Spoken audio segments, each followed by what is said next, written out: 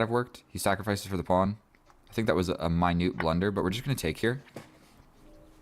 If he takes with the bishop, we take back. If he takes with the pawn, I'm not going to have a great way of like building up pressure on this pawn. So we're going to just go ahead and select this diagonal. Most likely he castles this way, and then in the end game, this bishop will be looking at the king. Potentially bringing my queen out and doing something like that. I mean, I could immediately get hit and then I slide back.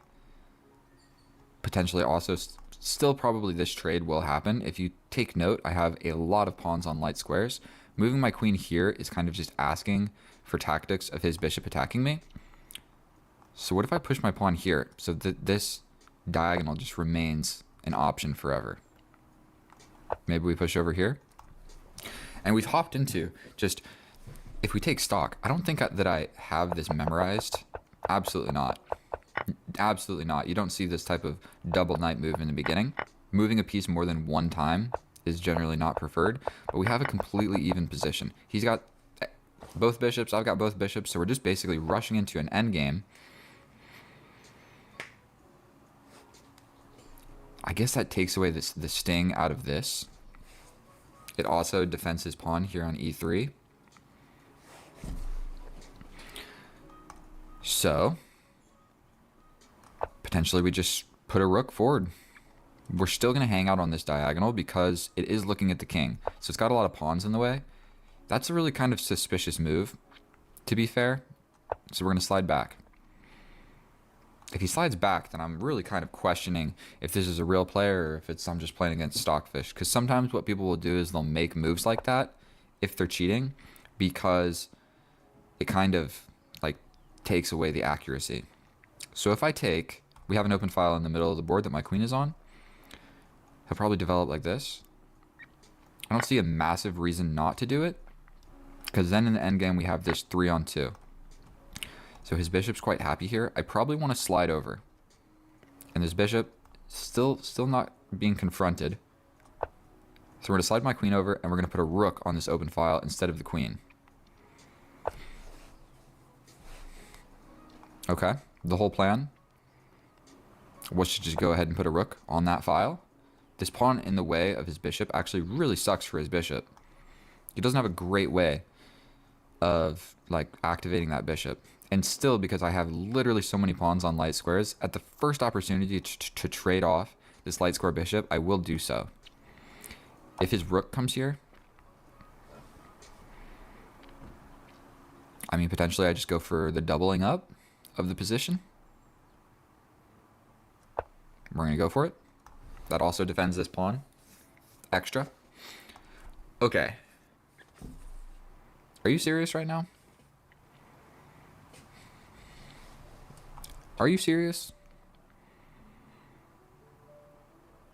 That's just so suspicious, bro. We're going to slide up here and slide back. I mean, sometimes people just make weird moves, but this dude has made a lot of questionable moves. So we're going to slide back. Now if he moves the bishop out of here, I'm kind of getting trapped like this. So I think we're going to have to make a getaway square for our bishop. Uber defended in the position. This pawn. So I mean, this works, but then I have discovery ideas on the king, which he could probably pretty easily get out of, but I mean, we take stock of the moves. None of these moves make any sense. I don't have any like super interesting counterplay, so we're going to just step back. This did temporarily cut off the view of this rook seeing this, but luckily I've got these guys and I can even just push a pawn. And we could just redo our structure. No, we don't want to do that. This bishop now has the same problem as his bishop. Dude has spent 30 seconds. Like, bro.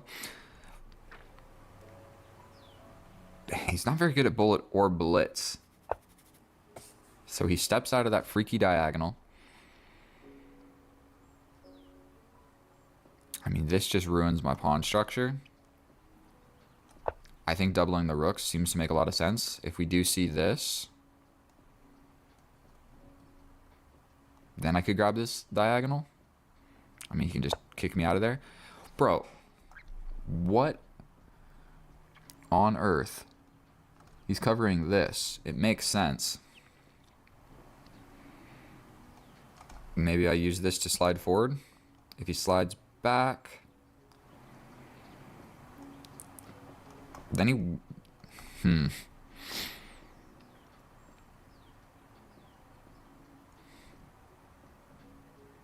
I don't know how I feel about this dude's playing style. Like, too many just, you know what I mean, peculiar moves. Many, many peculiar moves going on in this game. Now, I'm not trying to accuse everybody of cheating, but you gotta think about it reasonably. So if I jump in and he attacks me, I literally just have to go back and he replaced. Or he, like, what am I trying to say? Repositioned his bishop to maybe this diagonal to match my bishop. What if I go for this pawn break? I don't know if that suits me or what.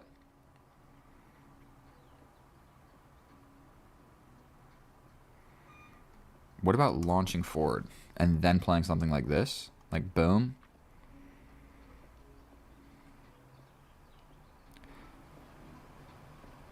Then he can just kind of confront. And if I go here, here, here... Let's do that. We've got enough things looking at this. He's probably just going to come reposition this bishop. But immediately, this pawn move is questionable.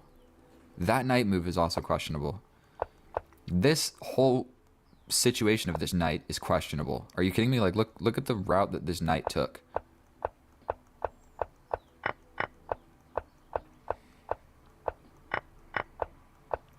That bishop move is a little weird.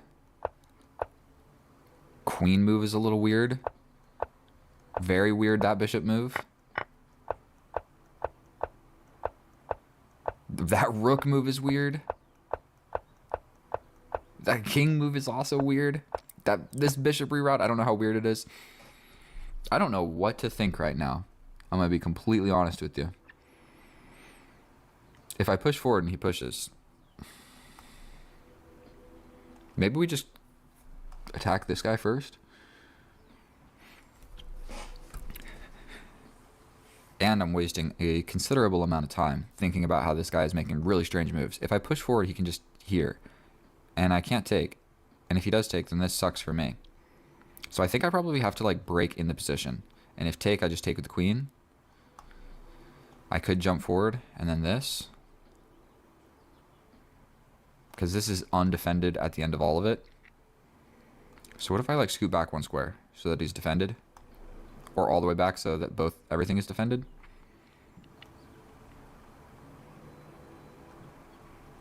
I think let's do this. The open file, this pawn being attacked is like my my sense of worry. And I mean, let's just see what he does, bro. Like... Okay, I mean, that seems to make sense. I might have to step forward to defend against that. Simple attacking of my pawn. I mean, I don't really want to play a move like this, but I don't see any other way to defend.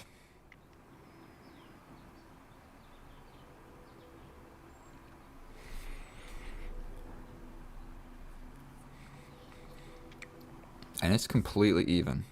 Completely even. So essentially, he's got these doubled pawns, and I've got this 3-on-2. So maybe it's not completely even. Maybe I am slightly winning by human standards, but the computer absolutely knows the best way possibly to defend it. So I'm thinking just slide over. It looks like this pawn is going to get heavily attacked. What if I slide in? I mean, he probably just slides back, but then I could line this up. So, like... Boom. I mean, if he just goes here, that's check. So here, you pretty much have to play this. If I step back, you would defend like this. But then I could grab this, but then you could grab this. Don't love it. What if we slide in? No, because then this. Ay, ay, ay. Boom, boom.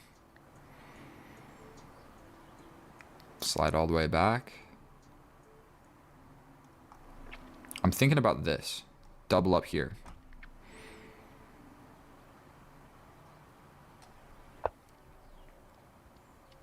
Like, we're just doubling up on this. I feel like this pawn is about to get attacked. This 3-on-2 is being somewhat attacked by literally everything, and this bishop's going to come back. So yeah, he wants to just apply pressure there. I think we just slide over. There is this bishop sacrifice. And take. Then he grabs this. But then I can sacrifice this, attacking the queen. And get the pawn back. Queen would go somewhere, and I bring the bishop back. Okay, so rook to the open file. I can't push this. What if I scoot forward? Here, here. Push forward is not going to work. Why do I feel like I'm just getting, like, positionally sandwiched?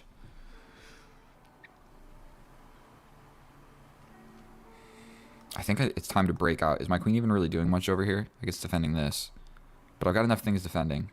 Does this pawn break make sense? Boom. Boom. And then we try and just break it out, and his queen's all the way over here. I'm thinking about this, too. The queen is trapped. So this would be kind of a threat. But he wants to just bring the rook in like this.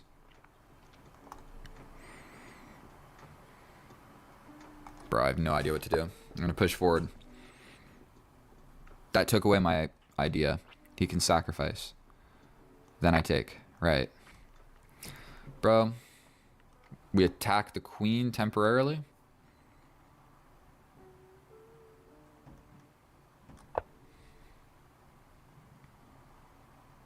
He could take, then I take, then he takes, then I take. Then he would get this pawn at the end. He could play that. These three versus my queen and rook or something, essentially. But now's the part of the game where if he just plays the best lines, like, I'm lost. My pawns are separated. I have no attack on this king. He made so many strange moves that I just don't know. Now he does have the sacrifice, so that's not really a computer line. Like, I did see it. But he's got to step back with the queen.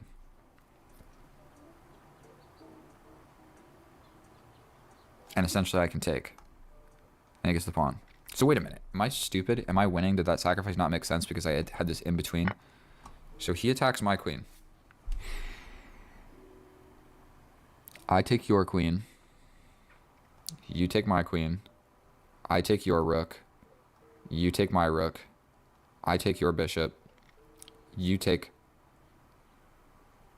Am I calculating this right? I take your queen. You take my queen.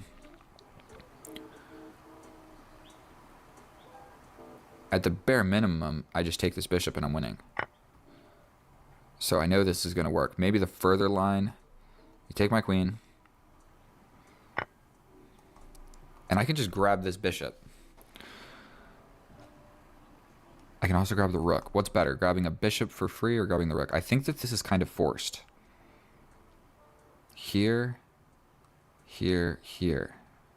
And then I'm just up a piece, but you've got some pawns. I can just grab this bishop for free. So let's think. Rook. That's an equal trade.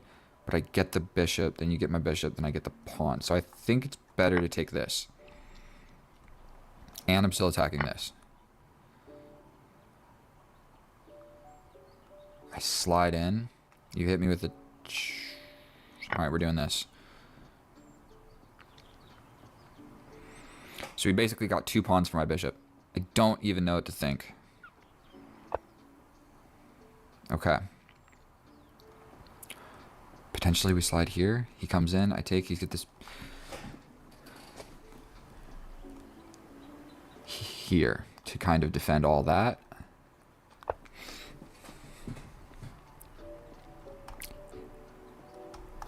What about this? This. He takes with the pawn.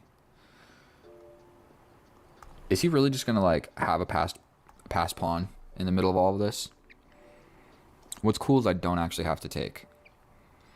I could scoop back, and then my bishops do a good job of kind of attacking everything. But he's going to just make a pass pawn. And my king sucks. I need my king here. Get out of here, bishop. So if he steps in, take. Right. Is this stoppable? Here, here, here, here. We take. He takes with the pawn. I step in with the king. He pushes. It's not. But I don't have to take.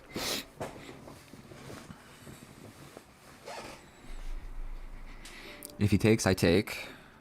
He can then get in, but I think we're going to be all right. So I think I need to come in. I need to make a light square. I need to make a light square for my king to wiggle in here, because I want my king just a tad bit closer in case this pawn comes through, or in case this comes through. Okay. He can attack this. That was the whole idea. He can come in, but I touch it. He can attack this, but I can defend it. Then my king can come in, potentially kick this guy out. Right? So he's attacking this. We defend.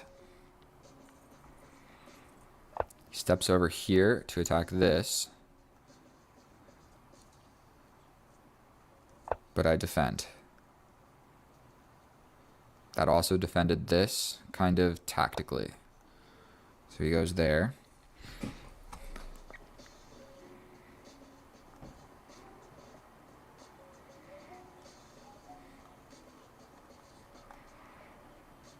I'm bringing my king over here. Does this make any sense?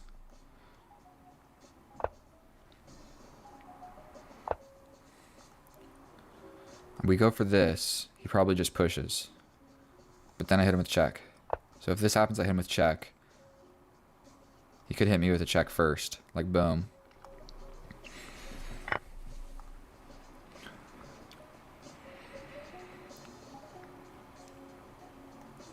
We're going to take with the pawn. Okay.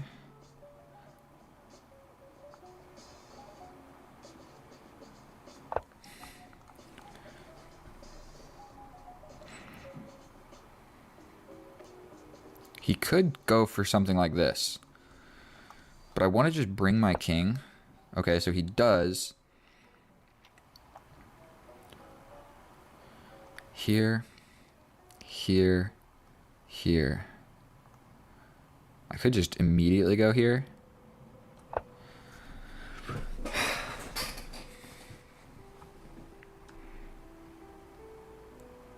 I can step back and defend it like this. This got complicated. Dude's got 6 minutes. Bring in the king. Okay. What about I just attack? Then you attack here. Step back. Attack the pawn. I think we have to play this. Bishop doing some defense right now. Then my idea is to come in.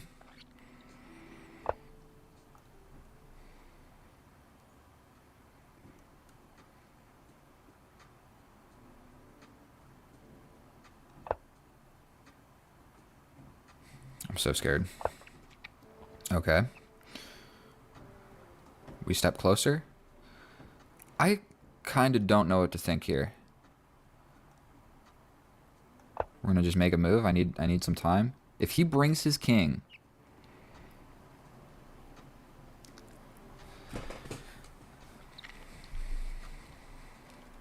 I think I need to sacrifice this pawn, or at least scoot it up. But then the king just touches it. This is a really complicated position. I'm not even sure if I'm winning. I think I need to check this king back. Then push. No. This will get a rook trade. Here, here, here. I think that it's good.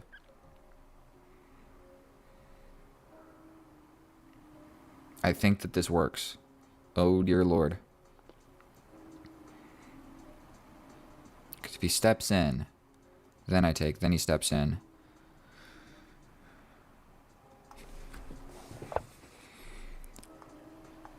I think I just take. He steps back, I step up. Right? I step up.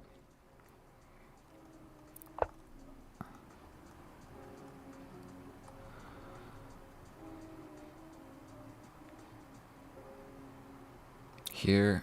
I think we're going to try and just go this way. But he can just lock it down like this. Right? We push this. This will get locked down. And then we're going to be in a crazy endgame. But my king will be able to come assist over here. And at some point I can sacrifice the bishop if it really does come down to it. Like, what if he just shields me out?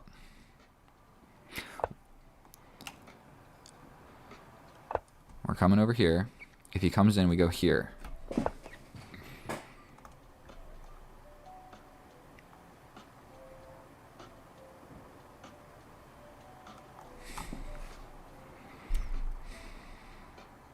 Do I come this way? If I come here, he's got this move.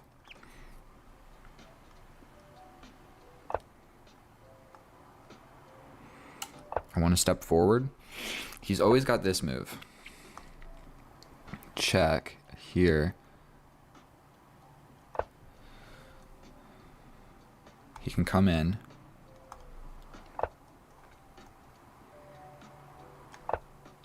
This pawn is defended.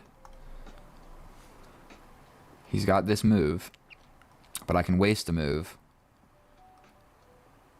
If he steps here, I step over. And then finally, he does have to step back. I'm trying to get him in opposition. I've got this extra bishop, but I'm not sure.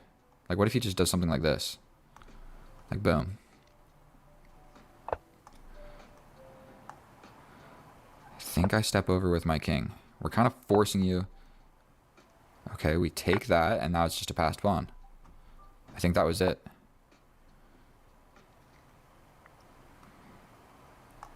At some point, we just come through and sacrifice. Well, for one, we can make a queen. And that's that. That's that. Maybe we just give some checks. We just give some checks.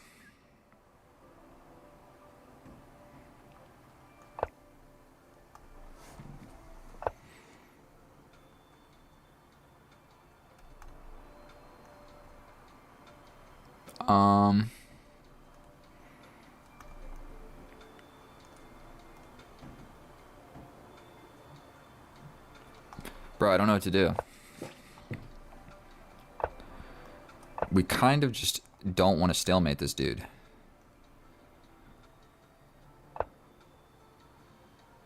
Another check.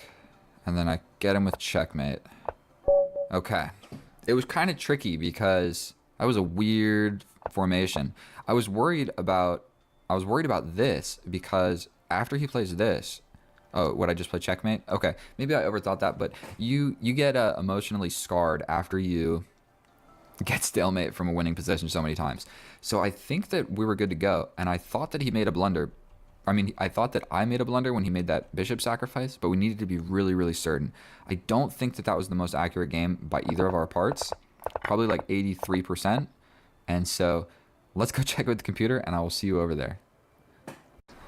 And all right, here we are on the analysis. And that was a strange game because our opponent made so many peculiar moves that it kind of raised a red flag. Sometimes people that are cheating, they make like a bunch of inaccuracies, just moves that aren't very good, but they're not terrible and don't throw the position to lower the accuracy so the algorithm does not flag them for cheating. And I'm not like one of these chess YouTubers that's like, I've never cheated in my life.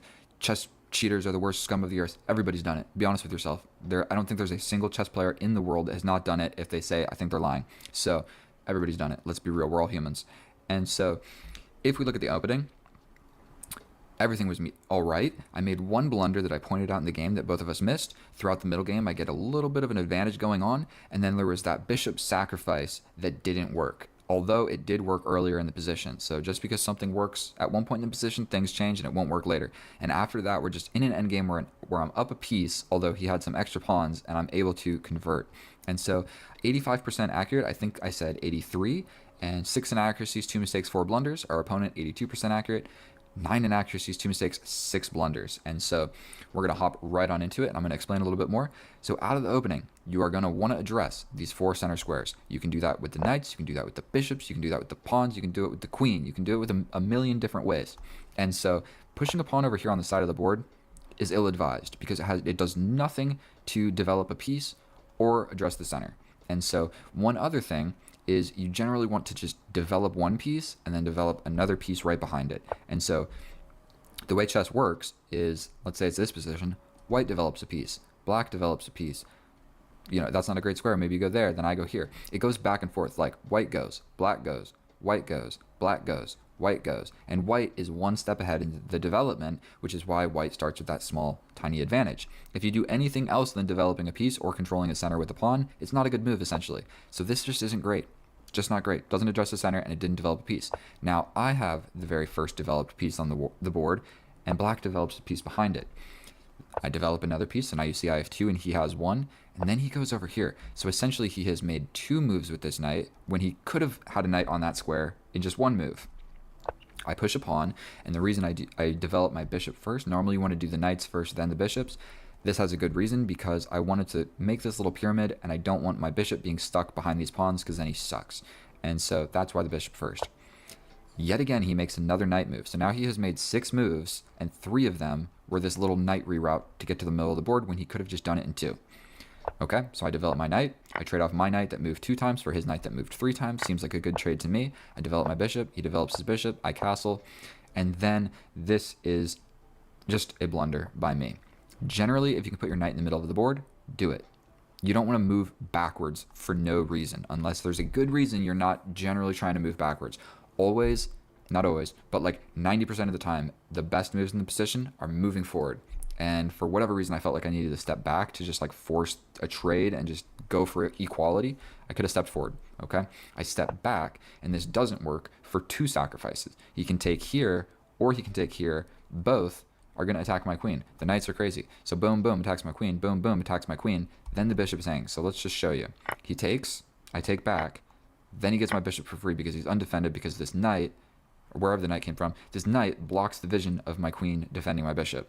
And I would have lost my bishop and a pawn for his knight, and it's just not great. So luckily, that's a mistake. I still would have won the game after that mistake. Don't worry about it.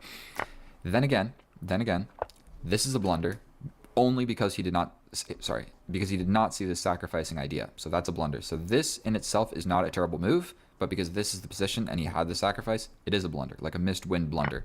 So we trade. I move the bishop. This is a weird move because he didn't have to do that. Like, I understand you want to put a pawn there, but you didn't have to do that. You could have castled. You could have moved the queen somewhere, not there, but you could have done something else. So I move a pawn basically for the idea of I want my bishop back here to be a sniper all the way across the board. So this looks like a pawn push on the side of the board, but I'm making a little home for my bishop. He castles. I push a pawn. Now I have a place to go with this one. And so generally you want to move forward. So this is a step to the side. It's another peculiar move because you generally want to move forward so your rooks see each other, okay? Obviously, he couldn't go here because of my bishop, but this would have been a better move. What was even the purpose of this? It's literally he just made another random move. So I put my rook here because I'm kind of anticipating something like this, where this is going to be the open file, and it's never a bad idea to put your rook opposite the opponent's queen, because just say this stuff disappears, cool, then I have a tempo-winning maneuver. He makes another weird bishop move. Like, what did that do? It didn't address anything other than, like, defend this, but I don't think he really even needed to be doing it. Now, I take, and then I move my queen up. So now my rooks see each other. So I basically did what he was supposed to do. If I would have moved here, it's significantly less good because now my rooks don't see each other and I didn't develop my queen, and looking at all of my own pawns doesn't help, just like this guy was doing. And so we take, slide the rook. Don't really know what to do in this position, so I'm trying to like put this bishop here because if this trade happens, I feel like it's a good thing for me. So that was the general idea. We're going for this. Now, the reason that I pushed this pawn is because I was worried about this, because it traps my bishop. I obviously can't take. If I go here, I get taken 2 different ways. If I go here, I'm taken. If I go here, I just get attacked, and then I'm taken. And I can't even sacrifice for anything other than this pawn if it happens. The reason it doesn't work is because the king is pinned to this pawn by my bishop all the way across the board. Didn't see it, so I make this move so I have a place to put my bishop. Don't hate it. Now I got a place to put my bishop. This is another weird move. Like, he didn't need to do that. Like, this discovery is not that scary because he can just block with the bishop. So this is another weird move. The dude has made like 50% of his moves are weird moves. Even this is a really good move, but it's kind of strange. This bishop has moved so many times. And so we get this position. This is a terrible move. I don't know if you'd call it a weird move, but I like the idea of having my bishops all the way back in the corner of the board defended by these two rooks like this. Like, this rook is guarding this one and this rook is guarding this one. It's an interesting idea, you might want to say, but the reason it doesn't work is because the queen comes in and immediately attacks this pawn. I didn't see that at all, so I need to put the bishop back, even though I'm supposed to just push and give up the pawn. Didn't see it. And this doesn't attack this, so I am just losing a pawn, but whatever. I don't see it. I'm defending like this. The reason that this defense doesn't work is because there is this. Because now this rook, the rooks were supposed to be guarding like this. That's what I had in my mind. Now that I scoot up, this rook no longer sees the bishop. Okay? So yes, I'm defending this, but this bishop is undefended, and you always got to look for undefended pieces because there's this sacrifice, like boom, boom. Then he grabs this, but then I can sacrifice back to attack the queen. However, now this pawn has two attackers, so he can take here. I jump in, defending the pawn because the rook was going to take it, and he basically just got a pawn for all of that. So he has an extra pawn, and he's going to not necessarily win, but he's definitely doing really good. The only reason that it's not a direct win is because it's opposite colored bishops, and so most likely we'll trade the rooks. He'll have these two pawns, he'll make a passed pawn, but then I'm able to kind of like lock it down like this, and the pawn can't advance any further. Don't see it. So in this position, it works. He doesn't see it, so that's a blunder, a missed win blunder. This is because I needed to defend against this, and I didn't, so it's a blunder. This is an inaccuracy because it still worked, and I didn't do it. This is a blunder because the sacrifice still works, okay? This didn't change really anything other than looking at this pawn, but that's not what we need to be worried about. We need to be worried about this sacrificing idea to win my bishop, to have all that, everything I just explained. This is an accuracy because, yet again, he didn't see it. Finally, I scoot up my rook. This changes things because now I have an in-between attack on the queen. That's the difference. There's no capture back, capture the bishop. I scoot up. Now that piece that was going to be attacked at the end of this is no longer there. We are here attacking the queen. I have an intermezzo attacking the queen. The queen's got to go somewhere, or you can go into this trading line that's bad for you because at the end of it, I can either grab a bishop for free, or go down in exchange. So he takes. I take the queen. He takes my queen. Now I'm in a situation where I can grab the bishop for free, or I can grab this. I guess I'm supposed to grab it with the rook first. Yeah, grab it with the rook, because you're pretty much going to want to grab the rook back. Then I grab this. It leads to more or less the same thing as just taking here. I guess he could have like kept the rook on the board. He didn't need to trade here. I guess in hindsight, you want to force your opponent to trade the rooks, because if he scooted over, then he's still got two rooks. So he's losing, but he's still got two very powerful pieces. The way he did it is now he only has one powerful piece and one more bishop that I can basically trade for my bishop, and then he's really losing. So we scoot around. I make this move because I need a little luft for my king. We trade off the bishops. So now it's just bishop and rook versus rook and extra pawns. He trades. He comes in to attack this. I step up with the king. Now my king is closer to the center, and I'm defending stuff. I cut off the vision of this rook seeing here. And so what I needed to do was realize that this rook is kind of stuck over here for a little bit. I needed to start making activity over here. So I bring the king. I bring the king more, and I needed to push a pawn at some point. So I push a pawn. Great move. We take. Inaccuracy. I'm supposed to take with the king. Whatever. I take with the pawn. It's still good. And right here, this is what I needed to do. I can force the king back. And so I can force a trade of pawns, and I can force the king back. So if I jump forward, the king has to go back. Say he goes back. If I step over, the only way that he's getting his king back into the action is by making this trade. So say this happens, I can just take. Then he takes. And so now the pawns are split. This is weak. There's a file to attack the king.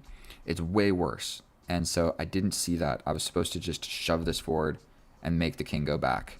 And it would have been great for me. Unfortunately, I stepped back, which allows this, but it also just allows his king to come in. He doesn't see either of them. Pushing this pawn, I don't necessarily see. I guess I take, and then he shoves this in my face. And I'm pinned. So he could have taken, and I can't really do much about it because if I take, he just pushes. And then I have to sacrifice. And then we're in a losing endgame, I believe. So either way. Also, instead of this pawn push, he could have just came with the king. He could have absolutely just came with the king. Okay, I'm trying to run through this endgame. That was a blunder because it allowed the king in. We attack the pawn, we scoop back, and then this is just a huge blunder because I slide in and I force the trade of rooks. And so I'm not completely, absolutely winning. He could have traded like this, stepped back, and just fully invested in these two passed pawns. His king is going to do great defending this, and to make matters worse, he can force a pawn trade over here, so my king is going to have to stay on this side of the board until I capture that last pawn. So he could have like came in and I got to defend, then he could deflect, and I take, then he takes, then he can push, and then I'm going to have to figure out what I'm doing and probably have to bring my king to eat this guy and sacrifice this bishop for one of the pawns. So we slide in. He doesn't take it. I take. King steps back. My king steps in. We start trying to decide. I didn't know what I was trying to do here. I was thinking about going like this, but I probably just centralized the king would have made more sense. But now this is locked. If he pushes, I take, he takes, I take, or make a pass pawn. So boom, boom, boom, pass pawn would have worked. But his king steps forward. I step back to defend the bishop. He steps up. I step in. This is defended. He can't go at any of these squares. He's got to step over. He steps over. I step back with the bishop, so I've got another place to put my king, I guess. We step forward. We step over, and we're slowly just forcing this king out of moves because this isn't going to work because of the pass pawn idea, where if he takes, this is a pass pawn. And if he pushes here, then he's just straight up got new moves because he can never push this or it's a pass pawn. And so the king scoots over. Here we are. We get a pass pawn. We're not going to explain too much here, but I make a queen, and there's mate in 2. 1, 2, 3. Is that it? Boom, boom. Oh, here. But this would have not worked. Okay, yeah, it would. Then why is this favored as best and this is favored as second best? They're both mate in 1. Okay, either way. What you got to be worried about here is, for 1, you got to pass pawn, and then for 2, we're cutting off a lot of squares here. We're cutting off a lot of squares, so we don't want to stalemate the king. So it's better to just make some moves that are checks because you don't want to stalemate. So that's why every single move that I made back here, I also didn't have too much time.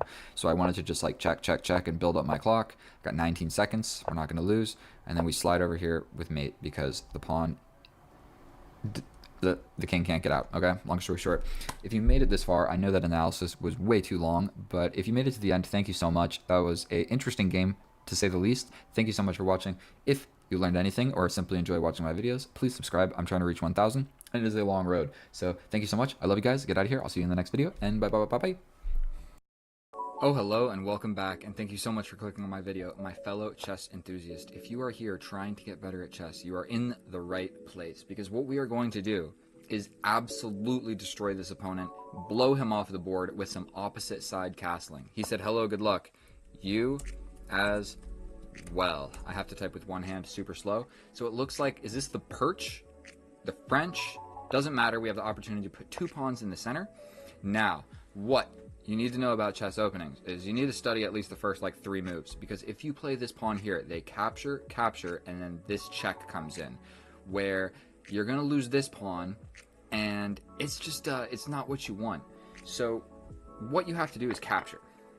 You don't actually have to do that. I think that's the second option. The third option, I think, is just develop a knight, and when he captures, you take back. But we're going to develop the knight here, applying pressure to this pawn. He's going to go ahead and pin it. We're going to just develop another knight. Is he really going to just go with the double pin action right here? I promise that neither of those pins are going to have any avail.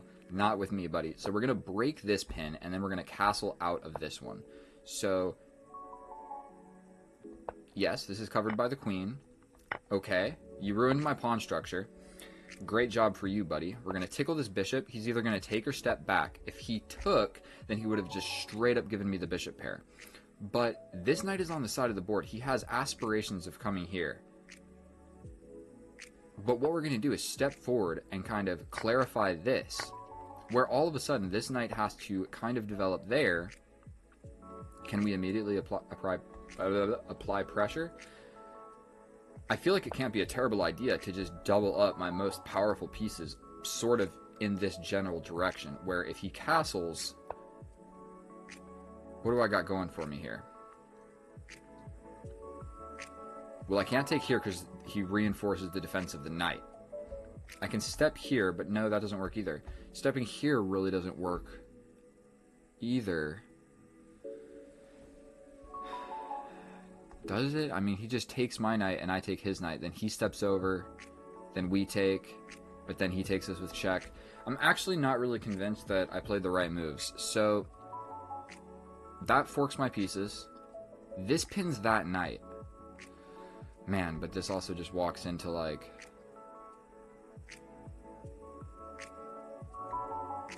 Let's just go for it. Let's just go for it. So officially, this became a bad idea. I think that it did. I can attack this pawn, but what we're really worried about is boot, step, attack.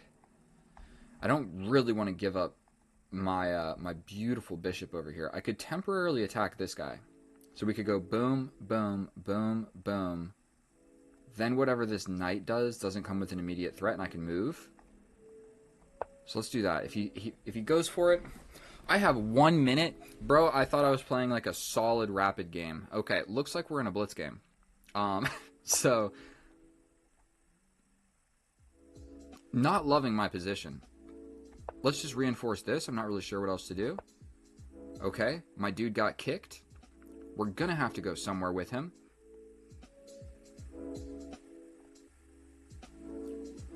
That just kind of brings this. So we're stepping back. He doesn't really have any great discoveries. Maybe this was actually the correct idea. But at this point, we just need to play a little bit faster than super duper accurate. Probably I'm going to step over with my queen. That way I'm like at least somewhat shielded from this onslaught of all of this types of stuff. Oh man, this walks right into this. The knight can come in. But almost immediately I'm going to try and challenge it. Then he does something with his knight. Yes, but I think I can just challenge it immediately. And also, can I just take this? Did he blunder? Is this... How long has this been a thing? Let's just take it. And he resigns. How long was that actually a situation? Okay, I noticed it immediately that it was an option. Okay, so... Did we blow him off the board? The answer is no. But let's check it with the computer real quick. We're going to stay right here. You're not going to be able to see the actual analysis of everything. So we're going to go down. We'll click to the beginning of the game. Computer analysis. Let's check this. Now, one thing that you need to know. Bada boom. You cannot defend this pawn. If you do, all of a sudden you are losing, like you get a bad situation where he captures. You don't actually have to capture back, so you just accept that it's gone. And now here, you have to step up with your king. And it's a bummer that I know that is the best move, because I have literally had this position more than once. And so you're down a pawn, but you do get a little bit of leverage because you're able to attack this queen a little bit and get your pieces developed. So, but it's not all that meaningful because your king is in the middle of the board. So you don't want to go into that. So bada boom, bada bing, you capture. Is that the best move? No, you bring the knight out. But I think this is the second option. So if he has studied stuff like this, you might as well just do the second option instead of the number one mainline theory. Because if this is the opening he plays, he studied it more than me because I don't play this. So get some pieces developed. Both of these pins, not so great. Castle, trade. He gave up the bishop for really no great reason. Knight to the side of the board is just not great. We tickle him first. Can't be terrible. We have a check. Block. Check. That's the idea. You're still in the middle of the board. I could have just absolutely steamrolled him. Didn't see it. Did not see that all that could have been an option. The king is still in the middle. I was playing like the king was no longer in the middle. I played no effort to give this king any checks anywhere. And so this sacrifice did work? How? We step in. You step out. and then I'm just bringing the rook over. You can play some moves, but I could just capture for one. You play this, but you're stepping away from the dude. And then at this point, we're really just coming in to kill him. We're stepping back to give it another check.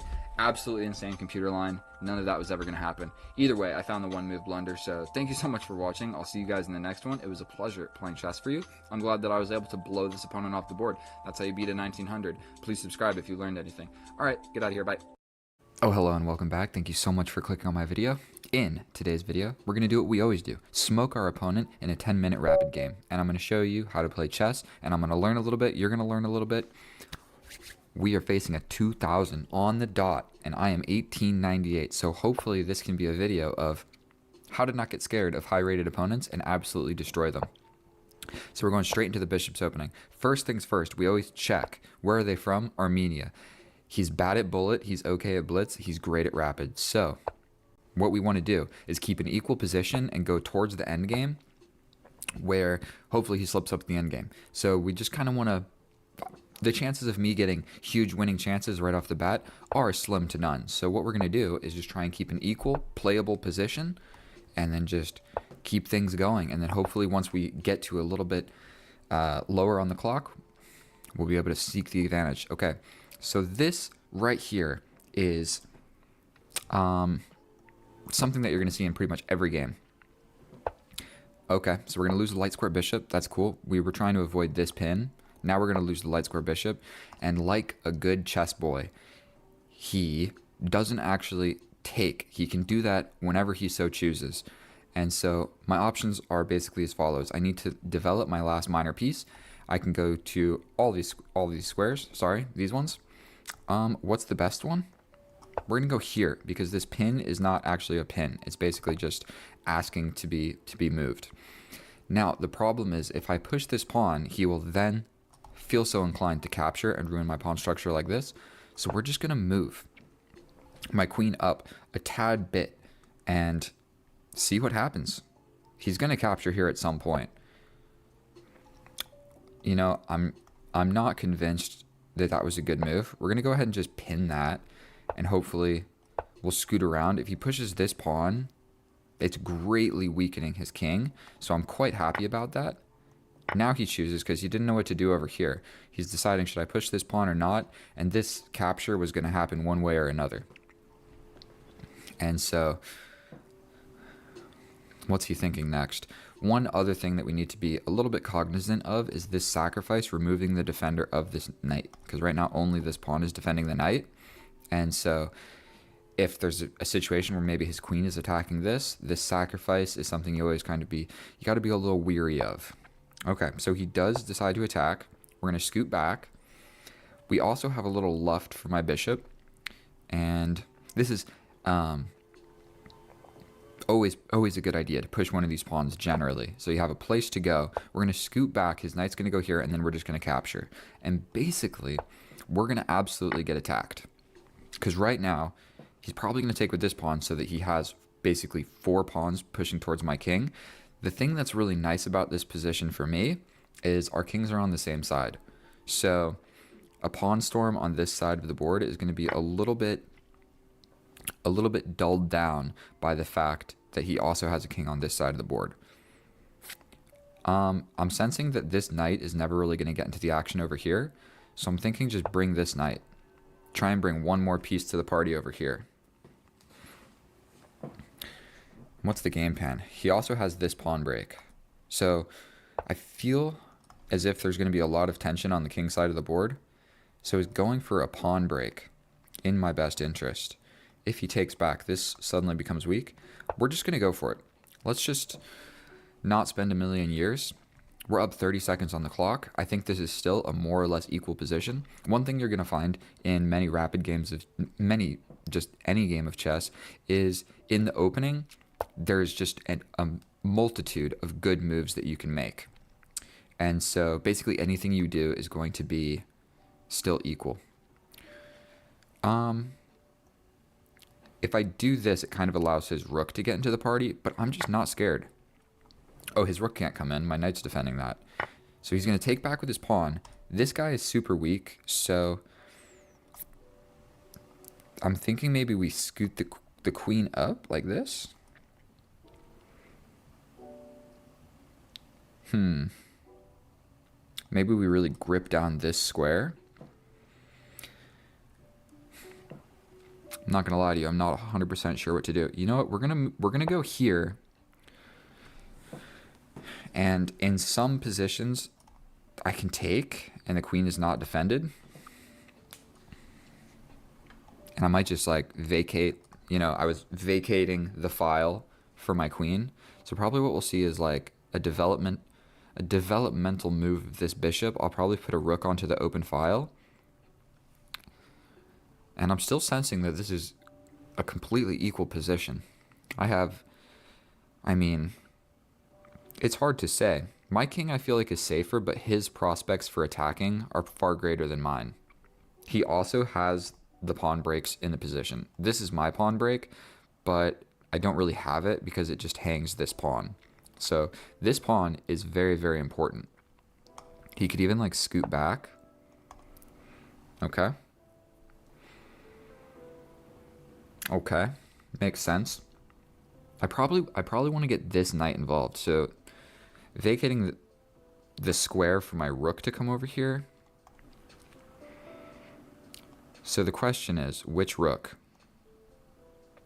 I feel like the king side of the board, this whole side of the board is where all the action is going to happen. So I think I'm just going to bring my rook into the party. We're still kind of waiting for this developmental bishop move. It definitely needs to happen. And he has the bishop pair. So actually he might have a slight advantage over me.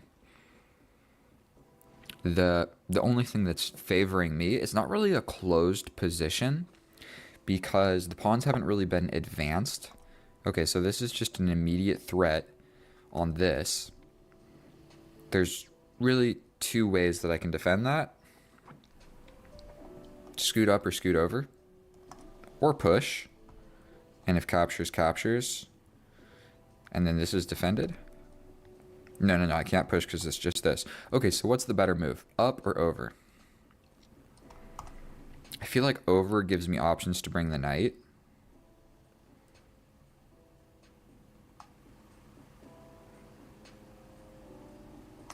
We're going to scoot over. The reason for that is I have a place to put my knight. So if something crazy, like we really get attacked on this side of the board, I can quite quickly move my knight here, push this pawn, bring my rook over here, or even bring my other knight, and then I've got my king nice and safe. But somehow I'm getting attacked. I started with the white pieces, and it is absolutely our opponent here who's applying the pressure to us. And so our friend from Armenia is not joking around. And the complete queen side of the board is just dead. Okay, so he makes like kind of a waiting move.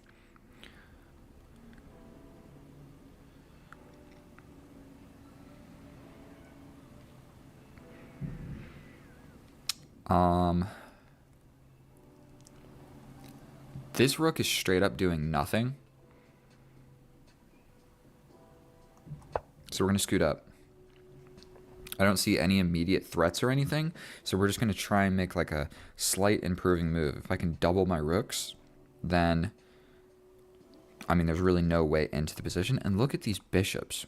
Look at these bishops just eyeing my entire position right here.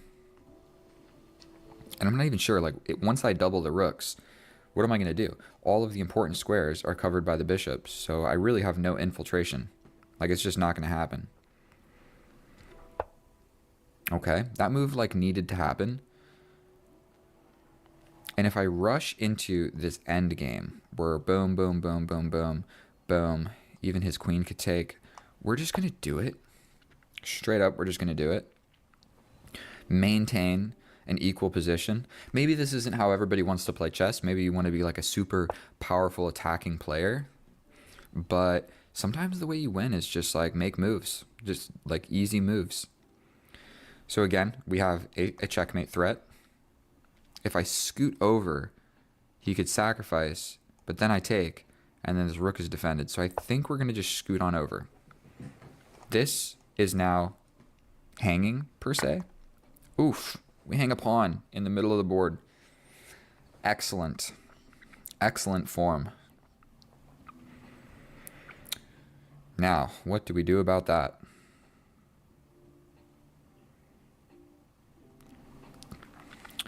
Well, I'm not going to lie to you. I am a little bit dry on ideas. We can just go for a queen trade. I don't think that that's going to favor me in any type way, being down the bishop pair and down a pawn. So let's see.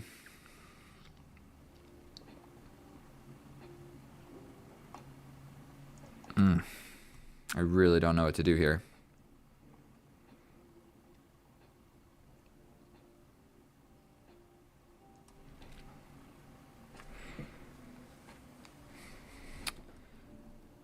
And I don't think that there's any sacrifice in the position. And I'm slowly slipping away on time. So we're going to just scoot over. Probably he just goes back. But now he's got a pawn. And he can move the queen and push this pawn. And then he's just going to be in my position. And so...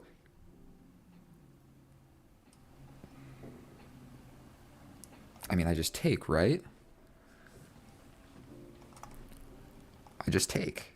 I don't think that that made any sense. Am I stupid? If I take... This is defended by the queen. We're just going to take it. Not even going to think too much. And he hangs the queen. Okay. Correct. I don't know what that was. He was applying the pressure. Absolutely, he was applying the pressure. And unfortunately, it's me calling the shots now. And so what we're going to do is rook into the position. We're attacking this pawn, we're attacking this rook. I can also throw in this check first, because we don't really want to see this pawn push. So let's just throw in the check. I mean, I've got a queen. If the king scoots this way, we just trade off the rooks. And so now I'm just going to show you how to convert a completely winning position. Is there anything that I need to be really, really scared of? Rook into the position. He kind of has to scoot back. Sorry about that. And then I'm just going to grab this pawn or grab this pawn. And then he blundered. Completely blundered. Well, the dude is not very good at blitz and bullet. So I think that's kind of what happened. He just rushed into it. Whatever he calculated here, like he just didn't see that the queen is defending this knight. So like I mentioned earlier, you can remove the defender of the knight, but I had a second defender. So it's defended twice. So that whole idea just did not work for our opponent. And so there we go. I beat a 2000. So now I have regained my elo. I am now 1900 again. So this is my second time being 1900, or actually my third. I got 1900 lost, and here we are again. But now that was plus 11 because I beat quite a high rated opponent, and so now I'm quite high. So definitely there was he was the one applying the pressure. So let's just check this out with the computer and see how I could have defended that position better. All right, I'll see you over there. And here we are in the analysis, and I'm not quite sure what to think about that game. I'm just happy to be back at 1900. It kind of more or less was an equal game. Then he was applying pressure and I had a losing position, and then just a catastrophic debacle where he just loses the queen for no reason. I don't know how a rated 2000 player can do that, but it is what it is.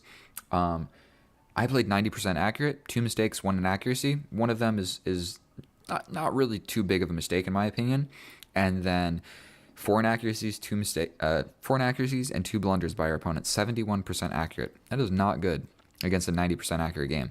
And so the game itself was completely even. And so in this position right here, just one thing that you need to know, if you ever, I don't know what type of openings you guys play, but if you play this opening, this is something that you need to be aware of. So you need to play d3, because if you don't play d3 and you develop the knight, they have this sacrifice, you take back, and then there's this fork. And then you scoop back, he takes, you take, and then all of a sudden it's just in a completely equal position, but your pieces, it's just not good for you, okay? That's all you got to know. So you don't want to ever go into that. It's just not good. So when the knight comes out, you have to play d3. This defends the pawn in the center, but the bad thing about it is then this move just becomes super, super quick to grab your light square bishop. It's a completely even position, So there's no need to be really scared about it. Only after we defend the pawn in the center with d3, then we can play knight f3, okay? They castle, we castle, he pushes, I push my pawn to prevent this pin, although this did open up some sacrificial ideas over here where he can lose his queen for no reason. We scoot back. Then the other thing is this situation of grabbing my light square bishop is not going anywhere anytime soon. So the appropriate thing to do is like prep the push in the center. He's like, you know, prepping this, and then he's going to have two pawns in the center. So this is a great understanding of the position. Like, there's no need to grab this. A lot of beginner players would go ahead and grab this right away. But what he's really hoping for is I push here, then he captures, then I have to capture back with this pawn. And capturing with this pawn and having this pawn structure is way worse than capturing this way and having this pawn structure, okay? Because I would get the open A file, and I would be capturing towards the center. So if I push, capture, and capture this way, this becomes weak. This isn't the greatest open file for my rook. So those are all of the reasons why we're just making moves. Now here, I think he didn't really know what he wanted to do. Did he want to push this pawn? So he just cashed out on this capture. Excellent move by our opponent. Then this is one of my inaccuracies. I can take here, he takes back, and then I capture. And I basically sacrifice the knight for two pawns. I weaken his king, and I have a lot of ideas of getting in. The reason I didn't go for that is the dark square bishop is inside the pawn chain. So he can just break the pin immediately. So what you generally want to do is sacrifice, take back here. The pin is active, and then you bring your queen to apply pressure, and he has to defend with the king, and then you figure out a way to just apply pressure to the pinned piece. The reason I didn't go for that is because if I capture, like, boom, boom, boom, there's no pin. So and there's no easy way to get my queen in here without making a couple moves. And so the computer's saying that it's good because I just get rid of these two pawns and now I have attacking chances. The reason I didn't go for it is because I'm never going to win the pinned piece. And so hard to say from a human standpoint to ever make that sacrifice. The only time you ever want to make it is, say, the pawn is here, he develops the bishop, and then he pushes the pawn, and the dark square bishop is trapped outside of the pawn chain, okay? So, like, there's pawn here and the bishop here, and he can no longer come back to break the pin. Okay. And so we scoot back here, we take, and so what I was supposed to do is just break in the center. Why did I make a knight move to prep this? It was already prepped. I've got it defended with two pieces. It did not need to be defended by another piece, so that move didn't really make a lot of sense. Then we go for the pawn break, but I'm a step behind. It's still a completely even position. I go here, and then I have a slightly losing position. But what I'm supposed to do here that I completely missed is there's this attack is definitely the thing on the board. This rook and this bishop is going to take my pawn, and if the bishop takes my pawn, then the rook comes in here with check, and then I just lose the game. What I was supposed to do is be complete Mr. Stockfish and just completely disregard that attack. I'm supposed to take here. If he takes back with the queen, I grab this, and we just allow this. Is what it's supposed to say? Yeah, I just allow this, jump in with this crazy check where he captures back with something, but that opened up the line for my queen. Was I ever going to calculate any of that? No, there's not a chance. We sacrifice the knight, he takes back, I get the rook, he gets the pawn. I then sacrifice another knight so that I can see the bishop and get rid of all of it. Really, really hard to see. So that was my inaccuracy. I don't hate it for not seeing that. We're shuffling around. I'm not sure what to do here. I guess this would have made a lot of sense. I can attack the queen and also defend this. Okay, but I'm still losing, so all of it's losing. He just grabs my pawn. We double the rooks, and he goes for this sacrifice to grab this. He removes the defender. Of course, he removed one of the defenders, but he just hangs. And he's just cooked. Absolutely cooked. I did this because, I mean, this pawn push is a little scary. This is defended, so you might as well just check. And then this pawn push attacking my queen is no longer an option. So I played it a little bit slow. And then after this move, he resigns because he's completely cooked. Completely cooked. The best computer line is to just give up the bishop. And what you're supposed to do is go over here. But it's never going to work. It's never going to work. So say you go here. I just grab the bishop. Even if it's not the best computer line. You go here. But then I could bring my dude over. And if you capture, I capture back with the knight. and you're completely cooked. There's just absolutely nothing you can do. I'm just coming in, checkmate. I'm up a queen and a knight. So that's how you beat high-rated opponents. Don't panic and just wait for them to blunder. Everybody blunders, even 2000s. So wasn't the best tactical game out of everything. It kind of was just decided by a one move blunder. But either way, thank you so much for watching. I know that was a very short video, but you guys are the best. I'll see you next time. Oh, hello, my fellow chess enthusiasts. We are back at it again with another educational and epic day of chess. We're going to do 10 plus 5 because you know what? I'm tired of losing on time and winning positions. That's the truth. So 5 seconds, I want to play a rated game because I need that elo because I'm going to reach 2000 at some point. And oh boy. First, we're going to start with e4. Then we're going to check this dude's profile. He's terrible at bullet. He's terrible at blitz. He's okay at rapid. So, I hate this opening. I hate this opening. He takes back, and then I throw a pawn forward, applying pressure to the center immediately. And that is about where my opening knowledge stops. But you know what? We can still rock with the basic chess principles of pin the knight to the queen. You know what I mean? I guess we're just going to bring out another knight. It can never be a bad move. You want to first develop the knights before the bishop, but I know I developed this bishop to pin the knight a little bit earlier on. It's not the end of the world. And so hopefully what we can get is a little bring this guy out, castle this opposite side. Hopefully he castles king side, and then we are going to throw the h-pawn in his face. So my worry in the position is scooting back basically to any square is probably okay. This move is probably preferable, but what I'm worried about is this. So I really hope he doesn't try and do this little double pawn advancement, because if he does, he's probably going to try and castle this way. It's hard to say. Something else that I'm not going to do is I'm not going to spend more than like 1 minute, even in the critical moment, because I realize in some of my games I spend way too long. Like one time I spent one of the last games I spent 4 minutes out of a 10-minute game. I spent 40% of my time literally. I guess I could have sacrificed there and that would have been interesting. Okay, so he still is going to go this way. I quite like that.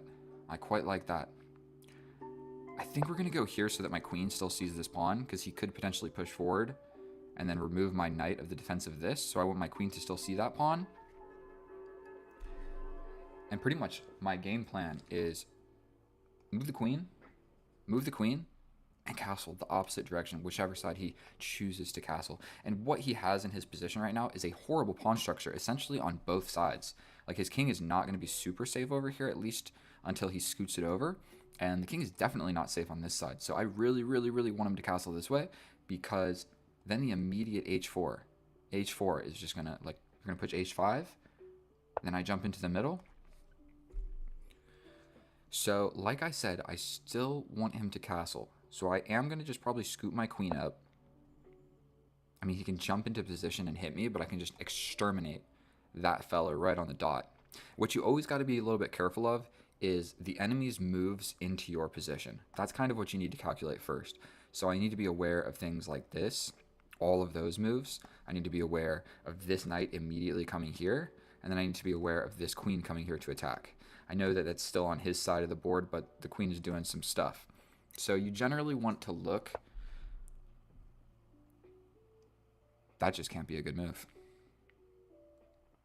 Just can't be a good move. Why? It's hard for me to say. He hasn't castled. Which side is he going to castle? Is he just not going to castle? That's also an option. So let's take stock of some of my moves. My queen is defending this pawn right now. If I castle this way, I mean, potentially that's a mistake. But if I castle this way, potentially also that's a mistake, because this is coming. So we're going to make a move exactly at 8:41 to keep the time. I can give this check. If he jumps in, I take, jump in, take, my bishop gets in. I like that. I can also just immediately jump in with my knight. But then he jumps forward and attacks my queen. I take, get him out of here.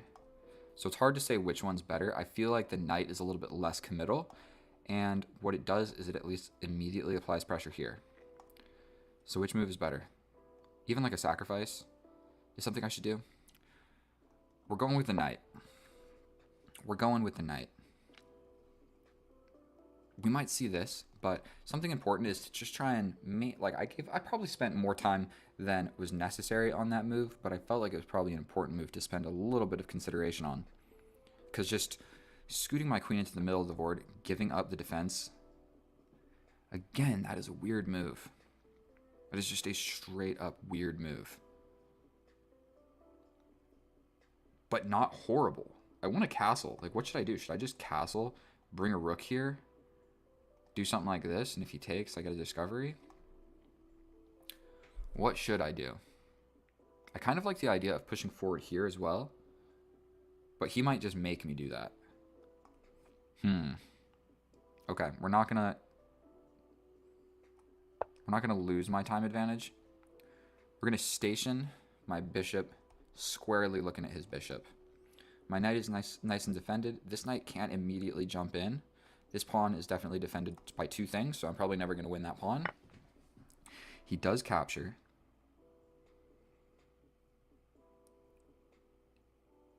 And I mean, we're going to take with the queen. It's about time you castle, bro. How about you just go ahead and castle? If you don't, bro, if you don't castle, I mean, like, that's no fun. Here, here, here. He blocks. I mean, if I take, it just kind of fixes his pawns. Not that his pawns are ruined or anything. But you know what? I am sick and tired of this nonsense. I'm castling. One of us is going to castle. And it's going to be me. I was really kind of just holding off because I wanted to opposite side castle. But you don't always get what you wish for. Was that the right side to castle to? I mean, he can scoot up and also match me. Something that I do that he might be thinking is I would be considered a higher rated opponent because we have a 100-point difference, 100 elo difference. And something that I try and do when I'm facing higher rated opponents is castle same side because the attacking and calculation is generally going to favor them. Okay. We officially have opposite side castled. How do I make use of that? I want this H file open. If he just pushes forward, maybe I just try and break it open again. Let's do it without too much thinking immediately, because he has A5, which might be a reasonable move. Taking might even not be all that bad for him. And we want to keep the queens on the board as well, because if you trade off the queens, you are trading off 9 points of golden attacking material. And so I don't want to trade the queens, basically, even if it's favorable for me, because I'm going to try and get some sort of attacking game going on. And I feel like I've been playing reasonably quickly, and we still have the same amount of time. Or not reasonably quickly. I feel like I've taken my time. I've played not quickly. So let's see. And I'm wearing a tank top. Please forgive me. I can bring my pawn. I mean, this attacks my queen. I have to take back. I basically have to take back. If he jumps in, he's threatening this fork. So if I do take, he probably jumps in. So if I take, and then he jumps in, maybe I just scoot my rook over to defend that. I think we're going to do it. And still, if he comes here, we're covered. This is I'm so okay with. Like, even just trying to open up the position. And then if we trade these bishops, then we're going to be in an opposite side castle game where his squares over here are going to be a little bit soft. So I kind of just want to push forward. And then if he pushes forward, I'm just going to take. And if he takes with this, I take here, allow this, slide over with check. Wait a minute, let's calculate this. Let's not lose on time. I think I'm pushing this pawn regardless. So if he takes, I think I'm cool with it. It just opens up the G file. And I'm basically, I might even try and sacrifice for this pawn. But it would be cool to get rid of these dark square bishops because this dark square bishop is going to defend all of these dark squares by the king. And I don't have a light square bishop. Okay. We take. Immediate thought, we take. He takes back. We take here. He hits us with this fork. I hit him with a check.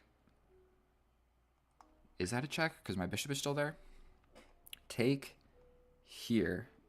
Take. He comes in. I go here. And he can't take it. He won't be able to take my rook because if I scoot my bishop back, it's check. He'll scoot in the corner and then it's checkmate.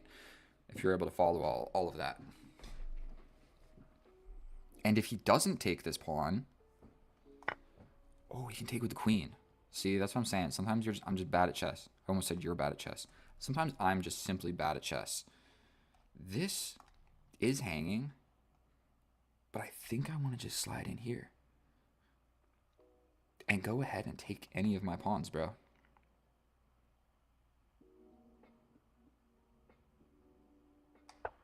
I think we play this. I feel like my king is decently safe. Look at all of the pieces on his king. And look at all the pieces on my king. My king is quite happy. Even if this pawn push comes. Is it the end of the world? This is being attacked twice. So he basically has to do something about that. And what would I suggest? I mean, he can jump back, but then I can take. He'll probably take with the queen. We might just launch this pawn because he can't really ever take it. Because then I just hit him with this little thing.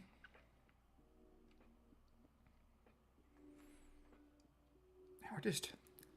Ahmed 380. We have been taking the exact same amount of time. You are my bro. And we get 5 minutes. So when you get into these end games, they can get a little less hectic than 3+2, that's for sure. And I do play a lot of just 0+1 in my shorts. If you want to see a lot of like fast chess, like check out some of my shorts. None of them are very accurate, but they are definitely entertaining. What are you doing about this, bro? What would I do? What would Jesus do? What would Elon Musk do? Probably just bringing the queen back seems to make sense. Then I push. Then you take. Then I take. Then you take. Then I launch in again. Not sure. I'm not convinced that's the best. If not, I'm ready to just bring my rook. Ready to just bring my rook over here. And I almost don't care about your knight arriving here anymore.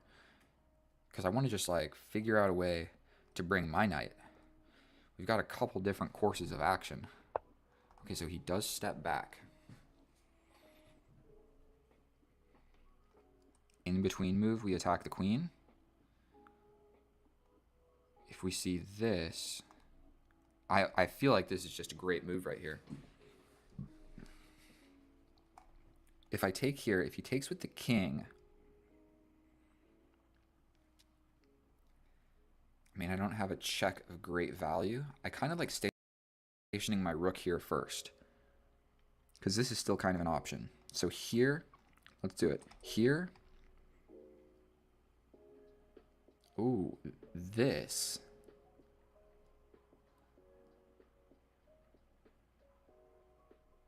If I take, he can take this with check, and that's no fun for anybody. So here, here. Then I slide over here.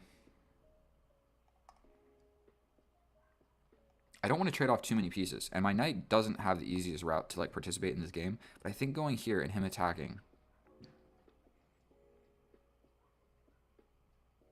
it's not going to work out beautifully for me. Pushing this pawn forward, I think we have to do this. We're going to check with the computer. I feel like maybe just forcing something like this would have been the correct idea, but I just don't know. I just don't know. Okay, so he takes with the king.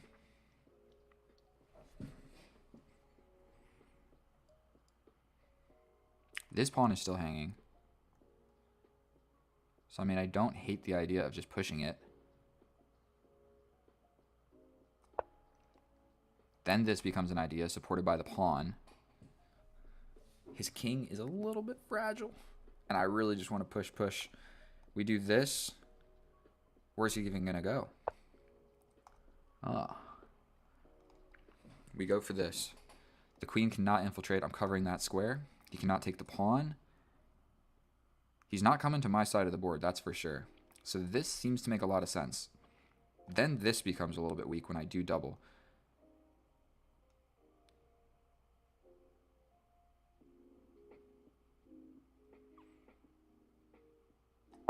We're going for it.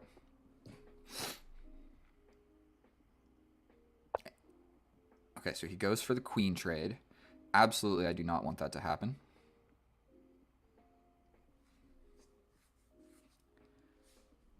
I feel just like, doesn't that make a lot of sense?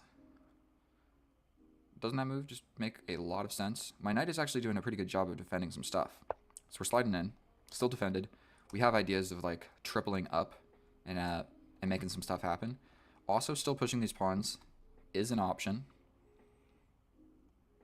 Attacking here, I don't know how terrified of it I am. But now I kind of should be a little bit worried. A little bit worried about like him just doubling. Then he's just got boom, boom, check, here, defend, and then all of a sudden it's like a completely even game where we're both attacking.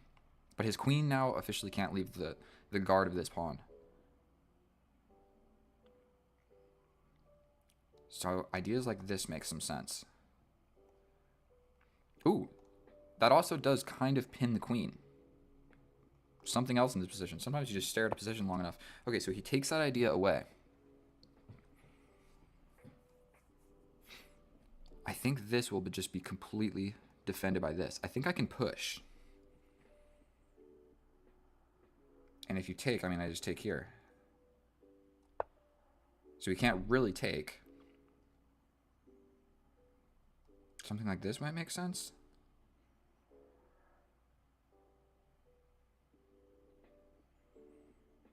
Maintain defense of this pawn. But once I open this up, once I open that up, you are in a world of trouble because your king is a little bit naked. Okay.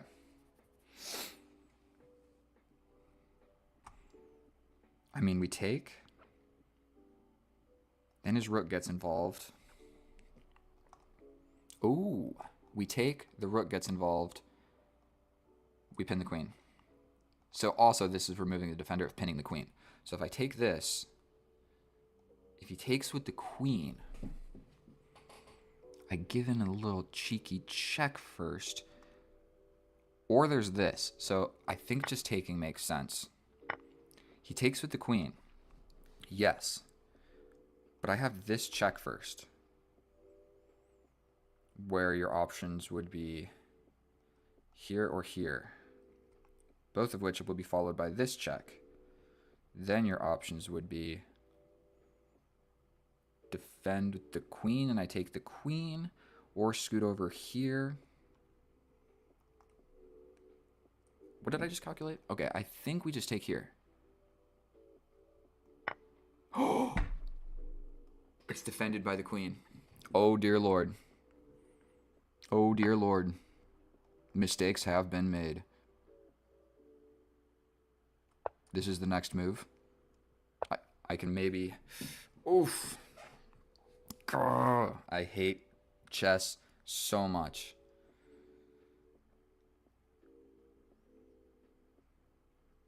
Why did I do that? My calculations are terrible. I go over here. This is the next idea. Pin the queen.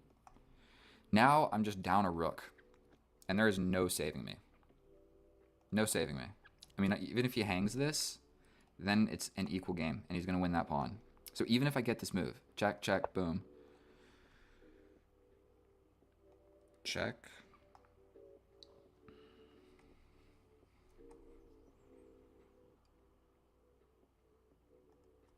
We attack the queen. He just defends. And then we'll be attacking this. Oh, I threw it away. I threw it. Big blunder. And now, I mean, the king is naked. This rook is not activated yet. He could basically just scoot forward, and then all of a sudden I'm checkmated just like in 10 moves. Oof. But in this position, we take a deep breath. I realize maybe I'm a little bit bright. Let's cover this light. How's that? Is that better on the viewer's eyeballs? Not a fucking... Oops, I swore. Not a white guy's face. Super incredibly white.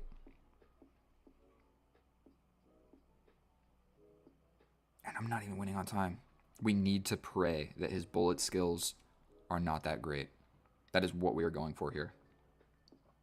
That's the only saving grace that we have.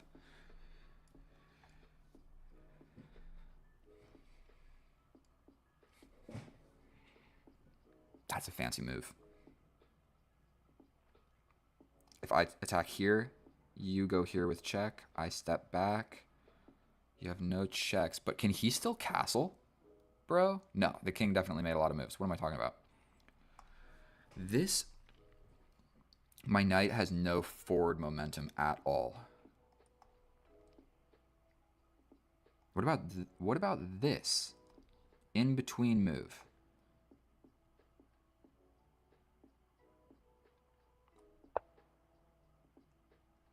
Now my rook is not under attack. Your rook is still under attack. And that seems to make a lot of sense. But then I hit you with a check. And I essentially trade my knight.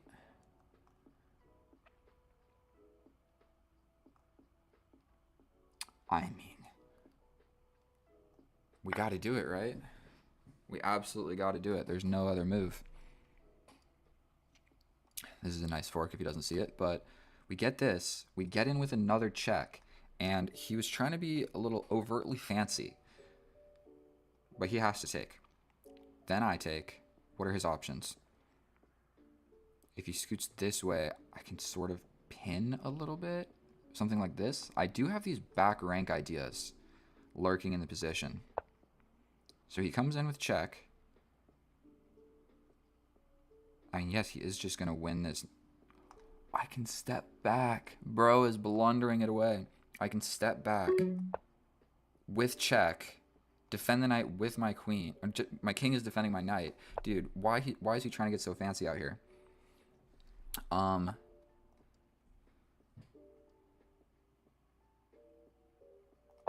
We slide in with check. 59 seconds. Am I winning if I trade? I think it's completely even.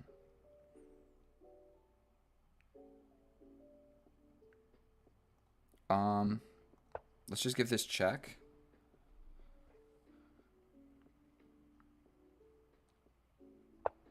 Okay.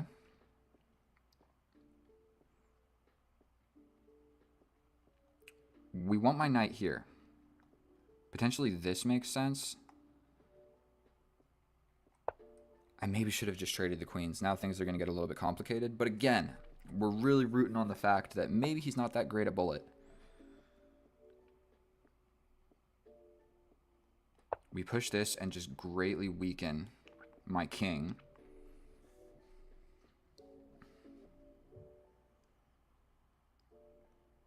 Something like this would make a lot of sense. And then just get in. I think we're going to just defend like that. He could just push. Hard to say who that really benefits. If he pushes, if I take here, he pushes here, I take here. His rook gets involved. I could just step forward. He hits me with this check. Things are going to get complicated. Make no mistake about it. Please don't let me blunder. This is going to make an exceptional video. So he wants to trade the rooks.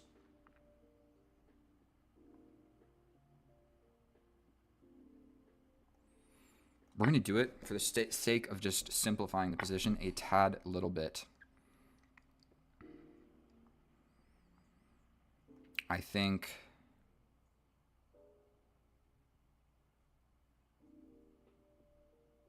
we just take one step closer. I'm not sure what to do. Completely even. One of us is going to blunder. And I've got 27 seconds, so it very well could be me.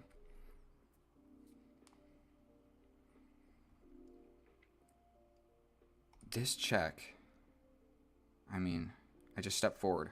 For some reason, I thought the check was on this square and my knight was defending it, but it's absolutely not. We want my knight in one of these squares. So he gives me the check. I mean, like straight up, I have to scoot forward. He can't give me this check. He could go ahead and pin me.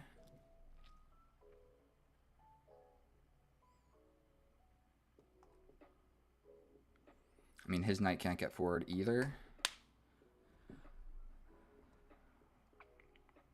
Would love to give this check. If his knight moves, I give that check in a heartbeat. And we just like rattle off some checks real quick would be the idea. This whole diagonal. Okay, so he wants to scoot around.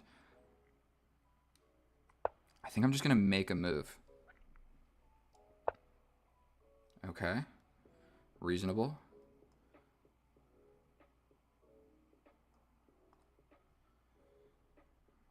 Just move to a defended square. We're going to just try and keep this game going. Okay. Now he wants to go here. Makes a lot of sense.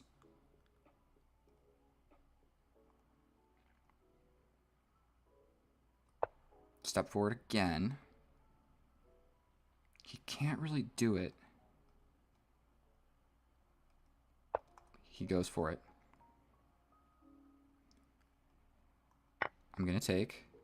If he takes with the queen, I think I win the endgame. If he takes with the pawn, then I have to do operation take the pawn with my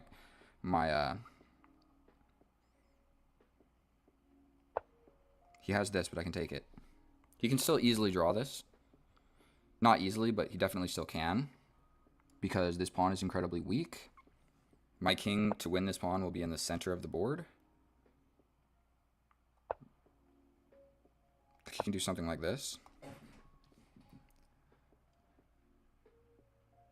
Here, here, here. I think this kind of like asks for this trade. And then I'm in a pawn and king and pawn endgame, but I'm up a pawn. He can also slide in the middle with this check. But then I have a passed pawn. Take here. We do this. Now I have a passed pawn.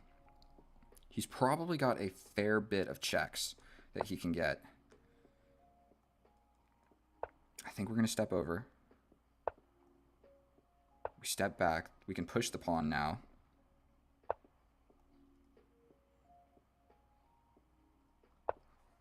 And look how much time we have accumulated.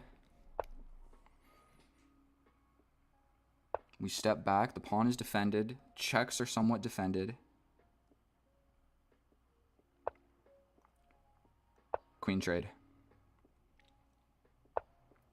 He hangs the queen. Tragic with check. That was a serious game of chess. Essentially what we did there was we played on the opponent's weakness, and I didn't despair. When I made that fatal blunder against another player, I would easily lose, but I was 100 rating points higher, so I knew if I just kept the game going on and we just kept doing things, if I make a blunder, he's bound to make a blunder. Although that game was completely lost. Absolutely, I had like a -8 or 9 position. And then he just tried to get fancy 2 different times. Don't get fancy. When you're winning, you don't have to get fancy. You have to get fancy when you're losing. So I think my accuracy for that game was probably like pretty low. So probably like 83%. We're going to go check it with the computer, and I will see you over there. And here we are in the analysis, and I don't necessarily know what to think of that game. I mean, I came out the victor, but he definitely could have pressed harder. And so I can tell you, the way that I was able to win that game was I made a blunder from a winning position. So instead of going from like a equal 0-0 position to like -6, I went from a +3.5 to a -3. And if it's -3, there's still some hope. There's still some hope. And so the reason for that was his king was pretty naked, and my pieces were on good squares, and my king was generally safer than his. And so, I mean, he still should have definitely punished me. And I had 1 inaccuracy that literally didn't matter, 1 mistake that also didn't matter, and then I had 3 blunders that very much did matter. And so one of them, if we scoot a little further down and take a gander at this chart, we can obviously see what happened here when I hung my rook with check for literally no reason. Don't know how I didn't see that, but it is what it is. Chess is hard. And so that was one of my blunders. Another one of them was a crazy computer line that neither of us were really going to see. And our opponent here, 79% accurate, 3 blunders, 3 mistakes, 6 inaccuracies. I'm so sorry to our opponent for him losing that game, but let's go ahead and fly through this. And so I mentioned that in this position you're supposed to take, they take, and then you bring the knight. That's not actually what you're supposed to do. You're supposed to just bring the knight. And then if they take, you take back with the knight. Okay, I didn't know that. I've just played this so many times, and it's worked out generally okay. Like this game, it worked out generally okay, but it gives you an absolutely equal position after like 4 moves, and so that is not what you want in chess. You wanna maintain, you know, your little advantage you start with as white, and so We go ahead, we get the pieces developed. This sacrifice, I checked it with the computer, it does not work. So all of these moves, everything's good. Everything's good. Best move, putting the knight in the middle. This little trade, taking with the queen, was correct. Castling opposite was a minor inaccuracy, but I did it for the sake of the video. And we got an attacking game where our opponent, he definitely got the pressure put on him, and then I blundered it away. But we have an opposite side castling game. I immediately push this pawn. He takes here, and this was his blunder and my blunder. The reason for this, if I take with the bishop, this fork becomes an idea. So immediately, something like this can happen, where I need to like scoot back and defend this. It's just not super great. So what happened in the game? But if I take with the pawn, if he comes here, we just trade, and I'm up a pawn. Cool. If he goes over here, we can simply just take this, and his knight is kind of not in a good square. He can't really like get back into the game easily other than taking my bishop. And then if he goes here, we can also still just take, because this fork does not exist because my bishop is defending my f2 pawn. And so that is what we both missed. And so I can go into further lines, but there was even like a capture, a queen sacrifice, and then bringing in the rook all the way down here to get the checkmate. Neither of us saw that. It was a crazy computer line. So we keep going. He takes with the queen. I didn't see that coming. And then here's where my advantage starts. I'm supposed to just kind of not care about this pawn because I can push my rook. If he does take, then this fork would exist. I guess it's still called a fork when it's like this. So that would have existed. So I could have tactically defended this pawn and prepped for the attack. And this would still threaten this same exact thing over here. Don't see it, so I push the pawn. We defend the pawn simply. We go ahead and we push forward. He scoots back. I scoot over. He pushes the pawn. I push this forward. And this is where I just completely blundered everything away. What I was looking for in this position was a checkmate. Yes, this would have worked, and what I calculated did generally make sense. However, it's defended by the queen. So what I did didn't make any sense. And I was really looking for a checkmate in this position, but it doesn't really exist because he can bring the knight back and defend this file, and then his king slips out this way, no matter what I go for. So we go ahead and we blunder the rook. It's awesome. And so if you see, I went from a plus 3.5 to a minus 3.5. So it's not the end of the world. It sucks, but it's not the end of the world. We give some checks. We're trying to set up some tricky traps. We're going for something like this. His knight can still block, but it's better than nothing. He scoots over. We attack the queen, and he makes a blunder. He's still winning, but he does make a blunder because I get to give this check. He has to do something, or else I'm just going to take you. And so now he's down the exchange. Immediately after this blunder, he makes another blunder where the best move is to just step over. What happens then? He takes, and I ignore it, but I'm still going to win because I'm going to... I can get in and win the rook at some point. I think that's what the idea was. I'm supposed to just let him grab it, whatever. I could have gone for a crazy attack. But you know what? How is this a blunder? This counts as a blunder. Defending my knight with check. So I guess he just goes to an equal position. I was supposed to just scoot over. He takes the knight. I attack the queen. Say the queen goes back. We just get in. We just get in with a lot of checks. And I win the rook. So I was supposed to see that. I did see this general idea, but not in this position. I saw that this rook is over here undefended, so a back rank check would basically win the rook. I saw it at some point, but I didn't go for it. Can you really blame me, though? Making a move like this, I mean, it just looks natural. I had 1 minute on the clock. But now we have a completely even position. We go for this check. Correctly, I keep the queens on the board because it's completely even now, but I'm playing on my opponent's weakness. And so I'm really going for continuing the game, just making the game continue at an equal position and hoping for him to blunder. So we solidify our center, we push this pawn, we have exactly a mirroring pawn structure over here. We take, we get the rooks off, he gives a check, we scoot forward, and we're kind of straying away, but everything we do is still a draw. And so I'm literally just making moves because I had 15 seconds. So sometimes you just got to make a couple moves that keep the position like more or less similar. It doesn't change things too much. So here, he gets a passed pawn, but it's alone. And so I'm going to bring my king, and I'm going to take it.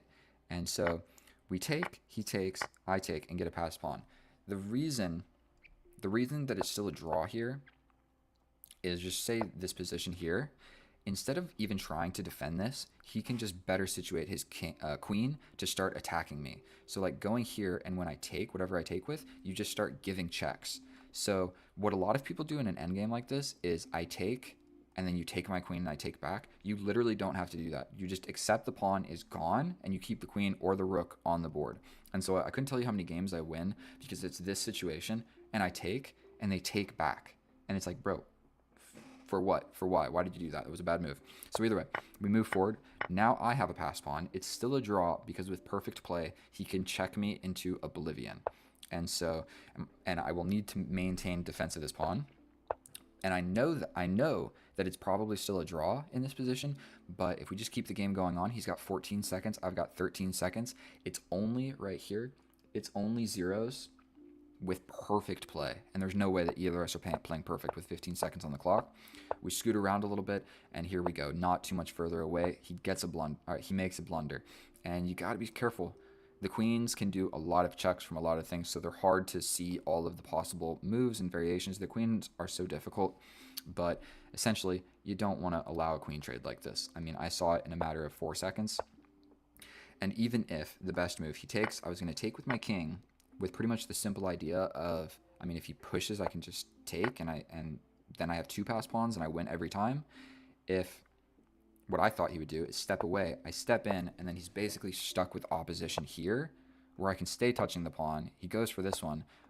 He's going to win a pawn, but I'm going to win both of these ones, and I'm just going to win this endgame.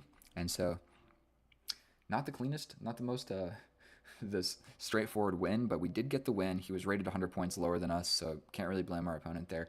I think that was enough of your time. Thank you so much if you've made it this far in this video. If you learned anything or you simply enjoy watching me play these games, please subscribe. I'm trying to reach 1,000 subscribers. I think I'm at like 460 now.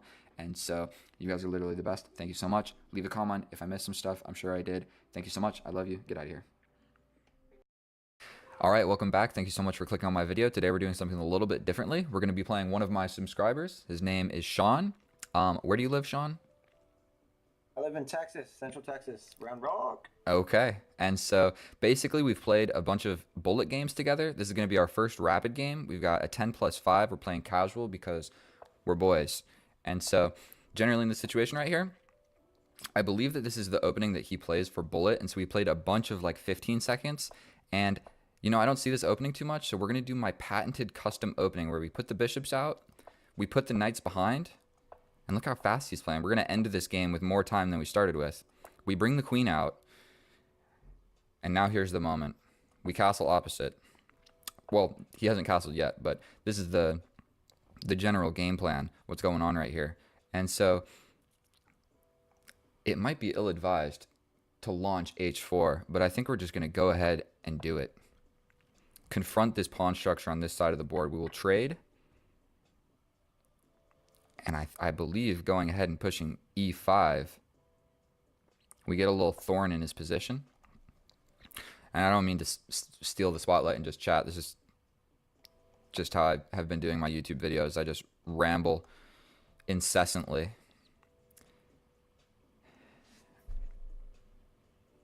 So I'm thinking about this future of my knight on d2. I don't think that he belongs where he is. So I'm thinking like b3, c5 might be his new home. Is kind of what I'm thinking. So we're going to hop in. We're definitely experiencing a little bit of a pawn advancement on my side. And I already traded off my pawn, so I don't have any more pawn breaks on that side of the board other than f4. I don't know. So we're going to just jump forward with the knight. We're attacking the bishop.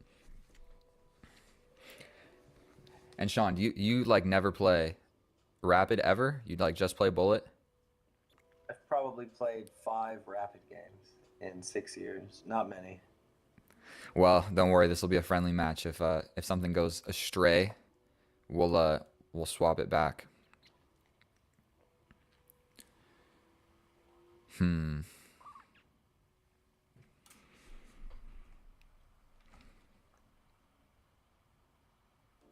I'm thinking just going for a pawn break can't be a bad idea. But from my standpoint, I don't know if I should be giving you advice or anything, but your king is in the middle of the board. I have like a super strong center. My knight is more advanced than yours. Like you've got a really good square for your knight. Yeah, exactly. That's a really good square for your knight. But the problem with that, you couldn't move that knight because I'll pin your queen. If you see what I'm talking about, I'll pin your queen to your king like this. This is true. So so that's like a, what is that called? Danger levels. Fail. You're like I'll attack your queen, I'll attack your queen. But basically Except for I'm in check. what's gonna happen here is I'm gonna take your queen with check. You basically have to take back, and then in that time I'll have some, like I'll be able to move my, Queen again. I'll move my queen again. So I'm fairly certain. I think like any move will make sense. I would have taken my rook there as well, but if you want, we can just make some propose a couple takebacks, and we can avoid all of that. Do you want to do that? No, no, not at all. Like I have to learn how to not pre-move so fast. So It's very handy for 15-second chess, but not so much in the reason, novels. so your knight, you should have just traded that Yeah, knight no, off. you're right.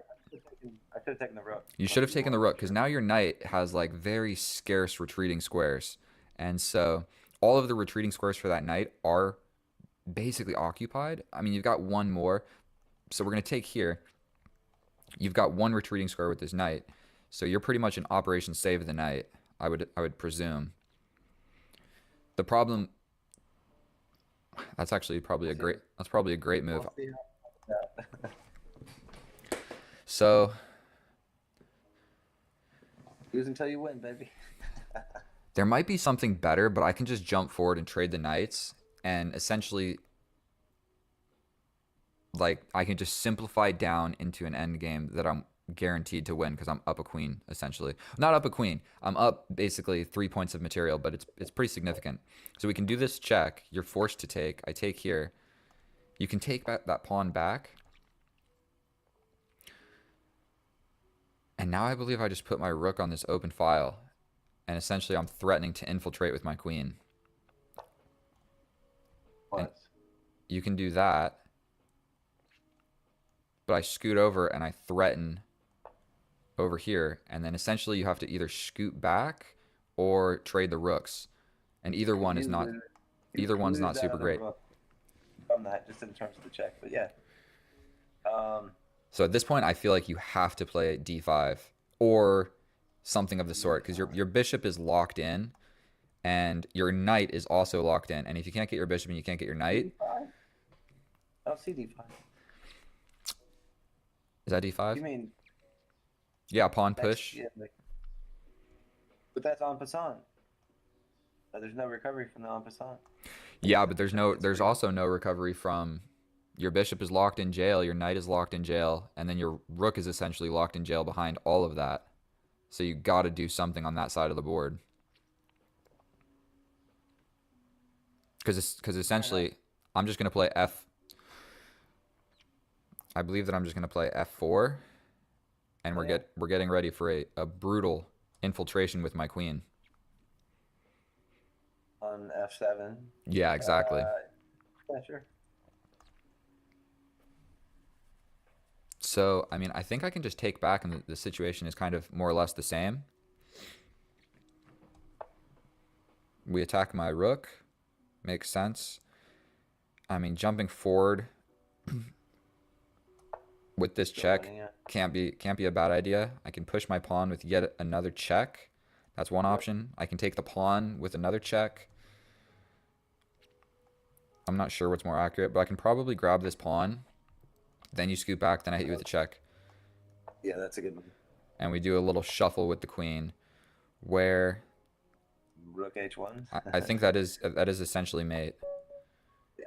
because the You bishop is nailed it. pinned, so the bishop can't block. So how long was that? 7 minutes? Hey, dude. Crushed. That's okay. Let's do another one. Well, you know what? Let's reduce the time. I see you want to go faster? Yeah, Let's okay. go faster. Let's do like a 5 minute, 5-0. Okay. Let's see here. Because And the viewer is looking right now. If you see his rating right here, 2022 in bullet. So he absolutely plays fast. increment still? I suppose we could do just like 1 second increment, Okay. just to because it really does You didn't suck. need it. You didn't need any on that game for the record. It took less than 10 minutes. I'm pretty sure. But Yeah, yeah, that took like 7 minutes. all right, I'll play something more conventional, even though I'm strongly opposed to the. I mean, just for me, the database games are nice, but if you look at Stockfish or Alpha Zero, for example, you can literally open with any piece. Yeah, essentially, you can do almost whatever you want in the opening, and it's an equal position. I've learned that. So kind of the reason. I mean, I think I step back, and sort of the reason that I put my bishop on d6 is to coax that pawn push in. Because what I'm going to go for is I'm going to step back, and then I have this pawn push here on b6, and so we're going to essentially go for that. You can defend. So if you don't defend, you don't need to play. Take a deep breath. We're not in a rush, because this I believe loses a pawn. I can take your pawn, and if Yeah, you capture back, then I take with my knight. true. Even worse. I don't think that's even worse. I essentially have to take here, because if With I the bishop, you still gain another pawn. I'm not sure what I If want to do. you take on e5, I take you on e5, and then you still gain, yeah. So it's like, So I do still grab a it's not, pawn. yep, it's not a great move. You'll be +2. And so now once we're in this phase of the game, so you probably need to castle. I would Possibly, say. but I've been doing a little bit of observation about games where people don't castle, and there's less material, there's less games to study on that. And surprisingly, if you look at some of the GMs, just history, they actually win a lot of games where they don't castle at all, just because there's not a manual on that, so to speak. Right? There's less. The same reason I open ridiculously, but primarily and only targeted towards 15 second was really the original goal. And then if I got better, I was like, okay, I guess I'll play slower. But I watched a video, I think last year, maybe the year before, of Magnus, and he said, Blitz seems a little slow for me at this point. And I was like, okay. Well, And he's probably the talking rage on about, pink. because Blitz, I think Blitz even in like in tournament, like in real chess, I think Blitz you can still be 10 minutes each. I think Blitz is 25 minutes each even, right? Possibly, yeah. On live chess, at least, I think Blitz is 5 to maybe even 15 minutes or something like that. But in this case, like 10 is also 10 is rapid, so I don't know. But So I'm not actually I never play in tournaments, so I don't know anything about real chess and real chess players. But I can imagine he's talking about the longer formats of, yeah, and so you have made quite a bit of pawn moves, and so I just think that castling would have made sense. Also, when my knight arrived here to e4, I'm threatening this fork. So now I'm threatening a fork of your rook and your queen. So I'll jump in and threaten both of those. nice. And so you essentially will need to do something about that.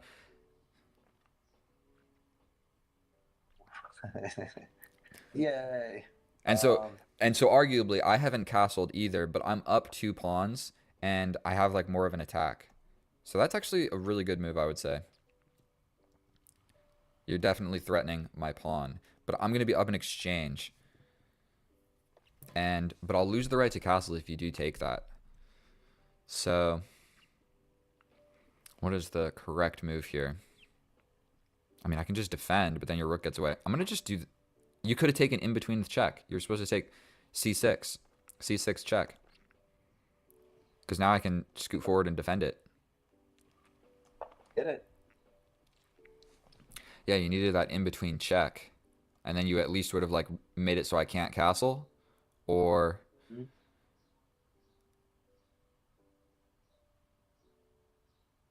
and I think I'm just gonna push this pawn just because it sort of traps your queen. And I made like a super dope square for my bishop in the middle of the board.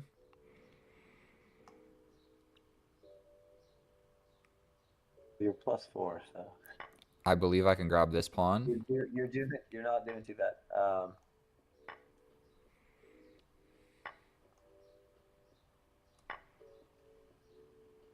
I probably even could have played.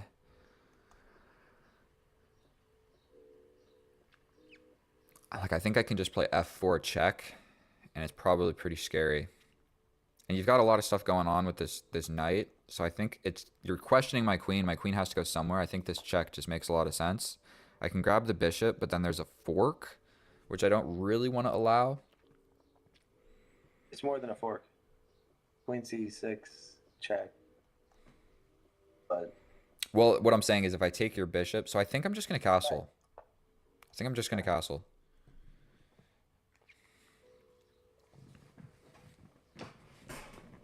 So right now, the bishop is hanging. I mean, essentially these pawns over here could be an annoyance in the end game. So I'll probably just get rid of at least one of them.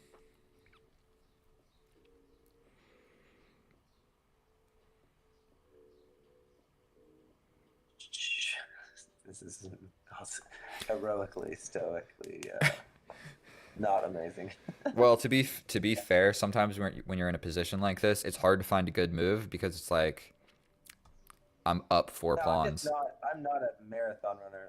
I tried a marathon once in high school and like didn't finish. I remember like crying like 1 mile into it. I would like started off, I was crushing everybody. I was like, I got this. That's like long form chess for me. But then you have sprinters, right? Like not everyone can run the 40 or go 0 to 60 in no seconds. Yeah, this game doesn't have well for me. Okay, so I suppose we'll continue. The increments make it more fun too. It's like long chess is kind of like getting a college degree. It's like probably should have, you know. But you might make it as a streamer. You know what I'm saying? You're just like, well, I don't know. Well, I've got 30 seconds here, so I actually do need to play a little bit quicker. What do I want to do here? Let's just give a check. At this point, I need to just kind of like make some moves and not lose on time. I'll make it complicated. This is where I usually drive. Kind of just giving checks here. I think that hung a pawn in the middle of the board, but I'm really kind of just attacking your king. Yep. Fun, dude. No, it. Oh, I hung my rook. Yeah. Well, I lose the rook. A +4. Yikes. You're doing great. We got some back rank checkmate ideas, that's for sure. So I'm going to just push a pawn so that doesn't happen.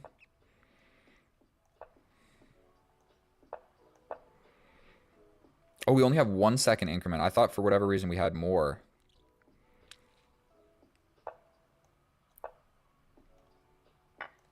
Oof. I'm going into an end game that I don't like that much.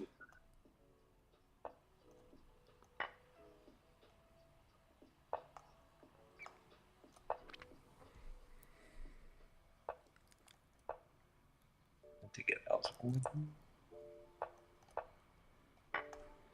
Yikes. Oh my god, I need to actually not lose on time here.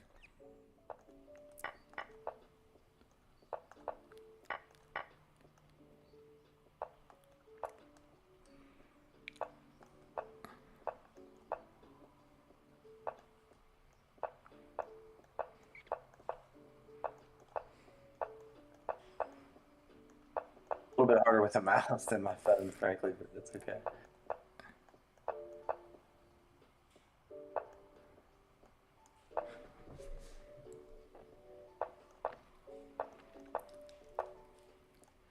Yikes.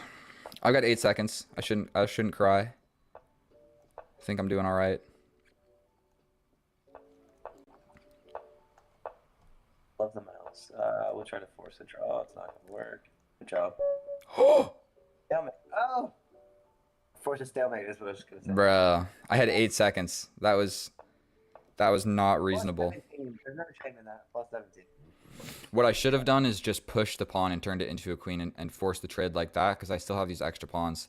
I should not have gotten a stalemate in that position. But if So we that was see, a 79 move game. What do you want to hit analysis and see how much worse I did? Because I know I played tremendously worse. I I don't know if you think ever do that. I You think did. that game. I mean, this game was basically essentially. I mean, it was better than the other game, that's for sure. I basically just grabbed a million pawns was the situation. Then this, whatever I was trying to do here by giving all these checks, there was probably a better checkmate. And I hung my rook with one of the checks, so that didn't make sense. When I checked your queen, you could have grabbed my rook with your king, but then you're really asking to get checkmated.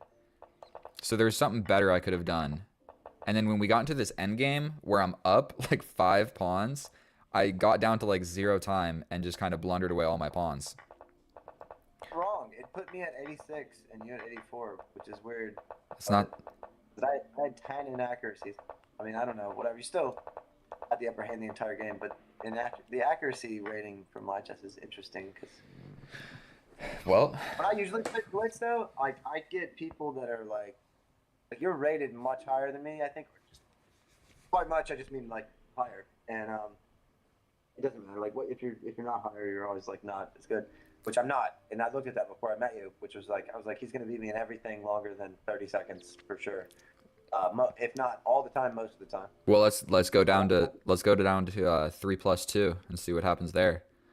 Oh, any increments. It doesn't matter if it's 0+1. Like you'll win because you're better than me at everything over 30 seconds, and that's me playing on my phone too. Like I'm not. So I what? couldn't play 15 seconds on my mouse.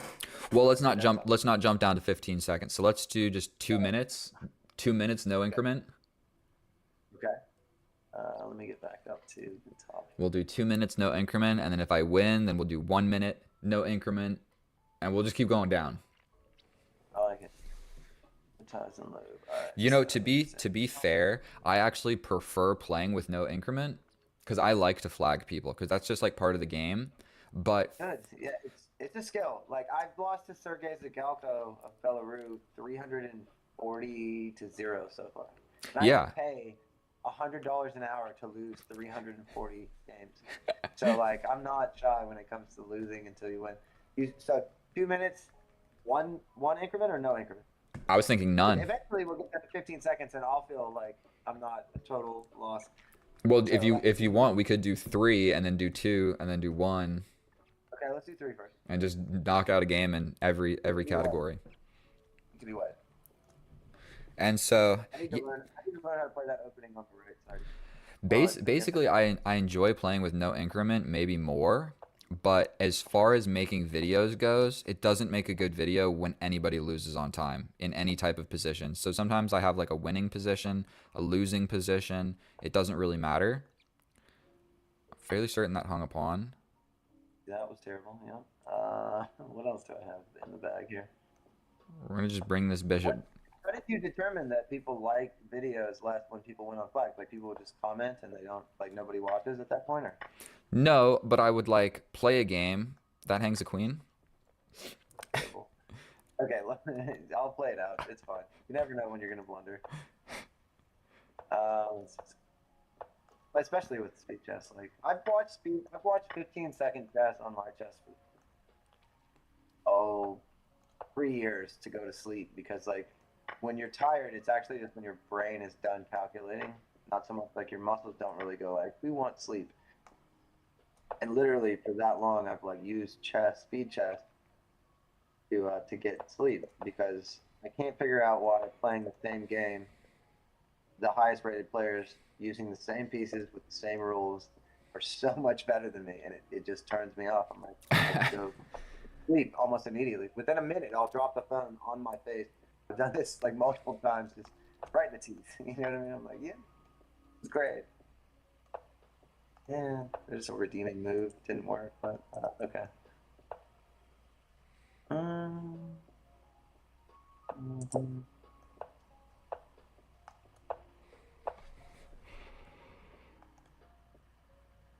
This phone resigning would probably be honorable in some circles. There it is. Okay, that's enough. All right. All right, so that's 3. We'll try 2, I guess.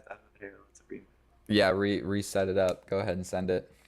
Nobody ever actually said that to me, that the videos don't make sense, but I just know that it doesn't make a good video if unless it's like coming down to checkmating the opponent with like a king and queen and I lose on time and it's like still was an educational good game.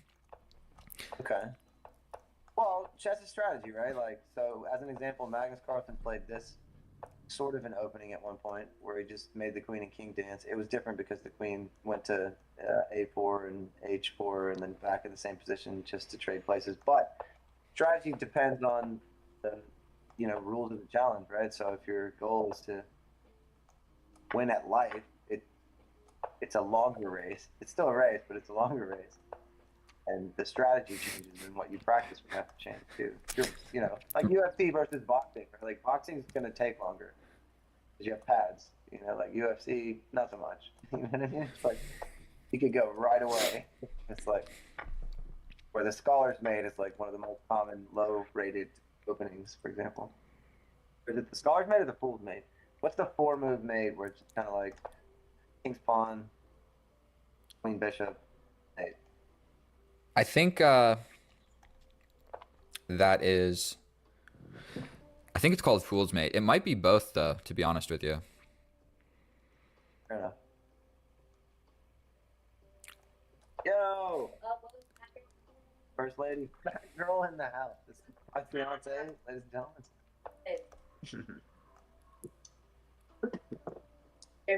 Cheers. I'm getting destroyed.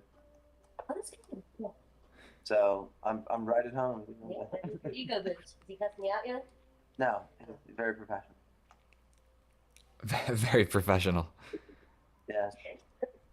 Publicly tactful. Yeah. Oh, okay. Here's I'm just kidding. Thug Life over here. Weighing in at 90 pounds soaking wet, 4'9". You feel like hurt. Oh. Big blunder. What am I doing? Not good. Not good. Distracted by the lady. Distracted by the lady. Oh boy. That's how it goes. That's also rough. Oh my goodness. I think this is your game. We're not even down to a minute yet. But she's variable in chess, yeah. Bludgeon? I think, yeah, it was close enough. So there's another that. Bro, this gosh darn rook, bro. Foxy Cleopatra, dude, and that was all it took right there, dude. Just like, that's good though. That's my favorite. Give him a chance. No +2, but problem on the horizon. I got 9 seconds. I'm so lost. Oh, we're doing no increments? That's double blunder there. No, that's good. That's good. Not bad. You have no pawns over there, though, so I'm just going to walk it like that. Walk it like that.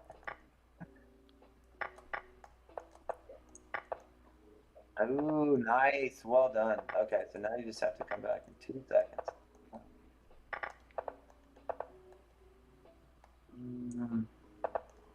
Mouth.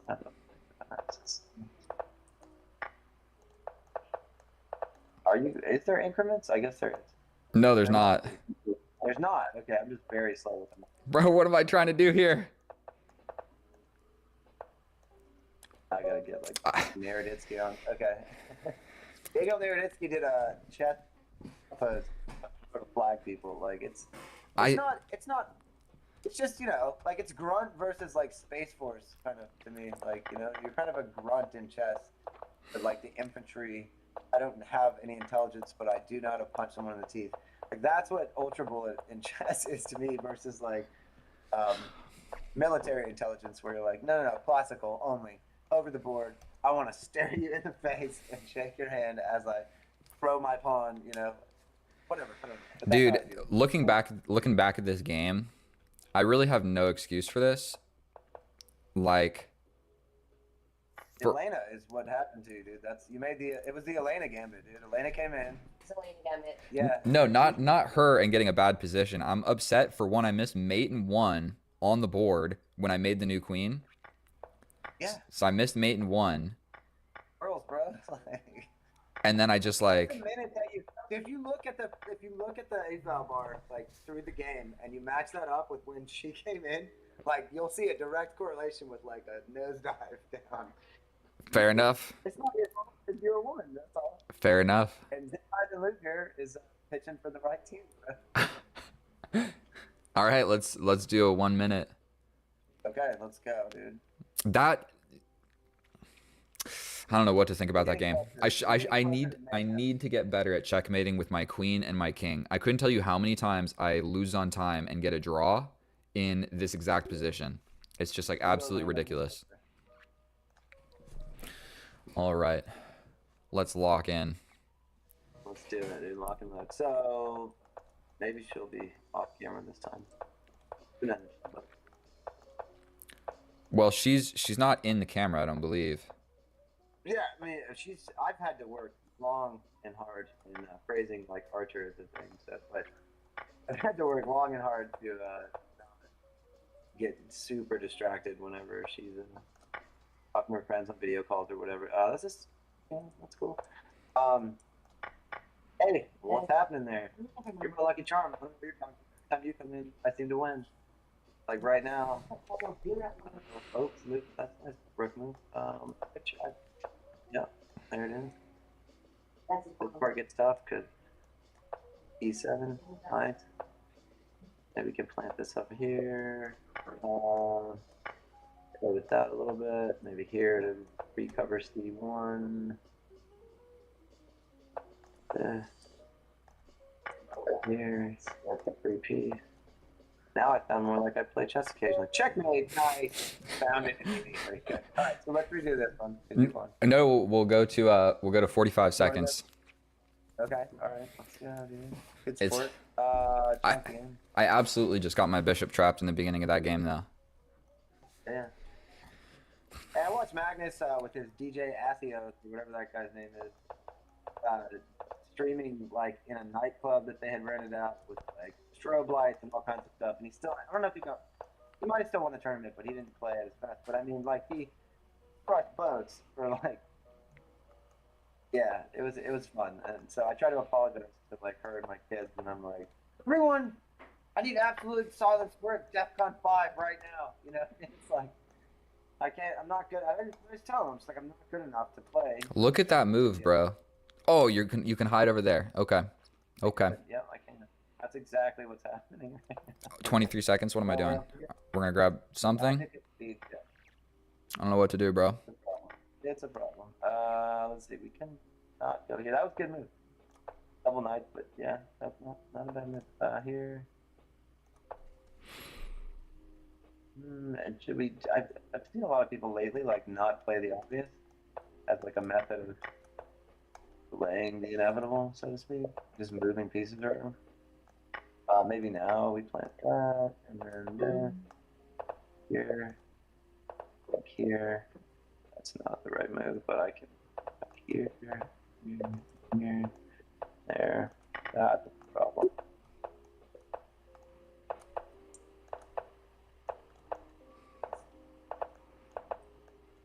Problems. Not as bad with the mouse as I thought I might have been. Should have taken that there. Ah. You flagged me, nice, dude. Good job. Dude, Let's do that again. I like 45 seconds with the mouse. I don't know if I could do 15 with the mouse. bruh. You wait. You play 15 seconds on your phone with your fingers?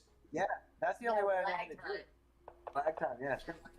We've been together for what, like 262, 3 days. So she suffered through the chess terminology. Yeah. Oh boy. And I convinced her that like I don't love chess as much. Julie, I'm Bob's favorite. Bob's favorite's right here. So, But look, so here's how we do it this way. So on your screen, you have your deal. But if you put in like live chess, like you know how you have your TV channel? Like if I go to Zip Ties and Lube, watch, like I'll show you. If I go here, I don't know if oh, this is Zippy Dude? Well, let's not. Whatever we're. Yeah. You said this is Zippy Dude? This is Yeah, Zippy Dude? This is Zip Ties and Huh? Lube.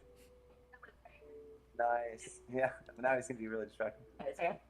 So like mychess.org // zip ties underscore n underscore lube /TV shows like any game you play, right? So like I can just be like whatever you're playing right now if I go to that URL. But if you went to mine, which would be the same thing, but BBKids /TV, I guess. Can you record? He's laughing. I know it's a dumb name. I don't know. I call my daughter that. I call you that. And you put that in. Like I could probably play on my phone.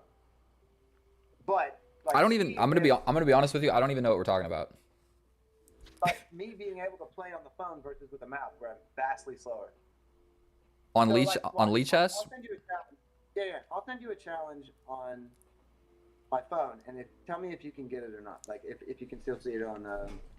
Yeah, let's do it. Well, let's drop down to 30 seconds. Let's just keep doing what we've been doing. Yeah. Well, why are you playing my phone? We can do 15. Okay. Challenge. Let's go 30. I had it set at 14. Are you saying Lee Chess or Live Chess? I don't know what it is. Lee or Lie. I usually say Oh, Lie because I feel like most people are lying. I think it's Lee Chess, right? I guess I don't hear people say it that often. Lee Chess is what I've been saying. But is Lie Chess how it's pronounced? I have no idea. I don't actually talk about chess with too many people in person.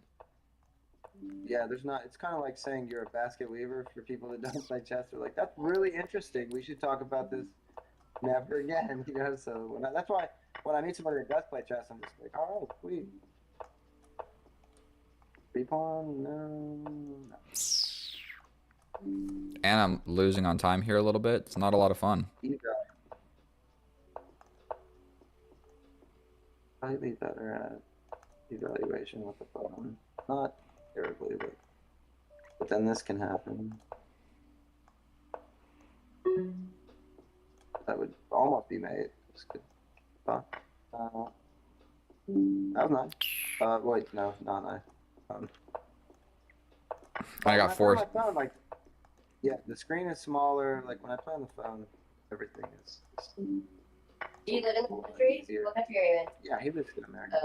Bro, I'm so slow. I got to play with my phone, dude. Like, You smoked me. read at 5 minutes. Okay, read that. We won't go to 15 unless you beat. Yeah, we'll do one more of this and then a 15. Okay. What I needed to do is you have your pre-move set up in the beginning is what I needed to remember. Yeah. And so that's my pre-move setup, what I just did right there. Okay. And so now we're going to have more of a balanced game. Maybe. That's the classic Daniel Wrench chess.com first tutorial I watched. I know that. And Magnus says, everybody says the same thing. They're like, ideally, you're controlling the center of the board. And I'm just like, well, why is that ideal? I'll tell you what I don't think it is. This is just going to be a slaughter here. Slaughterhouse. And then, like it's not. But, I messed up. Yeah. This will just be off. But, okay. No. I see it. You didn't. Okay. Okay. Oh, you got me. Okay. Now we do 15. So essentially what I did right there, like that game was kind of shameful. I don't play too much 30 seconds, but I imagined if I just was safe, like if you see, I literally just moved my knight back and forth a bunch of moves. And then I like did the same. I just moved my knight back and forth. And then the game started, but I had already done so many pre-moves that it was like I had an advantage. All right, 15 seconds. This one really is just about, you know what I mean? Make your pre-moves, make them fast. We're going to take, scoot back, castle, go here, or take.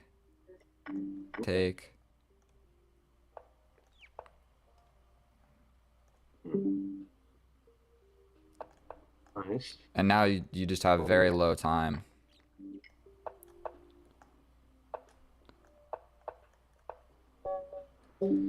Nice, dude. Got me at 15. I don't know what that's now. Oh, it's like giving me notifications about things. Distracting. All right, we'll do whatever happens, dude. What are you, 1434? No, I'm distracted by my own gal. Loving.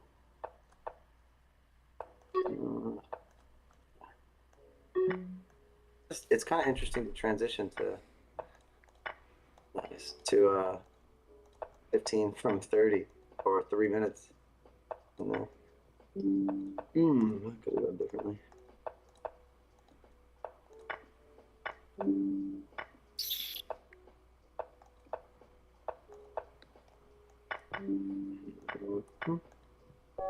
Nice. I was gonna lose on time. Nice. 0.3 seconds. So yeah, it's just making a bunch of There is no shame in that. no shame. I barely got that though. No. If you are like in the Olympics for like the 40-yard dash and your opponent trips on their shoelaces, like Yeah, it is what it is. they should have timed them, dude. All right, this video is getting quite long, so I think this is going to be the last one. That's what's up. So I think I'm just going to do my custom pre-move setup, dude. It seems to be working.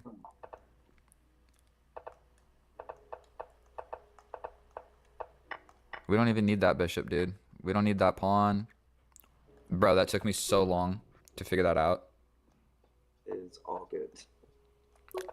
Oh my goodness. We're losing a little bit of everything.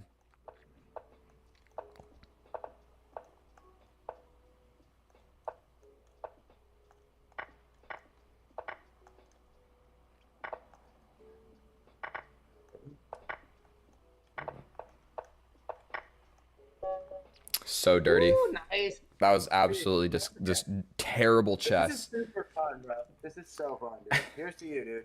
And everybody that's watching, play chess. It makes you better. Thank you so much. All right. Well, I think that's oh, it's going to be difficult to look at like the score.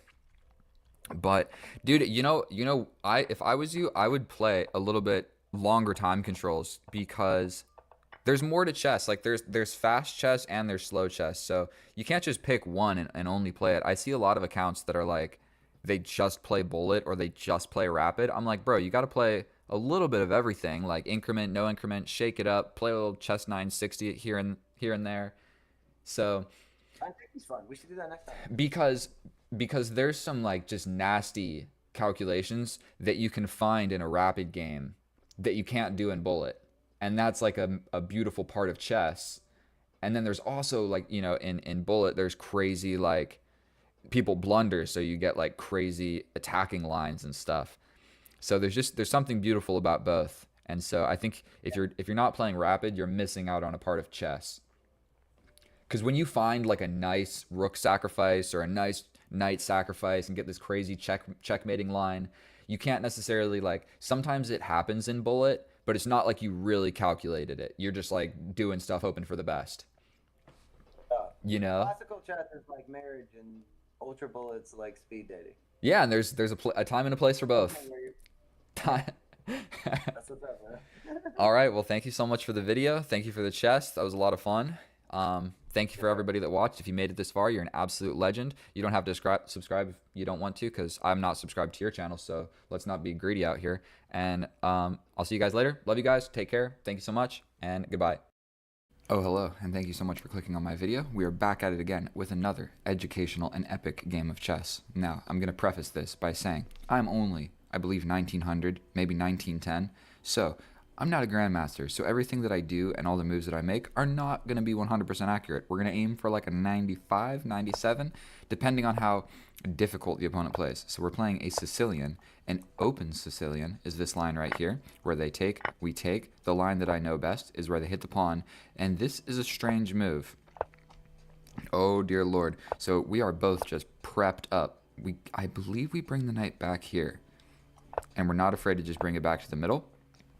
This guy is hanging, so I believe that we develop the bishop, defend these pawns, and get ready to do a little hop, skip, and a jump to the middle. If he takes, that just kind of fixes our pawn center, and we have a thorn in his position. Okay, we're going to go ahead and take like that. He scoots back. This fork, I'm not necessarily sure if it's something that I need to be very afraid of. And this pawn push right here is something that's always in the cards.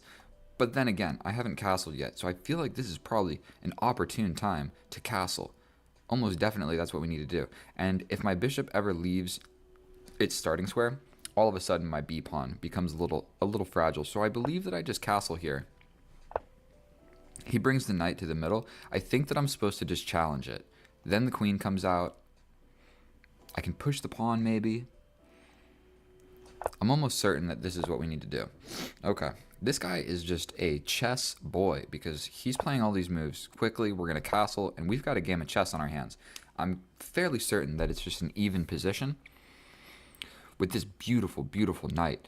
And I don't want to give up my dark square bishop because this diagonal could be scary in the later game. I can step back. You know what? Something that just comes from chess, like I've played a lot of chess, and I'm fairly certain that just stepping back is what I'm supposed to do. It's a weird move, but we get rid of his super powerful bishop. We sort of get to develop my queen. Well, we do get to develop the queen. The rooks now see each other, which is definitely useful. The c file is now completely open, so almost definitely, this is my knee-jerk reaction. Throw my pawn forward. If he pushes, maybe we just support. If he takes, we take, and we both have isolated pawns over here. This is my knee-jerk reaction. Bringing a rook to the open file is my second knee-jerk reaction. I think we're just going to do this. If we see a push, I'm going to push forward. If he takes, I take. If he takes, then I take. He can potentially claim the open file first. So, now, something else you're always going to have to think about in a game of chess is there's an open file. Which rook better serves this open file? Well, I feel like maybe this pawn break is going to be useful. He's still got his rook here, so I just think that it's probably interchangeable, but I'm going to go with this one. I mean, just rushing to trade my pieces off doesn't seem super intelligent. This doesn't work because it only draws away the king. So a deflection technique is I could remove the defender, but he can defend with the bishop. But then I can take, it brings his queen out here. The other option is to just do absolutely nothing about it. I could scoot over and actually kind of make him take. I can push this pawn forward. I can even push this pawn 2 squares. That might be the move. Because he basically has to take. Then I take, then he takes. Well, then I can't take back. So it's hard to say. Is it worth wasting all of this time just trying to decide what move I should make? So an indecisive move, we cover this a little bit more. We scoot forward. This open file is obviously what we're going to be fighting over. And I think we're going to rush in like this. And I'm going to be on this open file. He has ideas of this. But we're going to be going more or less into an endgame here. Where this bishop and queen are not going to checkmate my king. And our kings are equally safe. I have the open file. So a move that would probably make sense would be something like this. Oh, he wants to just attack, attack, attack. But I'm pretty sure that I can jump into the position first. If you can put a piece, specifically a queen or a rook, on the 7th rank, it's normally a good idea. My next idea is to attack this pawn, because I still don't fully believe that he's going to checkmate me over here. So we are into the position. We are into the position. And it's hard to say, is like going for this pawn on the side of the board. Okay, so that's back rank checkmate. I can preemptively push this forward, but then if he comes in... Wait a minute, did that just hang this? It did. It did hang this, because he thinks this is back rank checkmate, but I can bring the bishop back. So we go ahead and grab this bishop. This check is going to come. I block with my bishop. And then operation, do something with the queen. I'm fairly certain this works. Boom. Okay, that's equally as scary. That is equally as scary. But one other thing that I can do, this is hanging and this is hanging. So how can I defend both of those in one move? Well, a very fancy technique in chess is you throw in a check first. I throw in this check, he has to respond to it, then I slide all the way back. If he gives this check, I still block with this guy. And then my queen is just on a wonderful square defending all my pawns. He's going to get this pawn, but I'm going to be up a bishop. So, check here, scoot all the way back. Check here, he takes this.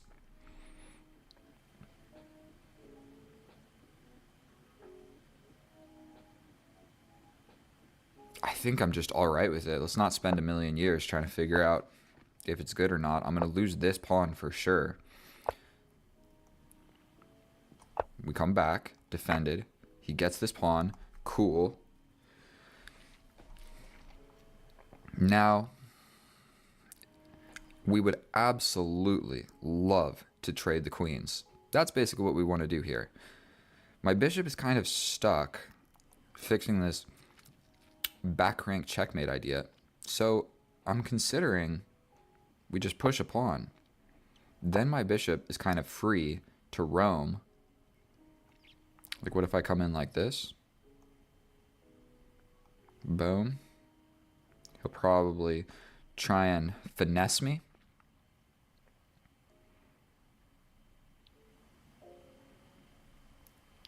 I mean,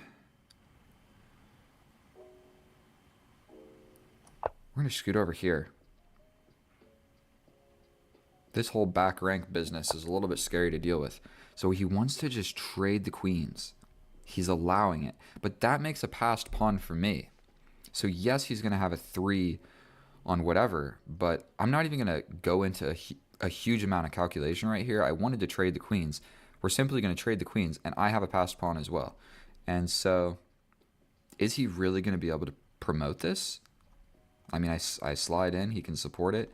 It's going to be arguably quite challenging. And one other thing, don't even need to worry about this. Simple pawn endgame technique. Everybody needs to know this. You draw a square with your pawn. Is the king in the square on my move? No. I mean, we're very close to the end, so I can just see here, here, here, here, queen, and he's not going to make it, so he resigns. Like, what is he going to do? Okay, well, how accurate was that game? I mean, I think quite accurate. I think he just went away for the back rank checkmate idea. You got to be careful with those if there's a bishop that can slide back and block, because I got to let you know, that happens quite a bit. And you might go for it, and then there's a piece that can slide all the way back and just protect the king. And so, okay, let's check that with the computer. I hypothesize I got a pretty accurate game. We finished that in 9 minutes, so we didn't even use too much time. And one just other thing. Dude has 8 minutes, like, he has 5 minutes more than me. 5.5 minutes more than me. The reason that I took that so slow is because I knew I was going to win. Or I was very, very confident. I could definitely blunder, but I was very confident I was going to win. So when you have like a winning position, you don't need as much time because the easy moves are easy to find because you have a lot of them. When you're in a losing position, it's hard to find good moves because sometimes there are none. You have to find the move that sucks the least, but they all suck. And oh, thank Lord I wasn't in that position today. So let's go over to the computer and I'll see you over there. And here we are in the analysis. And oh my goodness, I missed something so rudimentary. I know that you guys were probably watching that screaming at me, but it is what it is. You know, I prefaced at the beginning of the video that I'm not going to play perfectly. And so we get 88% accurate. I threw away a large amount of my accuracy by this one blunder. He had 4 blunders and 1 inaccuracy. So I'm at 88% and he's at 81%. And my blunder was so simple. I don't know how on earth I missed it. We're going to even see how much time I spent on that move. So we have the Sicilian, the open Sicilian. These are all the best computer moves. I believe I went a little bit astray. Nope. I'm playing every single move, best move. And then here. So I'm supposed to take back with this pawn. No, I'm not. I did it best move. And right here, How did I miss this? This is a simple fork. He couldn't take that knight because of this fork. For whatever reason,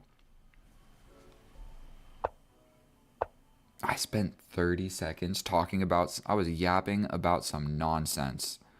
I was talking about the queen coming out, my bishop not being able to come out, the develop the knight, that I can't develop the bishop. I spent 30 seconds yapping about some nonsense. All of those things are true, but this fork is far more true.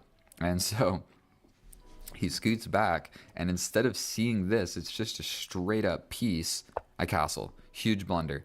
However, it is the type of blunder where I threw away a winning position to a drawn equal position. And so that's the okay type of blunder. The not okay type of blunder is when you have an equal position and you blunder and now you have a losing position. Okay?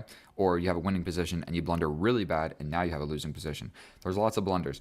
Of all the blunders, not seeing the best move is the most forgiving because I'm still winning after not seeing that. So we hop into it. I'm still playing the computer's best moves. Let's kick this boy back on for a second. And the reroute of the knight. I mean, every move is basically equal, but I've just known that trading the bishop for the knight is not worth it. It is one of the top computer lines now that I let it think. And this is just confronting this knight immediately. It's like, we're going to trade or I'm going to take you and get the pawn. So there's not a lot that can be done about this. Sorry, I was drinking coffee. My mouth is watering. We throw the pawn forward, not necessarily the best move. We put the rook to the open file. Either rook was okay. And then I made a waiting move because I wasn't really sure what I was supposed to do here. So we go for this. We trade. Then I knew that if he takes my rook, my queen is on the open file. And so, like I said, I mentioned that this was his best move because he can basically slide back and then slide over. And then we're going to have to trade like this. And then we're in an endgame where it's a complete draw. Like, say this were to happen, I can't even get in there really. He can just slide over. And then this is absolutely a draw. Just absolutely. Same colors, but one of us might make a mistake. So either way, he tried to get fancy by pushing this pawn. It allows me to be the first one. I'm taking away this crucial square from his queen. So the only way he can save it is going here.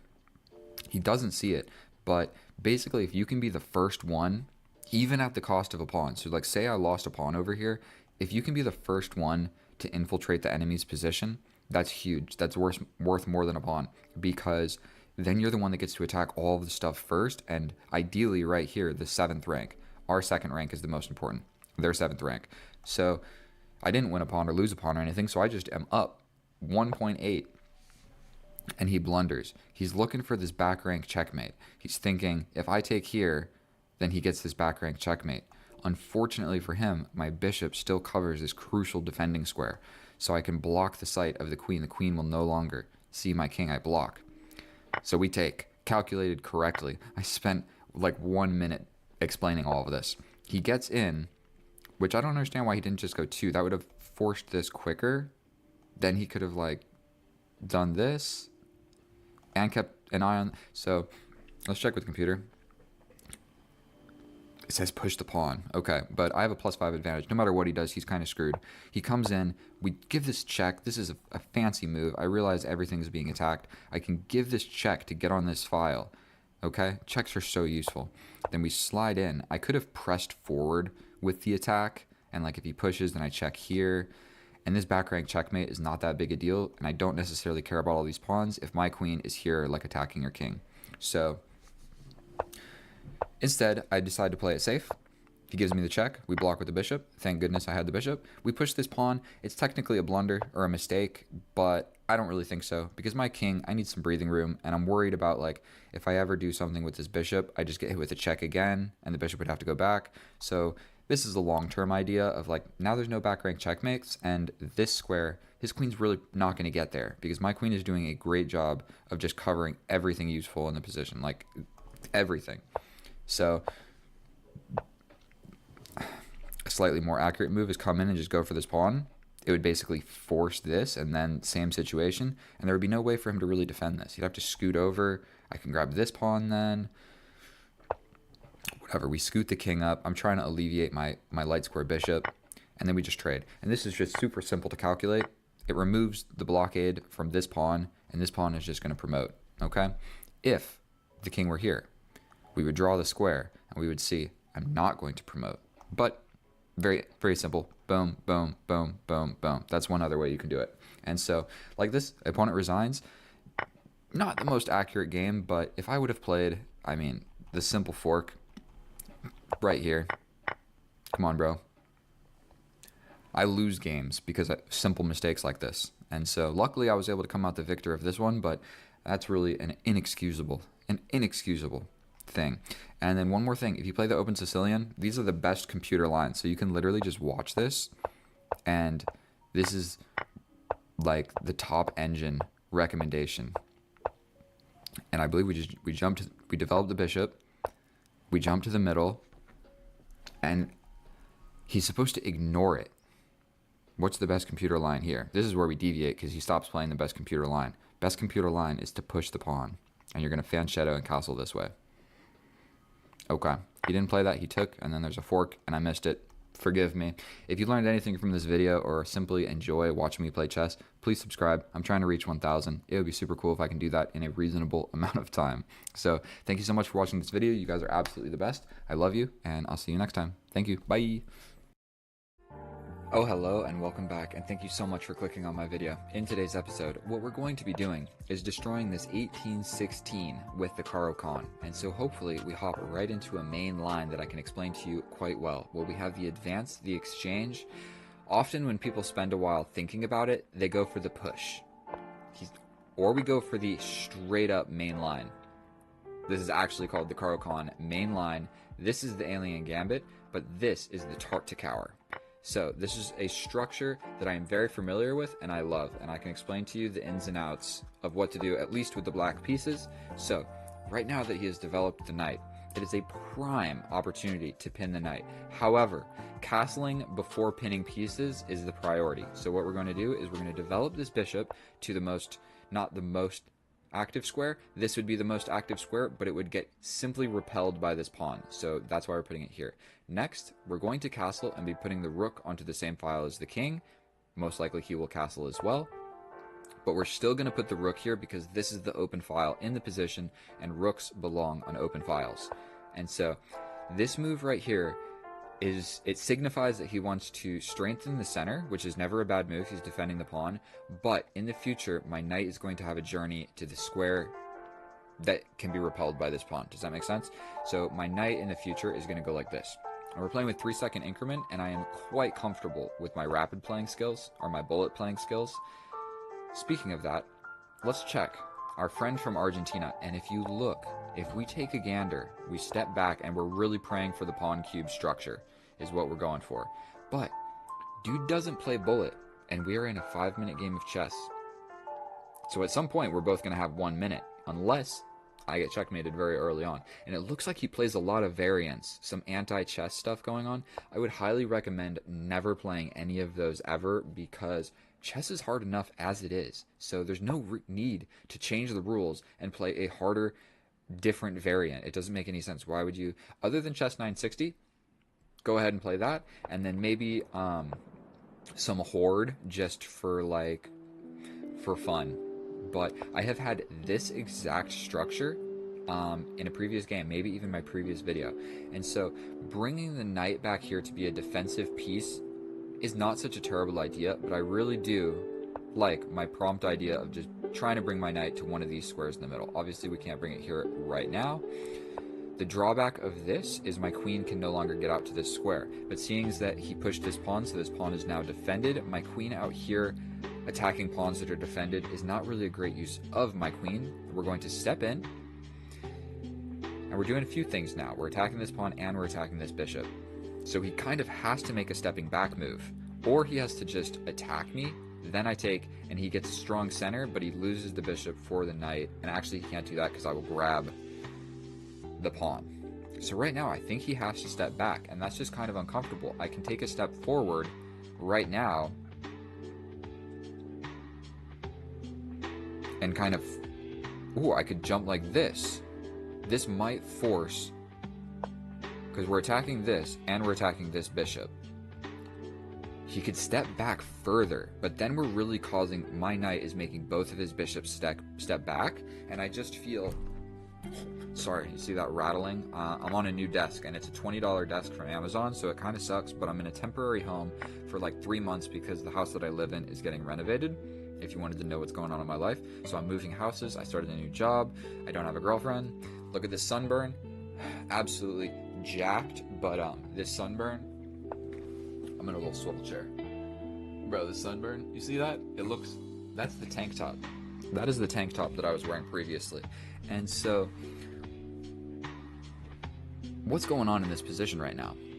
Well, this is being attacked. If we take, the queen comes up and defends the knight. Or I can step forward and just straight up attack the knight. Also, I don't like that my queen is the one defending this rook. Also, there are sort of... No, it doesn't work. I was thinking I can take here with check, and if he steps over with the queen, then this is hanging. But he can just step back with the knight, but is making his knight step back. Is that a good thing or a bad thing? I like the idea of just attacking the knight. Probably what's going to happen is we're going to get the pawn cube structure, and then we can all cheer and feel happy and warm and fuzzy on the inside because we get to have a pawn cube in the position. And now I like that my rooks are looking at each other. So if this rook trade takes place, then my least active piece all of a sudden will get nice and active here on the E8 square, looking down the open file. So probably it's in both of our best interest to kind of just leave the position as is. If he takes... I actually played a quite interesting structure earlier where his queen ended up over here on b3, which was applying pressure to my f2, f7. Okay, so we're going to get the little pawn cube, and we all get to feel happy and warm and fuzzy. Look at that. Pawn cube. Queen attacked.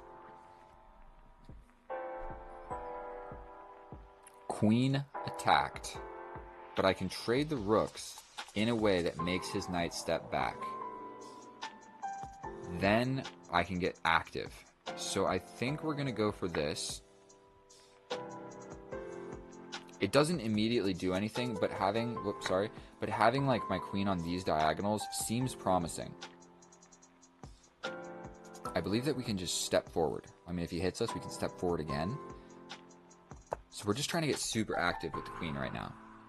We got the diagonal by his king, and I have this beautiful pawn cube.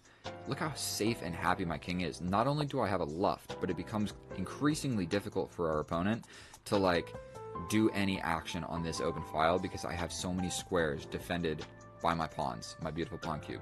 Okay, bishop is attacked. Stepping all the way back to like stay active on this diagonal seems to make sense. I could also rush. Let's play a little bit faster. Actually, I don't really need to play faster because we have the same amount of time. And it's early in the morning because this guy's from Argentina. Is it? No, I'm thinking about the seasons. I've been to Argentina before, and one really trippy thing is, what do I do with my queen? I would love to like stay active, but it looks like I'm gonna have to take a little bit of a step back. I can't step over because of the knight. I can't step forward because of the knight. I can't step forward because of the queen. So this maintains touching this. So he could push and I take, and he takes and I take, and he gets a pawn there, but then I attack it, then he defends it. I can throw in this check. He probably steps over. And my king is actually quite far away from being able to do any damage. This doesn't work because the rook comes over. But I step over, the rook comes over. I step here. He takes with check, I step up. Then he just defends checkmate by moving anywhere, and it's not even checkmate, he can still run away. So I like the idea of just stepping over and attacking in this square. He can defend it by just moving the knight somewhere, so that now that this was never occupied, but moving the knight would make sense to just defend this with the queen laterally and have like a defensive, beautiful queen. But I'm going to play on my opponent's weakness because now we both have under 3 minutes, soon to be under 2 minutes, and we still have queens and rooks and bishops and knights and a whole heckin' lot of pawns.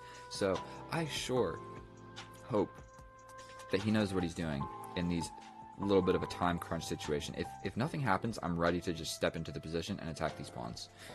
That is the immediate idea. Like, I'm threatening this, yes, but But if he doesn't move the knight, his queen can't occupy the square, and defending these pawns will become tricky.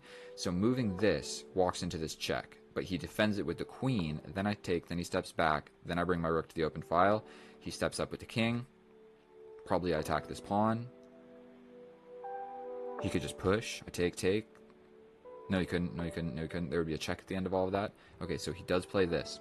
I think everything that I just calculated seems to make sense. I step in. He steps over. I take. He takes with the king or the knight. Either way, I'm attacking this pawn. He could shut the door like this, but then we're not so worried about this pawn structure. So I think we're going with this. He has to cover. He has to cover. Then I step over. What do? I think time is everything, and stepping active into the position seems to be real smart. Attacking the knight, if he takes, I step in. He could just attack and defend. I can bring my queen back to attack the knight. Here, I step over. I think just activating my least active piece makes the most amount of sense here. Like, the queen is defended, so I'm not super worried about my my bishop getting dislodged. My rook is undefended, my bishop is undefended. I mean, but so is his rook and his knight, so who is really winning? I'm winning, because I play more bullet. Look at my bullet score. Look at his bullet score. The sooner you realize that every game of chess, most likely, it turns into a game of bullet. I mean, okay, why did I even think about that? Obviously, I have to take this piece.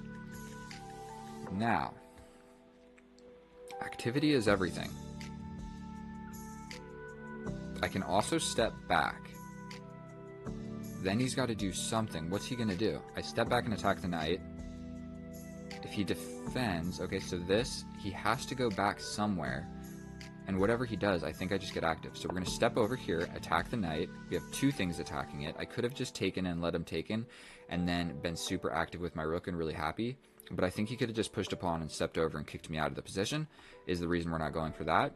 But right now, if he goes for this, we hit him with a very simple fork, which is just losing on the spot. If he steps over here, we still hit him with that same fork, and he has to step back over here. And then, I mean, I think it just gets spicy. Really what we're trying to do is make this young man step back with the knight with 37 clocks. The clock turns red. And we have to play this. I mean, there's just no other move that I feel like playing. Okay, that doesn't work. None of this cool stuff works. We're definitely applying pressure. I would love to be able to attack this pawn. How can we do that? I mean, if I go here, he just takes and I take. Then we're attacking this. He steps up and defends it. I give him a check. He steps in, defending everything. What if I just start bringing the king? He's kind of frozen. He can't move the knight literally anywhere.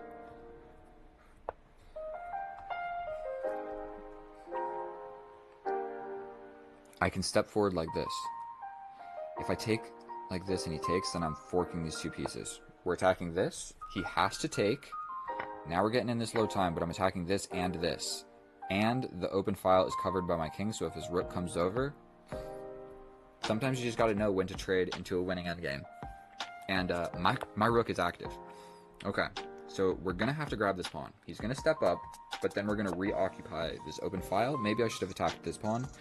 That actually probably would have made a lot more sense. But his rook is stuck, passive. We can do a few different things here. We can go here and force this and get behind it.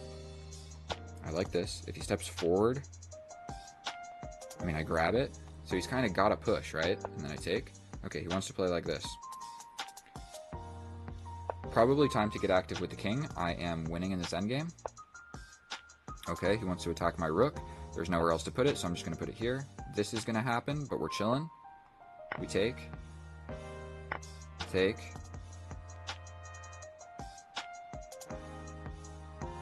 I like this. If he pushes a check, we step back, and we're going to be able to attack this pawn again. But we're really stepping forward is the idea, and he doesn't have the greatest way to bring his king to defend this pawn, and now this pawn, I promise you, is not making it to the promised land. So that undefended the pawn. He wants to go for this check, but we're going to defend with the rook to defend this pawn. If he trades, he loses, so he's pretty much got to skedaddle out of the position. That's all there is to it. And oh by golly, I might give this check. He steps in, I can grab this pawn. He gives this check. How many pawns do you really need? Grab, check, here. I shouldn't have spent that much time thinking about it. He can give this check, but I step up, and then he does not have another check, and I'm defending this. Okay, he does have that check. We're stepping here. We're going to be alright. Don't worry about it.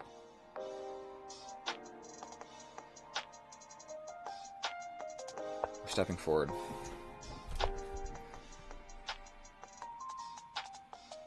Grabbing this. Grab some pawns, bro. Simplify up this endgame for me. We're going to just grab this. You grab that. I'm going to push this. You can grab this.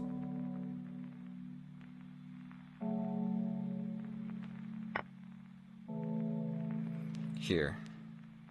Here, here, here. Jesus. We push the pass pawn, right? We just let him grab this. God damn it. We push this. Grab this. We push this. We go here. Oh my god, now he starts pushing this. We step up. We step here.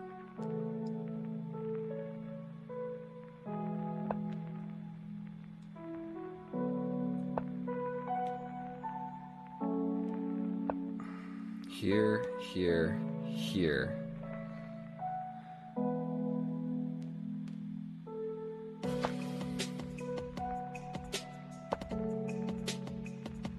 I'm not really sure, bro. He's gonna cover this.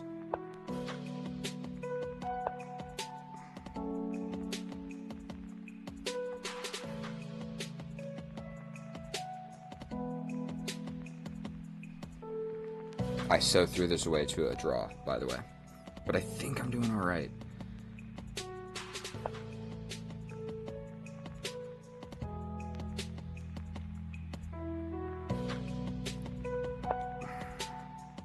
He put his king in the way of that. It gave me time. I'm going to try and wiggle like this.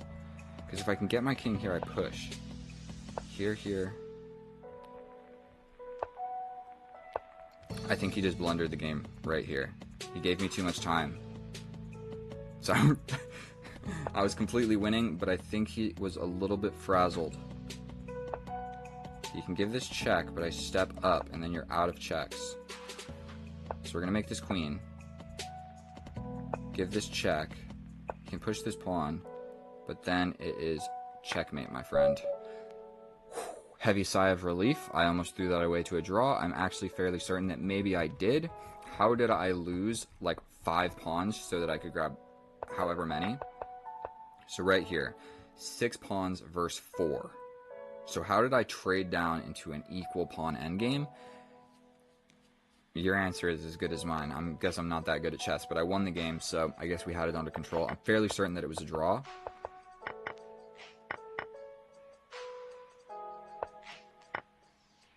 We trade off his last pawn here. We give a check and he steps forward, and we start pushing.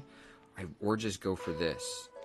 And then I'm the only one left with a pawn, but actually stopping it becomes hard because your king is so far away. So I think just forcing this move right here wins on the spot. Or draws on the spot. Impossible for me to say. I'm not that good at chess. Let's check it out with the computer real quick, and I will see you over there. And here we are in the analysis, and that was not my most accurate game of chess that I've ever played, but oh boy did we get her done. And so check out this graph. Now, I just want to highlight something for you, you fine ladies and gentlemen, is the opening. Completely equal the entire time. The middle game, a little bit of action happened, but literally everything that was important happened in the end game, and all the way down here. Check it out. I have 3 blunders. Look where they happened in the end game. My opponent, 2 blunders. Look where they happened. All the way down here on move 64, I threw it away to a draw. And that is why in the video I was definitely stressing out, because I had a crushing position, and then I threw it away to a draw, and I knew it, and that was my face trying to process that information that I'm crushing, and then all of a sudden I'm getting a draw, and I'm fighting not to lose my pawn. And so that's what happened. So we played the Caro-Kann mainline variation. When they capture like this and you take back with the pawn, it's called the Tartakower variation, where your ideas of development are quite simple, and I will explain them to you. You develop the bishop here because it's the most active square. You don't want to block your king in this way, and if you go here, you just get hit. Next, you want a castle. Get your king safe. Next, you put your rook on the open file in the position.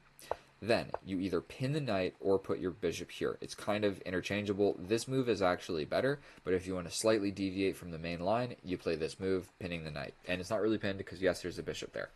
Then, what you need to do is, for one, we get attacked, so we're just going to step back, no problem. And we want to complete the prophecy of the knight zigzag to the center of the board, where you can make 1, 2, 3 moves to get to the center of the board, and he can make 1 pawn move to kick you out of it. So it really kind of sucks. And once your knight is here, you can't jump back here, or when the pawn comes in to attack it, because you can just push this pawn and fork your 2 pieces here. So once your knight gets here and this pawn push comes in, it gets a little bit annoying with your knight. You have to like step back to one of these squares, and it's not so great, but you want your knight in the middle of the board. So let's not go into too much detail about all of this. And by golly, we got my knight to the middle of the board by way of zigzag. And so now my knight is actually doing some stuff. We're attacking this pawn, we're attacking the bishop. You can't just kick me out because I'll take, and I'll grab this pawn. So you have to step back with the bishop. So my knight made you step back.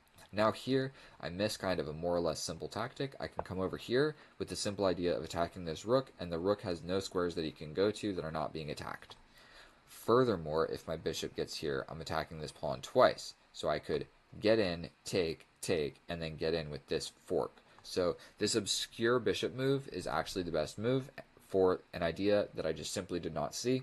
In lieu of that, I step over here with my knight, where I am essentially guaranteeing you trading a knight for... I'm trading a knight for your bishop. If you take like this, then that's what I want. Or you leave this guy here, and I just simply take your bishop, or you step back. So I'm either getting a bishop for my knight, or making another bishop take a stepping back move. And I already made this one step back, so if this one also steps back, I feel like my knight is just a little bit OP. So, he takes, I take. Mission accomplished. I got rid of my knight for a light square bishop. I have the bishop pair. I feel quite comfortable about the position. We take this time to get active with my queen, trade, and now we got a beautiful pawn cube, so everybody smile and feel nice and warm and cozy inside because we got the pawn cube and mission accomplished. He attacks my queen, but I throw in this check because it yet again makes one of his pieces step back.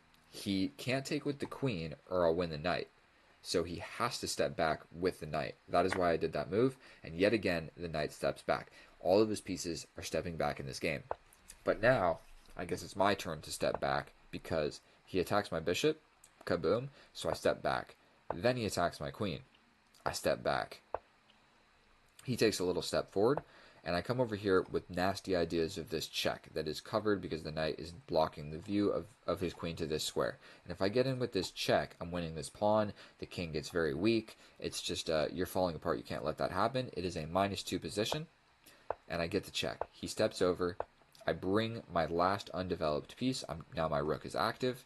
He takes, I take, and then I step back attacking this guy. You can't really defend it in any meaningful way. Stepping over is a terrible idea. So you essentially have to move the knight. Well, you can't go forward, really. None of your going forward squares work. Let's look at that.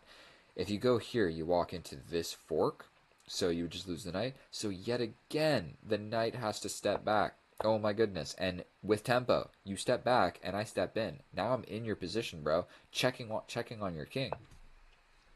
Now, turn the engine on. I want to show you guys. I wasn't cheating, I promise. Best move in the position. Stepping over with the king. Because I want my rook to do some damage, and we're afraid of his rook getting to the open file and getting into the position. If this happens, if that check happens, and I step up over here, and he gets this, he's basically just going to eat all of my pawns. And so that is why stepping over with the king is the best move. He pushes the pawn on the side of the board so that he can do something with the rook, so his rook doesn't have to stay passive defending this. I guess, yes, I could have just gotten behind this pawn, and that would have worked just as well. But now, I trade the bishop for the knight for the specific reason of after he takes, I'm guaranteed to win a pawn. I'm attacking 2 pawns. You can only defend 1, and pushing them doesn't work because I'll just take the pawns behind them. Not this one because it's defended, but you get the idea. So I grab a pawn, back to the open file. I got scared of taking this pawn because I didn't want his rook to get in. It never would have happened because all of the squares are taken and attacked by my pieces, but it is what it is. I step out. Sorry, my nose is super itchy. There's cats in this house, and I guess I'm allergic to cats. So, sorry about that. Now, he's got a passed pawn, but it's not a good passed pawn. It's a liability passed pawn because it's right next to 2 pieces that want to kill it. So, I'm very quick to just grab that pawn. Right now, it's a check. It looks like if I step up, I'm going to lose something, but I can just defend X-ray style with my rook. He steps up. I hit him with a check. I grab a pawn. He comes in with a check. Check. I'm stepping up. I grab a pawn, he grabs a pawn, I grab a pawn, he grabs a pawn, I push a pawn, he grabs a pawn, and this is the most important part of the position. What I needed to play was check, down, another X-ray check where I'm defending my pawn through the king. Then my passed pawn becomes an issue because this passed pawn can no longer push, plus your king is really far away, plus this pawn can't push because I have pawns in the way of it. Instead, the way I did it is I lose both of my pawns for no reason, and now it's just pass pawn versus pass pawn. Yes, mine is closer, but still it doesn't really matter because he's never going to make it because I just don't have enough stuff to watch this pawn and my king. If my king ever gets to these squares to support the promotion square, you can just check me, and I'm either stepping in the way of the pawn or away from the pawn where you'll just attack it again. And so none of it's going to ever work. But like I said, I'm on the comfortable side of the draw, where our opponent is on the scary and hard to play side of the draw because he's been losing for the past 40 moves, and all of a sudden 64 moves and 51 moves. Sorry, I can't get anything right. And so we shuffle around, and I hide here so that this check isn't an option. I'm hiding behind the enemy's king, and then I have a new idea. Put my rook here so I can bring my king behind the rook. It still doesn't even work because it works here because I can just straight up promote and make a queen, and there's no check here. I would just take the rook.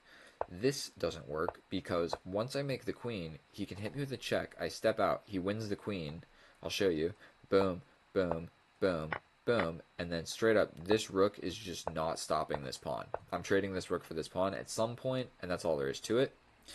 But this idea kind of makes sense. Hiding here so this check doesn't happen. I like the idea. You know, it's not the worst idea in the world. But here we give a check. He defends it with a pawn, but unfortunately that is being attacked by the 2 most powerful pieces on the board.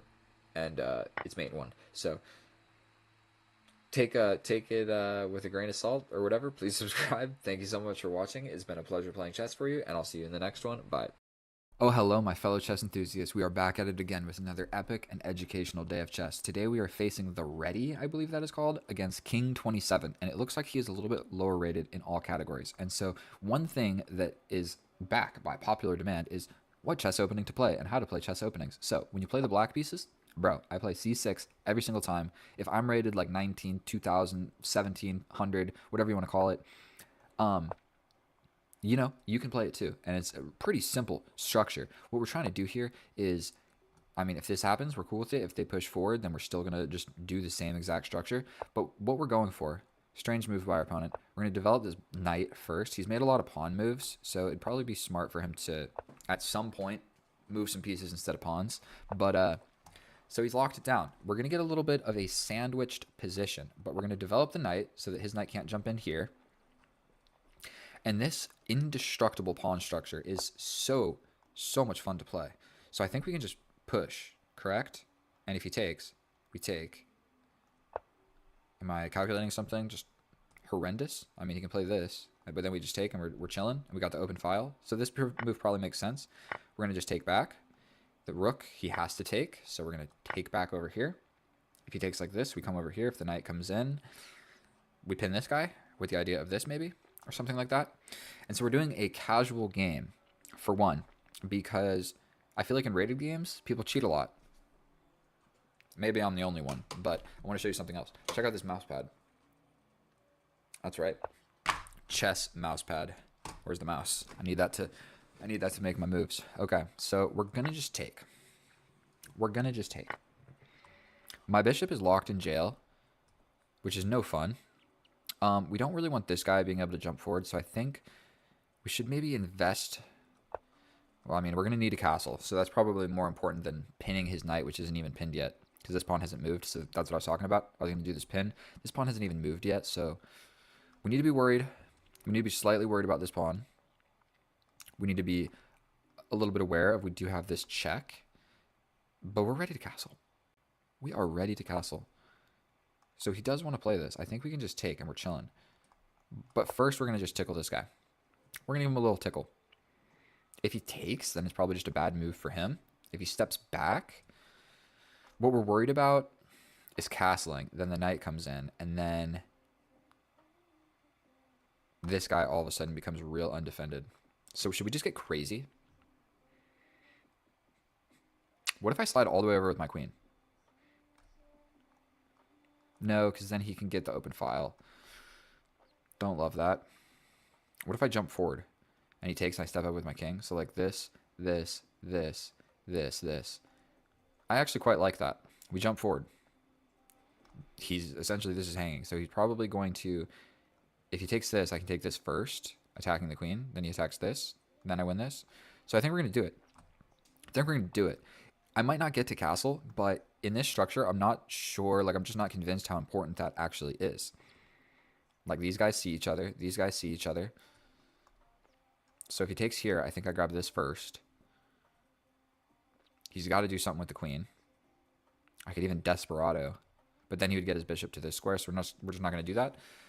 So if he takes, and we take, and he takes, I step forward, and we're chilling. So we're going to go like this. Now, this would be a very reasonable move. I also have this check. He could step forward with the queen. Then I just take. He'd probably step back like this. Let's not be fancy. We don't got to be fancy here.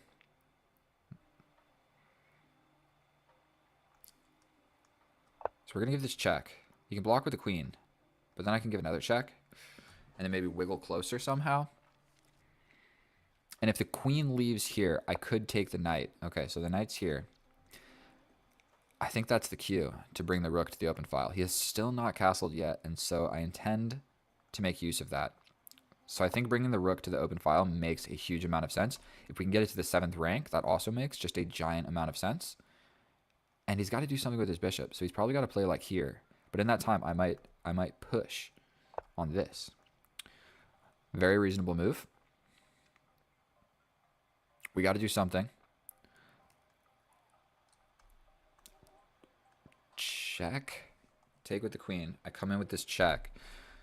He can step up, and then it just doesn't work. Noticing this is a little bit important. So I think we're just going to slide all the way back with the bishop. Was there a tactic there? And we kind of just want this guy to move, because this is just a super powerful move. So even playing my queen up to here, or like playing like this, like if I can just station my most powerful pieces along this rank, that would be awesome. Would love that. And breaking in the center probably doesn't make a whole lot of sense for our opponent. And unfortunately, our knight is like not even in the game. So we definitely need the knight to be doing something, instead of just hanging out with the king. Oh, and I hurt my back at the gym. I've been going to the gym literally every single day, because why not? And I did 315 on the squat. I really did, I promise. I took a video of me failing. I'll get a video of me doing it. But my back is sore, dude. Hear my elbow pop. I think he'd be okay with just develop castle. Would he? Develop, I think that I come in at that point. And if he castles, then this knight is just drastically weak. And if this knight decides to go anywhere, essentially, this becomes an idea. So he could jump here.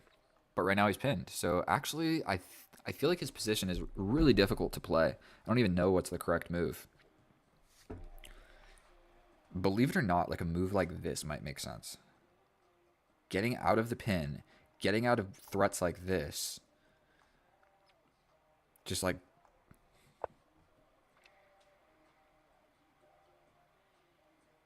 Well, we don't need to take. is the first thing. Like, take. I mean, I guess we can win a pawn doing that. We take, and if he takes back, I just take.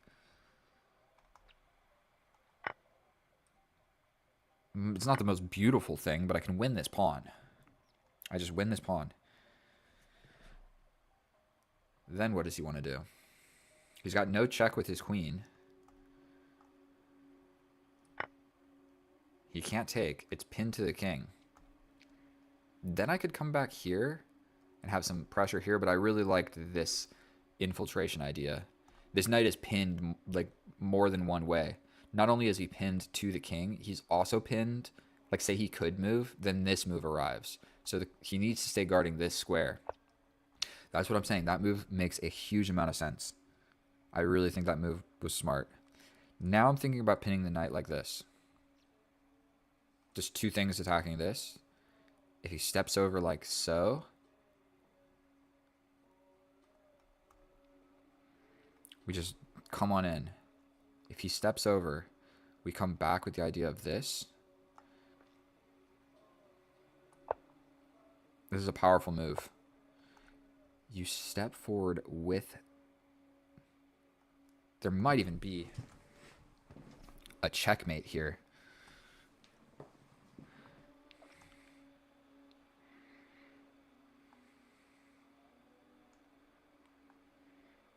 I can lock it down like this. What if I give this check? You take. I take attacking the queen. Boom, boom. Check. Does that make any sense? Here. You take. I hit you with a check with the knight. At the very least, I grab this. So that's a risky type move to play. But I might be able to grab this pawn in one of the lines. Check. Here. Take. Also threatening this. I really hope I'm not calculating something horrendous. I can also bring my knight. So when he takes this, I jump forward with the knight. Ah, no, I don't, because he defends this. So we have to play this first. We're attacking the queen, and we're attacking this. He still has no check on us, so I think we're chilling. And now we're just up a pawn, but we're really threatening this, is the separation tactic. The queen is doing a job of defending the king. And look at where the king is at. Look at the state of this king. He's in the middle of the board. And so you better believe, and this rook hasn't even got to participate. Ah, I almost feel bad for him. He just fell apart. I mean, I've still got to win, but I don't want him to... He could resign. Like, what is he supposed to do? Okay, that threatens this.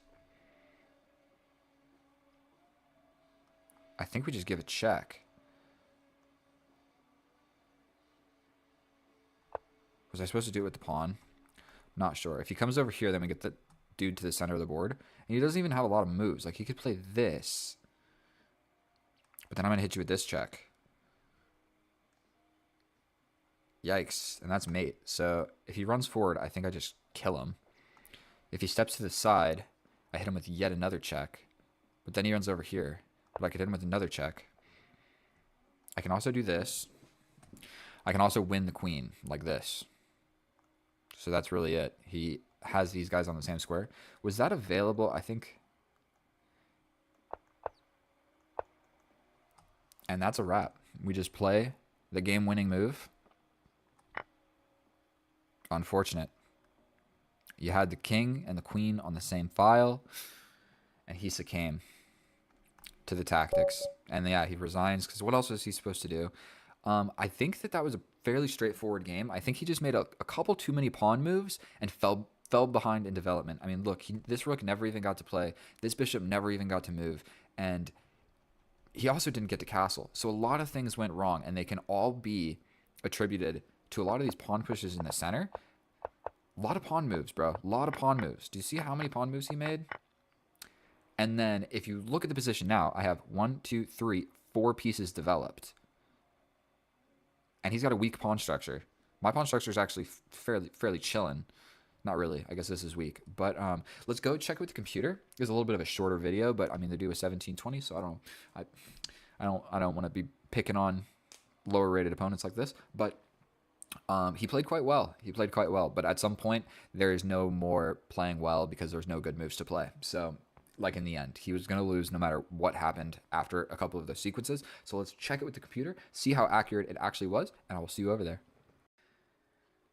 And here we are in the analysis, and I almost feel bad for our opponent because he was in a losing position where there were no good moves to play for like a long time, and those positions suck to play and they're no fun, and you're like trying to figure out what move to play, and no matter what you play, you're still losing, and those are the worst positions.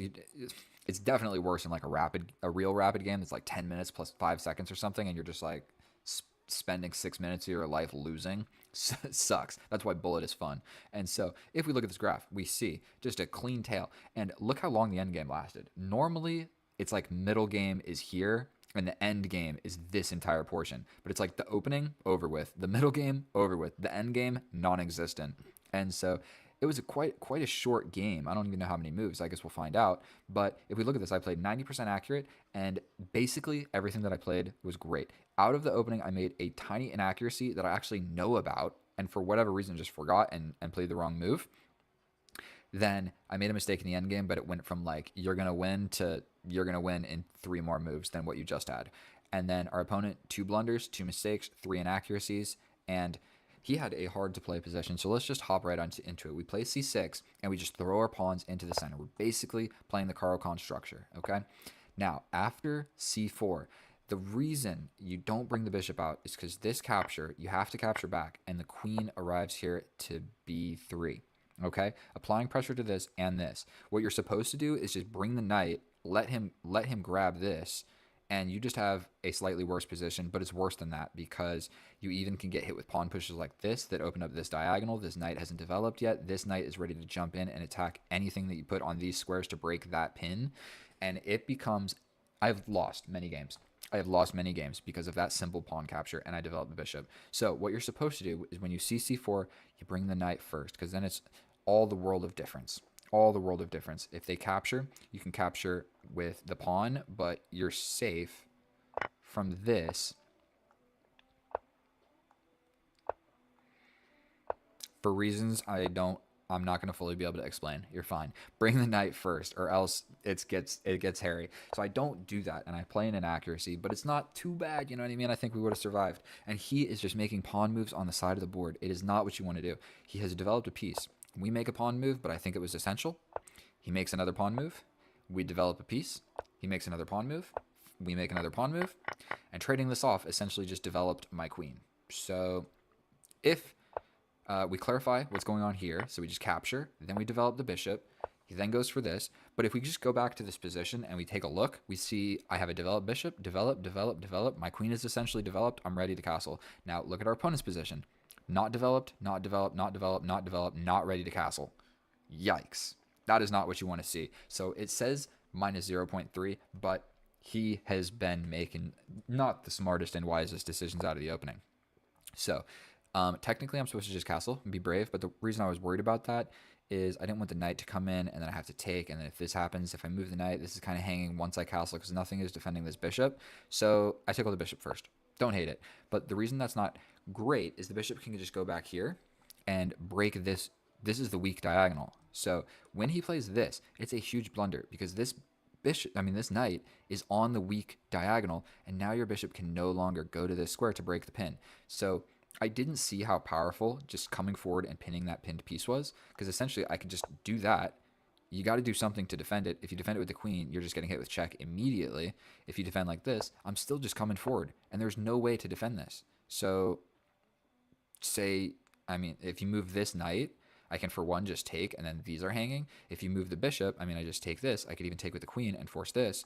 There was just no way to defend this knight. And so the reason that I missed that is because normally you're attacking pinned pieces with ferocity with the bishops. You're not doing it so much with the queens. Like, this idea is pretty easy to find with any piece, I guess, but normally you're doing it with a bishop, so I wasn't looking at like pin and attacking the pinned piece coming from a queen. Okay, I missed it. Don't hate it. We jump forward, and essentially what this is doing is trading off his developed pieces. Now I still have developed pieces. If you see, my queen's developed, and he's got one developed piece. So I'm still winning on development because we traded off 2 of my developed pieces for 2 of his developed pieces, but I still got more developed pieces, okay? Not to mention, that developed my rook as well. So like I didn't castle, but it did the same purpose. All that matters is the rook being able to get to this open file. So he goes ahead and pushes. I step forward with this check now. The reason it's not so great is he can kind of just like get in the way with his queen. And if I give this check, he can get in the way with the queen. And if I give this check, he can get in the way with the queen. And he can just like trade the queens at some point where I'm going to have to take, and he steps back, and then he's attacking my bishop, and I would have to step back. And it's actually more or less an equal-ish position, because if he's capable of trading off the queens, he's not going to get checkmated anymore. And so I know that blocking with the knight was the worst decision, because now my rook is coming. Then, for whatever reason, I assumed because this was being attacked that this move would not work. I guess it's a complicated move. You know, this is under threat. This is here. I mean, the knight is pinned, and then there's some things you need to calculate. Like, what if I play this and he just takes, and I take? I don't know. Whatever. I didn't see it. You know what? So I step back. But you know what? We still got the option there. We step back, and he tries to get rid of it, but it doesn't even make any sense because I can just take that pawn because the knight is still pinned.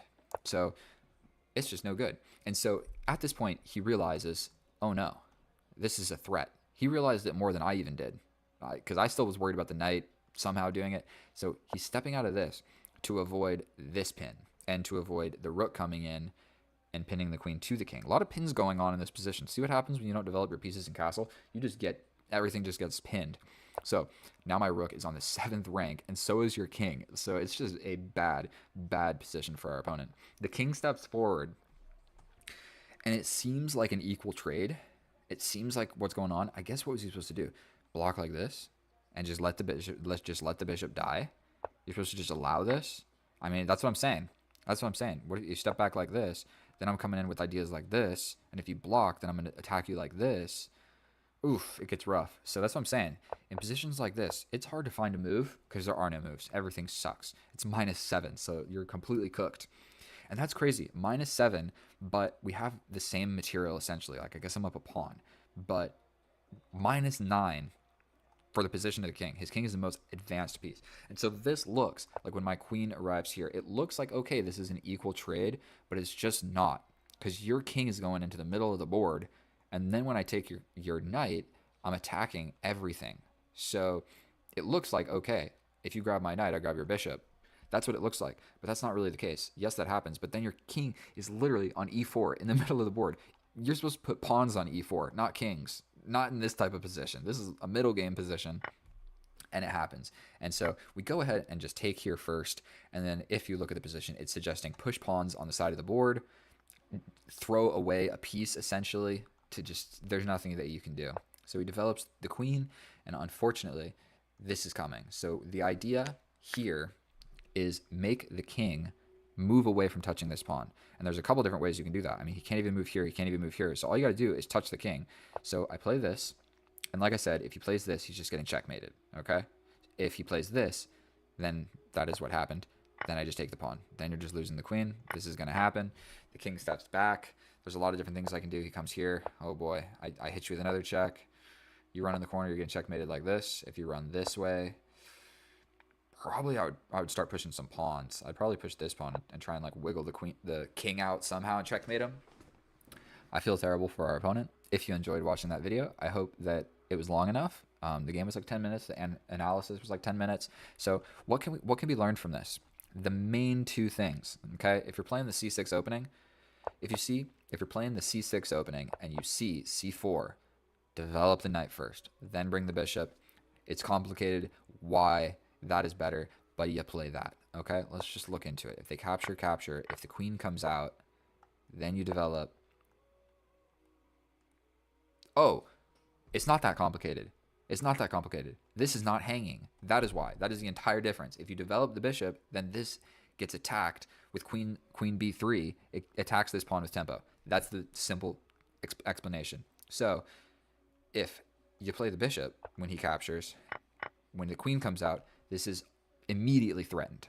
Immediately this is threatened. And if you come up, then you're just getting hit. And you come over here, then it's getting spicy. So that is why. That is why. You see c4, do this. Then in the beginning, Don't push a pawn on the side of the board. Develop a piece, okay? And then not only that, the pawns are what are like make the structure of the game. And so after he has pushed these pawns, this square and this square, these two squares became incredibly weak. And I mean, if we look forward, that was important. Those weak squares, because all those pawn pushes. Look at these squares. Look at these squares that got weak because of all of this. And so there we go. One other thing, tactics. Just play the most powerful forcing move first. Just because you attack my bishop doesn't mean I have to move it. I can attack your queen. And so it was complicated because it looks, there's the pin going on. I wasn't sure, you know what I mean? I had 4 minutes. I have no excuse why I missed that. So either way, if you learned anything or you simply enjoyed watching my chess videos, thank you for watching them. Please subscribe if you haven't, or don't. It's okay. Some people just watch and don't subscribe. But, leave a comment and let me know, or else I'll never know you were here. So thank you guys so much for watching. That was the best. I love you guys. I'll see you in the next one. Get out of here. Bye. Oh, hello, and welcome back. Thank you so much for clicking on my video. My fellow chess enthusiast, today we are facing a 1900 with a bunch of question marks. He's decent at blitz and bullet, not terrible. And so what I'm going to try and show you in this video is how to play some chill chess, okay? We're going to just avoid getting attacked, and we're going to win in the endgame. That is generally the plan. And when you're playing with the black pieces, if you play pretty much anything other than the Sicilian, you are in a more of a defensive position, okay? This pawn push generally makes sense. Maybe not right now. That pawn push doesn't make a lot of sense. And so we're going to develop our knight first. And so I'm a little bit hesitant about locking my light square bishop out of this pawn chain because he can quite quickly grab it. So I'm going to push this pawn so my bishop has a place to go.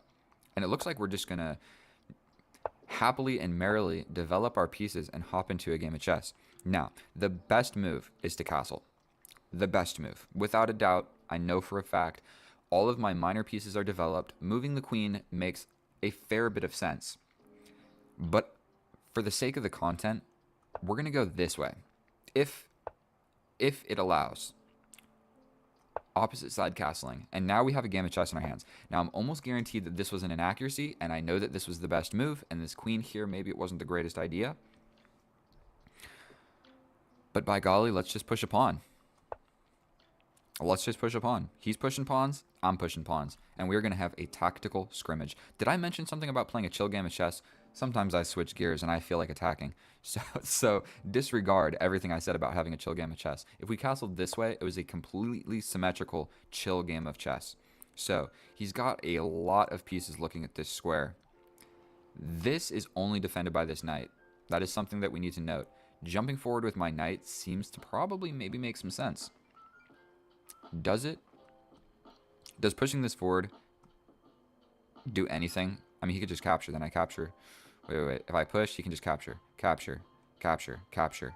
It's not good for me. What about jumping forward with my knight into the middle of the board? Promptly with the idea of my other knight coming behind it. Or casual little push forward. Then if take, take. Then if he takes, I take, he takes, I take. His queen comes out. Knight to the middle of the board. If you can put a knight in the middle of the board, it is 9 times out of 10 the correct move. This is only defended by this knight and the king, and I have a battery aiming directly at that. So if he tries to run away like this, if he tries to make a move like this, it is a blunder because he hangs this with check, then I take. Ooh, he wants to get fancy, does he? Looks like he's trying to be feisty. That removes one of the attackers of this pawn push. Unfortunately, I moved my other knight. And I think he's just trying to blow open the position. But I don't know if we care. Push, push. Capture, capture. Capture. We bring the rook without any calculation, without thinking at all. This is what I want, okay? Straight up. This pawn push is very, very reasonable. But you know what, bro? I think that I can step over with my king. Like, if something scary does happen over here, I think I'm just 2 moves away from being all right. And now, this is where the real chess is played. We also do have this sacrifice, where if he takes, we hit him with this check. No, this knight is there. I think what we really want is to just open the position. So again, we're not even really going to think about it.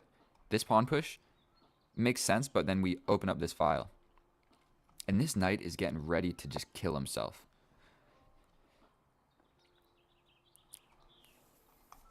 For one, I can jump in and force this knight so I get this check. But the whole purpose of my last few moves have been to aid in this pawn break. I guess we need to be a little bit worried about this, but he's got the pawns in the way. So I'm not actually super worried about it. Okay, here.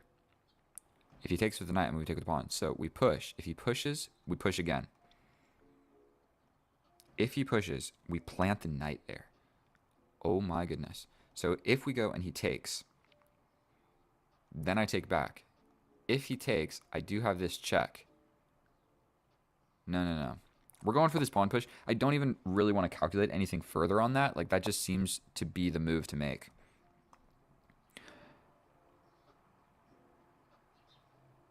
I mean, does this... We go in. If he captures, we're good to go. We push the pawn. We push the pawn. We're attacking the knight with check. He can't really do this idea. And it looks like one of the major components of chess. Ooh, that's a fancy move. That's a fork of these two pieces. So my attack is just arriving first. If you look, I have a pawn literally in his position. His pawns are yet to be in my position. A few more moves and they're in my position. But right now, I am really in your position. So, is there anything better than this fork? I mean, I give this check. And that reopens this. And I think we're just going to be able to smash him. He wanted a take back. Never mind, he canceled it. I think we're just going to go for this. I mean, the whole purpose was to open up this file. Now, I don't know if I have sufficient attacking material. Like, if I sacrifice this rook, that is what I'm talking about here. He steps over, I step in. If you block here, I take. Can I sacrifice this rook? I should probably grab this first, no? This, he pretty much has to play this, and then I can hit him with another check. All right, we make a queen. Obviously, this is a move that needs to be played. Now we need to get rid of this pawn, and checkmating is all of a sudden a real threat. He steps back. Well, this check, he steps over. We hit him with this check. He steps back over. We repeat the position for no apparent reason. Sacrificing the rook, the knight just comes.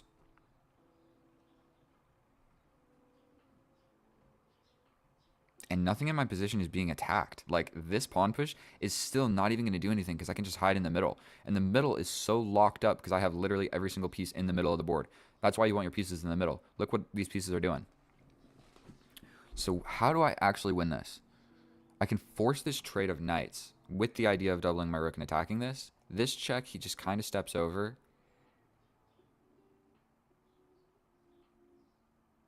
Then I play this.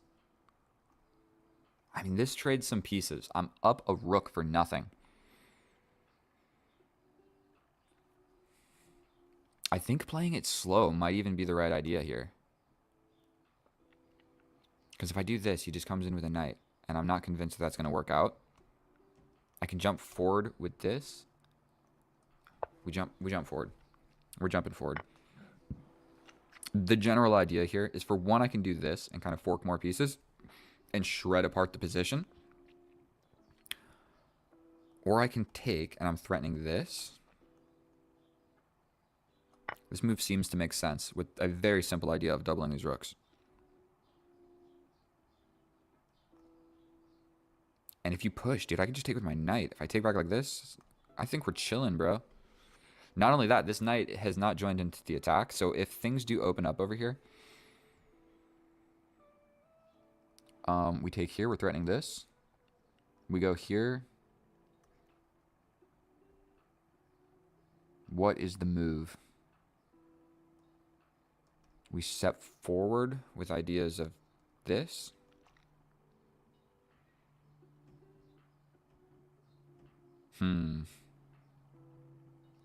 I feel like bringing the knight. He takes. I take. Do I have sufficient? Like, he takes. Boom, boom. He's got this check. But I just step over. And what are you doing? So I think I maybe want to bring this. We're playing this.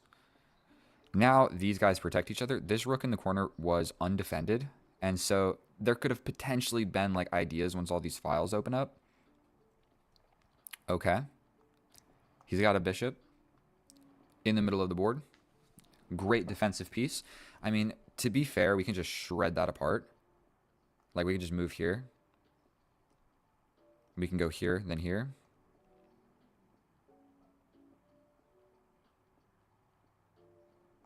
I think we just bring the knight. 2 minutes? Oh boy. Have I been spending too long yapping about nothing? I'm going to show you guys how to actually win a game of chess. He takes. I take. My king is going up. If like nonsense happens. Okay, so he's attacking this.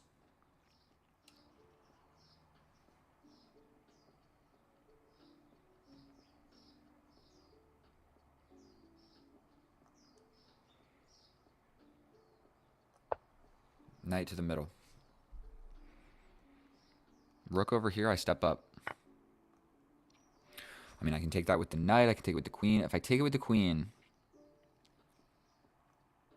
we're going to just do it.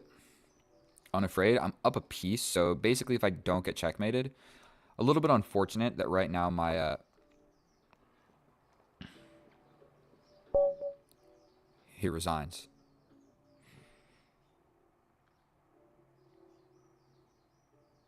I mean, he is lost, but I mean, okay. Okay. That was fun. Thanks for the game of chess. I really wish he would have finished it. I don't understand what was the reasoning of resigning here opposed to resigning here. Like after this, bro. You still have the same terrible position. It didn't get any better. It didn't really get any much worse either. All we did was equally trade, which favors me, but he didn't need to play like that. So hopefully that was educational enough. And so let's go check this with the computer and just see how accurate everything was. And I'll see you over there. And here we are in the analysis. And oh boy, I just played a perfect game of chess. I did nothing wrong. And maybe I'm speaking too highly of myself, but look at this gosh darn graph. That is telling the tale of a person that knows what they're doing playing chess, okay? A person that knows what they're doing playing chess against somebody that kind of knows what they're doing playing chess. And so our opponent, 4 inaccuracies, 3 mistakes, 83% accurate, and then myself, 2 inaccuracies, 93%, no mistakes, no blunders, and my inaccuracies, I called them, okay? I said, this is probably a mistake or an inaccuracy, but we're going to castle opposite and see what happens, okay? So sometimes you do that, you know, at the cost of a fraction of a pawn, and you get opposite side castling. So in this position right now, we develop a piece actively. What he is worried about by pushing this pawn is, let's explain this.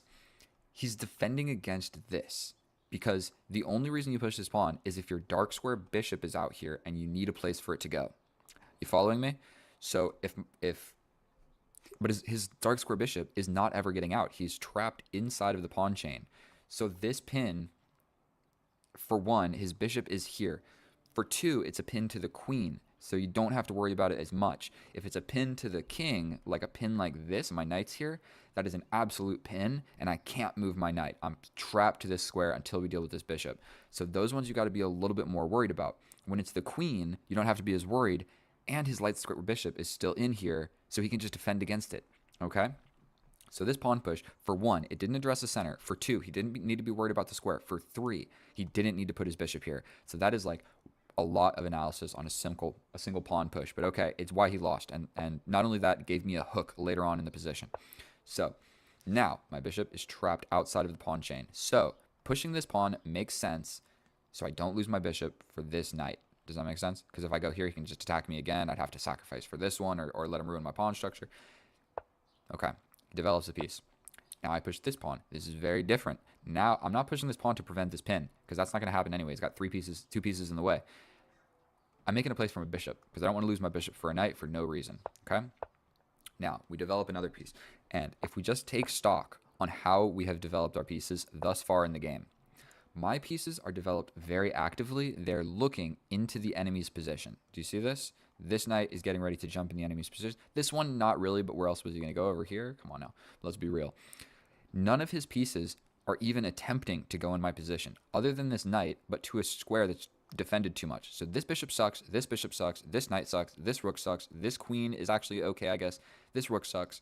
This is the only piece that's potentially thinking about doing anything, and he's not thinking about doing much, okay?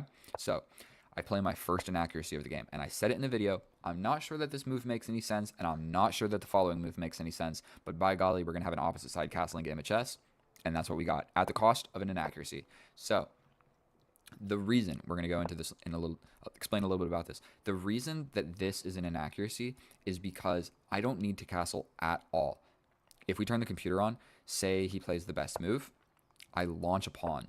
Say some more stuff goes on, I put the pawn, let's say we scoot back. He plays a move. I put my rook here. I don't even care about castling yet. I initiate my attack first, and then if I need to, I castle, and if I don't need to, my king is perfectly safe in the middle of the board. So I needed to realize that.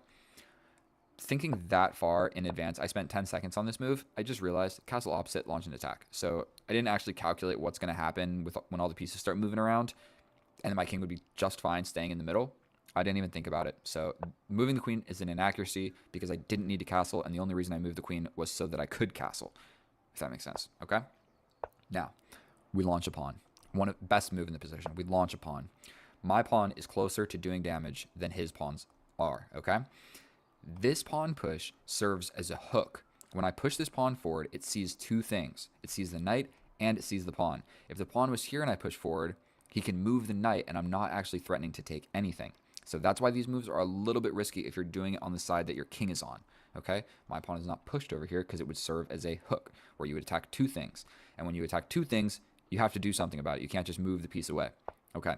We jump the knight to the middle of the board. It's not the best move, but it's one of the best moves. This queen move. I think he's gearing up on an attack. And so what he needed to realize here is my attack is simply going to arrive first. And so this is one of the best moves. It's not the best move. The reason for that is he can put the bishop in front of my pawn advancement, okay? So he has the opportunity to play this, and I can't push the pawn forward. And he's attacking this. So I'd probably have to play something like this, and if he takes, then I got a bunch of pawns in the way. Whatever. He doesn't see it, and we get to push this pawn. Actually, for our opponent, this makes the most sense. Out of all of the moves in the position, that makes the most sense to me. Like, you're getting attacked, so either break in the middle or launch your own attack. Those are the options. And so look at how passive his pieces are. He's playing defense right now. And these pieces are his attacking pieces, and they're not even really attacking. And so we push the pawn. We push the pawn. And then right here, what I needed to realize was giving up this bishop for the knight is good because it opens the way for my queen. So I didn't want to lose my attacking bishop for the defending knight for the simple reason of that. But what I needed to realize was take. I still have this pawn push. Say he does whatever about it. If he moves the rook, I take this with check. And not only that, it's defended, so you can't even take it back. If you push this pawn, then I just take this with check. So if you move the rook, I get this. And if you move the knight, then I still take this with check. So there's nothing he could do. So what I needed to realize, and at the end of some of these lines, so say like he plays something, my queen is the one that is recapturing, getting into the position, and then I'm getting my queen closer to the king. So didn't see that, didn't give up my bishop, don't hate it, and I push this pawn instead. Still a perfectly reasonable move where he is faced with a dilemma. Yet again, I'm looking at 2 pieces. So if he doesn't take me, I take him. And if he moves the knight, okay, so what I say he moves the knight, then I'm taking you. And now it's defended with a check and a fork on the rook. So my attack simply arrived. And even in this position, I spent a little bit of time thinking, is there anything better? And there is. There's this bishop sacrifice, and the idea is if he jumps in, we still have this. He steps over. We sacrifice again when he steps over. We sacrifice again when he captures. We come. Okay, we do this. And I'm just winning, okay? There's no checkmate yet. In 10 moves there will be, but I'm not going to see that. So I needed to sacrifice the bishop. You don't always need to sacrifice stuff. Like, I mean, like, really, am I ever going to play this for an idea of mate at 10 rather than just like forking and getting the rook for a pawn? No, get the rook for the pawn, bro. You don't got to calculate checkmate in 10 unless it's easy to calculate. So we hop in. Now, I jump in. This is my inaccuracy of the game. The reason, it's hard to even see if you're looking at the board, this is the best move. That is the idea. This pawn is saving the king from dying. Basically, I can push this pawn once that's gone, and I'll have 2 open files, and you are getting checkmated, guaranteed 100% every single time. Even sacrificing the bishop for not really the most clear reason is a good idea. But stepping back with the queen and simply eyeing this pawn. You can't push forward and defend it. You can't really jump forward and defend it. I'm just going to come in.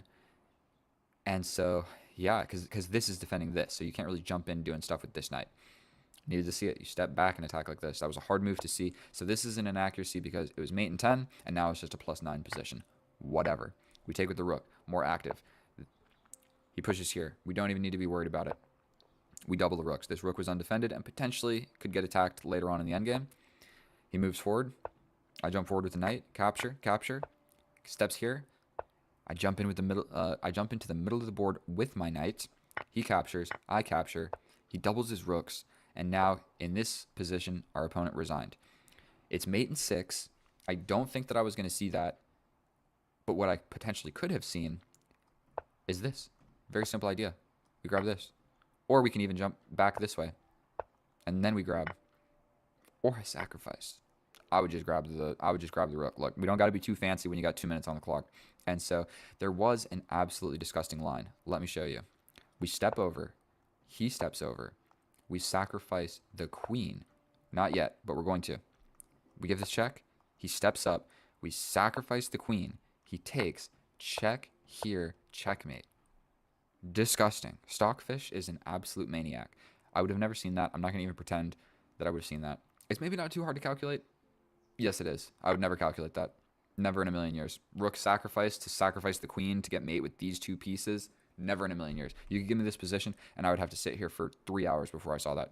So, and you'd have to tell me, hey, there's a queen sacrifice for a mate.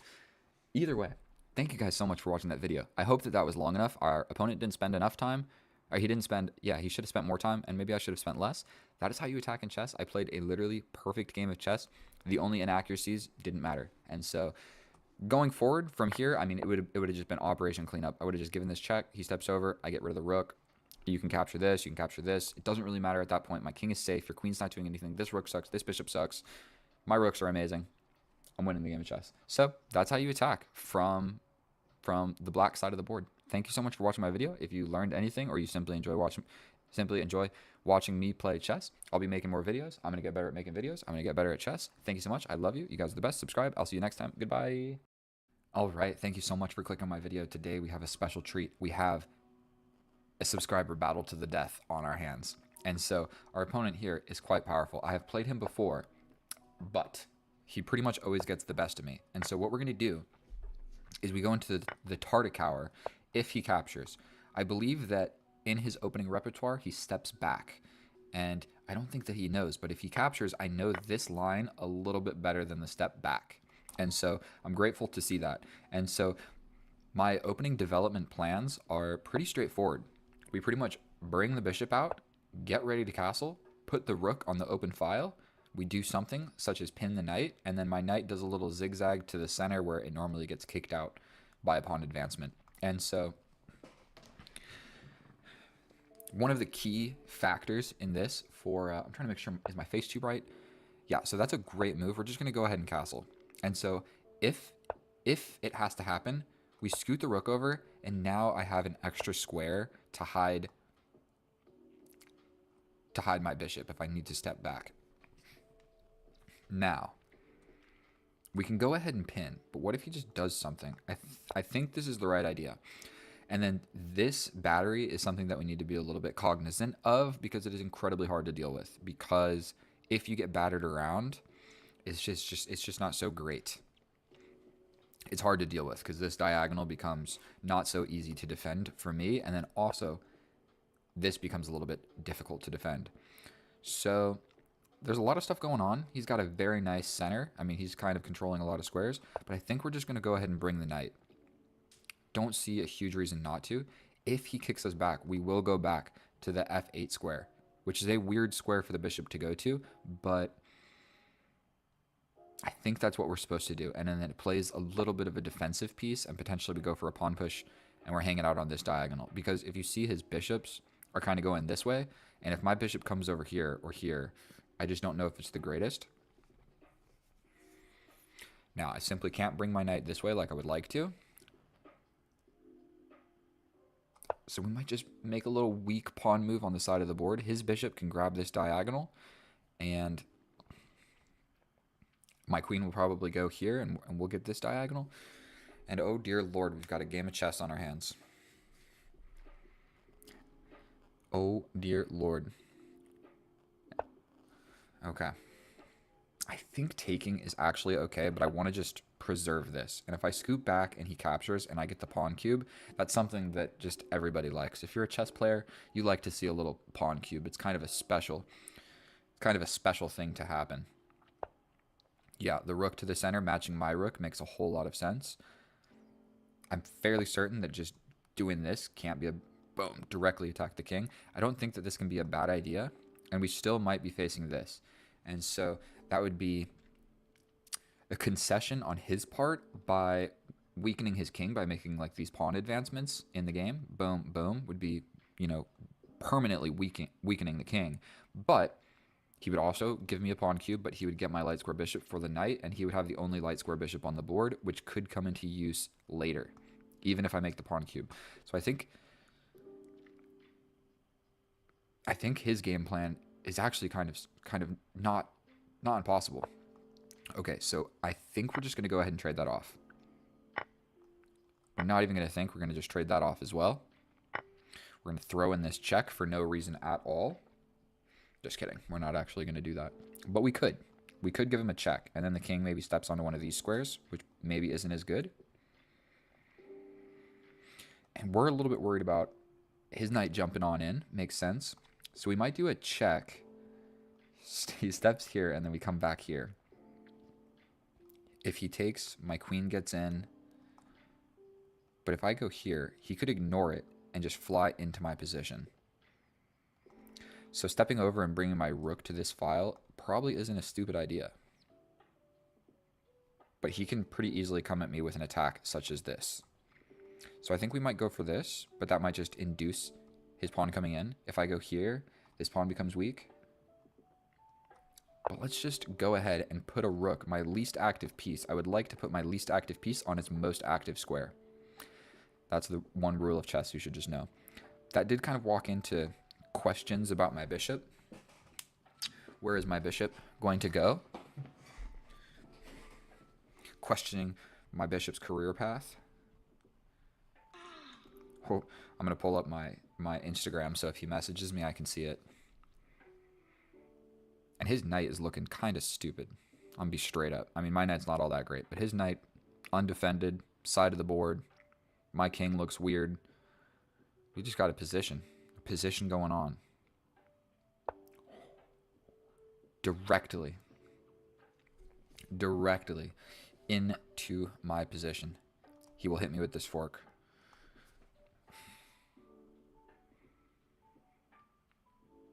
This king move was stupid. That was a stupid king move.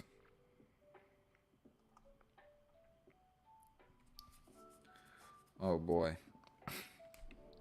If I step forward, then I can get hit with check.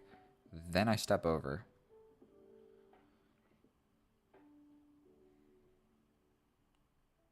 Actually, I don't hate it. What if I just jump in?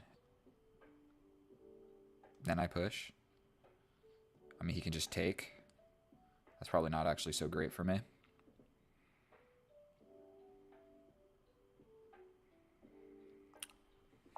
We're just doing it. We're just doing it. We're going to step over here. This bishop is going to come back. That my little king stepping around didn't make any sense at all, period.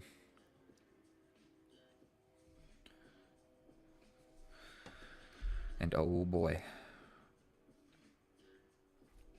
But something that I kind of like. Is pushing this forward with tempo on the queen. Then I come back. No, I can't push this forward. This pawn is pinned. So he could just take it. So that's never going to work. Never, ever. He could just play it slow and bring a rook to the open file. Then I slide back. He takes, yeah, rook to the open file. Makes a whole heckin' lot of sense to me.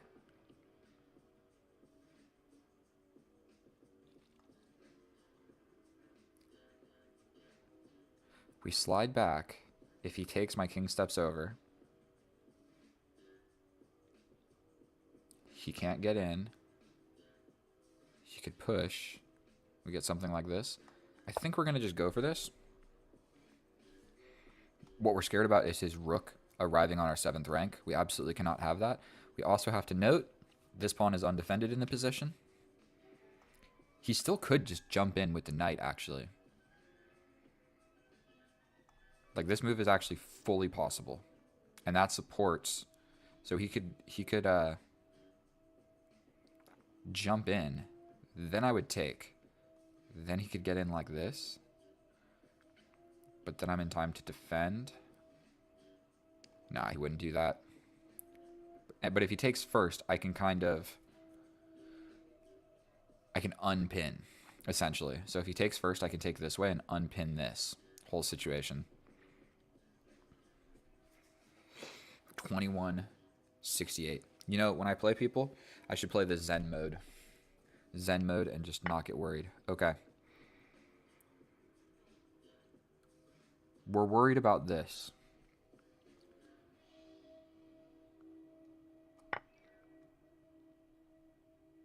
That covers. Feebly it covers. Now I can actually push forward. And then if he scoots like this, I can get in. No, then he would take. Oh boy, I'm getting pressurized. Let's get into an endgame, bro. I'm scared. This pawn is undefended. This pawn is undefended. I can't really push all that well because all these tactics over here. I can't put my knight to the center. Maybe a pawn sacrifice would actually make sense. So we get a take, and then maybe he pushes and gets a pass pawn, but I jump in and attack the queen and have activity. And still, I have not activated my least active piece. He has activated all of his pieces. His knight is scaring my king. His queen is scaring a little bit of everybody. And I'm just hanging on for dear life. Just hanging on to my stuff. What is my queen doing? He wants a queen trade.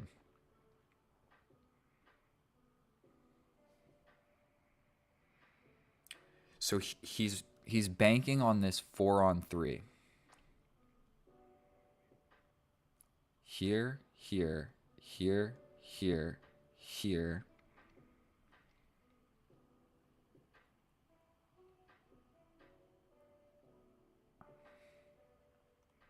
I mean, let's just go into an endgame. Let's do it. Let's do it. I mean, he could step somewhere. If he doesn't, I jump forward. So we're going to go ahead and take this. My knight has no forward momentum. I will step forward with my king. And we have a completely even position here. Make no mistake about it. I think I will step forward one more square. Temporarily, his knight is actually hanging. So maybe he could blunder over here and get his knight trapped. Because that king took away the retreating square for the knight. Now this is attacked by my king. Obviously, this is attacked by some pawns. Coming forward, walks into a fork. Stepping here, walks into this. Now his knight can get out. Very, very reasonable, my friend. So if he doesn't move one of these pawns, I have no forward momentum. So playing this greatly weakens my squares. So if I play here and he steps back, my knight goes here. His knight could go here and attack this. That's no fun.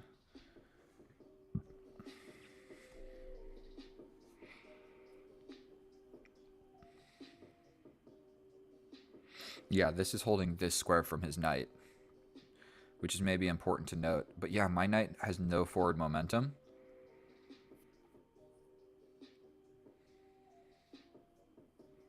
But we are in an endgame. And the way that one of us is going to lose this endgame is a passed pawn. And I'm creating a passed pawn over here, and he's creating a passed pawn over here. And I think his prospects are actually a little bit easier than mine. But because his knight is so far away and my king is already here, it might actually make sense to just launch a pawn. If he takes, I take. Sorry, I feel like I'm going to sneeze.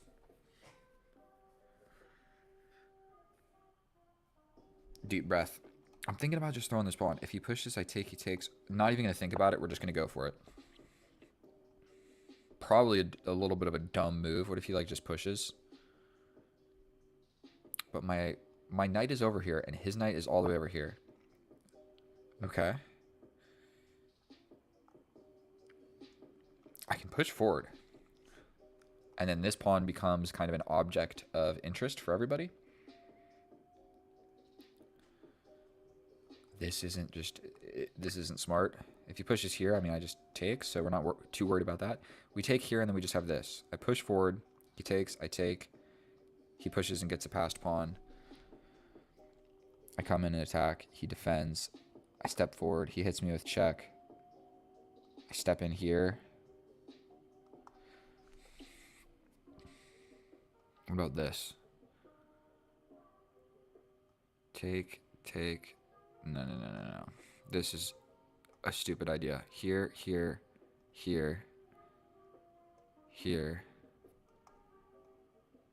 No, he could just push here.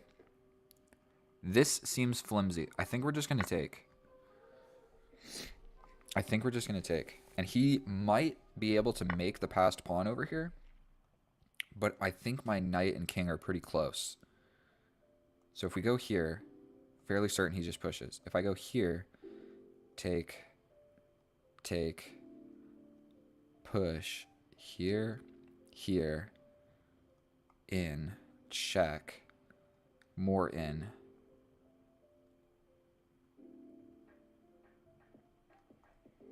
I think this might be the way forward. We push. No, he can hit me with this. Ugh. Here. I don't want to weaken my pawn structure like that.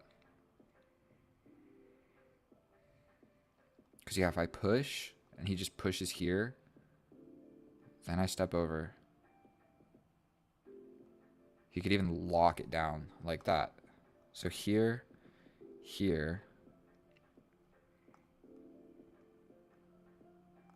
I think we maybe go for this, step up.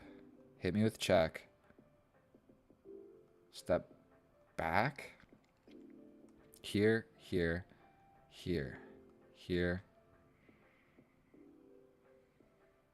And my knight is just barred out of the game forever. What if I kick the knight and the knight jumps and then I push? So maybe like this. Here.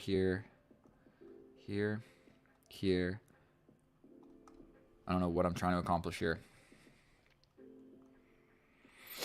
King and pawn endgames are so difficult, and we add in the knight, and that just adds an extra layer of difficulty. I think I'm going to just push this pawn. I've thought about it long enough. I don't know what to do.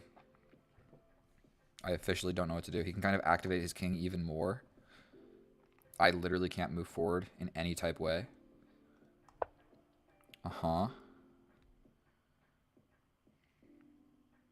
We attack the knight. The knight comes here. We can't allow that.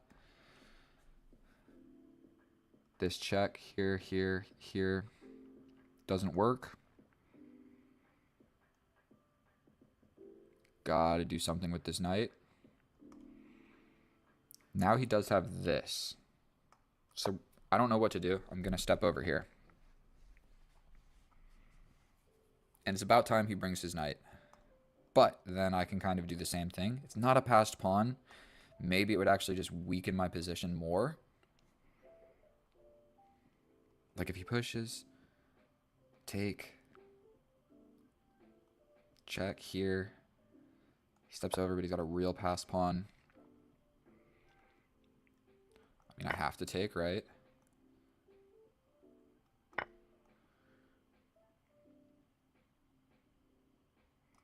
We're going to step over here. He's probably going to push. I can jump in and attack it and then jump in with check. if he doesn't push, probably it's about time for him to bring his knight. Because now this is a passed pawn, but it's not so sure if it's like a good thing or a bad thing. So we're going to jump in here. If he pushes, I jump in here. Here. I just feel like this has to be the right move. We got plus 3 second increment. He can even step over. But then I jump back and then I'm really attacking this pawn. So he does have to push, I believe. But then I jump in and I'm really attacking the pawn again.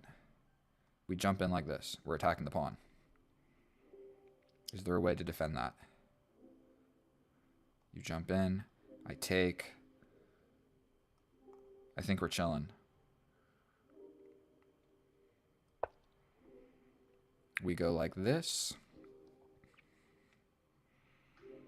We want this pawn, buddy. And then if his king goes anywhere... So that's what I was saying. Like, he's going to get a passed pawn, but it wasn't so sure with his knight so far away and my king and my knight over here. It wasn't so sure if that passed pawn was going to be an asset or a liability. And so I believe we have to... We're just going to take this pawn, right? Yes. Now what does he want? We can also fork here. We fork and win this pawn. Is that the pawn that needs to be won in this position? He's definitely coming forward. I think we just go for this. Check.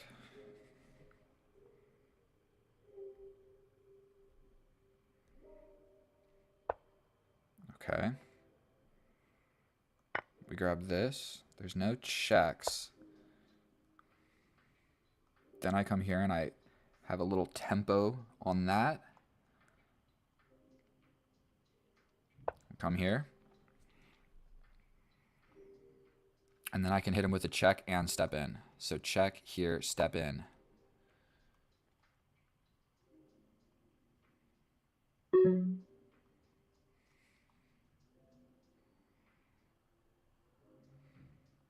Here. I actually like this check because if he steps here, then I have this fork. We hit him with this fork. We grab this pawn. Yes. We step back. We're threatening that knight, essentially. And we're holding this. So we push. This is held by the knight. I think it doesn't really matter which one we take, but he can't come into the position this way. He can't come into the position this way. He can hit me with a check. But I step back. And then his knight is just cooked, actually. That's a wrap. That's a wrap. 3 passed pawns and the knight is gone. It's a wrap. I'm not sure what to think about that game. That was a good game. And we definitely got some instructive. You know what it was? It was going into the main line. If he would have stepped back, nobody tell him this, but if he would have stepped back, next time we play, step back. Because the amount of studying I have done in this position is like 0. And the amount of games and studying I've done in this position is like 7. And so let's check it with the computer. I'm not sure how accurate it was. So let's check it with the computer and I will see you over there. And all right, here we are in the analysis. And that was a pretty good game where the pressure was being applied to me. There was some crazy tactics that he just did not find. And then in the end game, a couple blunders were made. I was able to grab some pawns and then that was a wrap. And so if we take a look, a little gander at this graph, we see that white was doing quite well out of the opening in the middle game. Then in the end, even in the end game, it was still equal. Even if he was going to lose that pawn, it was still equal because I had a weird pawn structure. So it was going to be hard to actually capitalize on the 4-on-3. And then if we check it out, 6 inaccuracies by our opponent, 1 mistake, 3 blunders, 84% accurate, and then I had 2 mistakes, 2 blunders, 90% accurate. And so if we hop into the opening, we have the Caro-Kann, the main line. He captures, I capture back, and then my game plan is pretty simple. We bring the bishop, we castle, we put the rook on the open file. If you see, these are pretty much all the top moves. Then these two, I have looked at the computer, they are pretty interchangeable. You can go ahead and play either, and it's going to have the same position. This hangs a pawn, but one of my weaknesses is just not seeing stuff like that because I expect the opponent is not going to hang pawns just in one move. So I don't even look for stuff like that. When he pushes the pawn, I just assume it's defended, and I don't even go for it. So I bring the knight. He could then cramp my position quite ferociously. This move would actually be pretty good, and then I'm kind of stuck with a choice of what to do with the bishop. The bishop's going to move. Then I'm supposed to support like this, which is a weird move. I don't know what you're supposed to do, but I'm supposed to support here, making room for my knight to be able to come this way. And so we step back. Okay, we bring the queen up. I still like it, but white has a +1 advantage, but he doesn't actually have the pawn, and so it more or less means nothing. It just means that he's got a nice position. It doesn't mean he's won anything yet. So we immediately trade this off. Then we trade this off. Then I step over with my king, which is a complete blunder because it invites this idea, which is not fun. And so seeing that come, I step forward. He comes in with the bishop. I step over, and then he was supposed to just bring another piece to the party. That would be attacking this, or he can bring the rook, then play something like this, and then if you can get your pieces one step closer to your opponent, do it. And this would have been a way to get this knight on a bad square, on a sketchy square, but not immediately. I can't take it immediately. It's a sketchy square. Bringing the rook is the better play. Then this bishop is attacking and my bishop is defending. So when he trades them off, it more or less just completely equalizes the position. If he would have stepped back and attacked my queen, then I essentially have to step back with my queen or defend, or what the heck is this? I just ran some like C++ on this. And so we take, and now the file is defended for my rook. This structure is actually quite sound. This knight is not scaring anybody if we trade the queens. We trade the queens, it ruins his pawn structure, and we're just rushing it into an endgame. So we go for this, we trade. We bring the kings, get the kings to the center of the board, and then I make a mistake, but it's still pretty much equal no matter what. So we take. I push this pawn because I literally didn't know what else to do. It's one of the best moves. And so he needed to realize bringing the knight is what he needs to do. This knight is not doing anything over here. He needs to bring the knight and assist in his 3-on-2, because right now he's got a 3-on-2, but I have a king and a knight. He essentially just has a king, so he needed to bring the knight to maintain equality. So some moves are made. This is a bad square for my knight, but I've got a quick idea of getting back into the action, so I'm stepping away from the action to come right back at it. And so we take, and now he has a passed pawn, but it's kind of a liability. He now has split pawns, and so I've just got my solo dolo pawn over here, and so this was the move to keep it equal. It prevents my knight from jumping in, and if my knight gets here, oh boy, my knight can go here and attack here, or it can go up here and also attack here, and this is your absolute weakness in the position. He didn't push it forward, so I have the opportunity of jumping in and immediately attacking this. Then I'm actually supposed to step back and attack these guys. I'm still going to be able to win it, but it doesn't matter. This was his last opportunity, which is really difficult to calculate this. He could jump in. If I take, he steps back. If I step here, he jumps in with check, and I can't scoot over to defend this pawn. So if I stepped back this way, he still does this, but then he renders my king kind of operation defend this pawn, and defending this pawn is very important because this pawn is very close to promoting. Then he can kind of bring his king and deal with this over here, and more or less he can maintain a draw even though I'm up a pawn. But this is my extra pawn, and it's not that special because if it was here, it would be very different. But it's over here, so it's actually kind of difficult for me to make a pass pawn, and the king can handle that just fine. He didn't see it, and he walks into another fork. Where are we at? I take, then we hit him with the fork. We take the pawn. Then we're coming back with the immediate idea of giving more checks. He pushes the pawn, obviously makes sense not to lose it. I step in with this fork. Man, my knight is just the jumping around forking god. And so we grab another pawn. Now we officially have a 4-on-1, and these guys cancel out. And not only that, I still have my king very close. If this pawn ever does fall, it's still going to be difficult to promote this. And so at this point, he steps back. This is defended, so that's not really an escaping square. This isn't really an escaping square because I'm going to take, and then not only that, I have another passed pawn. But he steps, where are we at? He steps over because he did not want to trade. But now, these are the retreating squares. He's got no more retreating squares. You got to be very careful when you put your knight specifically in any of these squares, okay? Like any of the corner squares, because he does not, like if the knight is here, he only has 2 moves, okay? And so here, he's only got 4 moves, if that makes sense. So you don't want your knight in the corner or close to the corner or on the wall or anything like that. And so that's a wrap. That was our battle for the day. So thank you so much. If you made it this far, I hope you learned something. I think the most instructive moment in this game is if you're playing Kip 314 chess, bring the knight back. Don't bring the knight forward in the Tartakower. I understand that. And then here's another one. Don't trade off your attacking bishop for my defending bishop. Then also, if you can bring another piece, like attacking squares incredibly close to the enemy king, do it even if it looks scary. Or attack the queen and force me to step back. That was it. If he would have made some of these moves, it would have been a different game.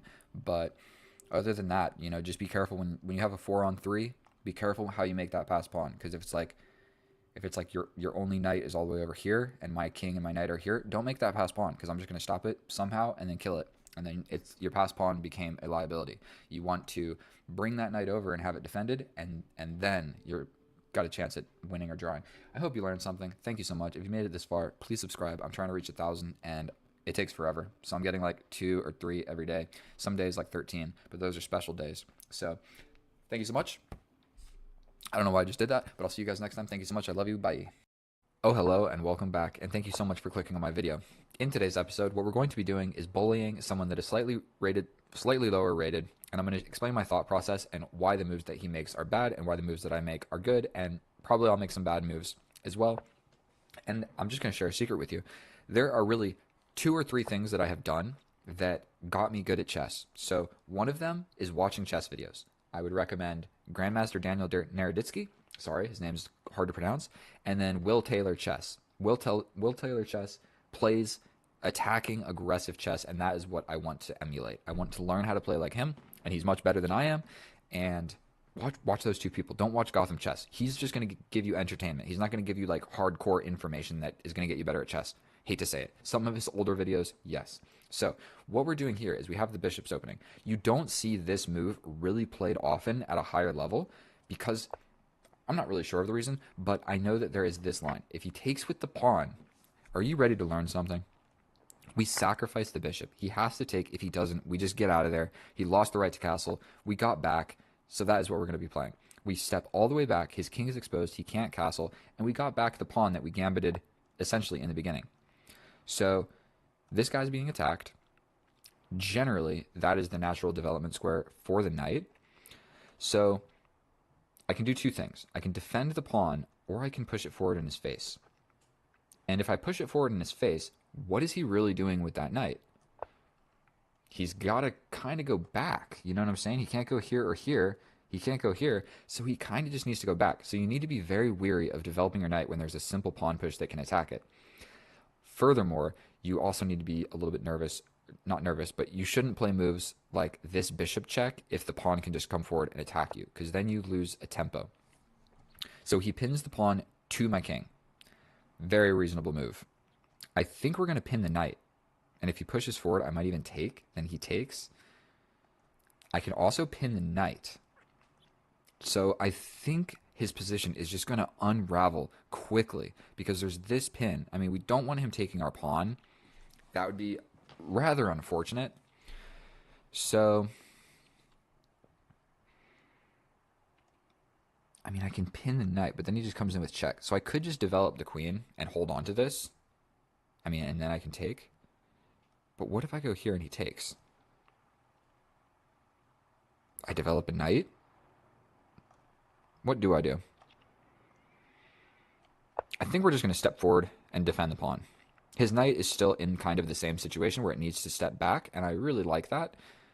We just don't want to lose our pawn with check, with the prospects of like trading off the queens. So yes, he steps back. And kind of just like that, he took away an escaping square for the king. That was a crucial square that the king could have gone to. This diagonal is pretty much mine. So if I give this check, you always want to look for checks. And so I'm looking at this check. Yes, we hang the pawn, but how do you block that? Well, you can't block it on this square with the queen because my bishop. You can't run to the side, and if your knight comes back, Then I really want a way to defend this pawn. So I think we're going to go here. The knight comes back. We can't really take, but then we develop here. Does that make sense? Does that make sense? Here, here, develop over here.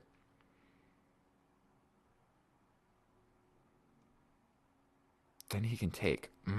I don't want that to happen. And doing this stops all my fun ideas. So,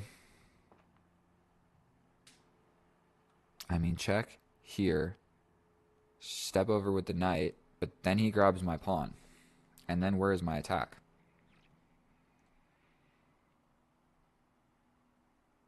Unfortunately, we might just have to play practically here. And just hold off. Maybe even going this way would have made sense. So he wants to just get into the position. We're going to attack the queen, because I can develop a piece with tempo on the queen. This is defended. Right now his bishop doesn't really see anything, and we're just really trying to touch these diagonal squares. And so he's really only got a few moves, and I can even just push this gosh darn pawn down your throat, bro. We push this pawn. Then where's the queen going? Then I'm walking in with this check. And is that checkmate? Am I crazy? We push this. It's defended. So I think we just push this pawn down his throat. And once we get it here, it's checkmate. Because he can't scoot over. So we just attack the queen. I'm not 100% sure if I'm missing something here. But we push forward. This diagonal. Have you ever seen a checkmate like that? I mean, that is checkmate, correct? We give him a check. You can't go anywhere and you can't take it. Absolutely ridiculous. I have never, ever in my life seen a checkmate like that. I've never done a checkmate like that. I straight up just pushed a pawn down the board and checkmated the enemy king with the queens and everything still on the board. That is absolutely wild. That was only 6 minutes long. So I definitely couldn't figure out what to do, but I guess like everything worked out. So the line that I was trying to show you in the beginning, we'll do it without the computer. The line I was trying to show you is when the king captures, because then you have a whole heckin' lot of fun. We still had fun, but you have more fun. You come out here, attack the queen, and you get this bishop. Okay? Then he normally pushes this pawn. You can grab this pawn, or you can give a check. Grabbing this pawn is just fine, and then it goes on from there. But essentially, most people are going to just capture this bishop. You give the check, you win this bishop because they're going to push this pawn. I did that in the wrong order, but let's check with the computer, see how accurate that was. Not sure. I know that this move right here, boom, this is not really a good move. It just has like a 50-50 chance of getting you a crushing position. So at the cost of getting an equal position, the main line is they capture, you bring the knight, they develop their knight, you take, he takes, and then you attack the knight. And it's a completely equal position, but you got, it's an equal position. So let's check with the computer, and I will see you over there. And here we are in the analysis, and that game was only 11 moves long. So hopefully that was long enough of a game to explain some stuff. We definitely got some principles, but we didn't get really any end game or middle game technique. Middle game, you can call it that, but that was a weird game. I got a checkmate with my e-pawn, bro. Like, what? So in the bishop's opening, this is one of the best moves, and people haven't faced this a lot. So right here, this move is only played 4% of the time. So the bishop's opening is played like 8% of the time, and then of that 8%, 4% of the time do they see this pawn push. So long story short, unless you play a whole heckin' lot of chess, people have not seen this. And so I would recommend picking a opening that is down on the list. Can you see down here where it's changing? Pick something down there, like in this position. For black, bro, do not just pick this because it's the best move. You can pick something else, not that move, but the knight, something that is not like mainline theory that your opponent has studied a whole lot of. And so when you get better, you can focus more on the mainline stuff. So the bishop comes out. We go for this. If he takes with the bishop, we attack it with the knight. He defends it. We grab the bishop. He jumps in. And then we attack the knight with our bishop, and he has to step back. We have the bishop pair. We're down a pawn. We have a lead in development. It's an equal position. So you're down a pawn, but you kind of have the bishop pair in an attack. So at the cost of that, getting an equal position, sometimes, just sometimes, they take with the pawn. Then you have this sacrifice, where if they step over, you run all the way back, like what happened in the game, and you just have a 1.4 advantage. I was about to say minus 1.4. You have a 1.4 advantage, and you're good to go. If they take, you come out with your queen, he's going to block with this pawn. Even if he goes back, you just hit him with this check. So if he hits you with the pawn, you grab this bishop. A lot of different things can happen here, but long story short, it's +1. You're going to grab this pawn, more likely than not, also attacking this rook. The king can't castle. He's very naked. His pawn structure sucks, and you are very quickly, this is just like an example, you're very quick to develop your pieces. Like, say this happens, say he does something else. You're very quick to castle opposite, and he just has a headache of a position to defend. Okay, so none of that happened. Capture, capture. He didn't want the bishop, and we get into this position. So now he develops this knight, and when you develop a knight like this, and there's a pawn ready to push forward, you have to ask yourself: are there available squares forward rather than just going back to where you came from? So I think pinning it makes the most sense, but this is sketchy. It's not a good move. I have a +2 advantage now because I attack the knight. You really have a few options. Bring the knight back or pin the pawn to the king. Either one is sketchy. And so this looks like it's an open square, but it's not because of this check. Okay? So you can't play this. We're just gonna win it like so. Okay? So that looks like an open square, but it's not. The other squares are actually taken. Okay? Actually taken. I don't know why I marked this square. But okay, he pins it. Cool. Now it's unpinned. This is an option yet again. And so, like I said, he's got the option of going back where he came from or going back over here. Going back here is better because you want to run this way. Doing this kind of trapped your king with no moves. Your king has 0 moves, and you don't want to be in that situation. I mean, I guess he had 1 move the other way. So the difference is the king has at least 1 move, okay? So he blocks it off. Now, the best move is to step over with the king. Now, we're not super worried about this pawn coming with a check. That was the main thing. We're not going to have to trade the queens now. Now we can give this check or develop this or do whatever, and we're not worried about this whole moving my queen away and this coming with a check on my king. Now my king is here, so that's a hard to play move. Either way is actually quite comfortable. I thought about this for basically like a minute and a half and decided not to do it, and I play another move that is still winning, okay? Now, we want to develop our pieces. So we don't want to develop this knight and get in the way of our bishop, so we want to develop our bishop first. The reason that we don't develop it here is it gets in the way of the knight. Here is taken by a pawn. Here just doesn't do a whole lot. And here attacks the queen. Obviously, this is the best move. So we play this move. Now he's in a situation where he can move the king, but then the pawn advancement becomes a thing. Or he blocks to the knight, which is hard to do because he's going to have to just completely give up the knight. And so one other tidbit. When your queen gets attacked like this, when your queen is attacked, your king is weak, and the opponent has a heavy attack like this, if you have 4 minutes and 40 seconds, spend at least like 30 seconds considering the top 2 or 3 moves, okay? Or 4, or whatever, however you want to calculate. Dude spent 8 seconds, plus 5, so he spent 13 seconds. 13 seconds on this move, and then immediately, I see this move. We just push it forward. We are literally just shoving this pawn down your throat. Now you're in another situation. Now instead of losing the knight like you were going to lose before, you're going to lose the queen. Because if you step over, I'm going to take it. And if you do anything else, checkmate is coming with the e-pawn all the way down the board on e7, checking the king. Have you ever seen something like that? I have literally never done that. I need to take a picture of this and just like show some people that care about chess because that is interesting. A pawn checkmate supported by the queen and a diagonal cut off by the bishop. Ridiculous. Have we traded any pieces? What did we trade? We traded a pawn, right? And that's it? I have all of everything. No, he has everything. Except a pawn. We're down a pawn. What did we trade? I'm so stupid. Either way, that is how you play chess and win. I'm sorry that video was a little bit short. At some point here, he was supposed to realize... So my blunder of the game, stepping over with the king so that moving the queen so this doesn't come with check becomes an option. Hard to see. Hard to see. You don't generally want to play a move like that unless you have to. And I guess this was a situation where I wanted to. This being almost just as good is fine. Except he could have pushed the pawn and then this idea doesn't work. So I still just have a good position. Now, he just needed to think about like what is going on in this position. And I get it. He wants to develop this piece, but this would have made far more sense because you really don't want my pieces arriving on this square right here because that's just problems all day. So, boom, boom, boom. Checkmate with a pawn. Crazy checkmate. Thank you so much for watching my video. It was a pleasure playing chess. I hope you learned something from it. If you did, please subscribe.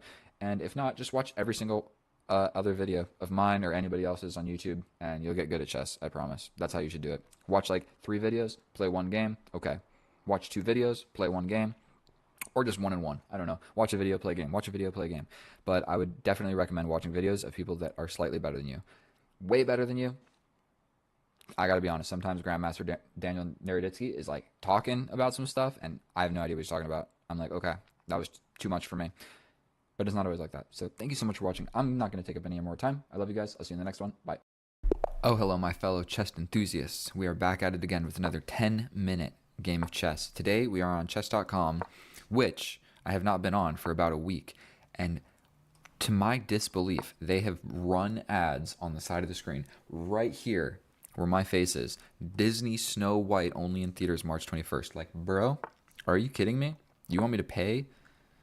Or you're going to hit me with ads? That is ridiculous. That is absolutely ridiculous. The only reason that I play on chess.com is because people will be like, oh, what's your chess rating? All right, so we're going to do my custom opening. I've explained this in other videos, but I do this when you don't actually know what's going on. So I am just going to do this. When the queen comes out, sometimes it's good to just confront it. So he'll pretty much push this pawn. Probably I'll develop my knights and castle.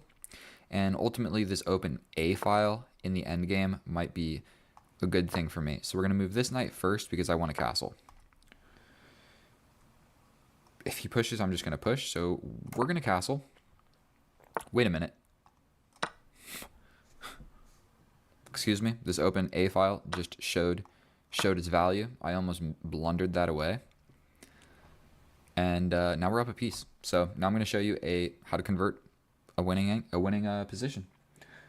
But what I was saying is I pretty much just play on Lichess. The only reason that I play on chess.com is because sometimes we'll be like, oh, what's your chess rating?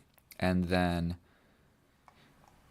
you have to tell them 2 different ratings. You're like, oh, I'm 1809 on chess.com. So I think we can just pressure this pawn over here, correct?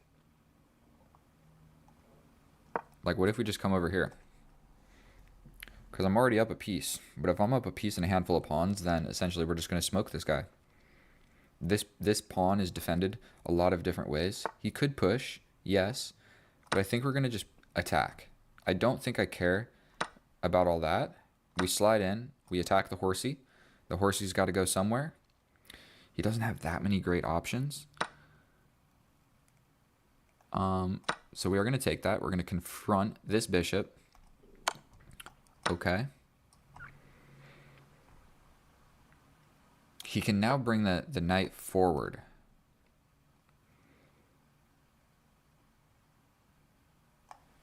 Potentially, I force that idea by attacking 2 different pawns, is what's going on here. So if he doesn't trade, I'll grab another pawn. And, okay. Oof, if I go here, he kind of pins me. Maybe I didn't think about that in the best way, but we will just trade off this guy.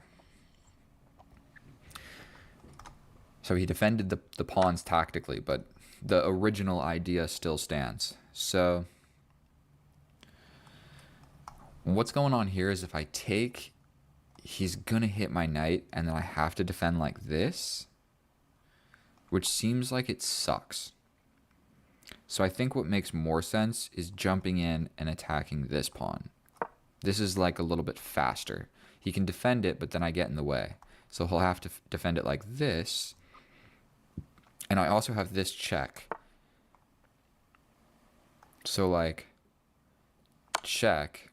Wherever he goes, if he goes to the corner, that sucks. If he goes forward, there's a discovery. This isn't going to work. But my knight is just going to be unstoppable on this square, looking at way too many different things in the position. Ultimately, what I need to do to win this endgame right now is win that pawn, and go ahead and make a queen, and then we're just going to win. And this position sucks for our opponent. There is nothing good he can do. Okay, he just resigns. How long was that? 4 minutes? That was an appetizer game. Let's just hop right on into another one. Look at all these ads running, bro. Did you see that? Snow White, you're crazy. Today we're facing a dude from Egypt, and we're going to get the bishop's opening. So let's just hop right on into it. Okay, very principled. He goes ahead and pushes a pawn. Pushes another pawn. We're going to get some pieces developed. He has made 3 pawn moves, and I have essentially moved 3 pieces. Okay, so he has made way too many pawn moves. It makes me believe that I smash on open in the center. So we're just not even going to think about it, and we're going to go with it. And you can do things like that when you've played a lot of chess and you just know your chess principles. And so I'm pretty much ready to castle. I think we're going to just take, right? He takes back. Now, what I want to do is step forward, but I might want to castle first. Unfortunately, this pawn is really ruining my day. I can do something like this. All right, we're going to make a weak pawn move as well. I don't think there's a direct way for me to attack. Maybe we're going to find something better in the analysis, but we're just going to castle. We got a more or less equal position. I got a lead on development, and he still has not castled. So we'd love to be able to maybe move this knight somehow, don't know where, and then push this pawn. Would be real nice.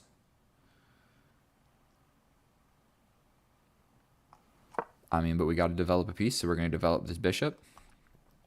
And so one other thing is this guy is got a picture of like a little girl. You see that? So many pawn moves, bro. How many pawn moves are you really going to make in this game? I really want to push this pawn. That is like what I need to do. Smash open the center more. Potentially scoop my queen up. Let's do it. Let's do it. Okay. He's like slowly catching up in development. That is for sure. We're just going to bring a rook to the open file. And maybe I scoot back like this and try and break like that. But now he's like one step away from castling. He steps back with the knight. Something smells fishy, my friend. Something smells fishy indeed. Nobody plays chess like that. Nobody. That is such, like, that is a ridiculous move. That is a ridiculous move.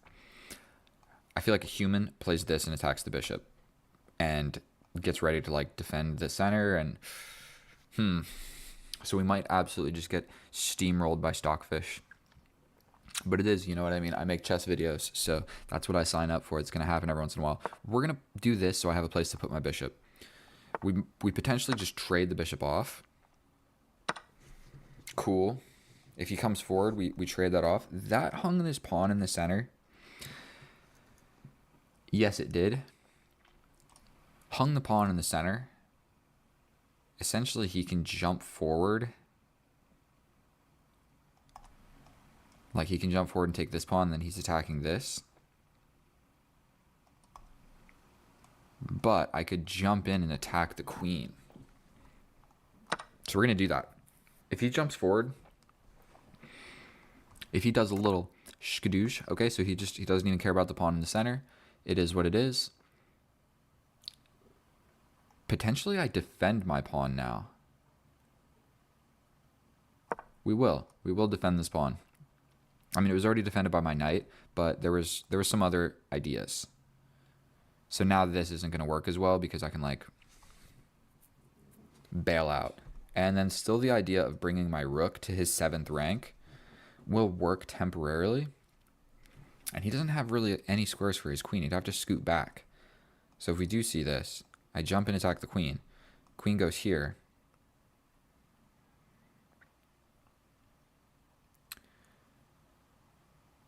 Maybe then I take. then he takes. Okay, so he wants to just trade this stuff off, but I'm up a pawn. So I'm not sure if everything that I was saying made sense. I think we're going to trade one rook. Just get rid of one rook for good measure. I could potentially even step back this way and then kind of force a trade. And I think actually having this pawn here is not a terrible idea, actually. I'll have like a super... My pawns will be doing the structuring over here. We step back like this. I'm going to allow that. Not super worried about it. We're then soon going to fight for this open file. And oh boy, these advertisements on the screen are really just... Now they got a remove the ads advertisement. Like, that's the worst type of advertisement that you could possibly give. It's like, pay money to get rid of this. He could jump to the center now, hitting my queen, doing a lot of funky business. That's for sure. I think we're going to slide my rook over. He's got some ideas. Also, he can ruin my pawn structure. But I think we're going to just get rid of the rook. I mean, you got to take it with something. If you take it with the knight, you're moving back. We'll go ahead and take here. This pawn is sort of hanging. Okay. So he wants to just go ahead and be like that. We're going to centralize my queen, where I'm up a pawn and I have a bishop versus a knight in the endgame, where I have 6 minutes. So I could just take. He then steps back. These pawns over here really, really suck. And this is my extra pawn, essentially. So maybe we go boom, boom, break. If he takes, I take. He defends. I bring my king this way. I think we're going to do it. I think that I'm going to be able to just slowly advance forward. This totally ruins my pawn structure. I should have probably pushed this, then pushed there. Then if takes, then I have a little wall of pawns. We're going to take. He's got to take with something. Okay. This is now my passed pawn. This pawn is like a very difficult to defend pawn. So we're going to step forward. Everything is held. If he comes forward, I just take him.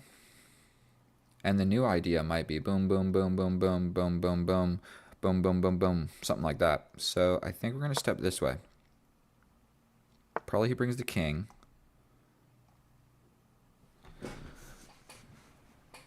This is going to be complicated. Make no mistake about it. I like this. He hits me with a check. It opens up this. Right? I step back. Does either way really matter? I think it's probably interchangeable. I guess this one is more flexible. I'm deciding to come back over here and protect stuff like that. Because he could, like... I don't exactly know how to explain it, but he could essentially get his knight here with a check and take this pawn. We don't want that happening. So we're just going to play... We're going to be versatile. He then pushes. Okay. If I scoot forward, he hits me with a check. I step in and touch the knight. We're just going to do this. This is a pass pawn. He's going to hit me with this check. Or not.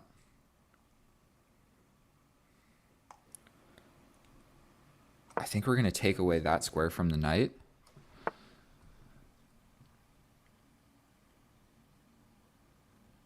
He wants to do some business like that.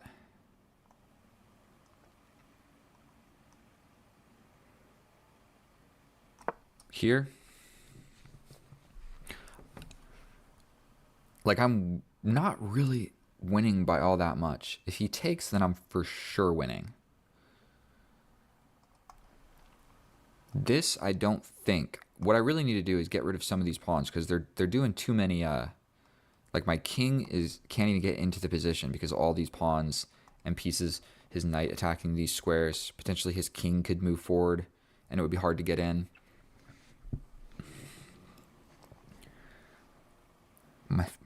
My friend from Egypt making it difficult. I can push this pawn forward. That is the new idea.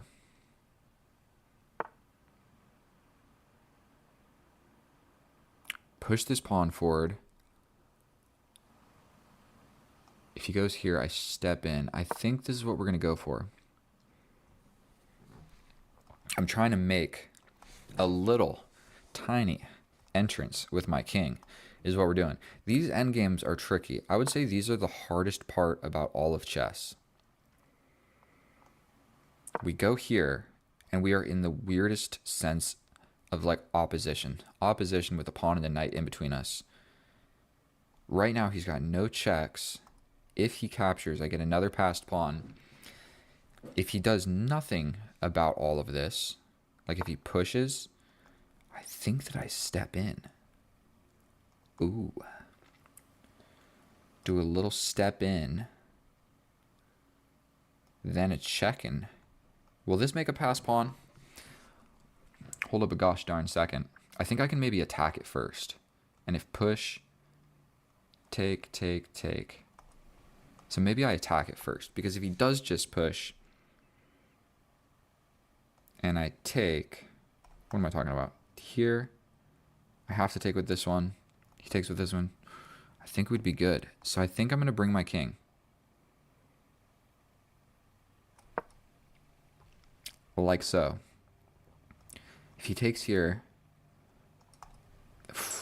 I'm not actually so convinced.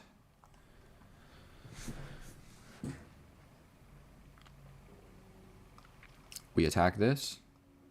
If he pushes, we take.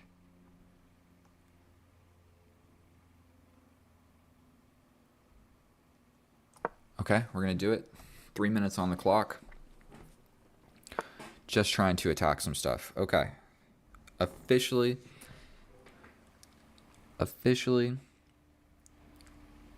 maybe I go like, what do I do? I think my bishop is actually doing quite a good job.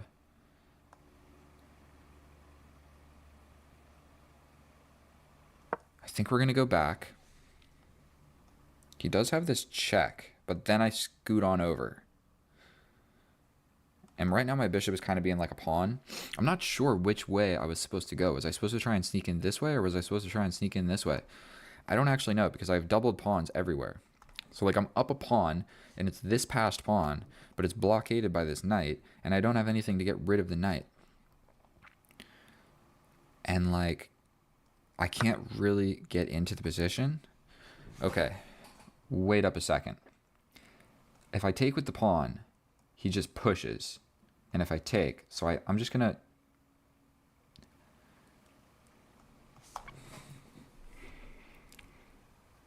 I'm going to take here. He's going to step in. I think we're going to be all right. Like, am I going to get oppositioned? Because then I can jump in. And he just takes, and then I take. He comes in, then I take, and then I'm just winning that endgame. Yeah. Or I could do this. So if I push, he can step next to it, and I can't get any closer. My king is my only active piece, so we're trying to wiggle around and get the red carpet going, is what we're doing. We are fully investing in this. And if he pushes, I take. So I just have enough.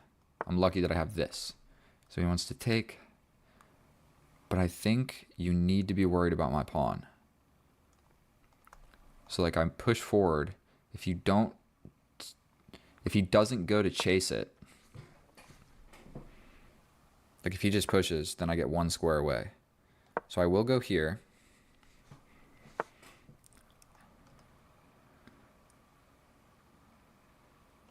We stay here. He's got to make a move.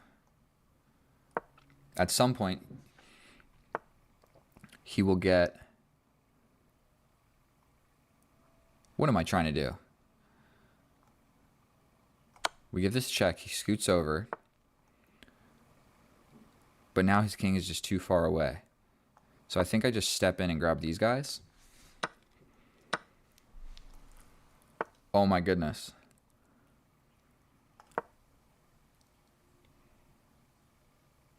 This is the craziest game of opposition I've ever seen. We then step forward and we get a new passed pawn.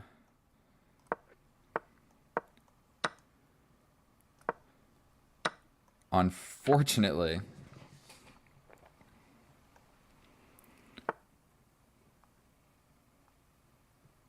I think we're going to do this. Probably I just have to give this check.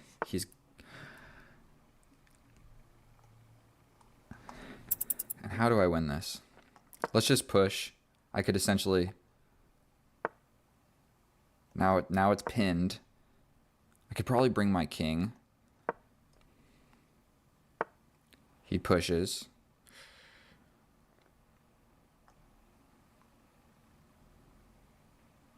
We go here. If he steps in, okay, we're just going to take. If he pushes, that's with check. He could resign, essentially. But we're going to push this.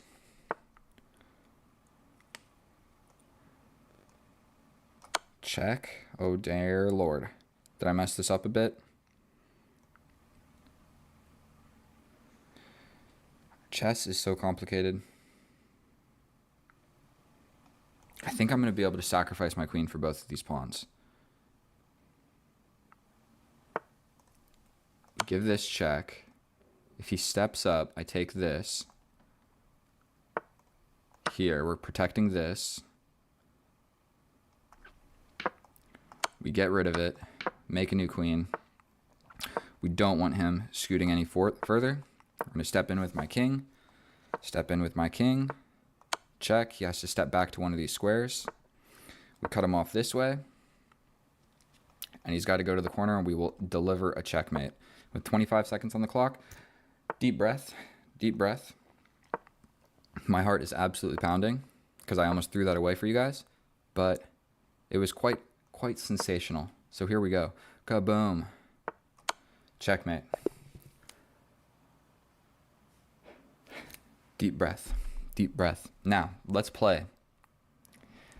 Guess the accuracy. We could do a game review in here, but, you know, I don't actually love chess.com and their game review. Plus, I don't think that my streaming setup is actually set up for you guys to see it, so you're not going to see anything. So we're going to bring it over to Lichess. We're going to check the accuracy, guess the accuracy. Finish off the game, accurately converting your endgame advantage into a win. Cool. Guess the accuracy. What do I think? Let's run through the game real quick. Is there a way for me to go back? Self-analysis. Okay, let's check this without the computer.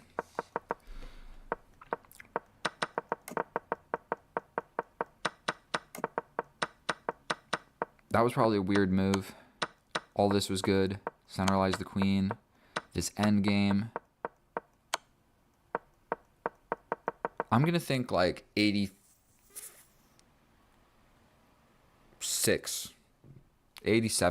accurate. That's my guess. All right, I'll see you guys over in Lichess. And all right, here we are in the analysis. And let's go ahead.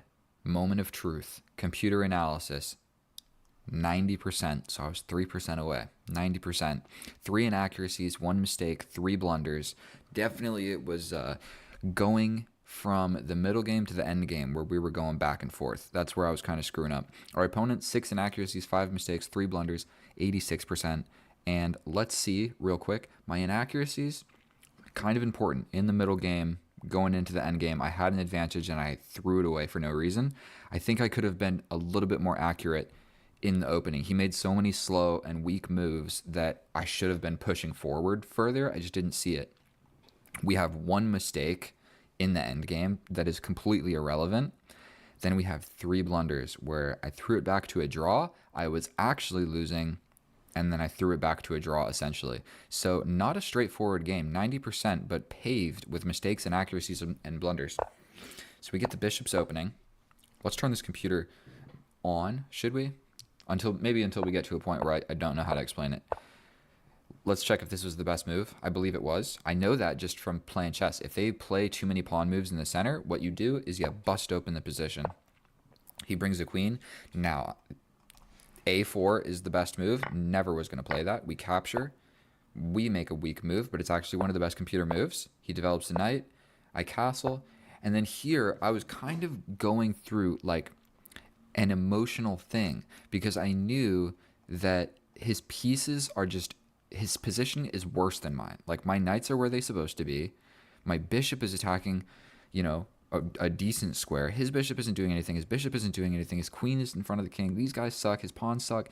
I was thinking to myself, like, my position is really good, but I didn't know the way forward.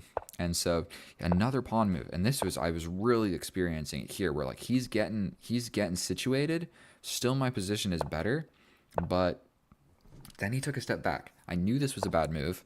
We completely missed taking this pawn in the center,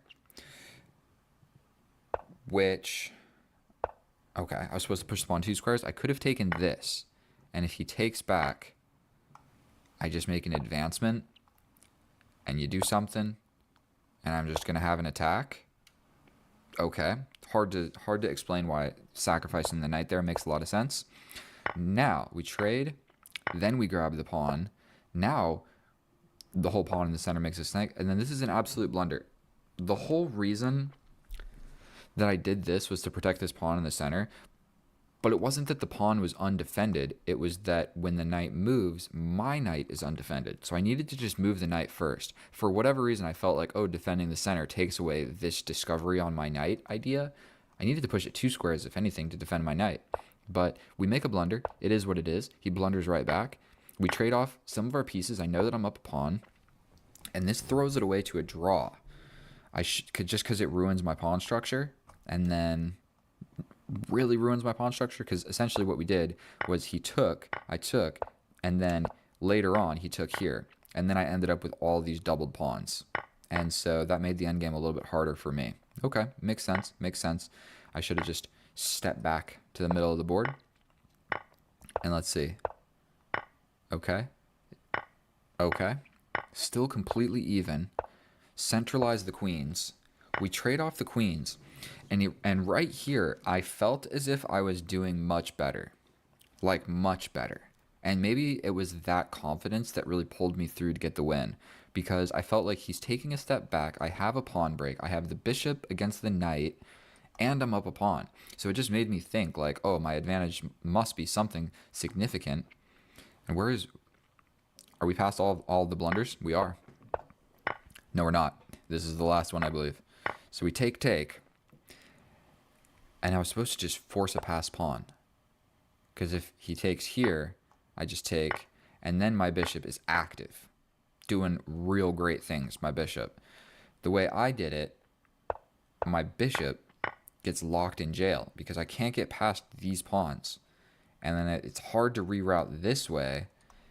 It's even saying rerouting like this is the new idea. So like boom, boom, and then trying to get in here. That would have actually made a lot of sense. I bring the king, don't hate it, and I'm actually losing at this point. I'm actually losing.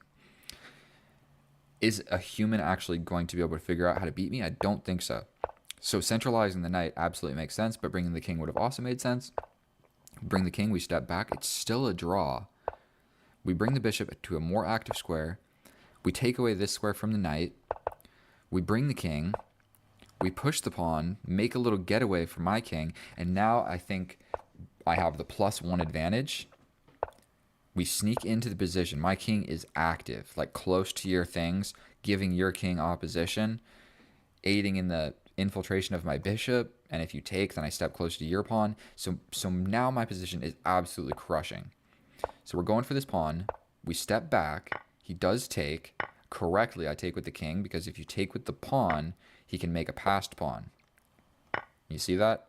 It goes boom, and then I'm just lost because I'm not going to catch him. So I had to take with the king, and maybe this was a little bit sloppy on my part as well. We push the pawn, because what he wants to do is try and figure this out with his king, but I have a passed pawn. He's trying to use his king to create a passed pawn. I already have one, and you need to address that. So I step in. He was supposed to step back here for whatever reason, but whatever. We give him opposition. He's got to go somewhere. Then we kind of pin his king down here, where potentially what I could have done is step over, and he would have to give me a passed pawn. So if he plays this, I take. And then he'd have to even play this. That would have made for a cooler game of chess, to be honest with you. And he's got to push this. And then I got to be careful. We can't give him a draw, so we got to step somewhere. But now I've just got 3 passed pawns. It's completely cooked. I should have seen that. Like, I guess this is also winning. So this is the type of mistake that I'm talking about. It went from mate and 10 to simply +6. So my only problem with that is, man, there were a lot of different types of opposition. We got opposition here, or not opposition, but Zugzwang. It's like you have to step away. You can't somewhere. You got to make a move. If you go here, I take. If you do anything with your king, I take the pawn, and you can't stay here protecting the pawn because this is defended and this is defended. So we do this. We push into the position. Give him the check. I could have just won this pawn. That would have also made sense. We push. I take it. And I never threw it away. Then we give this check. He steps up. We check. And then we trade. There was probably a more precise way to do all of that, but I found a way and it worked. So, I could just take right away. Just boom. And it does the exact same thing. It's still covering the square. So, okay, whatever. We made it work. Definitely sacrificed my queen for the 2 pawns, made a new queen. We cut the king off, and then we did a little checkmating sequence. It was a little bit sloppy, but we got it done. 2 games in a row. The first one wasn't all that challenging. So that was an 8-minute analysis. I hope that I gave all of the information that we really needed on that. What did I learn from this game? Opposition, Zugzwang. I should have used Zugzwang here. I didn't need to allow any of this. And this would have been a really cool position to have, to just lock it down like this and just make him self-destruct. Just absolutely, this would have been such a cool position to have. Like boom, boom, boom, boom. It would have been cool. I'm very unfortunate I didn't do that. And if you saw right there, I actually just gave it a draw when I was like bulleting those moves. Either way, if you learned anything, if you like my videos, go ahead and watch some more. Subscribe, send a message, or on Instagram. My thing should be somewhere. And thank you. I'll see you guys next time. Bye. Oh, hello and welcome back, and thank you so much for clicking on my video. In today's episode, what we're going to be doing is an opening masterclass of the Exchange Variation Caro-Kann. Boom, we have it on the board.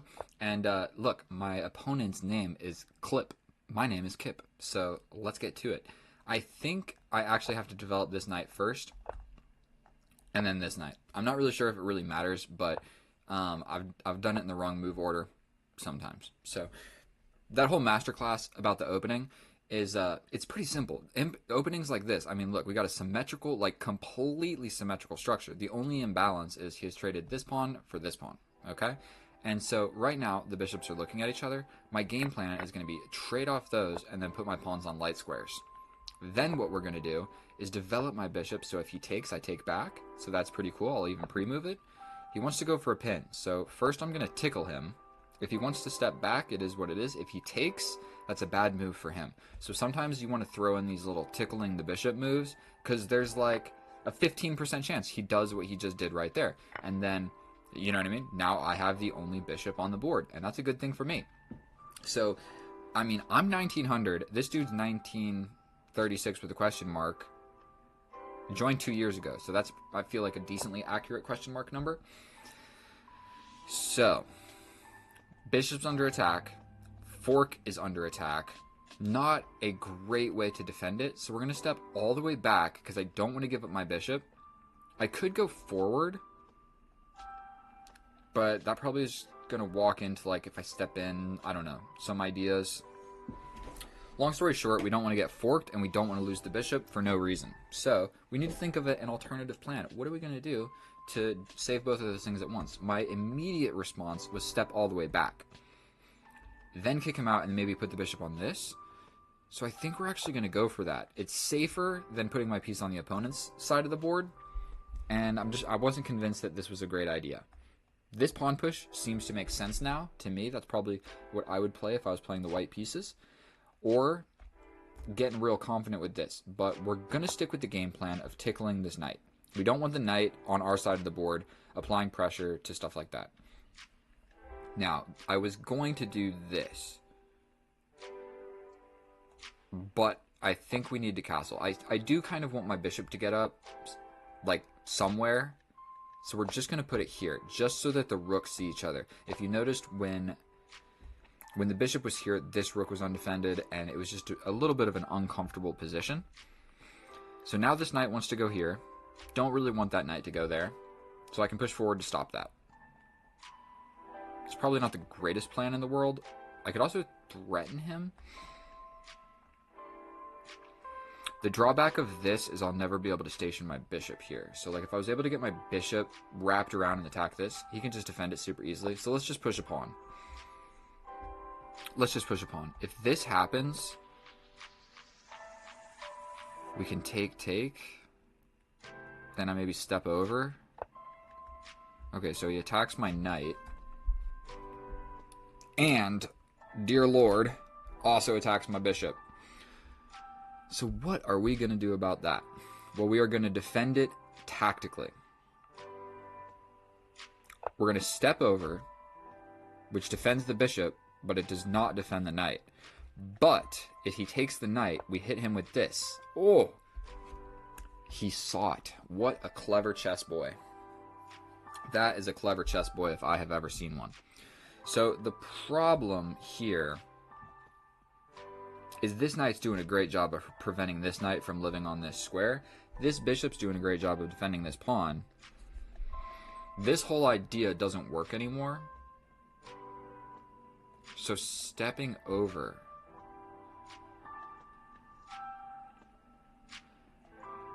But then that allows this. No, it doesn't. I can just take. I think we gotta go for something. Can't just sit around twiddling my thumbs doing nothing. The problem with this, if I capture here, is for one, the pawn attacks my queen, and then for two, I am letting go of the defense of this. So boom, boom, boom. For one, I can grab this pawn. He's going for this pawn. This dude is just all over the place. I can jump into the position. I can jump back, actually. Let's do that. That seems to make a little bit of sense to me. Plus, I'm lower on the clock, so if we repeat moves, I'm okay with that. Wait, was this just hanging the whole time? Okay, so let's just let his knight get into the position, okay? This fork and this pawn. Man, he's just like applying pressure in every possible way. We jump forward and attack the queen. He steps over. I can't even take this because he's got two defenders. Well, we don't really want to get forked. Don't have a lot of great alternatives.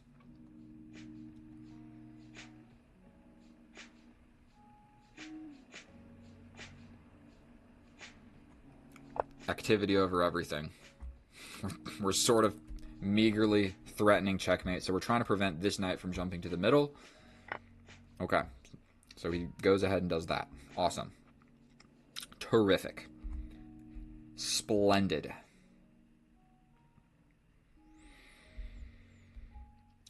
This is absolutely no fun. Absolutely no fun. Our opponent is really just getting the best of us. This 1936 just is a world-class chess player. Also, this pawn is hanging. I feel like just everything in my position is hanging. What on earth? What would Jesus do?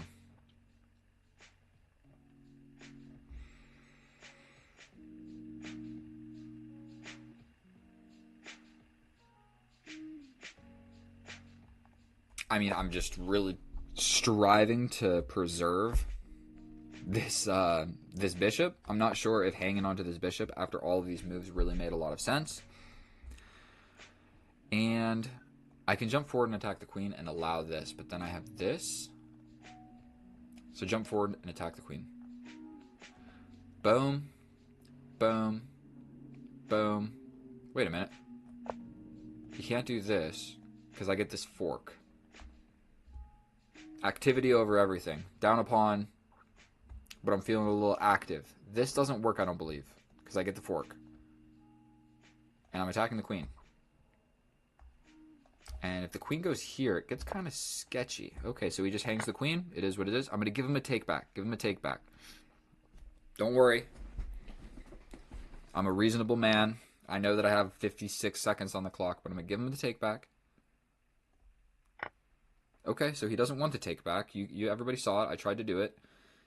Queen is under attack, so I'm going to step here. Probably one of these knights is going to the middle, but now I feel real nice about just trading that off. And also, my queen is not on this square, so we're going to just trade that off. He gets in like this. I can grab this pawn. I can grab this pawn. We're sort of worried about this. I think taking this pawn is more important. The reason I think that is because that makes this pawn really weak. So that's one thing. The pawn is really weak. And then for two, I'm not sure grabbing this made a whole lot of sense. I could sacrifice the rook. Let's just do this. I think I will sacrifice the rook just to make this more interesting here in the endgame. I'm up 6 points of material. So going bada boom, bada bing with check. Actually, it might just be winning on the spot. Sometimes you can just... And he resigned. Okay, good game. I don't know if it was a great game or anything. And here we are in the analysis. A few days later, because I realized I never actually did an analysis. And now, I normally don't post games where the opponent just hangs their queen in one move. But that's how the game ended. How the game started was actually pretty important.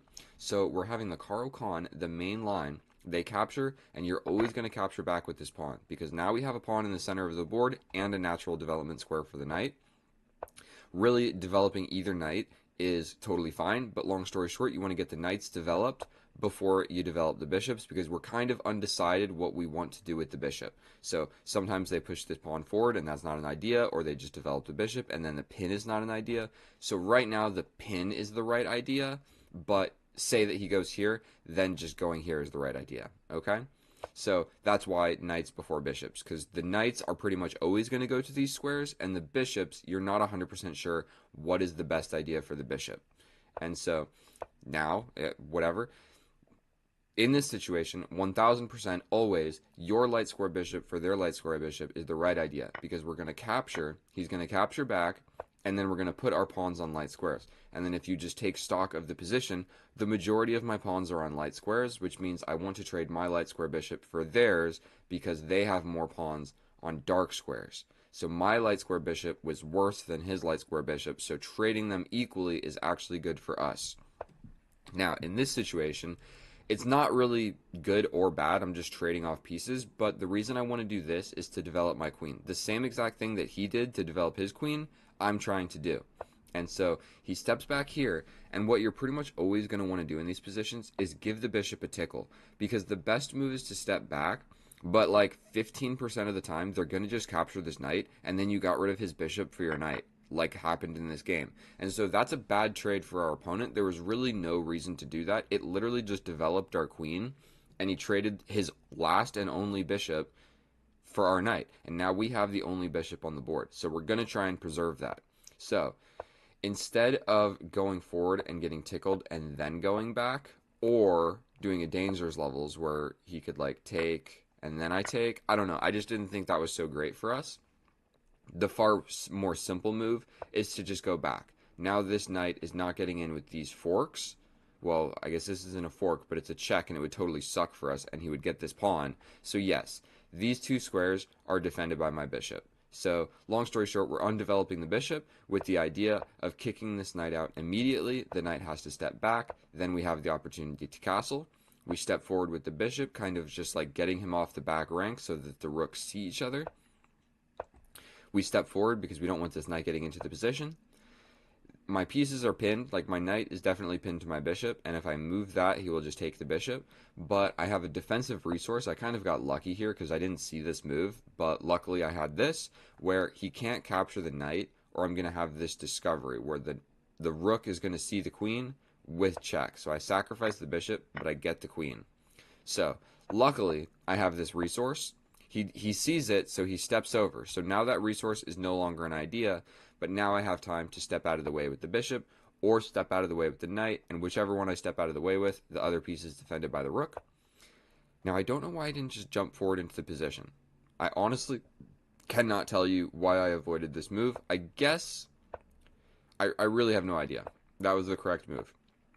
His knight gets in, I step in, he grabs this pawn, his knight gets out, and then basically in this situation, I'm down a pawn, but his knight is kind of stupid, and I still have the last bishop in the board. So yes, I lost a pawn, but I'm still not losing. Then in this position, I jump forward, and essentially what we're going for is capture, capture, capture. Something along those lines. So like if he steps over, I can still capture, and he still captures back here, and then I could jump away with the knight or whatever, and then this guy is defended, and I'm attacking the queen. So long story short, I lost that pawn, but this knight's journey out of my position, he's also going to lose a pawn, and he's actually losing a little bit in this position. And so I also could have just taken this, where if he takes back, I can take with whichever piece, really. Whoop. And then I get this. And he can't take. He can do a queen trade. Boom, boom. I guess I couldn't take with whatever piece. But instead of doing that, I attack the queen. He doesn't move the queen. I take. My queen is attacked. I step back. I don't think that I showed you guys the graph, but that was 94% accurate and 2 inaccuracies. So it was a near perfect game of chess. That was 5 minutes for the recap. So thank you so much for watching my video. I probably already said something about please subscribe. So please subscribe, leave a comment. If I missed anything, just let me know. And go play some chess. I love you. I'll see you in the next one. Bye. Oh, hello, and thank you so much for clicking on my video. I promise not to disappoint. Today, I am 1897. I have been going back and forth, but hopefully, if I am able to win this game, I will reach 1800 for my very first time. Secondly, I'm on a mission to reach 1,000 subscribers. So if you're watching this video and you're watching it on the YouTube app, I'm going to give you a little bit of advice. You can download the DuckDuckGo app, and you can copy a video from the YouTube app, post it in DuckDuckGo, and watch it there with no ads at all, uninterrupted. So if that was useful to you, go ahead and subscribe, because we're going to smoke this dude in a game of chess. Absolutely, let's go. We play c6 against everything and anything, no matter what. What are we going to see here? We develop the knight in case his capture comes through. We develop the bishop, and we make our little indestructible pyramid. We take back. Most likely we see a pawn push here, 1 or 2 squares. And then the next idea will pretty much be bring this knight.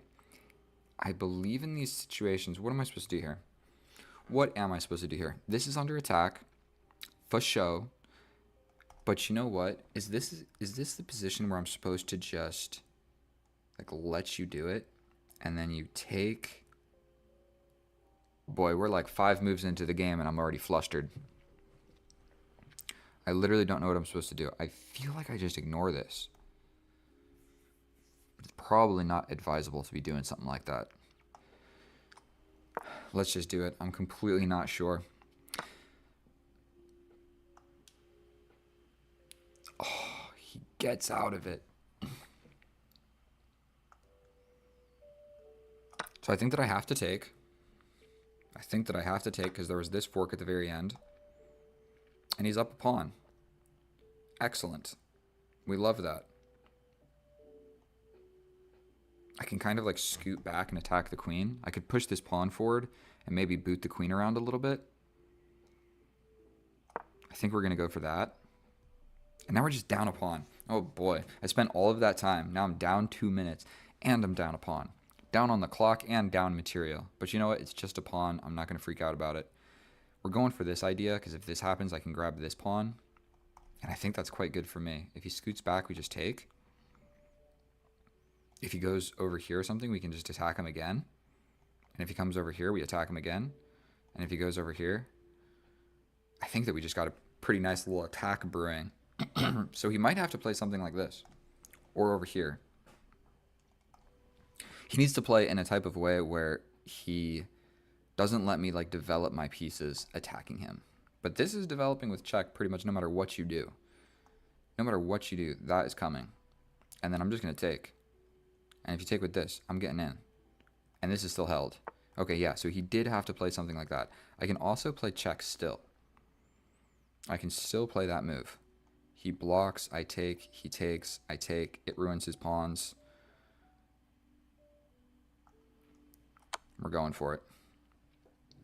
We're going for it. If he defends with the knight, that is something that I did not anticipate. But then I grab this. But then he grabs this. Oh boy, chess is so complicated. What's he going to go for? He goes with the knight. I think that I'm just going to be able to take it. That was the general idea. So we're going to take. This is hanging. But then this is hanging. And I'm still down a pawn. I want this pawn, bro. If he comes in, what do? I can also just develop and potentially be doing the same thing. Develop the knight and just let him. Or develop the knight here. If he takes, I'm getting at least a piece developed. Here. Here. And it's just not good. I think we're going to do this. And trading the queens is not necessarily advisable for me. But I need to castle. He still needs to castle. We get the knight involved. He could castle this way, but he's still a few moves behind. Not castled yet. This check is also going to come. Maybe we can get him to like advance some pawns in a crazy type way. This check is for show coming. And when it does, I'm not going to spend forever thinking about it. I think I just scoot the king up. And I'm down a pawn, but I'm going to try and like trade the rooks, bro. Really? I don't want to trade the rooks. We're going like this. He gets the castle. Maybe I attack this guy. Okay. We're going to attack this guy. This is not a fun to play position for me. He scoots back. Okay. And if I scoot over, he just gets in.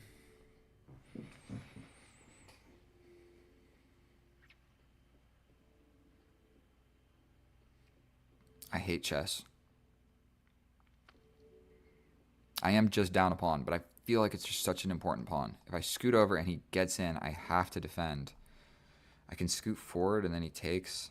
I take back with the pawn and damage my pawn structure.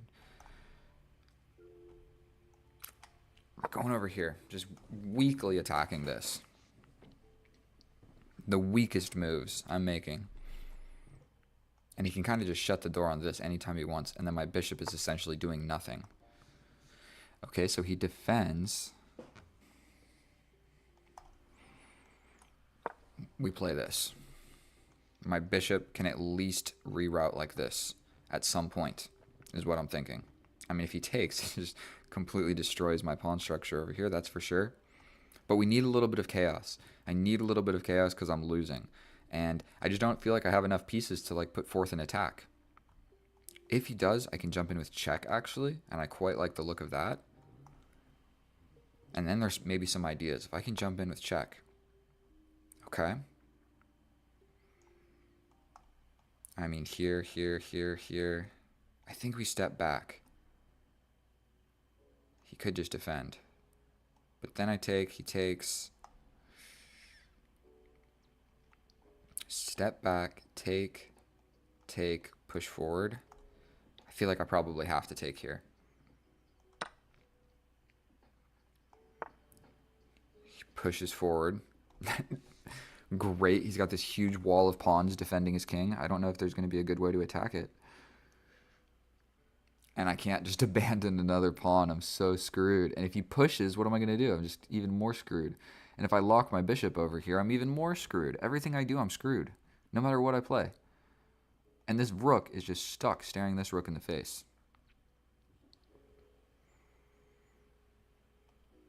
Push my rook forward and potentially double. I'm probably down a pawn, but this is like a minus something huge position. I mean, he can just push forward, and then I take. So cooked, no matter what I do. Did he just hang his rook, my friend?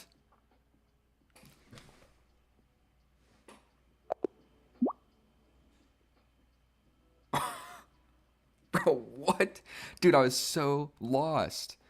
How much time did I spend? I was so negative about that whole thing. Oh my goodness. Oh my goodness. And I saw it in literally like 3 seconds. Like, what? What? Boom, boom, boom. You got a pawn, but you lose a rook. And yeah, I mean, he's completely kaput. I mean, I'm happy I won, but I'm not happy the way that I won. Okay, let's put it like that. So I'm going to bring it over to the lead chest. I definitely played all of that sloppy, and I am fairly certain. I mean, I can see it on the computer analysis right here. If we look at this position, where am I at? It's actually not as bad as I thought. But still, when you have like a minus 1.6 position, it's hard to defend. So let's bring that over to the analysis. I don't even know what to think about that. I just got saved out of nowhere. We're going to bring it over there. I'll see you over there. And here we are in the analysis. And oh boy, did I just wait for a miracle. I had no business winning that game. I straight up just got lucky to a one-move blunder. It was just getting worse and worse and worse, and I got so lucky there in the end. And so it all goes to show that my b7 pawn was weak, and the way to defend it was undeveloping my bishop, because I took the opening the wrong route. And if you see, he played 63% accurate, 2 blunders, 1 inaccuracy, and I played 3 inaccuracies and 1 blunder, 87% accurate. So I played a fair bit more accurate. I guess blundering that rook probably knocked off like 20% accuracy for him, because that's a pretty bad move. But still, I was still fighting back, and I thought my disadvantage was a lot larger than it was. The key thing we need to learn in this opening is we don't bring the bishop out. You don't bring the bishop out because this pawn becomes weak. The bishop is doing a great job defending that. Instead of that, you're supposed to just push. Now, if any of this happens, we don't really care. We can just develop our pieces. Whatever happens, we castle, and then at some point, we push this pawn, and it's not just a huge problem. And even if he pushes forward, we can still push. If he captures, we capture back. It's defended by 2 things. We're good to go. What I did was get in a situation where the best move was retreating my bishop. Right here, the best computer line is just bring the bishop back. If he brings the knight, we can still bring our knight. If he trades, we trade with the queen, and everything is held, because this is just a huge problem in my position, and the bishop is the one defending it. And so let's turn the computer on for a second. Basically, that's the best move. That's the only thing that gives me equality. When I scoot forward, he's able to grab the pawn. I have to grab back. He grabs, and then I'm just down a pawn. And not only am I down a pawn, when I push forward, we're basically in a situation where what am I supposed to do? I gave this check, and I just start trading off pieces. And it's terrible. It's terrible for me. And so I didn't need to go into any of that. Just bring the bishop back. Just bring the bishop back. He plays the best move. We defend the pawn in the center. He gets ready to develop. We can even push this pawn and take that idea away. He goes here. We go here. Whatever he does, essentially, we're ready to castle. And then the game goes on. The way I did it is I lost a pawn. And so it's hard to say. It's hard to play a move like this. You can't just put the bishop back right after you develop it. And so after this, I played actually incredibly accurate. We need to take, he takes, attack the queen. Throw in this check is not really a great idea, but it's not bad. We trade this off, bring the knight, we lose the queen, and right now I'm just completely screwed, because now after this move, my bishop gets knocked around, and I can't even castle anymore. He doesn't necessarily even need to castle, and we're fighting over this open file. But the problem is if I ever trade off this rook, I just lose, because I can't go into an endgame where I'm down a pawn. He has the center. My king is here. It's just, I'm lost no matter what I do. So I tried to make a little bit of chaos. We attack. We bring the rook to attack this pawn. He defends it with the king. And then luckily here I do play the best move. I realized I probably just needed to complicate some things. And so we basically just got a miracle here that he goes for this, and it equals the position, because I can push the pawn if he takes, we take, and all of a sudden I'm kind of able to like have a really, really scary passed pawn. So say he attacks it, we just defend, and now I have, you know, I'm down a pawn or whatever, but am I down to, how many pawns am I down? Too many pawns. I'm down, but I have a passed pawn, and he doesn't have a direct passed pawn. And so the way the game went, I'm not proud of it. And he just hangs the rook. I grab the bishop. I'm supposed to grab the rook first, but I grab this. He grabs the pawn. His rook's just hanging. And then he still could have played on. I mean, it's not completely over. His disadvantage is only 1 point higher than mine, so he could have grabbed this pawn. I'm probably not going to... I mean, I got to put my rook super, super passive. He brings his knight. He's still got 3 pawns in the center. It's not completely over. Like, he could have went for it. And so that's not the game that I wanted to have to reach 1800, but that's the game that we got. So a little bit ashamed to take that man's elo. He deserved it all day, but we're 1800, first time in my life. Congratulate me. Thank you so much for watching this video if you made it this far. I know this wasn't the best game ever. I was kind of just losing, one move blunder, but 1800, baby. Let's go. I'll see you guys next time. Thank you so much. And if you feel so inclined, subscribe. Thank you. Bye.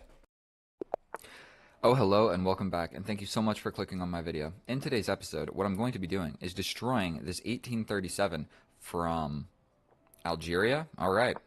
Doesn't matter where you're from, the Caro-Kann will destroy you in any position. And so we have the Caro-Kann advanced variation. Oh my god, and I misclick out of the opening. Well, I'm going to show you how to bounce back after you make a little mouse slip in the opening. And so now I'm basically just one step behind. I should not have played that. But we're going to be all right. And so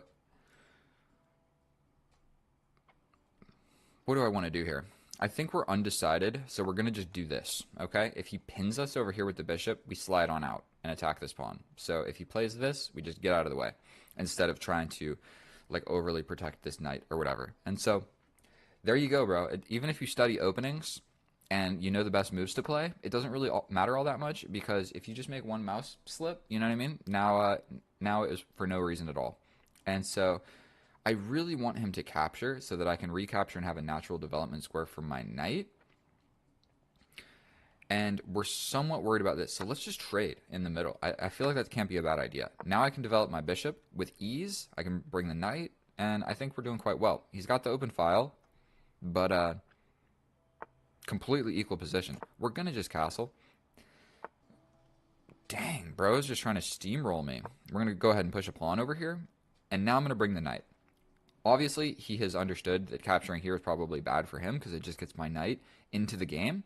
Even a pawn push in the middle makes sense, but probably the best move for our opponent is to develop the knight to either one of those squares. I think I'm going to just develop my knight as well, and I haven't played on chess.com in a while, okay? So yesterday I played 10 bullet games in a row, and I literally just won 9 games in a row effortlessly. Either I just won on time or smoked the opponent. Going over here. You put your rook there, I'm putting my rook there. You pushing forward, I'll capture. You capture, and then we fight along this open file. And this guy seems to be the most promising out of all of the players that I've faced so far. He seems to have a solid grasp of just everything going on. And so, arguably, he's got the better position. Man, I'm not going to mouse slip right now. So, what we're worried about is this queen move.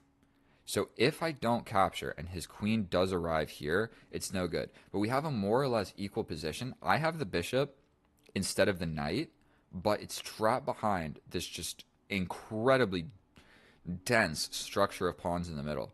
So I really kind of like the idea of take, and bringing my queen, and then I'm applying pressure before you are. So let's do that. His knight is going to step back. Ooh, he captures with the queen. But I think I'm pretty quick to step in. Question mark. We step in. New idea of bringing my bishop this way. The back rank checkmate idea is covered. Plus, I can cover it a bunch of different ways. So there's no huge reason to be scared of it. I'm attacking this pawn.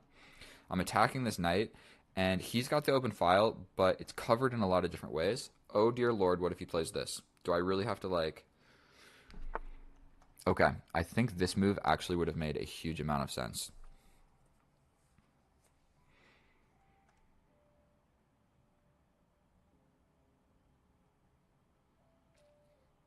I don't know what to play. I think going for a pawn break might make some sense. But I think we're still actually pretty scared about him playing this. And I don't want to just spend forever and let our opponent figure that out. So what if I step over? Trade, and then I have a 2-on-1. But he has a passed pawn. And he can just push it, and then defending it becomes kind of hard. What is the move to play? Step over. Take, push, here, push. We step back defending this, but I don't have a great way of attacking this. You probably bring the knight, I bring the king. Not convinced that that's going to work out in my favor. And we're still worried about this. I don't want to play this. I mean, that's so boring. But let's just do it. We're really fighting over this open file. And if I can figure out how to get my bishop in behind these pawns, maybe it's a good thing for me. But I think I probably have to like at least go for a little pawn break. And not go far below in the clock. And so we're going to be going for this pawn push. If he captures, then I think I'm okay with putting my bishop on this diagonal. Ideas of maybe bringing my knight this way.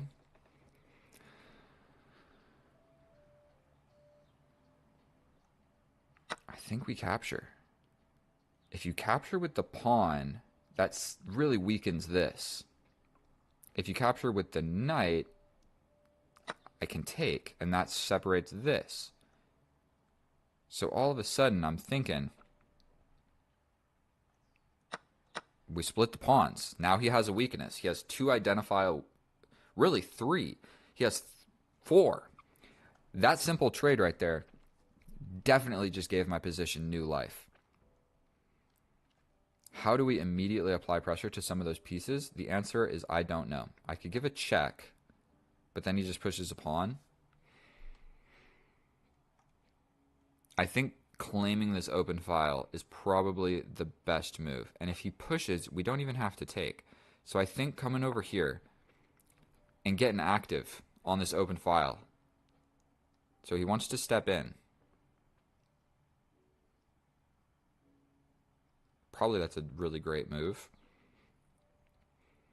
We could induce this and then come back. I kind of like the idea of giving this check so he covers it and then I come back and play the move that I was already going to play because I don't want him putting his pawns on these light squares.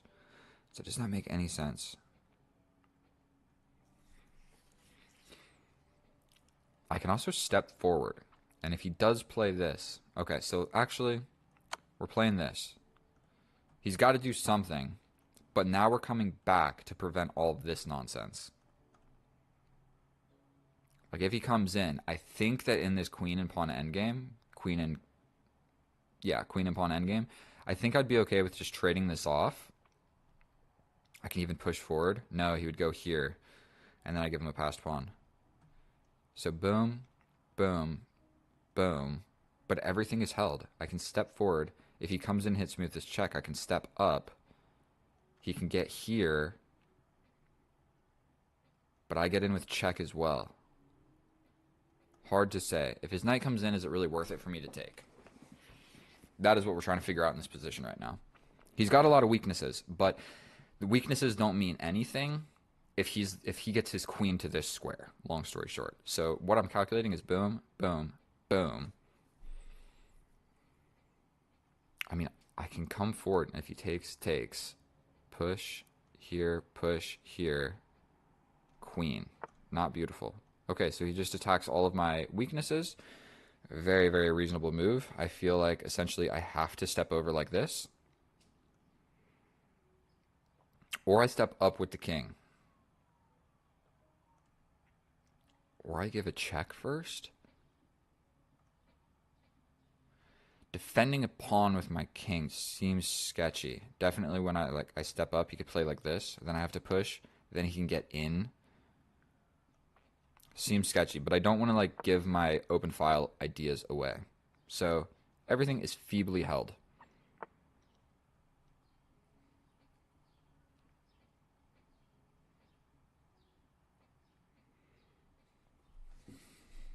mean, if I trade, he just solidifies this, and this is weak, and there's no way to defend it.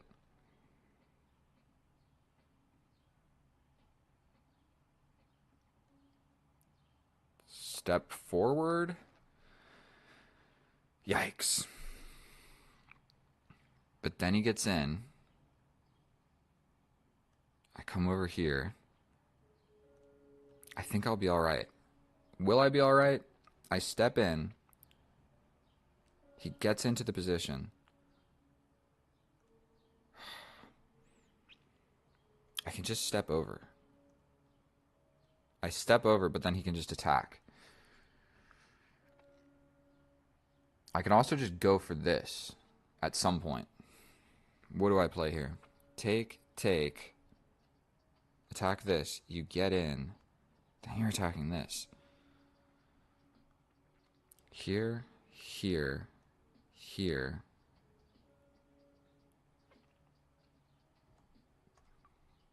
If I do this, what is going to happen? He gets into the position. I step up. He steps in here to attack this. I can take this. He can take...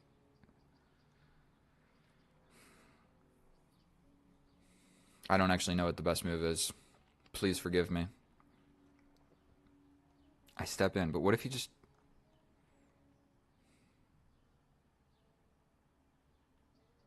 First of all, there's a check. But he just steps up. I block here, then he takes. Then what did I really accomplish?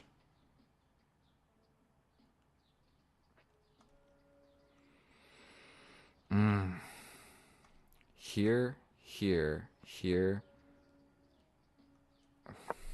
I don't know what to play. Don't know what to play. He can just get in. And then I'm really scared. Really, really scared. And all of this is still being attacked by this knight. This knight is beautifully, beautifully placed. If I can just get in and kill that knight and fix his pawn structure, I mean, that sucks. Like, if I ever capture this knight with my bishop, his pawn just takes back, and he fixes the pawn structure, so that sucks. But okay, he gets in.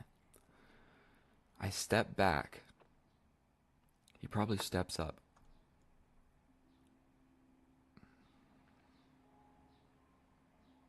We go for this now. Here.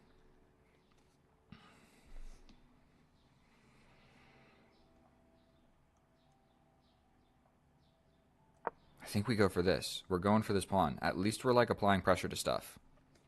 And I need to be playing faster. This knight sucks. I hate this knight. He can get in, but I'm taking the pawn. So he has to at least like do something about that. So he defends.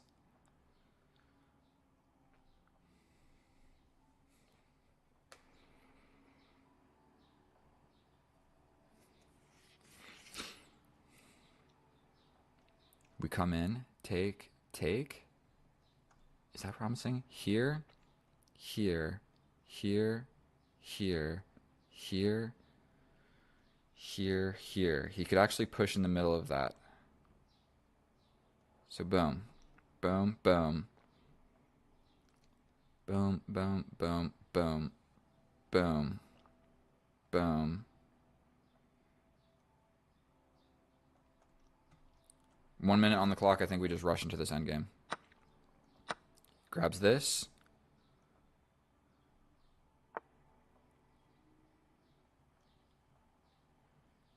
We have to grab that.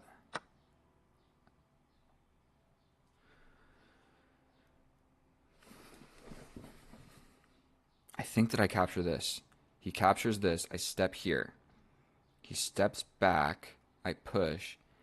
He takes, takes. I come here and I play on these weaknesses. I can just push, but then he pushes. So I think it's probably better that I grab this. He grabs that. I attack the knight. He steps in. What do I do? What do I do? What do I do? We grab that. Grabs this. For one, I can attack this pawn first. And instead of jumping here, he'll jump back. So we're going to just go for this, attacking this, so that his knight goes here instead of here. And I think that's slightly crucial.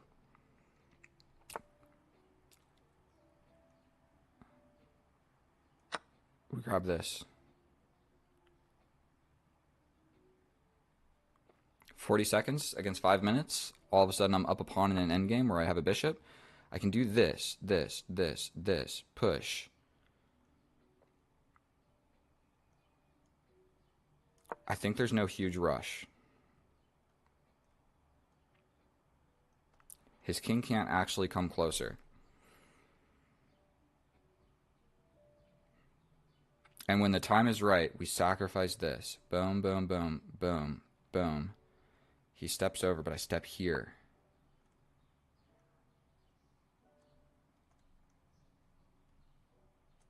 Okay, we give a check. He steps back.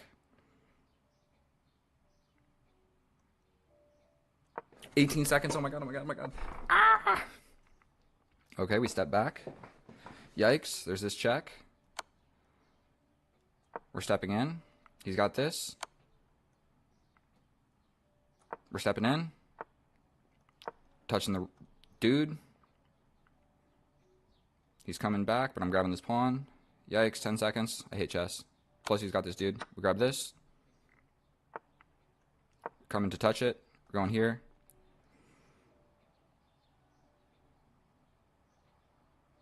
If he moves the knight, I grab this pawn. Here.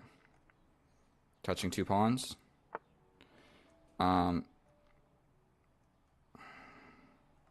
Fuck, dude, I just lost.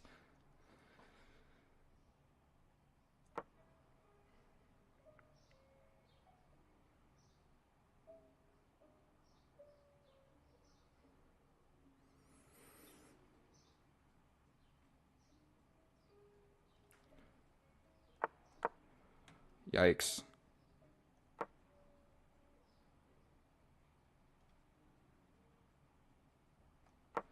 Two seconds.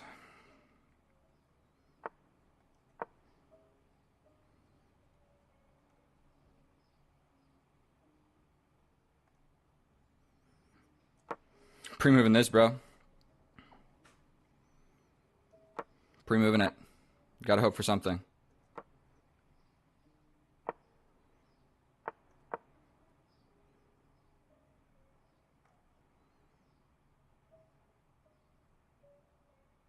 Pre-moving this.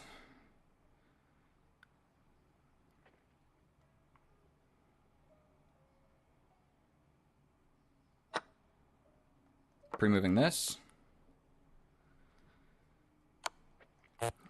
Fuck, bro. Oh, hello, and welcome back, or welcome for the first time. My name is Kip, and I play chess. We are back at it again with another epic and educational day of chess. Today, we are facing Igor, 1965 question mark. 4 years ago, 3,000 games, doesn't play bullet, not that great at blitz, pretty good at longer time controls. So let's see what type of game of chess we can just conjure up against this enemy. And so we are going e4, e5 into the bishop's opening. We are immediately hopping into some tactics, okay? So if the bishop comes out, we go for this. If he takes with the pawn, there's a tactic. If he takes with the bishop, we simply jump forward. Potentially what people do is they trap their bishop in and we get it with the pawn, or they bring the knight and we simply get the dark square bishop and lose a pawn for the knight. So we get rid of these 2 pieces for this piece, which is not actually so great for us. So we're really hoping that he just stop thinking so long, bro. Just take it with the pawn. Stop thinking. Just come on. It's in the opening. He takes with the bishop. That is the correct move, actually. So now the follow-up is to bring the knight. If he traps it in, we kill it. So people, unbelievably large amount of people play this move. I mean, I guess he can play other stuff, but essentially if I can take back with the queen and win a pawn. So bringing the knight is the best computer line. That is what you're supposed to do. I simply grab this, you put your knight in the middle, I kick your knight out, your knight goes back to where it was, and I'm down a pawn, but I got rid of your bishop for my knight. So at the cost of, we'll go into this line.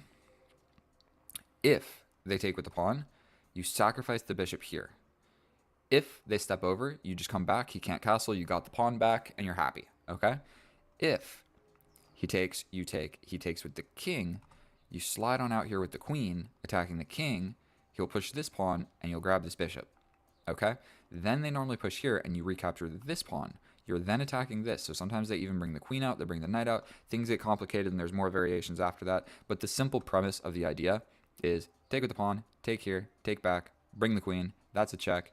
He has to block the check with something, and you take the bishop. Okay? So I do win and lose like a lot of games because of all of this.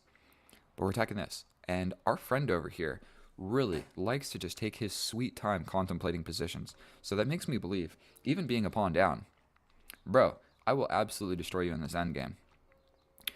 Absolutely. So let's just see what our opponent's going to do.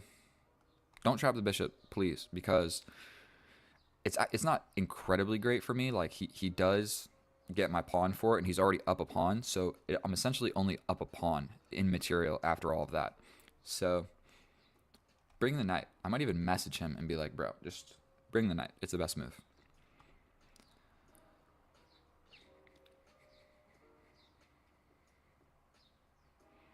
I mean, what further else is there to analyze about this position? If he neglects to do so, I take the bishop. Okay. So I take the bishop, he takes in, and I take the pawn back. Yes, he hits me with a check.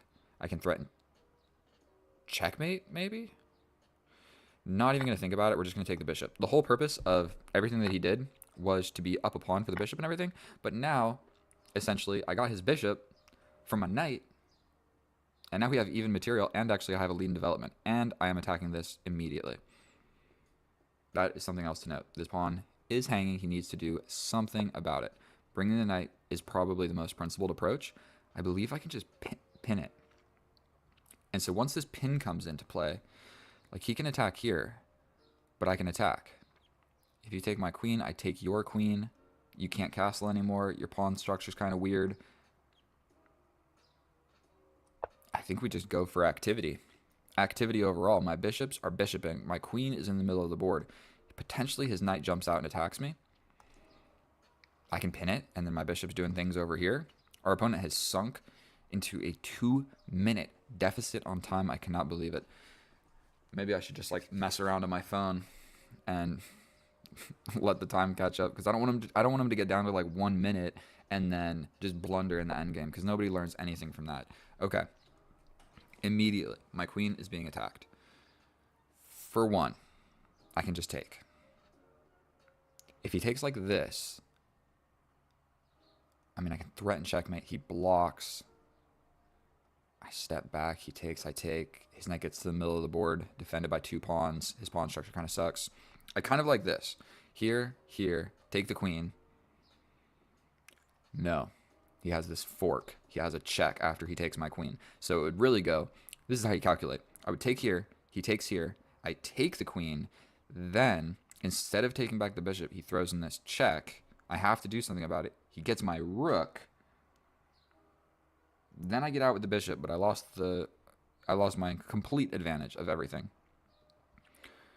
So what do? Pin this guy? He'll probably defend. Then I take? Wait. Here, here. No. Same issue. I think I might step back here to maintain this, what's going on in this position. And I just vacate getting attacked. But that kind of stops my knight from being able to develop naturally. I can threaten checkmate, but then he just jumps in. And I just don't think there's really a lot of good coming from that. I would have to step back. He'd attack my queen again. I'd step over. I think we just want to pin.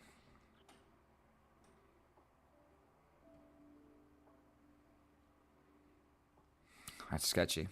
Stepping back is probably actually the best move. So, what do? Pin here. Then I step back. We're going to do this first. He could just castle and get out of the pin. But then I can take here and it ruins the pawn structure. So I think defending is what he needs to do. And once the bishop is on this square, this knight is free to move because this is no longer a check. So castling, I can just take here. If he takes with the pawn, he's got a ruined pawn structure. If he takes with the queen, I take back and he's still got a ruined pawn structure. He doesn't have a dark square bishop to give me a check, and this pawn is not advanced anywhere, so this check is not something I need to worry about immensely. Anyway, I could come back and block it a few different ways.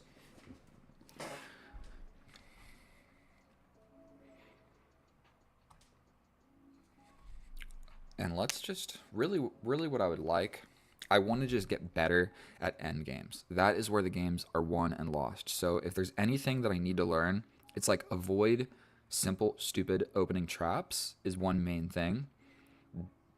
Like just finding tactics in the middle game to like get up a piece or whatever. But there's so many tactics and just one move, huge blunders. Okay, so this re-attacks my queen. I can just take, then he takes, then I take. If he takes with the queen, I take back, he takes back. I develop my knight. I don't know how I feel about giving up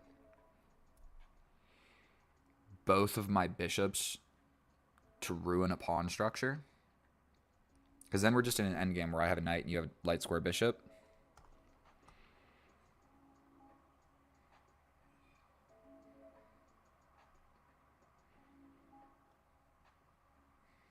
What do? I think if we step back here and he jumps in, I take with check, he steps over. I just don't want to get in the way of this square for my knight, is really what's going on here. So we step back, he comes in and attacks the queen. Maintains touching this pawn. This is now undefended. I mean, it was already undefended, but I think he can just maybe castle and he's chilling. So he did make like a minor blunder out of the opening, but now our opponent has been displaying quite good knowledge of chess positions. Just breaking, I think all of his moves are actually very easy. I think you just castle here. I'm no longer really threatening to ruin your pawn structure on that side of the board, so I don't think that's something he needs to be like immensely worried of. I'm still pretty much trying to develop my knight. He could just attack, and then here, and then here, and then here, and just keep chasing me around everywhere. He can also jump forward and allow this trade. That would still exist, where he's putting pressure on this. So, yeah, he could jump in and attack my queen. If I take, this fork is something I need to worry about. So I would need to react to it, because I can't take back immediately. So like boom, boom, boom. My queen is still hanging. I step over here. But then he grabs this pawn. Then I slide all the way in and attack the rook. That doesn't look good for you. He then just simply castles this way. No, he doesn't. My bishop's cutting that off. Our opponent has 4 minutes. I have 7 minutes. Okay. He attacks my queen yet again.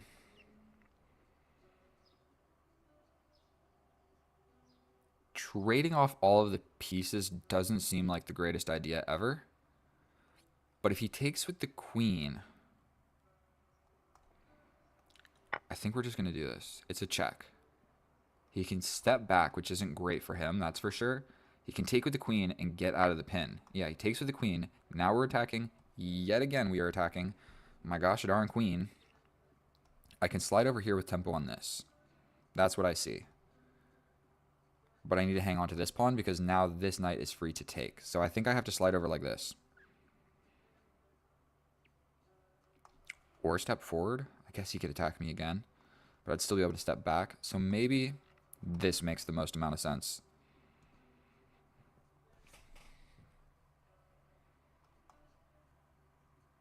I think this is active. He could advance this pawn and I step back. By golly, if he attacks me again. So I think I might have to go here. Because if I go forward here, step back, he attacks me again, then I have the problem of all of this. So basically, I calculated the first line. Wait a minute, can that still happen if he just does this?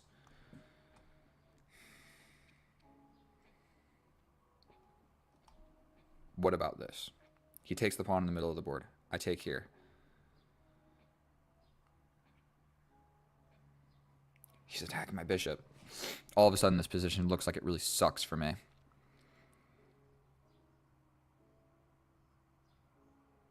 We step over. He hits us with this. We then step up.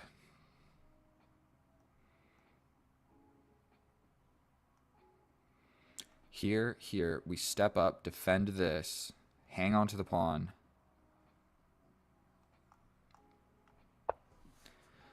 And now I'm a little bit scared. I need to develop this knight so I can castle this way at will. And if not, then I might just castle this way.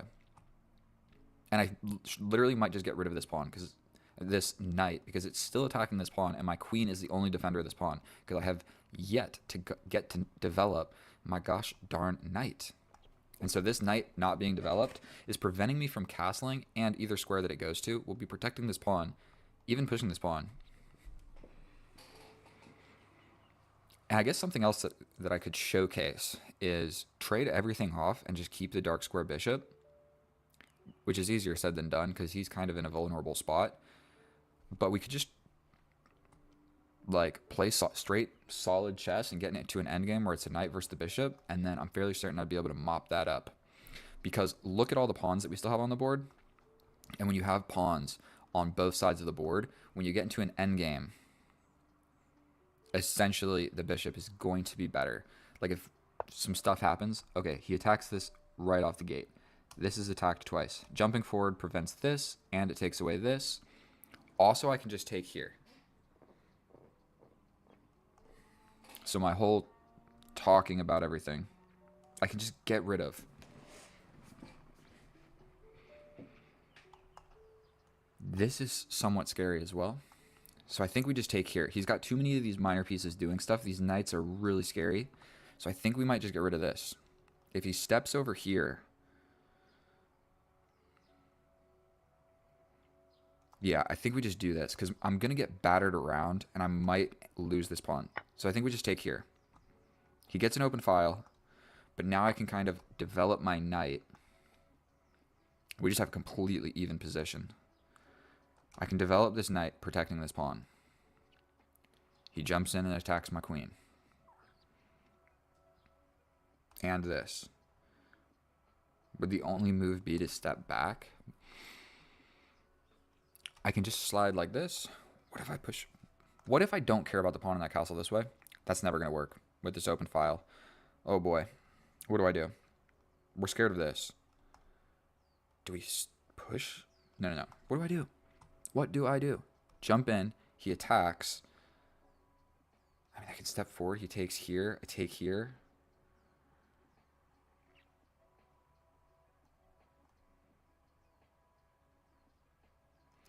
This is scary. We step in. He can take here because the knight's in the way, but then I take this. What if you just... Oh, that's enough time. No more thinking about it. We have exactly the same amount of time on the clock. What did I do with my time advantage? I need to get better at that. And I need to gosh darn castle. I'm ready to castle. But I think he's going to just step forward and cause more problems in the position. And grabbing this pawn, I think, is far less important than that pawn. Okay, so he's going for this. He can also jump in this way.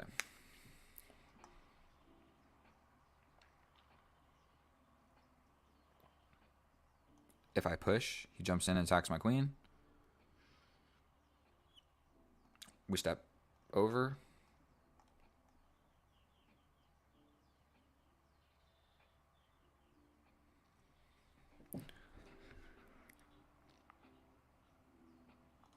We push this.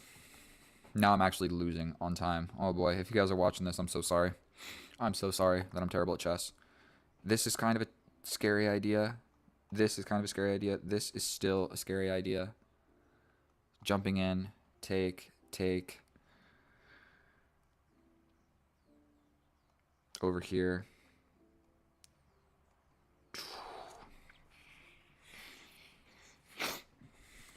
It looks like we are just going to grind this down into an endgame. Okay, so he does do this. I think I step forward. Or do I step back? Like, do I step all the way back?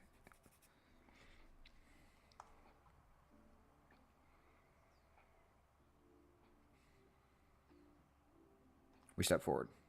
You take. I take. What's the plan then? You slide forward and attack me. I slide back. You slide over. I push forward. I think we're just going for it with 1 minute on the clock. This is scary. Grabbing this pawn is way better for him than me grabbing this pawn, but it keeps material balance in the position. And I never got to castle. And now it's looking like I'm never going to get to castle. Like, I suppose if he takes, I can just go for activity and just not even care about this pawn. Like, how important is that pawn, really? If I go there, it kind of just brings his rook to the action. Oh, my goodness. There's this fork, but I can castle. We castle. He steps in. I wanted to castle so bad. That is exactly what I'm doing. This pawn is meagerly defended by my knight. My knight can also jump forward. That check is scary for you. My knight arriving here would be great. He's going to almost not definitely jump forward with check. But all of a sudden, I think that was a little bit... He should have taken this pawn. I think these two pawns were not equal. Me winning this pawn, it's already a doubled pawn. You know, you still got another one. So, like, his structure is already ruined over here. My structure is pristine and gorgeous over here.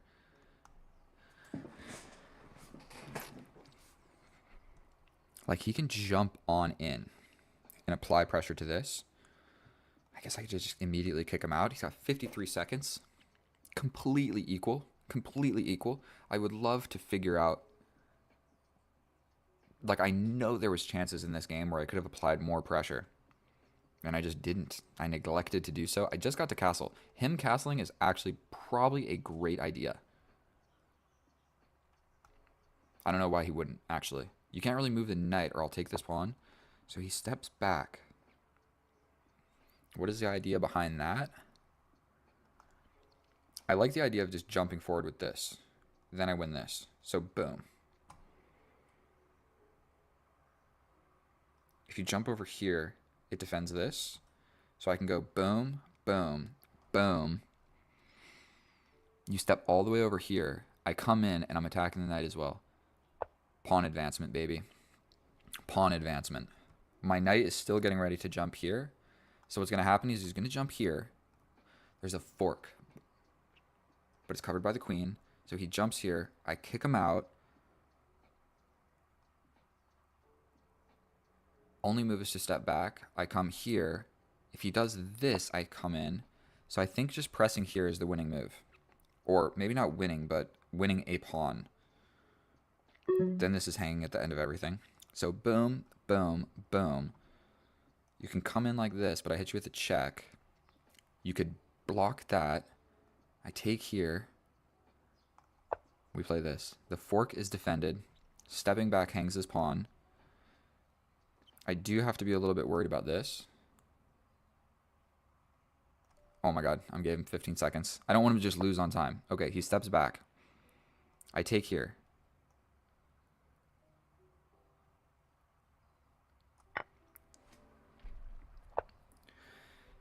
Yes, but then I give him this check. He comes back and blocks. I win this pawn. He could kind of trap me. Like this is hanging. I don't have such a great way of defending it. I take this pawn. Oh my goodness, I'm so scared. I'm really close to getting trapped. We push here. He can just castle. Oh my god, my queen. I think that I need to... I can push forward. What does that do? Attack the queen. He steps over. We sacrifice a pawn. I need a place to get rid of my queen being attacked. So this is more or less a pawn sacrifice. But my queen is basically getting trapped. We're going to take this.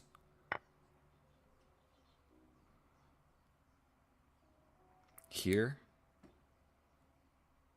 You come here. I hit you again. I think we just grab this. I'm so scared. You can't grab it because the knight.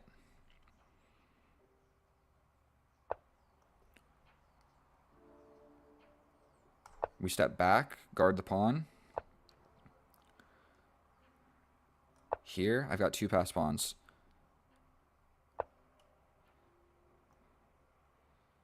This is a way of trading the queens.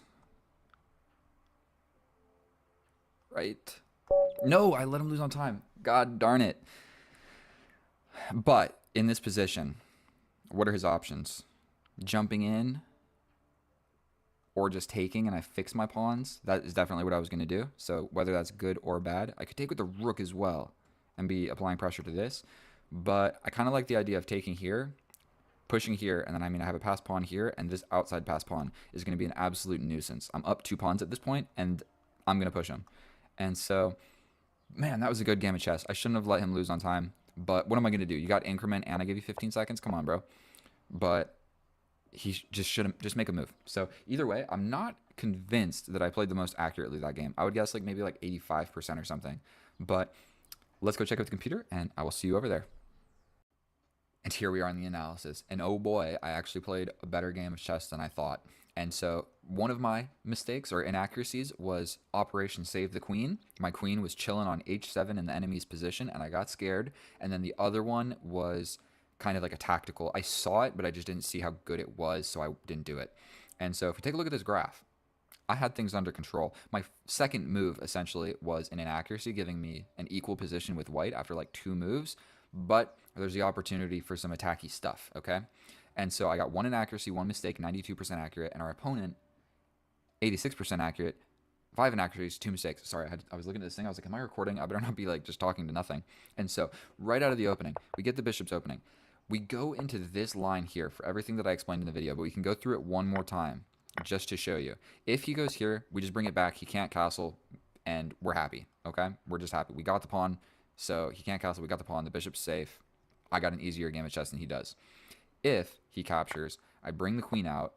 You can move back somewhere, but then this one would be with a check. And if he goes back here, I'm still going to do the same thing. So 99% of the time, they play this. It's an attack on my queen. We come over and grab this. Mostly they push this. We take here, and we're just doing quite well. Essentially, we're attacking this. If he brings the knight, we can pin the knight. If he brings the queen, we can simply just trade off. He can't castle, and we're winning this endgame because we're going to develop, castle this way. And this king is naked. So even without the queens, attacking it becomes quite easy. And so that is the line that we did not go into. The other opportunity, he takes with the bishop. We bring the knight. 1 in 10 games, I get this position, and they trap the bishop in, where you simply push the pawn, and he has to sacrifice for it. And so it's not horrendous. What am I talking about? It is horrendous. So the best move is to bring the knight. You bring the knight, I take, you put your knight in the middle, I kick you out, or I develop a piece. I believe that this is best practice going along something like this. And so what happens there is essentially I lost a pawn, but I get the dark square bishop for my knight. So it's not it's let's actually check with the position and what it says. Let's check. Completely equal. Completely equal. This is not the right move. You attack the knight like this. Because if I take, you take back, I get the pawn back. So you have to step back. We got a little lead in development going on, and it's a completely equal position. And so that is why I go for it. Most of the time, you're going to see a mistake come out of this. Normally,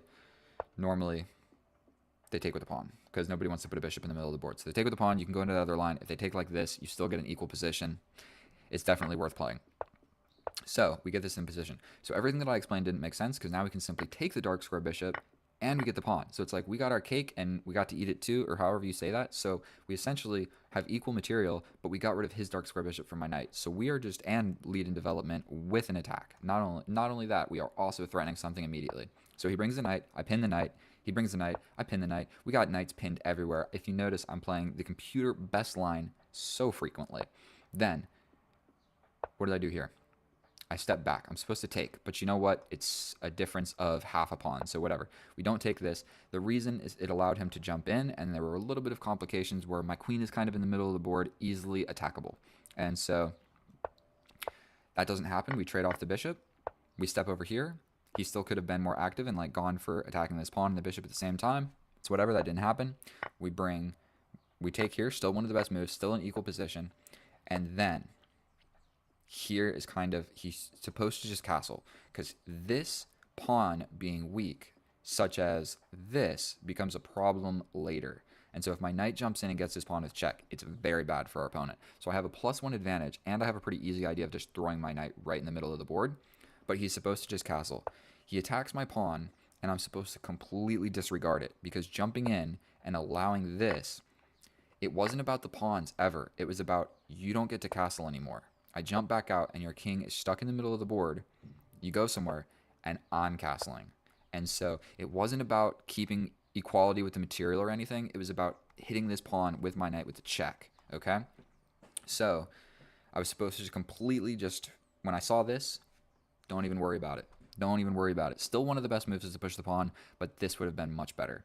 And so even just castling and saying, who cares about this pawn, bro? I'm getting a knight to the middle of the board. This is just going to be an open file later. You still haven't castled. And so I didn't need to be worried about this pawn as much. So this is a mistake, but I'm still winning. He steps back. Correct move here.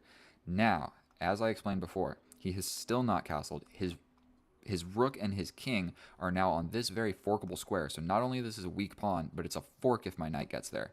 So what I thought for my opponent was to take this pawn. And what I was thinking was taking this pawn with my queen. What's better that I did not see, so I'm not sure if I would have played this with 1:47 on the clock. I have no idea. But I jump forward with a discovery on the knight and a threat of this fork. And then I'm just completely winning. So if you do something with the knight, like you save the knight, like if you save the knight, I get the fork. If you save the fork, I get the knight for free. So you're screwed either way. And so I didn't see this. Discovery, fork, tactic. All right, didn't see it at all. And let's make sure we're playing the right moves here.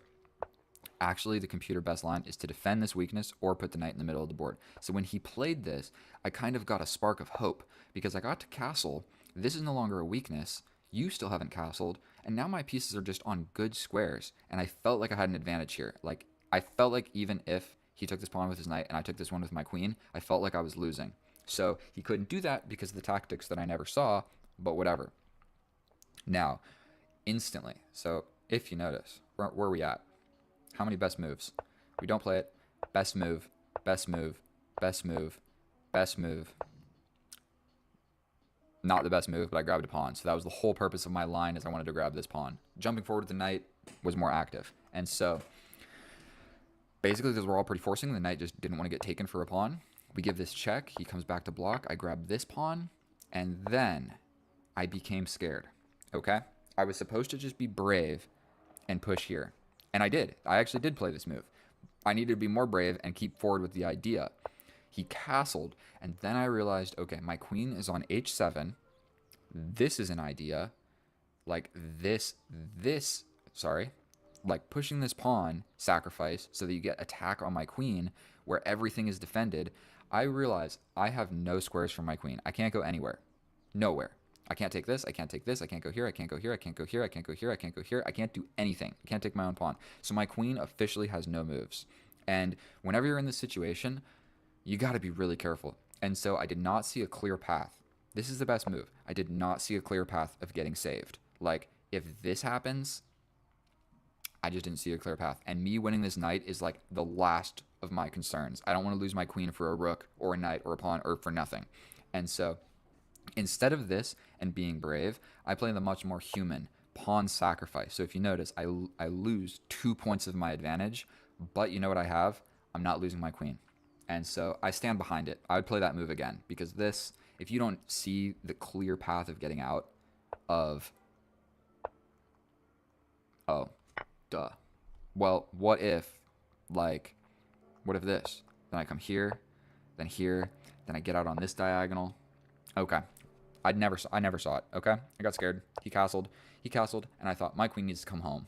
My queen needs to come home. It's been a long vacation. She did her job. She's ready to come home and relax. So we lose this. We trade off a piece. We take in the middle of the board. He couldn't take because of the knight, so he jumps back with the knight.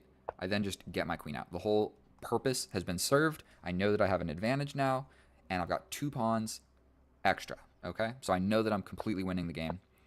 Instead of trying to just immediately push this pawn down the board, I have a smarter plan. We trade the queens. Boom. The queens are on the same diagonal. He can grab the pawn, but then I grab, and then you grab, and then I still have 2 passed pawns versus you're nothing, really. And so, or he'd have a pawn here, but my king can stop that. So this is the position. that our opponent flagged. But regardless, I'm just going to trade here. I can just defend. I mean, you grab this. I'm going to bring my knight most likely. Never mind. There's a tactic. So maybe I still would have lost. So don't flag. Don't flag. There was a better way to do it. So either way, that was a good game of chess. I think the pawn sacrifice served its purpose. I saved my queen. But the tactics here in the middle of the board, this tactic here, I missed it. I missed the idea of this. I guess it didn't even happen. So like calculating it wasn't actually all that important for me because he played the best move. I thought he was going to play this, but I spent a while thinking about, I spent like 30 seconds thinking about what to do here and just realizing that I got a lot of problems going on, but I played the best moves regardless. So it didn't matter. So I guess I wasted time calculating something that didn't make any sense, but I still played the best moves anyway because he played the best moves because what I calculated didn't make sense. So he never played it. It makes sense? So I guess my calculations served its purpose, except I wasted some time. So I'm not going to waste any more of your time. Thank you so much for watching my video. I love you guys. I'll see you in the next one. That was a good game of chess. Unfortunately, he flagged. Too bad we didn't make it all the way to the end game. I love you guys. I'll see you next time. Sorry the review was so long. I love you. Bye.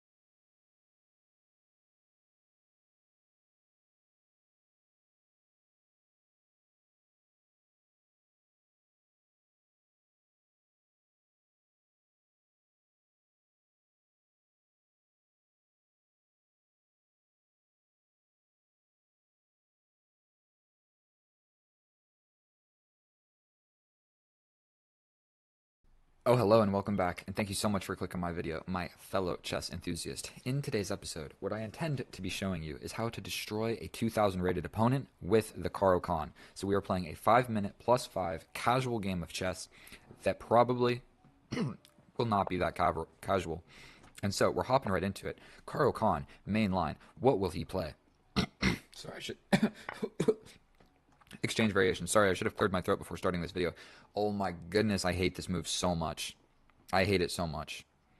It's absolutely my least favorite move out of every single move in all the Caro-Kann, maybe minus the fantasy variation. The fantasy variation sucks, and whatever this variation is also sucks.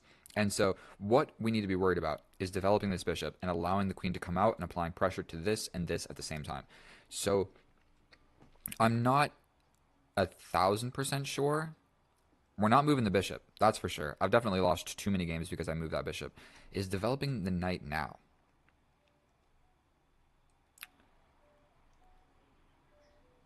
Is developing the queen now a reasonable move? If he comes in, I get him with this.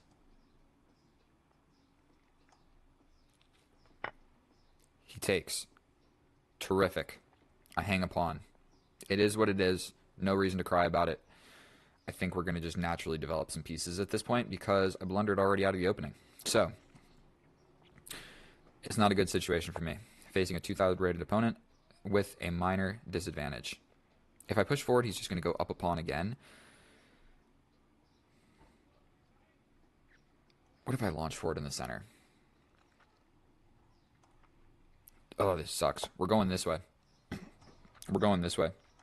He's got an extra pawn, but it's kind of stupid. That's what I'm telling myself. He can just hit me with this check kind of at will, and I have to develop this way. Yes.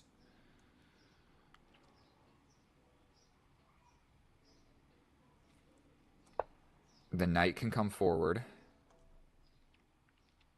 And then we just do a lot of trading. Okay. I think he's going to go for this, which I actually don't hate it. He could also kind of just like, no, he couldn't. Okay, so we're doing this. I lost the right to castle, but we got rid of his light square bishop for a knight. And I guess he doesn't really need to take here either. He could try and use this to jump in and attack me, but I would step like this. Then he would attack me here. But then I can take this, attacking this knight. Then he would take, and then I step up. Then this knight would probably jump in with check. I would step back to defend the pawn. My position sucks. Make no mistake about it. My position sucks.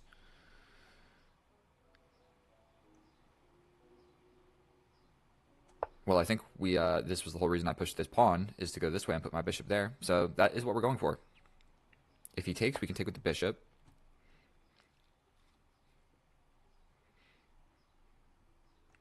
We're going to castle. What if I come in here? Does he have like a great way to defend this pawn, actually? Like if I can do something with this knight. Taking is absolutely not what I want, to give him this huge, I lose the game if I take that knight. Okay. That hung this pawn. You can just get over, but then the knight's hanging. So, you got to be careful when you play a move like this. If this comes over, I take. My king's not over there. I'm going for it, bro. I am going for it. Okay. I think we step on over.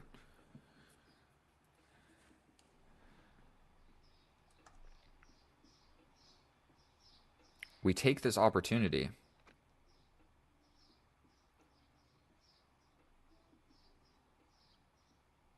to bring a little rook to the party. My queen is chilling on your 7th rank, or your 2nd rank, my 7th rank, however you want to call it. But this bishop, my friend,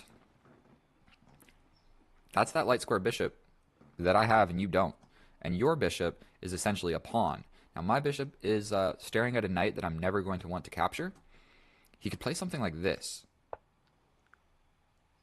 That's scary. Bro, can I just grab this pawn? Am I ridiculous right now? If he attacks here, I can take. And if he takes...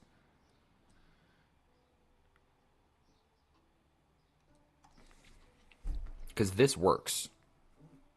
No, it doesn't. I go here. Bro, do I just grab another pawn? I'm so greedy for this.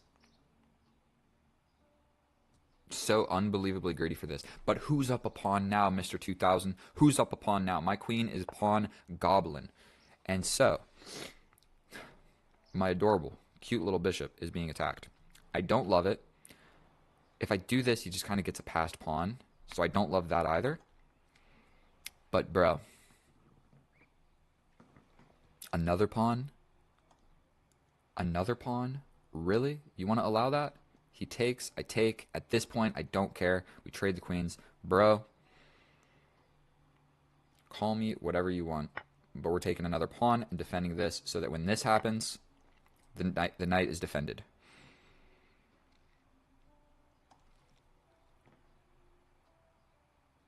This ruins my pawns. I can simply just trade a rook as well. Okay, so that loses my queen. So, you see the fork? So, I think we have to play this. If he takes, I mean, we're chilling. And now I could kind of kick him out. And then step forward, and my bishop has a new life on this diagonal. And now we're just in an endgame where I think that I'm doing quite well, except I'm down a minute on the clock. And I wanted, if you made it this far in this video, I wanted to share something with you. Hopefully I don't lose. But I'm a big fan of cryptocurrency. So first of all, let me show you this. So that applies pressure to my knight.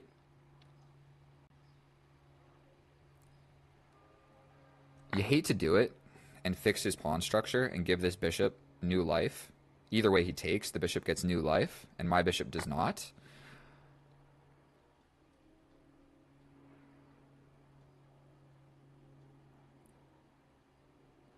We push forward. I mean, I'm not sure if that is really reasonable. Probably that diagonal is what's going to need to be played. This move, but then he can kind of just mobilize. I can also threaten a queen trade and just let him trade and take in the middle. I can also go for... I can play this as well and attack the queen. But then he gets this with check. I step over and he would get this pawn. A little bit complicated. Here, here. I don't know what to play. 1 minute on the clock. This I don't think works. Does this make any sense? If he takes, I take. He takes, I defend.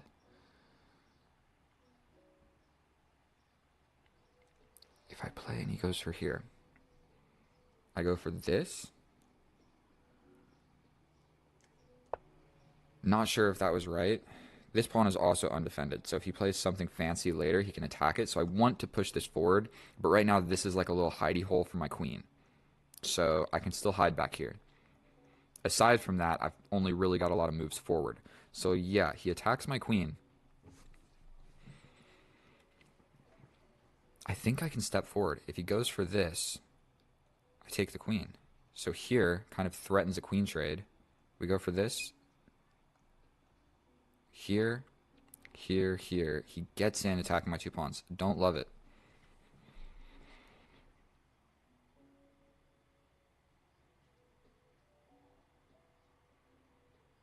What about this? I hide back here. I hate that move. I hate that move. I need to put my pawn there.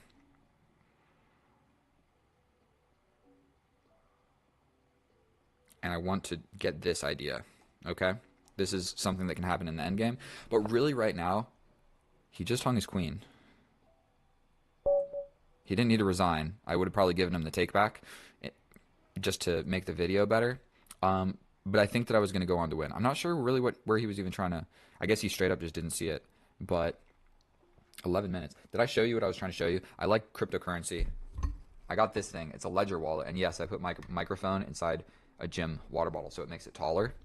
And so I've had Bitcoin since like 2016, okay? And back then it was just like $3,000 or $4,000, not too much, not too little.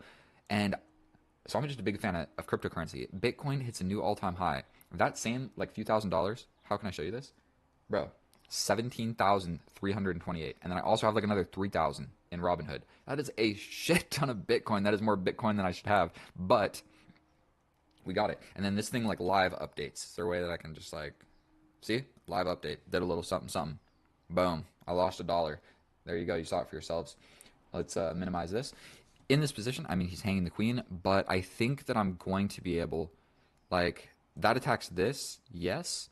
Obviously, the queens see each other, but I think at this point I can push because nothing's attacking this. So, like, say the queens didn't see each other somehow, I think I can push this and I'll be all right because the rook is defended by the queen and I'm ready to play something like this. And furthermore, when I push this, I have two pieces defending this. I have all of my pieces defending this pawn. So this pawn push, I basically have a 2-on-0. I'm up 2 pawns, but it is literally a 2 on nothing. I'm going to trade the bishops. I'm going to trade the rooks. We're going to just go into an endgame, and these guys will still be hanging out. And I'll probably go for like a plan like this, like boom, boom, something like that. And then the game becomes about the passed pawns, and I'll force a trade. And so, not sure how accurate that was. Definitely going through the opening, I was in a little bit of trouble. I'm almost guaranteed I just hung a pawn, but dude, you get scarred when you develop the bishop. Like one step back, you develop the bishop here, and the queen comes out, and it's just -1 for you, and it's so hard to defend because he's just got so many attacks. It's not good. And so let's find out how to play that more accurately, and I will see you over there. Oh, hello, and here we are in the analysis, and thank you so much for watching that game. Sorry he hung the queen. Something that I just straight up don't understand about Stockfish is it's saying this is the best move. It's definitely not, right? And so I cranked this thing up to the full depth. Now it knows. Okay, e4. That is guaranteed the best move. And so we go into the Caro-Kann, the main line. Maybe I need to change the settings. I don't know if you guys can see this, but we're going to bump it down to the Stockfish different level. Caro-Kann, main line on the board. Capture, capture, and then this isn't, it's not the best move, it's the third best move, I think, but if it's the most played, the second most played after knight f3. And so, oh my goodness, do I hate this line. And as you can see, I still don't know how to combat it effectively because I'm scarred. I'm scarred from developing the bishop. Look, if you develop the bishop, the queen comes out, and bro, I'm going to let you know, black wins 37% of the time. And I'm part of that 37%. I don't think I have ever won a game from this exact position. And so I'm scarred from bringing the bishop and the queen coming out. So I just kind of intuitively thought, like, what if I just bring my queen out first and all the ideas stop? Unfortunately, it just hangs a pawn. So he takes a pawn. It's defended by the knight. I can't take it back. The queen is not attacking it. I'm straight up just down a pawn. But something important in chess is people are really focused on the opening. Like, to me, the opening is almost the least important. You don't have to say least. It's a double negative. I think it's the least important part of the game because you're not going to win in the opening. You're probably not even going to win in the middle game. You're going to win or lose in the end game. And so I firmly believe that the middle game and the end game is far more important than the opening. So we'll look. Out of the opening, our opponent has a 1+7. I actually play the best move because I'm figuring I can't really push this or he gets a pass pawn. Some ideas, like, I don't know. So we get hit with a check. I can confront it with my bishop, but this leaves the idea for tickling the bishop, and now it is almost -3 for me. If he just maintains the attack, he's chilling. He can also take with the knight. That attacks my queen, so I got to do something else, and then he could survive with the bishop. And then he still has the bishop. He didn't trade the bishop for the knight. So the reason that I go for this and give him a little tickle is he's thinking, take, okay, dude can't castle anymore. Or I take back here and undevelop my piece, and then it's not being active. So either one, I can't castle or I undevelop a piece. And he goes for it, and that throws the advantage from basically 2.7 to 1.8. We capture, and now we're just chilling. We can castle, and it's an equal position. And are you ready? This bishop was defending that pawn. It's scary to play a move like this, but you can do it when you have tempo on the knight. So if the knight is defended, like if you develop to here, then it becomes risky because you take and the rook comes over, defended by the knight, and the knight is defended by the bishop. When the bishop's here being a pawn, you can take this, and he can't scoot over because I take the knight. So we go ahead and we do that. And then at this point, we put a rook to the open file. I figured that the game is kind of going to be like, this side is pretty locked. I don't know how to mark this side of the board. Boom. This side from here over is locked. And it feels like we're going to be fighting on this open file and this 1-on-2. Plus, this is where all of my pieces are kind of looking, okay? So I'm figuring the game is going to be played over here. He jumps back. I grab another pawn. Is it greedy? A little bit, but it is a perfectly fine move. He steps in, and oh my god, am I greedy. Grab another pawn. The reason for that is this knight is only defended by this bishop, so if he captures here, when I capture back, this knight is completely hanging. So not only am I grabbing a pawn, but I'm defending the knight. So after this capture comes in, I can take, and my knight's not hanging. So that is why I did all of that. We go ahead, and his knight is uber defended in the middle of the board, and we just trade it off, because this knight is a problem. He is looking at a lot of important squares in my position, and I'm never getting rid of him, essentially. I'd have to push this forward and lock my bishop in jail. So we just trade a knight for a knight. I'm winning, so we're chilling. I scoot up here. Not the greatest move. It was basically going to separate my pawns, is kind of what was going to happen, like this. Then I have two pawns. Like, how am I going to defend all of that or whatever? But I'm still probably going to win. So that's why I did this. If you take me, it just separates my pawns, but we get rid of some of the strongest pieces on the board. We step back, best move in the position. I don't really like my queen being here. I want to push this pawn so that I have like a defense, and this pawn is defended. And this is a weird place for my queen. I don't have a lot of moves, but he comes here and hangs his queen. And that's all she wrote. That's all she wrote.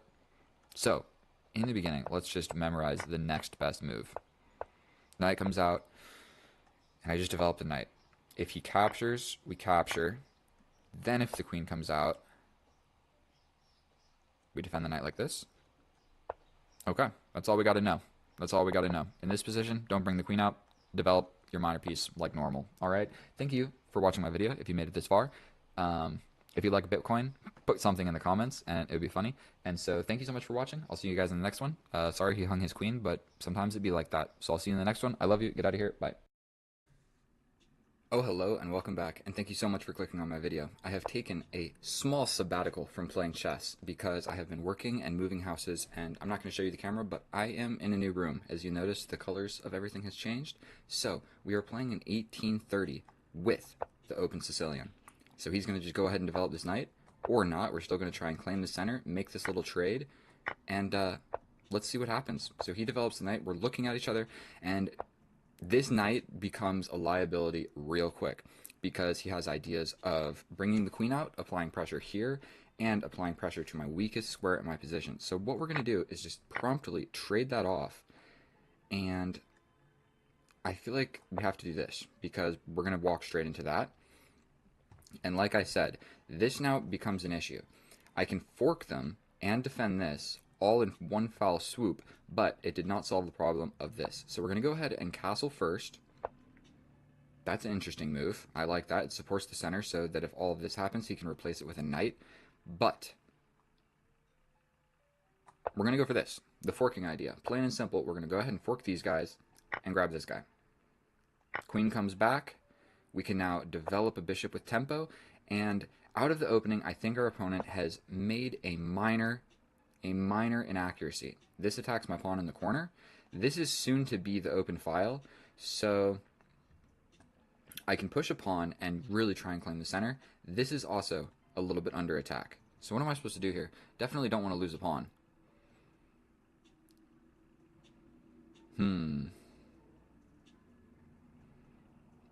We bring the queen up. That solves the problem. So I'm not going to think about it anymore. That defends the pawn, it gets in the way of this, and it forces a queen trade, and now I'm kind of just going for this. So, like I said, we're going to go for this. Now I have the bishop pair, is one other important thing to note. Going here immediately attacks this knight. It kind of forces one of these moves, and it's just going to be getting me hyped up for this long diagonal in the endgame. So I'm kind of liking the idea of having this structure just in the endgame. We're going to just take a brief moment to make sure this knight's not coming forward and attacking my stuff. He's also not going here because of my beautiful, beautiful defensive pawns. So, right now in this position, we can ruin his pawn structure. I'm not really convinced that that's all that great for us. I somewhat like the idea of just throwing a pawn in the center. Kind of questioning him, what is he really going to do? He has to make some sort of stepping back move. Still, these squares are defended by my beautiful, beautiful bishop. So it sort of attacks this, but it's defended, so we don't have to worry about it immediately. This becomes an idea. This becomes an idea. Go ahead and pin the knight, then all of a sudden this becomes a threat. Castling, but then I take, it opens up your file. But then we're in an opposite colored bishop endgame. So I'm not sure trading off my bishop here to ruin the pawn structure. I had the opportunity here, and I have the opportunity here. I think the opportunity here is a little bit worse because then we're left with opposite colored bishops, and we're going to be heading towards a drawish position, which I don't really want to do. So, seeing that this is going to be the open file, I'm going to slide up so I can put my dark square bishop looking at all these dark squares. And this knight is just going on a spiritual journey. But we're going to tuck my little bishop back here. Nice and safe and tucked away. Now I've got this bishop. And what about trying to have my bishop's bishop this way? Or back here, but that kind of just walks immediately into this. This gets in the way of the defense of this. Probably it's inconsequential what move I make here with the bishop, as long as I don't leave it there and die to the pawn. But I think all of these moves are probably about the same. Now he's got his bishop like this, so I kind of like the idea of just matching him. Cool. Smash is open in the center. Immediately I don't need to trade, so I think just putting a rook onto the semi-open file, and look at this configuration that I have right here. So we take, the knight takes. This is only defended by this rook, so probably I just need to make a move. We're playing 5+1, so we're only getting 1 second. Now the pawn is defended. We might step up so my bishop is defended, so if a rook trade ever occurs, I will be able to, like, have the bishop defended. Sorry, I forgot what I was saying. We're going to just stop that. Not really sure, but we're in a game of chess, and we're going into this end game. We go here. He can't push, so we're just immediately applying pressure there. I think he could have just taken. No? So what if we scoot my rook over here to defend this pawn? Man, he's playing rapid fast. Don't... If I take here, if he takes with the knight, this is hanging. We're going to just go for it. If he takes with the knight, I can get this. But then he's got this fork, but my rook would be covering it. I think it all works out. We trade off equally. Now he's got this knight. We can grab this. No? If he hits us with the check, we can grab the knight, but he grabs our rook. Don't love it. Got 1 minute on the clock.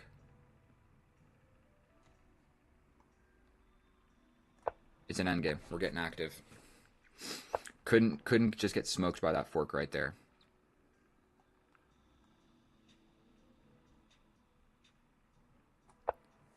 We attack the knight. This rook became undefended real quick. And man, so out of the opening, he played a little bit, but I promise you, if we look at it with the analysis, I wasn't crushing. Like, I wasn't absolutely steamrolling him. You really need to play, what, 30 moves? Wait till we get into this endgame. I don't believe he has a great resource. Like, he can't step back in any way that defends this rook. So the best that he's got is to step back and give up the knight. Or sacrifice like this. But I can just take the knight. So what's better here? Is there anything fancy?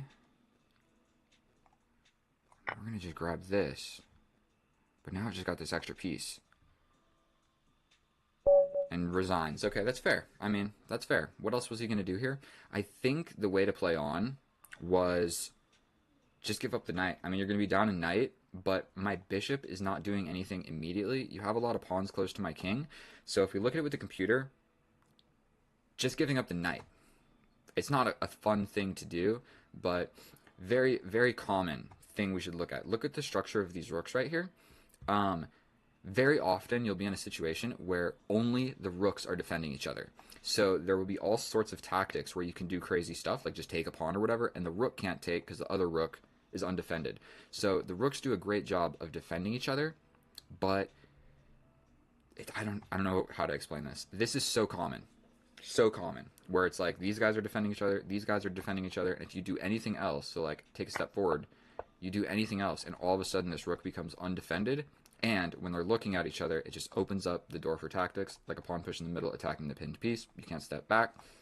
That's a wrap. Thank you so much for watching my video. I love you guys. I'll see you in the next one.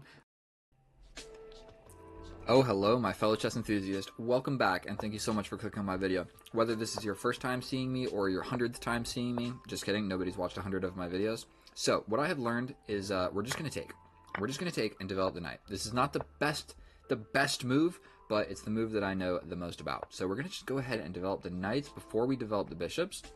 We're then going to casually develop the bishops, and we're going to castle opposite from our opponent because we're going to get a vicious, beautiful attacking game of chess. If he pushes the pawn, yes, I lose tempo. If he puts the knight, then okay, I get a little bit of a pin action going on. We're going to develop my bishop to look at this square. My queen goes up this way, and we're doing a 3+2 for the record. And we're castling this way. And let the games begin. Let the games begin. I have been playing an absolutely ridiculous amount of Bullet, and so we're going to just castle this way. If you want to go for this, bro, be my guest. Straight up, be my guest. I'm going to put my rooks over here and launch these pawns. The rather unfortunate thing about that capture is it becomes kind of hard to crack these 3 pawns with my pawns in this structure. Okay, I wish there was like a better highlighting. All I know about is like what alt is blue. You see that? And then space. Whoop, never mind. That moves everything. Bishop is attacked. We're gonna take a little cheeky step back. Just a little step back. That's a weird knight move. But the same reason you don't want to take mine, I don't want to take yours. Everyone's a little bit scared. We're all looking around. No one knows where to look. Well,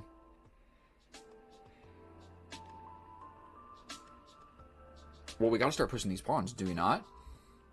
That's a little bit of a question. Are you going to take? You're not questioning my bishop. This knight can jump in. You can step back. I want to avoid trading stuff because what I really want to do is launch these pawns and then just figure out how to get a brutal attack, because that is how you get better at chess. And if it doesn't work out, then you get better at endgames, because studying openings and whatnot, look at this opening. I have not really studied this, to be honest with you. I have studied that. And that's not even the best move. I don't know what the best move is. So studying openings, it's rather insensical. Queen on the same diagonal as the king. Glad that I took note. Thank you for telling me. Everybody watching the video. Okay. Okay. What if I just throw him for a doozy and capture the knight and say, like, what's really going on? So I'm going to just take this moment to take a nice little quiet step over to the side. That's a scary knight. That's a scary knight. He's doing a lot of damage. So we're going to trade this off. That was stupid, because now we're going to lose a pawn. Take. And I'll never really be able to get rid of that bishop, I don't think. He's going to just boom, boom, boom. And that's just unfun for everybody. So awesome. Awesome. There goes the pawn. But, you know what I mean? That's why you start with 8. You're probably going to lose a couple of them moving around the board as such. Tactics. Did that work? I attack the knight and I attack the bishop. Oh, you can just step back and defend it. My tactics always suck. Well, plan B.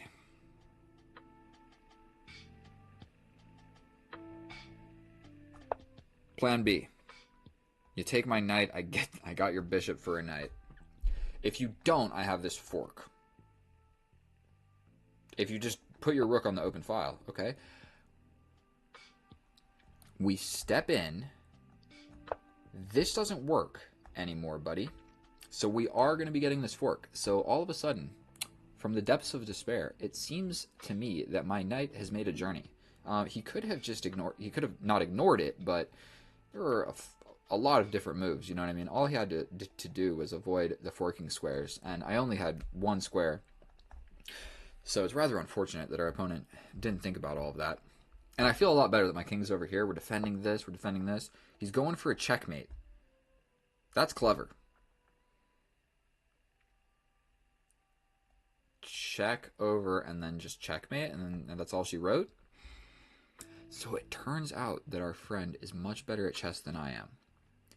But what if I mean, like, I have to play this move, correct? Is there some sort of crazy tactic that I don't see? He's going for my knight, but I can take here. Give me a gosh darn second. This is getting really complicated. Okay, not that complicated, but I can take the knight. You take.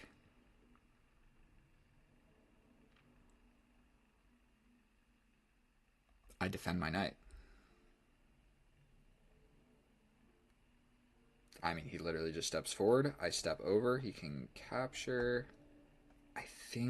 I mean, it's worth playing with 57 seconds on the clock. We step over. Undefended queen. Undefended queen.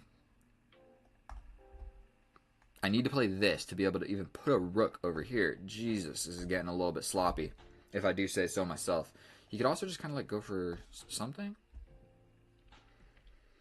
What's this guy's bullet? No number. That looks good for me. 3 plus 2. Okay, so that was kind of the move that I was worried about. Yes, yes indeed. Well, definitely looks like I'm going to just lose my... Definitely looks like I'm going to just lose this guy. Might as well play this, because I'm going to just lose... Could I have stepped out? I could have at least stepped out with check and ruined his pawn structure. And had at least like a little bit of something. I can step like this, defending this, and attacking this pawn. This is getting good. 29 seconds? How did I use that much time? Gosh darn it.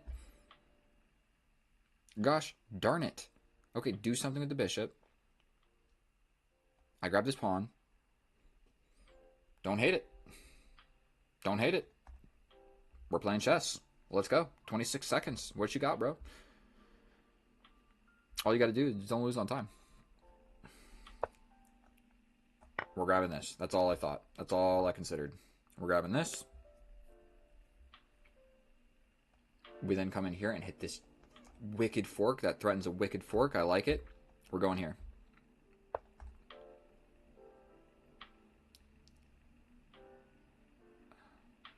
Here to get this. What is that threatening?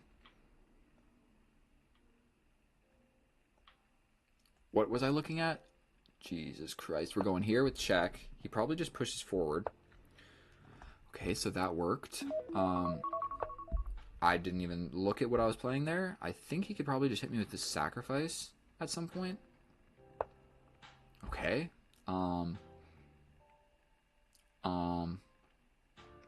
Here, and this. Okay, he's hitting me with the sacrifice. I'm stepping over. That walked right into this check. We're stepping up.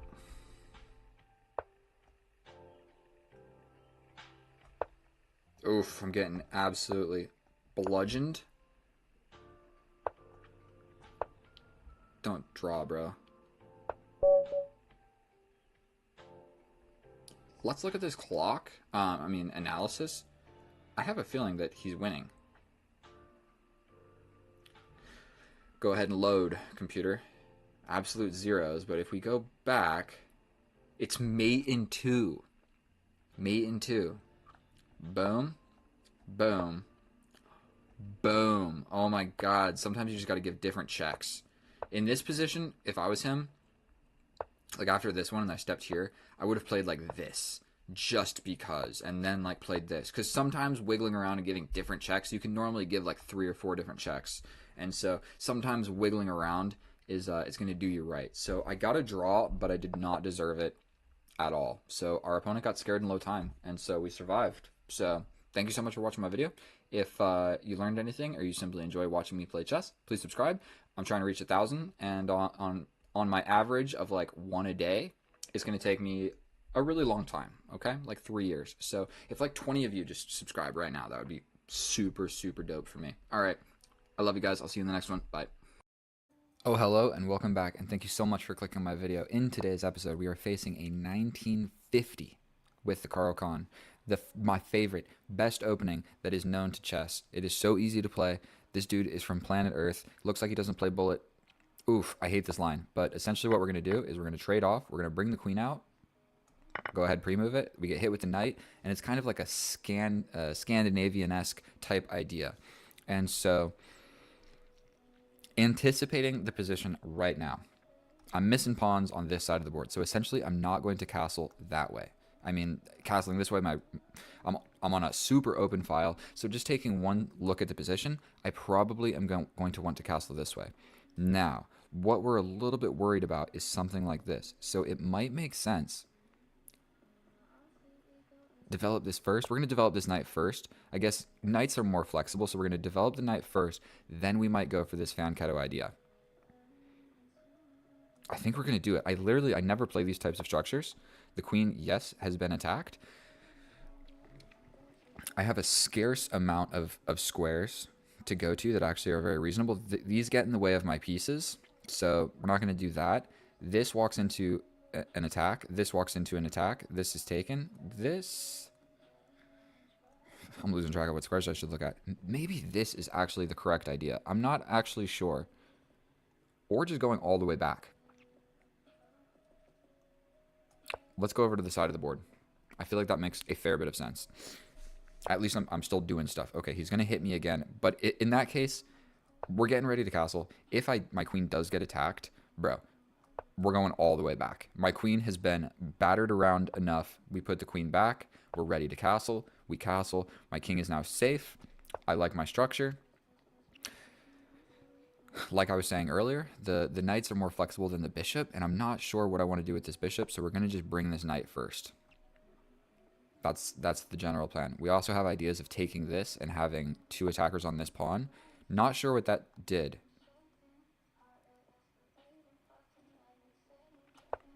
We play this. I needed to develop my last minor piece. And so seeing that I've got a lot of these pawns on light squares, I think that just trading this off makes a decent amount of sense. We don't really want to see this guy jump forward. We're going to push this pawn. I mean, if this pin happens, we're okay with just vacating this back rank somehow. Maybe even we go back over here. What we need to be a little bit cognizant of... Okay, so yes, this pin just happened. We need to be a little bit worried about this knight coming into our position, okay? My queen is pinned. This is only defended by 1 piece, so what we're worried about is it getting attacked again, okay? So we essentially need to be able to avoid that, because if this happens, I just lose the game. Long story short, if this knight comes over, we lose the game. I can bring my queen all the way forward. That's a bold move. It defends against this. It defends against this. We're not going to calculate too much, but my opponent is playing very active.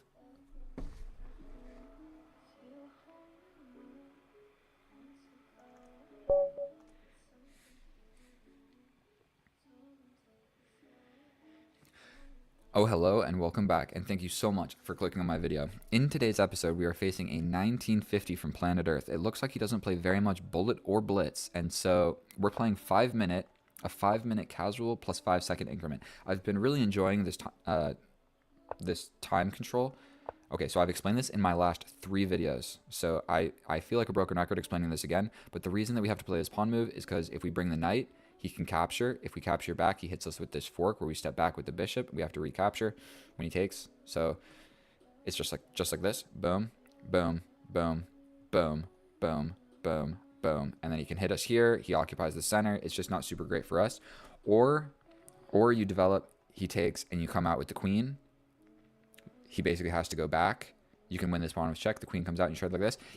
Whatever you do, it's an equalizing position for white. So we're going to strive not to have that happen. We're going to go ahead and develop this knight. If this pawn comes forward, we're going to try and break this pin. It has not happened yet, so we're going to just develop another knight. Once this pawn push does happen, okay, so he's prepping it like this, and he will be doing so with tempo, and the pin will become a problem. So we're going to stop at these ideas, essentially. So I think we have to take, not sure what else we're supposed to do in that situation. We have 2 attackers, but he also has 2 defenders, so we're just going to step up here. If we get hit, we step back. If we get hit yet again, we step back. We step back. If we get hit again, you better believe we're just going to step back one more time. He could play this one as well and ruin my pawn structure in the center. And this pawn is also hanging, but it's not super hanging because all of this. Okay, so we're going to take. We're going to trade this. It's scary to jump forward with this knight. But with threats, my friend, we jump forward with threats. Correct? We jump forward with threats. He comes here. I mean, scary to play that move, but we're going to just go ahead and do it. That is the idea. Plain and simple. I'm pretty sure he can just slide back with the rook. Like, I think that would be agreeable. Okay, so this slightly ruins the pawn structure in the center of the board. But what we need to be looking at now is my knight.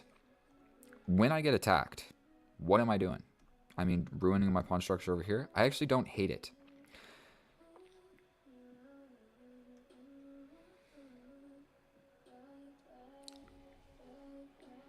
What to play? What to play? I could just castle. I, for whatever reason, wanted to castle the other way, but we are just gonna play a safer game of chess. He probably will attack my knight. I'll probably have to go back here, and we end up with this ruined pawn structure. But he's got a ruined pawn structure in the center. And these pawns are going to be a little bit hard to defend, specifically this one that is already being attacked. So he attacks us. I mean, we can just take a look at our moves. Moving forward is not an option, not an option, not an option, not an option, only option, not an option. So that's the end of the calculation. I guess I could have pinned. This. So where if he takes, I take the rook. We still have this idea where potentially we do trade and he undevelops. So we can grab this pawn with tempo. And it's on a light square, so the bishop can't attack it. And I think I'm just up a pawn now. So he steps back. I kind of like this idea, where if he steps over, I trade this with check. I think this is the most active move. It's a little bit scary because...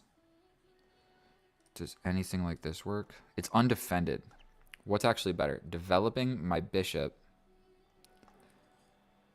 Let's just play safe. Let's just straight up play safe. I'm up a pawn. Everything's chilling. If I'm not an idiot, I won't lose this game. But I'm an idiot, so I might. He's attacking this pawn.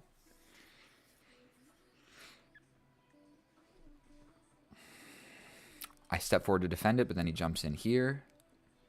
Attacking this.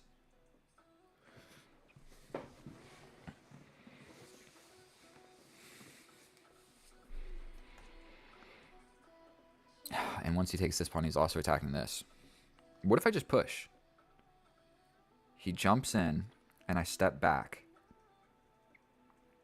He could try something fancy. We're going to do this.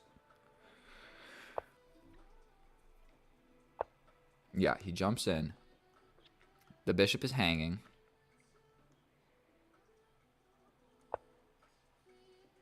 But we defend the pawn. We're ready to just push forward. He gives us a check.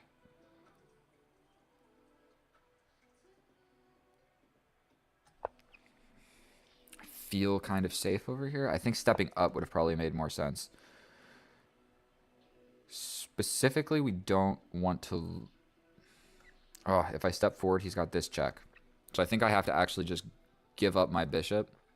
Because if I step forward, he's got this check.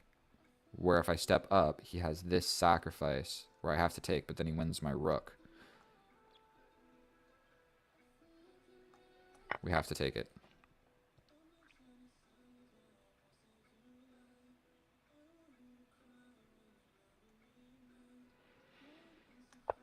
Rook on the open file. I'm going to have to push this forward at some point. This pawn is also pretty weak. And I need to... That just lets me trade the rook. Do we attack this? My king sucks. I want my king in action, bro. I can step back and attack the rook.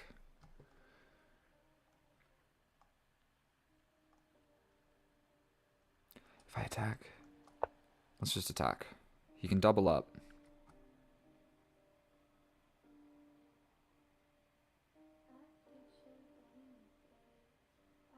If he doubles up, I attack the rook. We come in attacking the rook. If he takes, he slides in. I put my pawn in the light square. I struggle to get out in the endgame.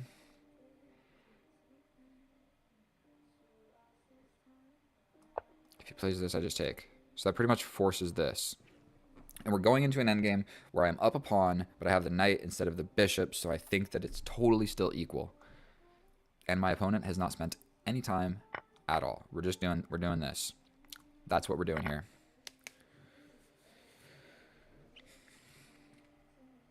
And not only that, so I can play this. I'm literally going to have to spend like 10 moves trying to figure out I think just putting the pawns on light squares because they're just not being attacked.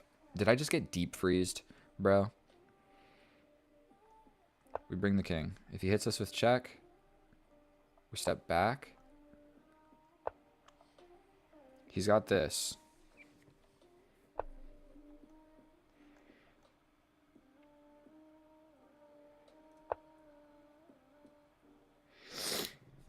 My pawns are completely deep frozen over here.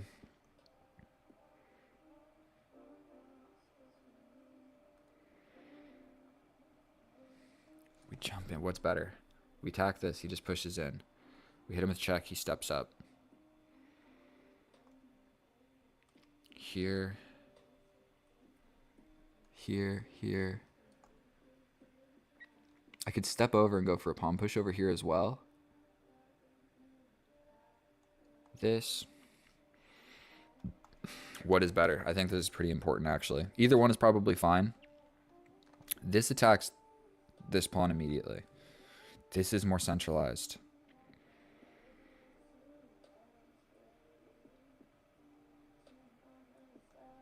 I could do like this and fork these guys. We're doing this. We come back and jump in. Does he have a way of defending everything? We also have check forward here. This is not good. We're going for this. Wait, does that even do anything at all? This is defended. So if I attack this, he can just push or jump back. Actually, this does work.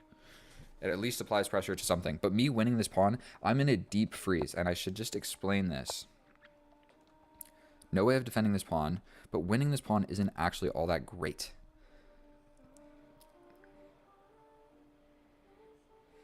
We're going to take and then jump in, attacking the bishop.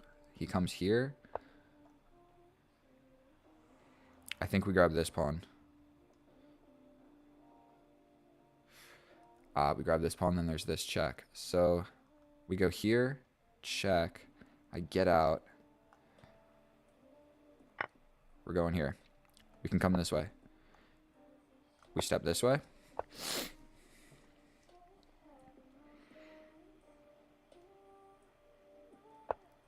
We're now attacking this. I can also remove the defender of this with this move right here. So if he plays this, I have to take. The king comes in. I hit him with this check. He moves somewhere. I hit him here. If I win this pawn, I have 3 passed pawns. But literally, this is the deep freeze. I'm going to explain this after the video. 1 pawn holding down 3. So I'm up 2 pawns, but it kind of sucks.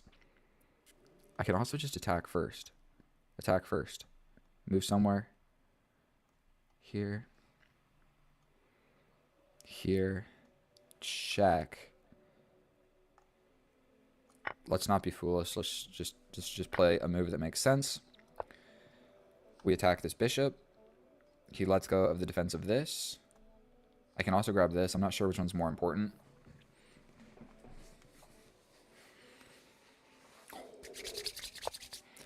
Okay.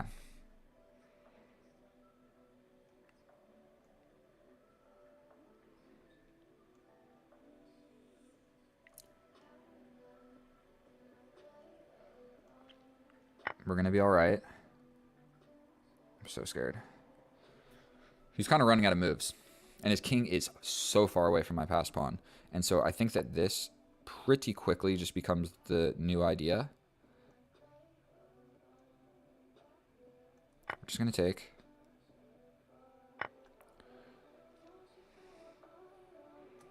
My knight is very happy on this square. We're attacking this with check and the bishop. I think that does it. That is a beautiful, beautiful knight. Doing like 3 different jobs at once. Defending ideas here, attacking the pawn, attacking the bishop. We hit this with check. He has to react to it. We jump back to the light squares. If he gets 2...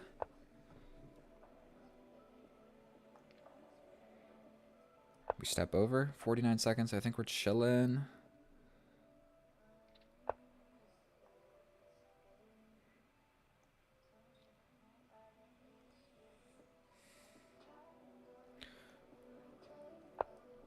I just hung a pawn.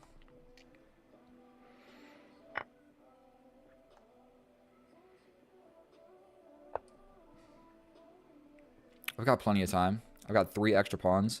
Unless he is successfully able to...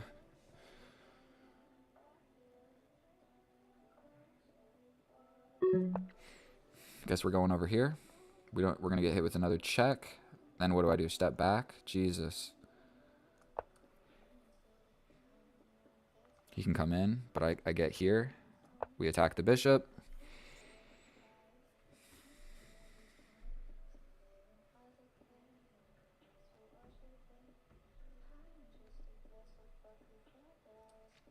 Pushing this, like, is probably the plan.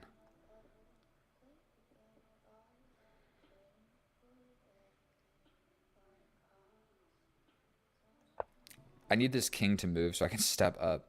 We need my king on this square, essentially. But I need this to be defended.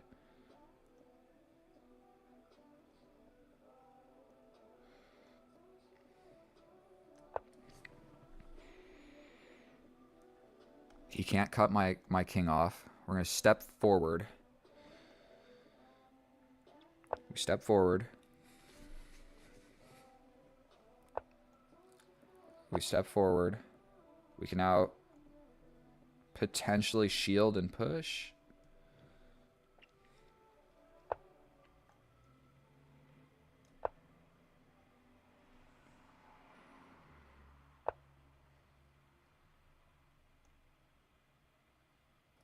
Check, defended. Check. Slowly making progress, my friend.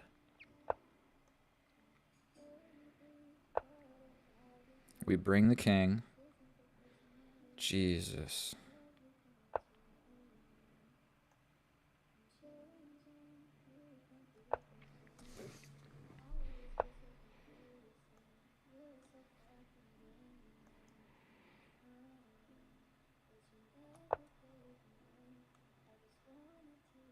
Hit him with a check. A check. We push this pawn. 53 seconds.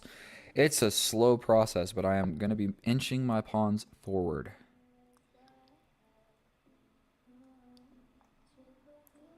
This one first, maybe? This, then this.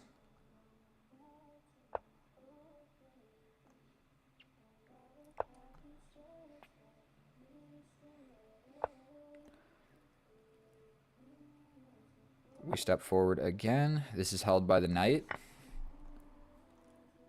It's not stalemate, bro. Okay. There's probably a lot of different ways that I can win this, but I think the one that I'm going to choose is this. I could, for one, just give him a check, but then he steps over. So maybe we give him a check. He steps over. We're doing this. If he tries to block, we push and distract him. We're going to make the red carpet. You got to be careful about these stalemates. He can go here.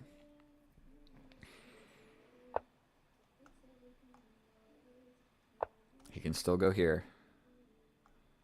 And when he does, he can run away as well. You just got to be careful. 42 seconds. Make gosh darn sure you're not going to get a stalemate. And so that end game was so much fun to play. He's saying, good game, well played. Good game, well played. Thank you, my friend. I'm going to tell him that I'm going to make a YouTube video out of this.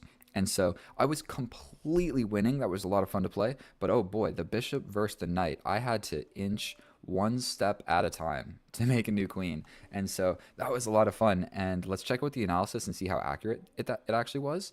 And I'll see you over there. And here we are in the analysis, and that was a tedious process, pushing all of those pawns in that endgame. But if we look at the graph, there was one moment where I was in trouble. It was a tactic that neither of us saw, but then from there on out, everything was good to go. So 90% accurate, 3 blunders, 3 inaccuracies. Don't hate it. And then our opponent, 86% accurate, 3 blunders, 3 mistakes, 7 inaccuracies. And so one of my blunders was a hanging piece, like just a straight up missed win.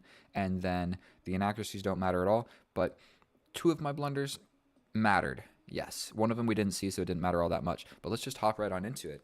And so e4, e5 on the board, and we play the bishop's opening, my favorite opening in all of chess. And so I have learned through experience that pushing this pawn is generally safer than bringing this knight, because stuff can happen, and I avoid it, okay? Sometimes that happens. You do something and it works and you just keep doing it. And yes, there's like better lines and stuff, but I'm going to just stick to what I know. And so we get the pieces developed. For one, there is a pawn hanging in the middle of the board. Definitely didn't see that. So that was the best move and I missed it. So whatever. It's not even an accuracy because essentially I'm just going to kind of get attacked and battered around. And there's ideas of this and I haven't castled. So doing this to prevent the pin when all of this stuff happens makes a fair bit of sense. Now we capture and I play this. Now this is a blunder, but it's a little bit tactical to see this. You push the pawn. My knight has to go somewhere. It's the computer says just forget about it and lose the knight because I'm going to lose the bishop later.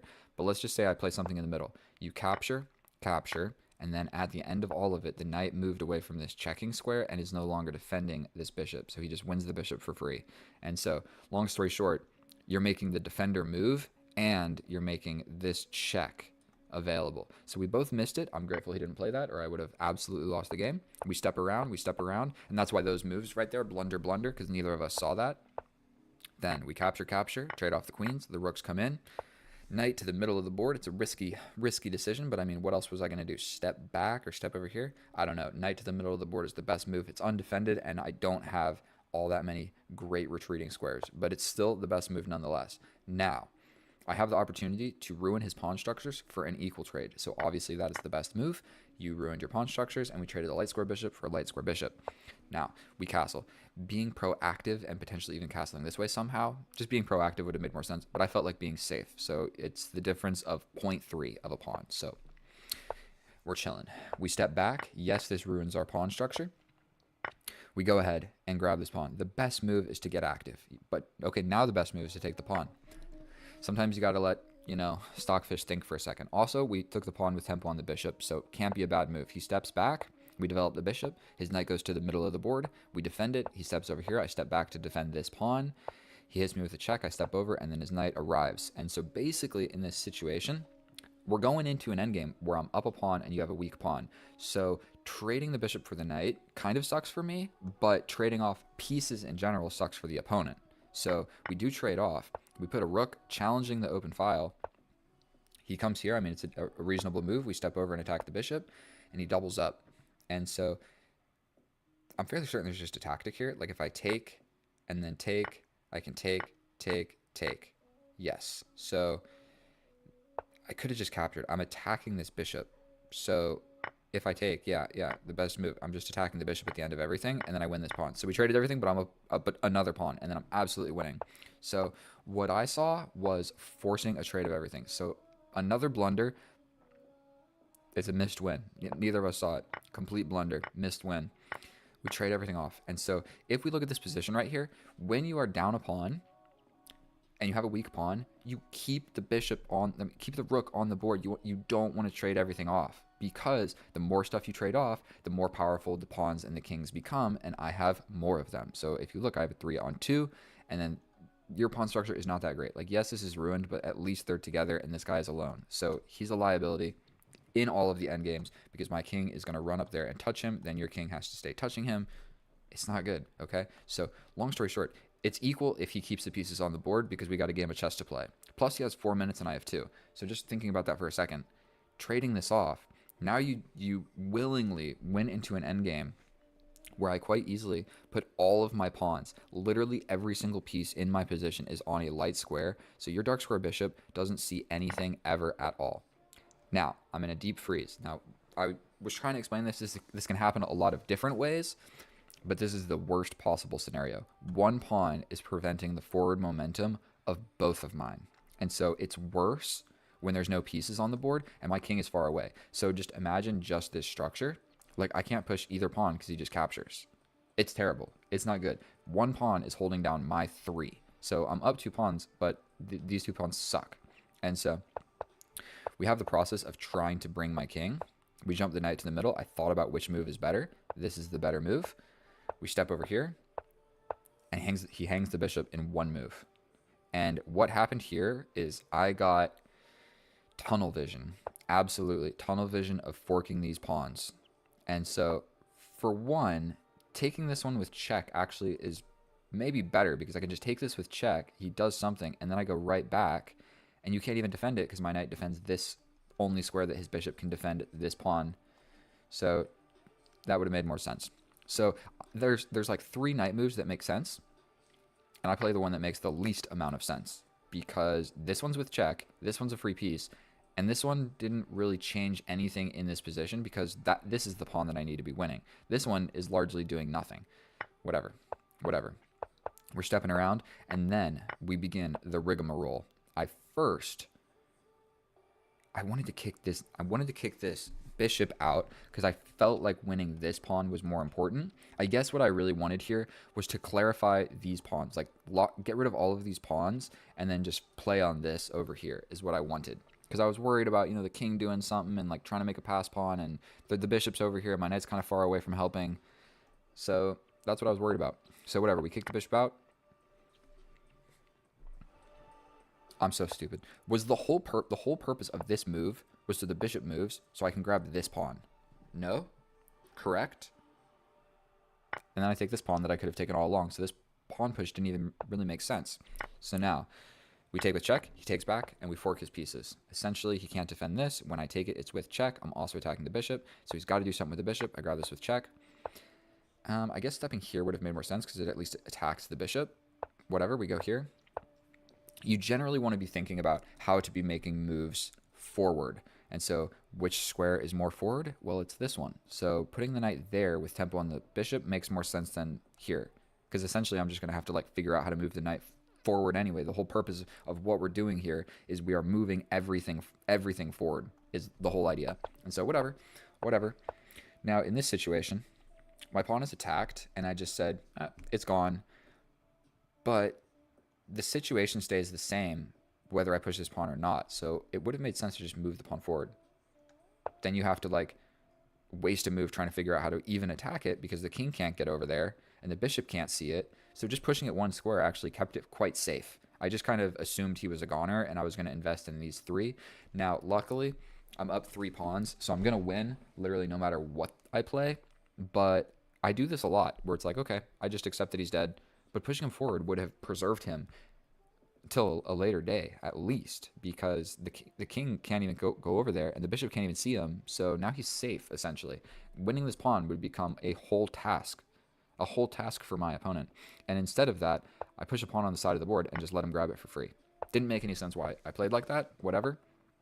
Then I can straight up just push this pawn right now. I guess I was worried about like checks and stepping away and him grabbing my knight. So I was worried about pushing this pawn and undefending the knight because the bishop attacks me and I have to step somewhere. But I can stay defending my knight from anywhere. Also, just pushing my pass pawn makes a fair bit of sense. I can just go boom, boom, boom, boom. Like push this first. And if you start chasing it somehow, I can just defend it. And I got a chain of pawns. And I just do this same structure one step at a time. Either way, I made things a lot more complicated than they ever had to be. We're jumping around. I bring the king. The king is there. I put the knight to shield this square from the bishop so I can push this pawn. So we do push that pawn. And we push another pawn. The king's moving around. We step the king forward because my king is going to have to move forward anyway. King forward. We give a check. In between move. Give a check. Then we push the pawn. We push another pawn. Give a check. He steps back. And we bring the king up. I guess he forgot the knight was defending it. He didn't have load time. He had 3 minutes. So maybe he just gave up here and was like, screw it. I'm lost no matter what I do. It's hard to say. Maybe he thought it was a draw. I don't know. And then in this situation, all you have to do to not lose this game is just don't get a draw. And pawns on the side of the board kind of suck because they do, okay?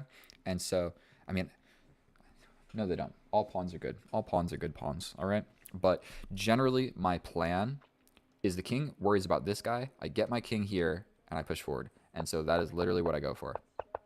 That is literally what I go for. Because there's probably a better way to like make a distraction or whatever, but you just don't want to stalemate. And so making the red carpet is the easiest way to go. So I know that wasn't the most accurate game. I missed a hanging bishop. I missed a tactic in the beginning. And then I made pushing these 3 pawns in the end game where literally any move was winning. I made it seem like it was a lot harder than it was. Literally like anybody could win that position. You just make a move and don't hang your knight.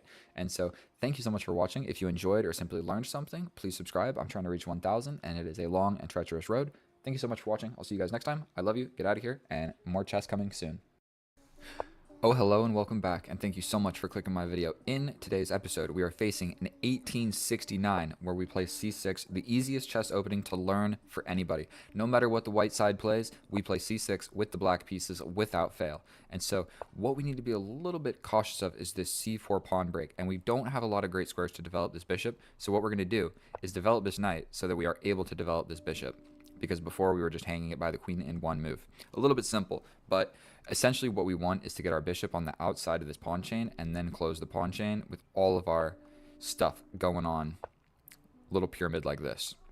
So most likely, okay, we're going to just step back, and we're going to maybe get hit again and trade off, regardless of if he takes or if we take.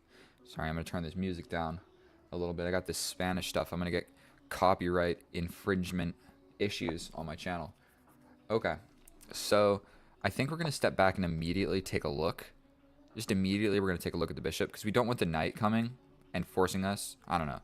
We don't want him hitting my bishop with tempo. So we're going to step back and have this confrontation on the board. And regardless of if he takes me or if I take him, so I'm going to just go ahead and take him, and we are going to stick with the script of now we're going to put all these pawns on light squares. We will literally have like almost every pawn. Of course, these ones are not, but we've got a lot of pawns on light squares. We got rid of the light square bishop, and I think it's more or less completely equal, and I can still develop my bishop with tempo if he does not castle. So if he, I guess the only moves that he's really going to make are castle or put the bishop in the way. So now that this isn't a check and it's an undefended square on the enemy's side of the board, I just don't see it being that great of an option. But we need to do something with this bishop. So there's two things that can happen. This pawn stuff can go down and a pin can come into play, or I can play the more active. Bishop is now looking at a square only defended by the king. Now, to have like a hectic game of chess, we didn't even look at this guy's ratings. Let's just go ahead and waste some time. So 6 years ago, 1,000 games. So that is not a lot of chess that this man is playing. So he might play a lot on like chess.com or something, but he doesn't play bullet. He doesn't play blitz. He only plays rapid. His rapid rating is lower than mine. And 1,000 games over 6 years. I mean, if they're all rapid games, then okay, that's a considerable amount of chess. But I knock out like 1,000 bullet games in 6 months. Okay. I don't know if what I just said is correct. So this is my last non-developed piece, so I'm just going to go ahead and develop it. And yet again, yes, I'm wearing the tank top because I'm going to the gym directly after I make this video. That's right, your boy's shredded. I got some shorts of me like lifting some heavy weights. I'm going to try today at the gym. Okay, so he is afraid. I need a castle. Castling this way, because there's the open file, and he can kind of really force some stuff, I think we're just going to castle this way. I think that we're going to have a chill game of chess. So he's going for the middle. What I'm going to do is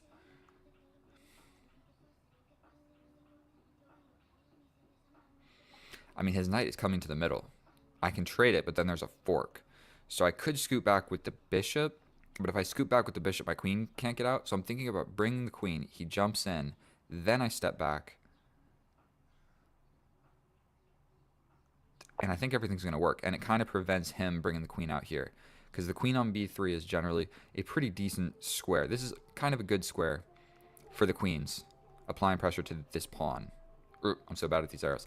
And I just started a new job, so I'm working in finance now. This is going to be my first rapid game where I've made a video since work. And oh my goodness, the training is so hard. I feel like an idiot because there's just so many terms and computer programs that I don't know anything about. And so long story short, it's going to be a really good job, but it's a little bit stressful. So he wants to do this, a tempo winning on my queen to position his knight beautifully in the middle of the board, and I'll essentially have to trade it off like this. But we could just scoot my rook over, let him hit me. I scoot up. He jumps to the middle.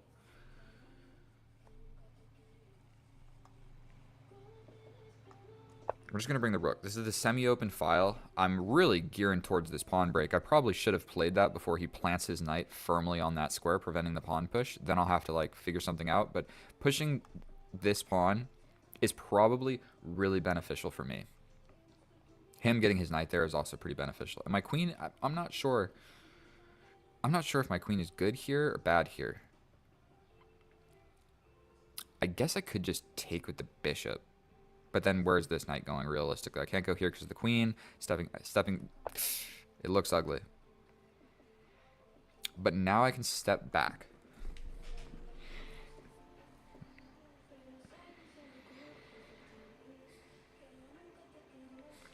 This is actually... If I step back and he hits my queen, I step up. He then jumps in. I take, and we're chilling.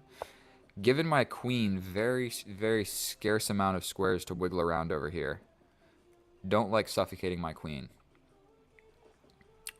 And he's got a piece on my side of the board, heavily defended by pawns. Really, like, moving this knight and pushing this pawn would be ideal. That's what we would actually want to do. He can even, like, step back, and when I take, the queen comes in. Or we can just leave the tension, because it is defended. But this is something that we need to address almost immediately. And then if this knight comes in, then he's just applying pressure. He's just absolutely applying pressure to me. Now, does that mean that he's going to win the game? The answer is absolutely no. Because what we're going to do is just keep playing. Keep playing.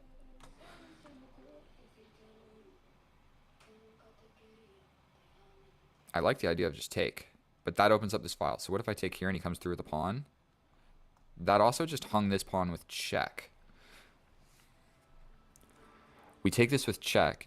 He doesn't have this, so he has to step over. So we take this with check. When you push a pawn, you got to think what it does. That pawn is defending this pawn in the middle of the board. So I can grab this pawn with check. He pretty much has to do one of those two. Either way, it doesn't really matter all that much. I can take with my knight. When he takes back, I take that. So I believe, pretty simple calculation, unless I'm just hanging something. Does he have... My queen is fragile. But luckily, this diagonal is not taken. If that diagonal got taken, I've still got escaping squares, but my queen is in the middle of the board on the enemy's side, literally surrounded by the enemy's pieces and my own pieces. So I don't have a lot of moves. I don't know if I should be taking so long to explain all this, but I'm pretty sure I can just take. And then he takes back, and then I take this, threatening checkmate. But he blocks. But then I can get out, and if he trades, so we're going to take. That's just no need to rush, no need to rush. Okay, small reason to rush. I spent an entire minute deciding on what I was going to do right there. I'm threatening checkmate. He can block it with his bishop. I can just step up. I can also step over and threaten a queen trade. We step over, threaten a queen trade. If he takes here, I just step up. If I go like this and he comes in, we're going to be chilling. Don't got to spend too long thinking about that. Now these guys are looking at each other and the queens are looking at each other. And because I'm up 2 pawns, I am just enamored with the idea of trading everything off in the position. He can shove this pawn forward, but we trade the queens first. Actually, this rook would probably take. So he can shove this forward, but then we take. He pushes the pawn. We take the queen. He takes back.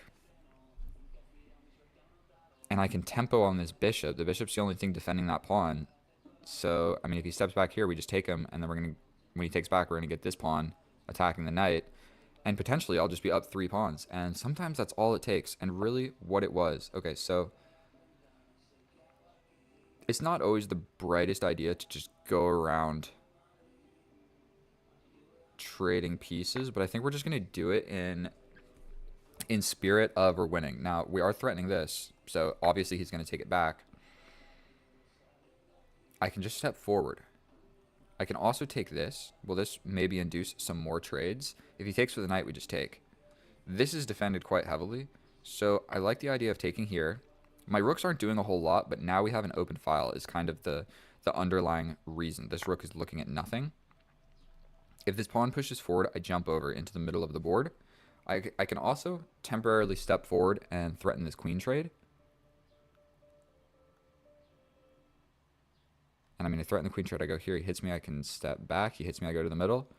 Don't see a huge reason not to do this. And with 1 minute and 58, I'm sorry, but people that don't play Bullet, you're at a severe, severe disadvantage. You should definitely practice playing just 0+2. Just play some games 0+2. And I promise you it's going to help you in all of your Blitz and all of your Rapid, because every Blitz and Rapid game essentially turns into... It essentially turns into a... Okay, I'm a little bit scared about this queen in the middle of the board. I mean, I can step back and attack it. I can also No, if I do this, he's coming in. So I think what we're going to do here... Okay, what we need to be worried about is this.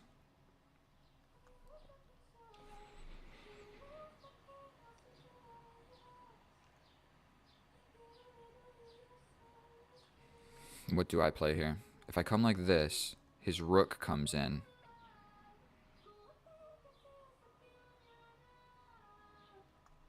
And I can't really get in to save anything. So what if I play here? He plays here.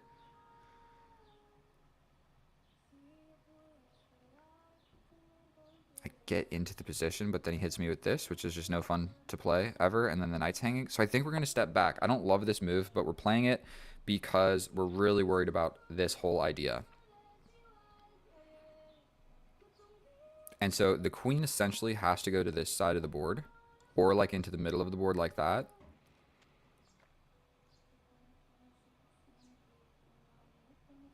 We're going to go here.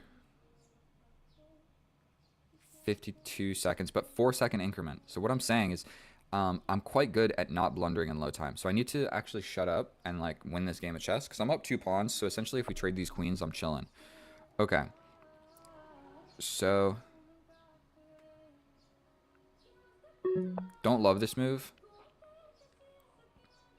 Don't love this move, but we're going to figure out how to get out of here with my queen. And we just don't want... I know this is weakening my dark squares, but his knight is kind of far away and he doesn't have a bishop. So we're kind of chilling. If he comes here, I could potentially just jump in and attack the queen. He gets out of it with tempo. Now this guy is pinned, actually. I can jump over. Here, here, here, here.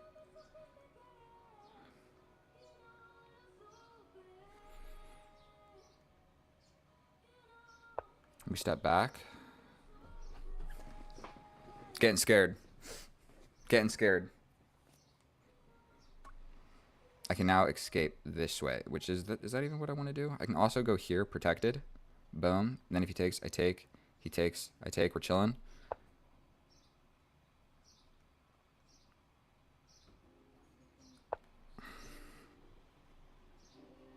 Scary, scary. He's looking right at this. So this pawn, these squares are not defended. Just something to note in the position. You got it. The pawn is pinned to the king, so these squares don't work. So don't make a blunder.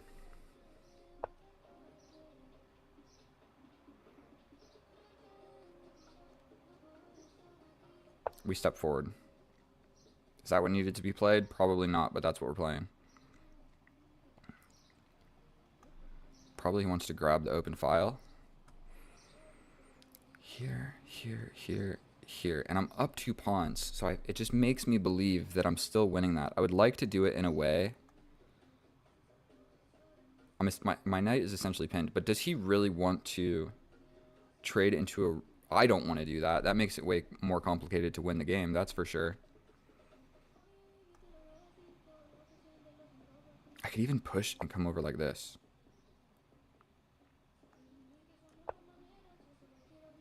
I'm scared. That defended this, okay? That's the idea. Knight is not...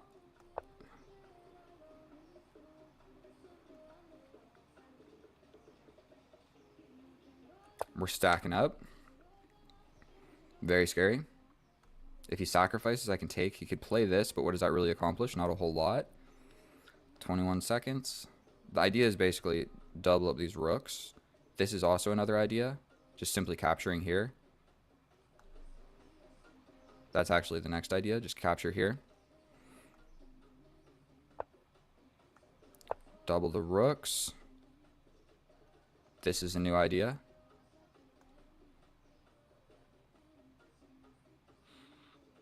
What's he going to do? Something like this? I can also get into 7th rank. So scooting over here would maybe make sense. He's threatening this. I think we're just going to play this. This is covered. He is hanging on. You know what we need to do? We need to make that knight on the side of the board. It is defending this pawn and has been defending this pawn for a long time, so I need to play this. He's going for this. We're going for this. If he comes in, knight over here. This is defended. But now my knight sucks. That's almost guaranteed. Stepping forward, I'm not even sure what to think about that. Anything that this knight wants to do, my knight does block it, so we're just going to trade that off. With check. My rook on the 7th rank is powerful. We're going to just trade this. Force a rook trade. Doubled his pawns as well. No need to play incredibly fast, but we're going to step over. And he resign. Yeah, so what's going to happen here is basically I've got this 3-on-2. Deep breath. I told you the endgame was going to be fine. But look, he's got 3 pawn islands. So I've got a 4 on a terrible 3. And then I've got a solid 3 on a solid 2. So winning this rook endgame should kind of be easy peasy. Plus with 4-second increment, I'm getting this. Immediately he can come. So like, what's he going to do? Step here. I'm going to take... Man, my arrows are bad. He steps up. I take this pawn. He can attack here. Don't think that I really care. I'm just going to take this, and then I have a 2-on-0. Then what's he going to do? Come down here and attack this? I just push. He gets behind this. I push. And then I have 2 passed pawns against... You're done. You're absolutely done. And then at some point, I play this or this to make this trade happen, to step in, and then I can win this pawn. And I will show you guys in the analysis. But I'm amazing at chess. So let's go check this with the analysis and see if I'm actually amazing at chess or if I was making blunders the entire game. Let's find out. And here we are in the analysis. And unfortunately, I am not amazing at chess. We have the report cards, and the graph tells a tale of I'm okay at chess at best. But I definitely made some mistakes that neither of us saw because they were not that complicated, and we just completely missed them. So you guys probably saw it, and we just did not. Now, in my defense, we did not have that much time when those moves were made. If we're looking here, the first one... We'll figure it out how much time I had when I made that blunder. The inaccuracies don't really matter. Whatever, very non-consequential. But the blunders definitely did matter. And his blunders are essentially all of them not seeing. So, like, I blundered the potential for him to be winning, and he blundered not taking that opportunity to be winning. So that's how that works when you have a jagged tooth. So, let's scroll this up, make sure everything's in screen. We're good to go. Boom, boom. C6. Best move ever. Then we develop the knight so that we can develop the bishop. Technically, I'm supposed to go for this. That's slightly better, but whatever. Everything's equal. Then we step back. Launch a pawn is really the best idea, but whatever. We go ahead. We get the pawn structure that I had been talking about all the first part of the game. So then we develop the bishop. We go ahead and develop a knight. And I'm supposed to prioritize this pawn break at some point. So best move, bringing the queen out. So I'm not terrible. We bring the rook, one of the best moves. And I'm supposed to just go for this pawn break. And now if you look at the position, like these guys are defending each other. So we're not super worried about this knight. We could potentially just get rid of it at any point. But literally my bishop, my knight, my queen, and my rook are telling me to push this pawn. So I was worried about getting hit with this. So what did I play? I'm stepping back because I'm worried about this knight. I wanted to step back so I can take so this isn't a fork. That's what I was worried about. So we step back. Then... tactics all over the place, but either move is really still winning. You can play this and you're winning, or you can play this and you're winning, and just at the end of it, you're getting this with check and the other pawn. So it doesn't matter. They are whatever you can call them. You can play either move, exchangeable, interchangeable. That's the word. We take back. So this was really the moment of the game. This pawn has an important job of supporting these 2 center pawns. He pushes it, and now this guy is just hanging. So I'll show you for an example. You take like this. This guy is pinned, so he could not take like this because the queen is pinning it. So then I take this with check, he steps over, and then I win this pawn. Or I jump in with the knight. Either or is good to go. So we do this. We take the pawn with check. Then we take this. He has to take back. We win another pawn. We're threatening checkmate. He essentially has to block it with something. We step over, threatening the queen trade. We go ahead and trade off a piece, trade off a pawn. And so I've got a little bit of pressure going on. Like this pawn is the only thing defending this knight, which can kind of easily get pinned, and then the knight's not defended at all. I'm supposed to jump forward. That's a scary move to play. Just jump forward, but I mean, it starts threatening things. It's looking at the opponent's side of the board. Instead, I go for a queen trade. I step back, and this is where my blunders start to be made.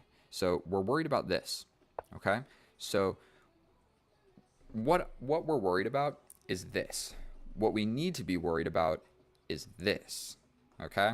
So I step back, and he got one of the rooks there, and now what he needed to do, after he hit my queen, I move over here. He needed to bring and just line up the triple bazooka down the open file. Like, if there's an open file in the position, I've got my knight essentially pinned to my rook. You put your rook. I don't know how we both missed this, but I didn't see it and he didn't see it. But that equalizes the position. If he was to play this, I have to defend my queen like this. If he takes, I take. He can't take here because then I take the rook and he can't come in or I'm hitting him with this checkmate. So he just steps over and it's just as bad. And now all of a sudden I'm defending. Bringing this back is what you're actually supposed to do. I step up and more or less we have a completely equal position. So he's going to have to find that stepping back knight move to avoid the back rank checkmate. I don't think so. And I was going to have to push this pawn instead of this. I don't know what I would have played here. Taking is just terrible because then this happens and there's no... So this is defending my queen. This is actually kind of an in-depth move. This is defending my queen so that if he does take, I can take back. But more importantly, it's stepping up so that I can put my rook here because I can't put two rooks behind this guy. There's no square underneath the board, underneath D right here. You can't see the mouth, but there's no extra square this way, okay? So I need to push this up so my rook can get there so we can defend it like this. We miss it. Miss it. We go back. Boom, boom. I'm going for a queen trade. And sometimes you can make blunders when you go for queen trades just over and over and over again. And so we're all missing it. What I'm supposed to prioritize here is step out of the way and just allow this. Just go into this endgame. I'm winning. I'm up 2 pawns. And so the reason that I did not want to do that is because I'm up 2 pawns, but I'm only up 1 point of material. And he has the 2 rooks versus my queen. And essentially the knights are equal. So yes, this pawn is weak, but this is harder to win than simply trading off evenly. Because now I can never trade off these rooks. So we're going deep into an endgame where I need to checkmate you or promote another pawn. And it's far easier to play an endgame like that with 2 rooks, I would say, because I can never take them. And so I was supposed to go into that, but with 29 seconds and being a human, I think that, let's see, 5 minutes, we're good. I didn't want to trade into that. Like, I mean, just look at this position. Yes, I'm winning. Yes, I'm winning. With 29 seconds, I don't want to play this position against an opponent that has a decent amount of time and is decent at chess. And so none of that happens. None of that happens. And then the reason I avoided all of that, I mean, it would have made more sense to just go with the rook. Obviously, like, that's what he wants to do. And after that move, he's only slightly losing because it's only my king and my queen defending this. So essentially after this, I can't move the knight because then this is hanging with check and then I lose. So essentially this is pinned to that check and it's only defended by my king and my queen. So he can just take, and just trade off evenly like that. He can go boom, boom, boom, boom. And then he has a situation where he has the queen against my 2 rooks. I don't know. I don't know what he was supposed to play. So we step up. Now we are defending this so the knight is no longer pinned because we don't want to get checkmated here. So that's my rook protecting my 7th rank. Then here, this pawn is just hanging. It is just straight up hanging. I can just take that with my queen. But didn't see it, so I moved the knight. This is now defended. That was the whole reason of putting the rook there. My rook is attacked by this knight, so I jump into the 7th rank. That is just a beautiful, beautiful square. I'm also sort of attacking this. It's like it's kind of pinned in a way. Like if he goes this way, I'm just getting him with checkmate. But if he goes this way, then he obviously is blocking that checkmate because now the rook sees this square. He jumps here. We take. He takes. I take. He takes. I'm supposed to just grab this pawn, but you know what? I have the opportunity to guarantee a rook trade and then get that pawn. So that's what I'm doing. And then here in this endgame, we don't really need to go through it. He's going to step up. I'm going to grab this pawn. If he attacks, this is the better move to attack this pawn. I just start pushing. You take. I just start pushing. You get behind it. I believe I just push this one, or I just take your pawn. Okay. And then I have, like I was explaining at the end of the video, a lot of different moves could have happened here. I guess what I saw was attack this one, but we just don't care. You just don't care because now we've got these guys. And then, like, what are you doing? Come on, bro. You cannot stop these 2 passed pawns. It's just impossible. And then even if the king does get all the way over here to trade off or whatever, then I've got a 4-on-3, and your 4-on-3 sucks. So I can literally just, like, push this. You have to take, and then I'm in. And I'm touching this. I come over here. I'm touching this. So I win this endgame every single time. The moment that both of us missed was all of this. Triple up. Triple up. And then it's a hard to play position. This was the main thing. And then even here, I needed to realize, like, I can't take this or the rook gets in. And then there's 2 attackers on my knight. And there's no way to add a defender. So I only have 1 defender. So I would really have had to have found this pawn push move. And I'm not convinced I would. Take. And he can't take here. So, like, it's a complicated position. Take. And he cannot take here because I'll take back. And I just get it for free. You traded your rook for my knight, but he cannot play this because I hit him with his back rank check. So I'll just show you. Boom, boom, boom. Checkmate. Thank you so much for watching. I don't know how long that video was. 20 minutes, 30 minutes. I think it was perfect. Good chess lesson for everything. I made some blunders. I made some inaccuracies. But you know what? In the end, confidence and just playing direct gets you the win. So thank you so much for watching. It was a pleasure playing. And I'll look forward to seeing you in another one. I'm going to put another video here that you can watch. The most aggressive chess opening in chess. It's a dope game. You should watch it. It's like I sacrifice pieces. It's not like this one where I go up pawns and win an endgame. It's like opposite side castle, bum, bum, bum, bum, bum. So either way, please subscribe. I love you. I'll see you guys in the next one, and I'm going to go to the gym. Oh, hello, and welcome back, and thank you so much for clicking on my video, my fellow chess enthusiast. What we're going to be doing today is playing against a 1913 T. Teddy from France with the Caro-Kann, and I'm basically just going to explain the opening and my thought process along the way. And so, hopefully you'll be able to learn something today, and I'll be able to absolutely destroy our opponent in the end game, because I am a firm believer that the opening is not all that important, as long as you don't get a losing position. The middle game is not as important as the end game. All of the phases of the game are important. C4 is probably my least favorite played move in this position, and so we're undecided what we want to do with this bishop. I want to apply pressure to this pawn immediately, so you generally want to develop these knights before the bishops, because now this bishop at least has a supporter of moving forward. If he brings the knight, we will just pin it with the bishop. Sorry, I'm not the greatest at arrows. I just figured out how to do the different colors, by the way. Blue. You see it? Blue, red, gold.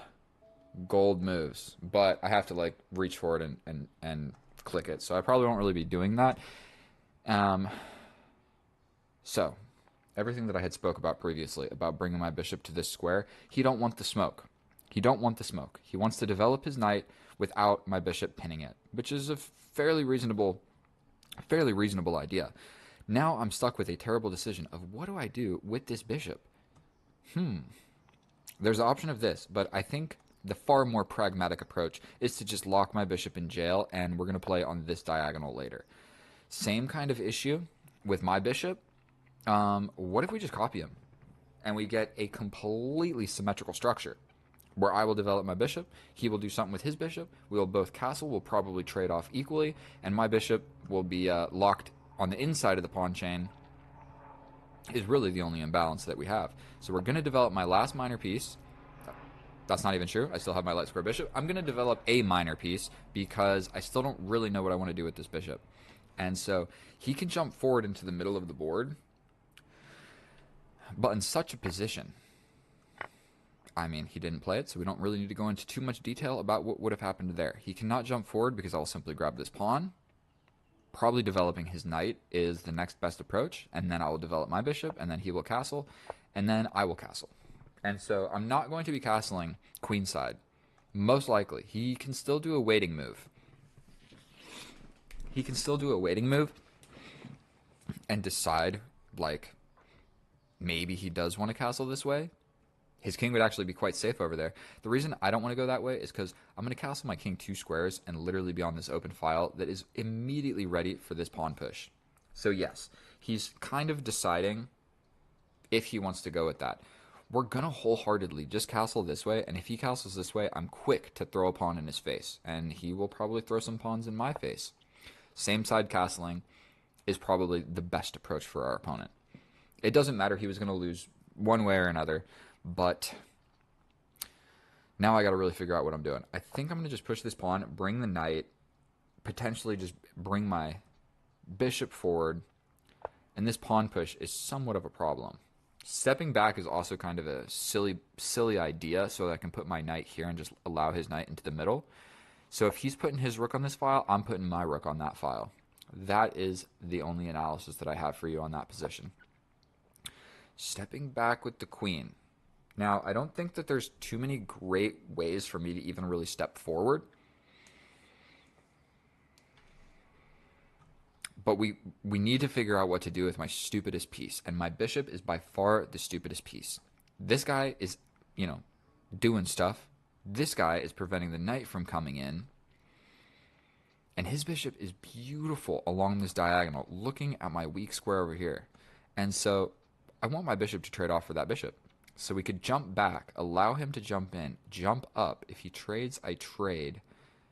I'm not going to think about it anymore. we're going to just do it. Probably bringing my rook over here would have made a lot of sense as well. And even once I get my bishop here, he can probably just push forward with this pawn. And if I take, he takes. Then I jump into the middle, then he jumps into the middle, and we just got a fabulous game of chess on our hands. So, unfortunately, this kind of walks into me getting attacked.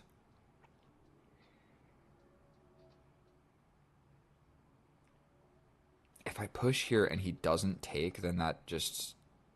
We're going like this. Just take something. Just make something happen. Okay, so he wants to do this. I can't take with the knight. I cannot take with the knight because the pawn will fork me. So I'm going to just step back, and I should probably start playing just a tad bit faster. He can take, and then I take, and then he jumps in, and I take, and then he gets a rook into the position, and he still has the pawn break. So at this point, I'm going to push forward. I'm going to push forward. He could probably just take my knight and bring his knight, and then, oh dear lord. I can also take now. And then I can put my bishop here.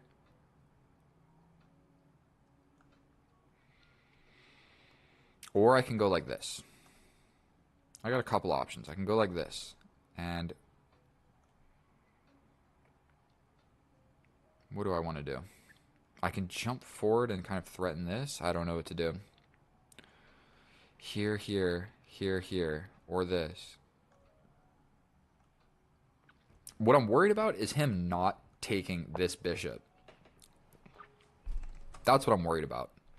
Not taking this bishop, because this bishop sucks. And so I kind of just want to get that bishop traded off, is really what I want to do. I'm still trying to figure out what to do with my stupidest piece, and I'm just hoping he takes it, because he would be getting my light square bishop for a knight, but in the position as it stands, my knight, this bishop really sucks.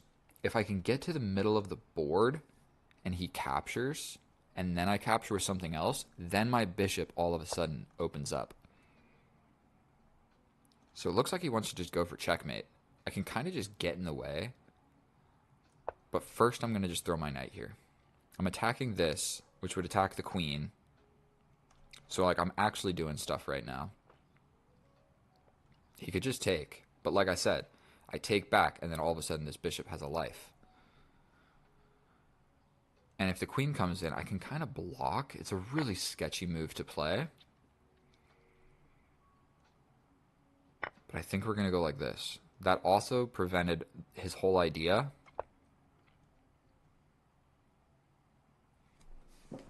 And all of a sudden, my stupid piece is being attacked.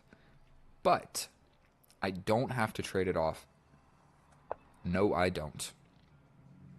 And this is just not going to happen. And my knight can kind of come here.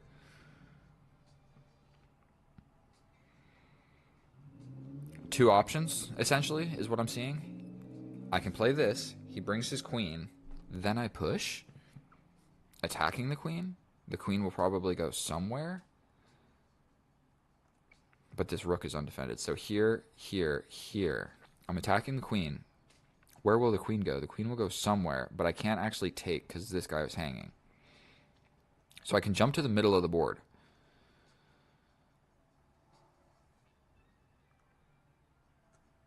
Not sure that was the right idea. But we're trying to put my bishop on this diagonal, long story short.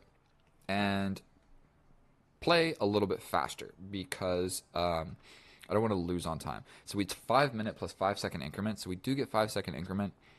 And I am fairly quick at chess. This is weak. But I like this. I sure hope I'm not missing something. He could have gone for something like this. And this isn't going to work because he can just take with check. He could also, I don't know. He can go for this. No, he can't, because then he walks directly into a fork that he can get out of with check. So this move might make a lot of sense, where I jump forward, attacking the queen.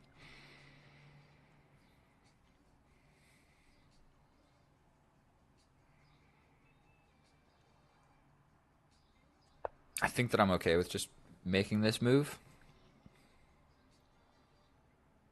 I'm a little bit scared. Make no mistake about it. I am absolutely a little bit worried right now. But I think we might have the opportunity to just simplify the entire position and go into an endgame, which I'm quite alright with. With 2 minutes again on the clock, how good are your rook and pawn endgames, friend? Because if he takes, I take. Okay. I think we're just going to take that.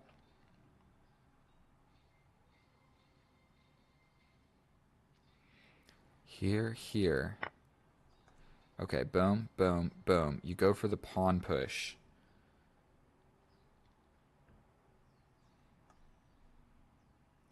Here, here, here. He goes for the pawn push. I can't take because I'm hanging. I can push forward, and then your pawn becomes kind of trapped a little bit. Let's just go for it. I'm not convinced. I'm not sure that was the right move, but I like the idea of going into a rook and pawn endgame, or even, like, he keeps the queens on the board. I like the idea of just going into an endgame where we are getting increasingly less and less time. This is pretty much going to just be hit on the head. He can also go for this. I can jump forward.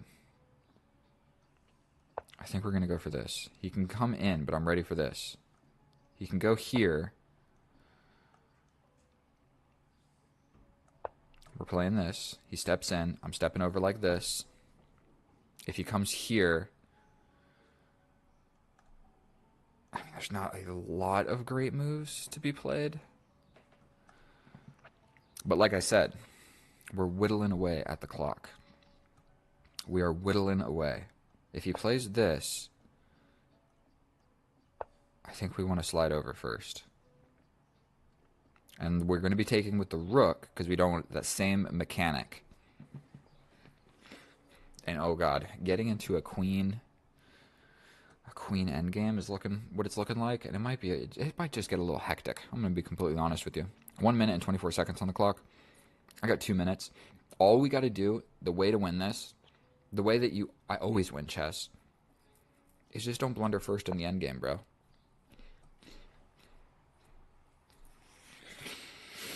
That was a fantastic move. If I take, he just kind of bars me out. So boom, boom. And then realistically, what is my idea? I think let's just take. He comes in, I just step forward. If he takes with the pawn, my rook is kind of trapped in jail, that's for sure. So taking with the pawn, probably just a great idea for him. And he's got this. But I could just push forward, right? So let's go for a pawn break over here. What did that accomplish? We're going for this. I don't know what that accomplished. What was that move? Take, take. I'm trying to get in, is what I'm trying to do. He's definitely got some scary ideas of pushing as well. He doesn't need to take. If he takes, he just allows me to get in with tempo on this.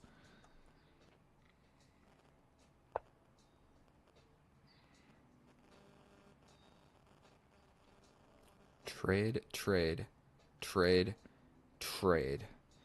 Keeps everything sturdy. But I think we're going to be alright. We're going for it. We can also just push and then try to get in. Push, and then all of a sudden, it's not a passed pawn, but I don't want to take and just let him come with tempo on this. So we're going to push. Then we're going to the open file, which I can beat you to.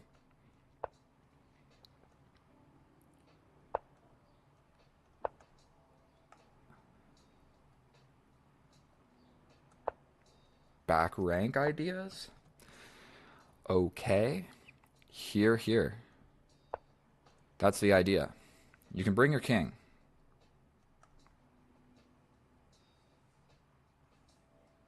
But he doesn't have to take. I go here. If he does take, I get in. He can go for this. He can slide back. If he takes, I'm pretty sure he loses. But we're kind of going for this because we're hoping for that.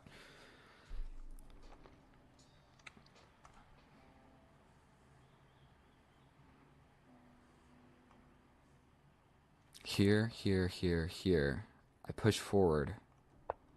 If he goes for this, I think I'm going to have too much tempo. We step up. All of a sudden, he's getting too close. So the options are trade into this king and pawn endgame, which I'm not confident about. Or I keep the rooks on the board. We keep the rooks. I like the idea of keeping the rooks. I don't know how else to explain it, but I feel like that's what I needed to do. Okay, so you touch me. I go. Let's just shuffle around a little bit.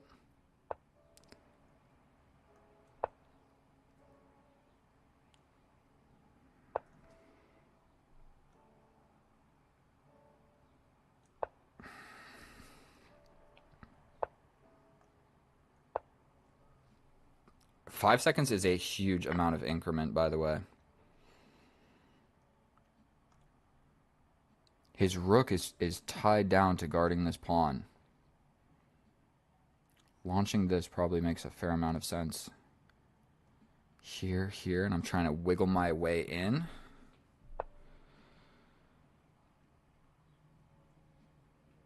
If I go forward, he just steps up. I step in, he pushes, I take, his rook gets in. I can also give him a check.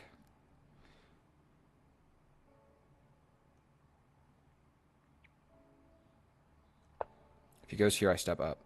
That is the whole idea here. He's going for this. Okay. Here, here, and I'm trying to get in.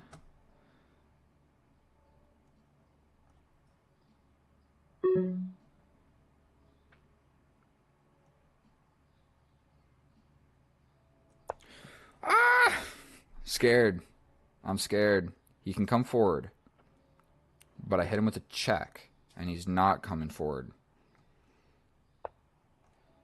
Okay.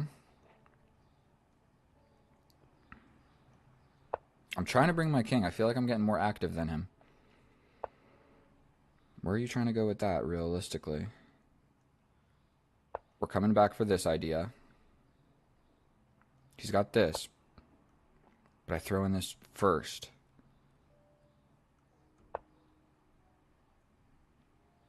You can't take comfortably. You can't take here. You have to stay guarding this. I take, back, take, take. I come in. I think that's my way forward. We take. You have to take, and I step in. I step in. Okay. We're stepping in.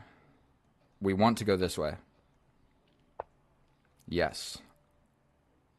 Here, here, here, here, here, here, here, here, here, here, here. I think we're chilling. He can come in. There might have been a different way to do this. He's going to get this. Get here. I can also get out of the way like this.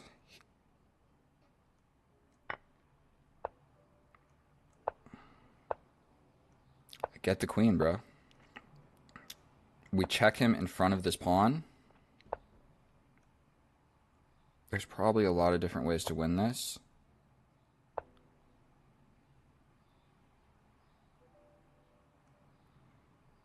No need to freak out. No need to freak out. Step away from my pawns. Deep, heavy sigh. We have secured the victory. He can resign now. Boy, oh boy, was that an instructive game of chess. I'm not 100% sure in that endgame. There were a lot of tricky things, but the king activity and the rook activity, like we had completely equal everything. The only thing that was not equal was the activity. And like I said, bro, you win in the endgame. You literally win in the endgame. That's all you have to do. And so just survive the opening, survive the middle game, and then get better at your endgames. And so let me think for a second. I think if he didn't try this move right here, This was it. He overextended. I think if he would have just casually like pushed forward or pushed, like pushed this one to lock this down, I think it's still a draw. It's hard to say, but I have this little idea. But I think it's still a draw in this position, and he plays this. No longer is it a draw because I don't need to rush into this. I can make an immediate threat. And now it's a real problem because you can't take, or this whole idea works.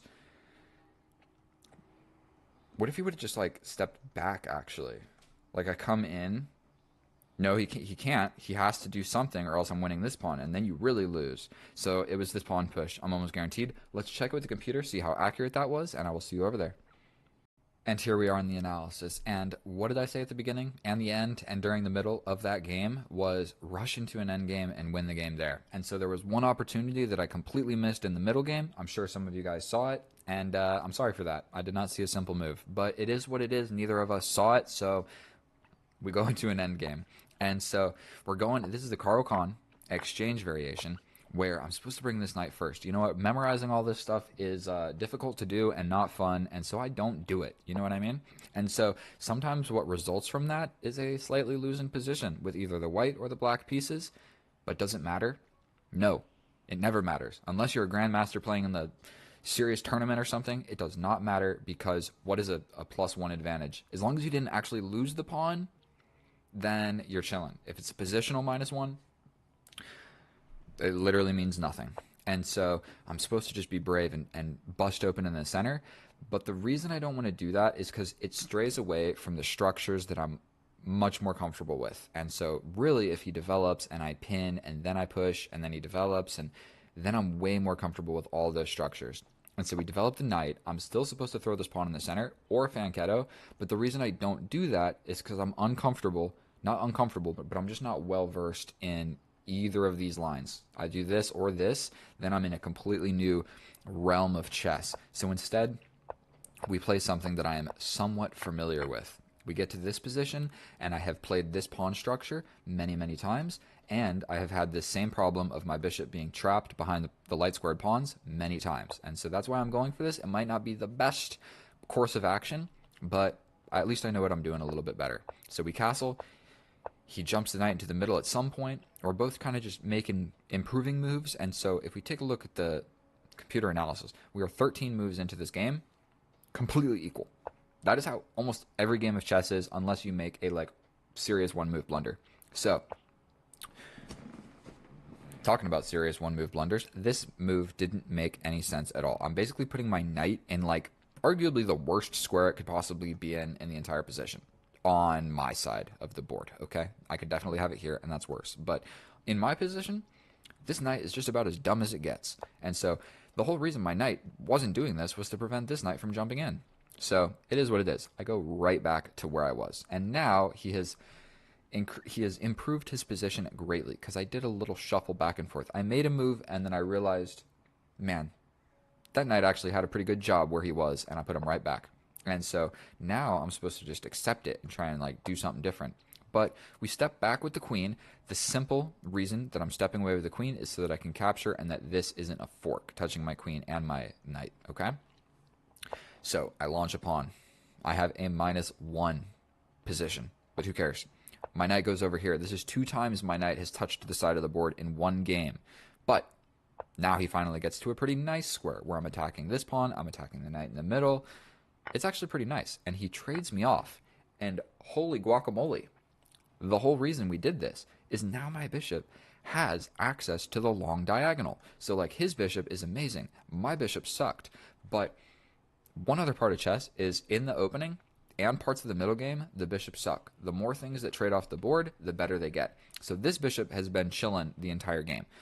But just now on move, what are we at? I don't even know how to read this thing. We're on move 14. No, 20. We're on move 20.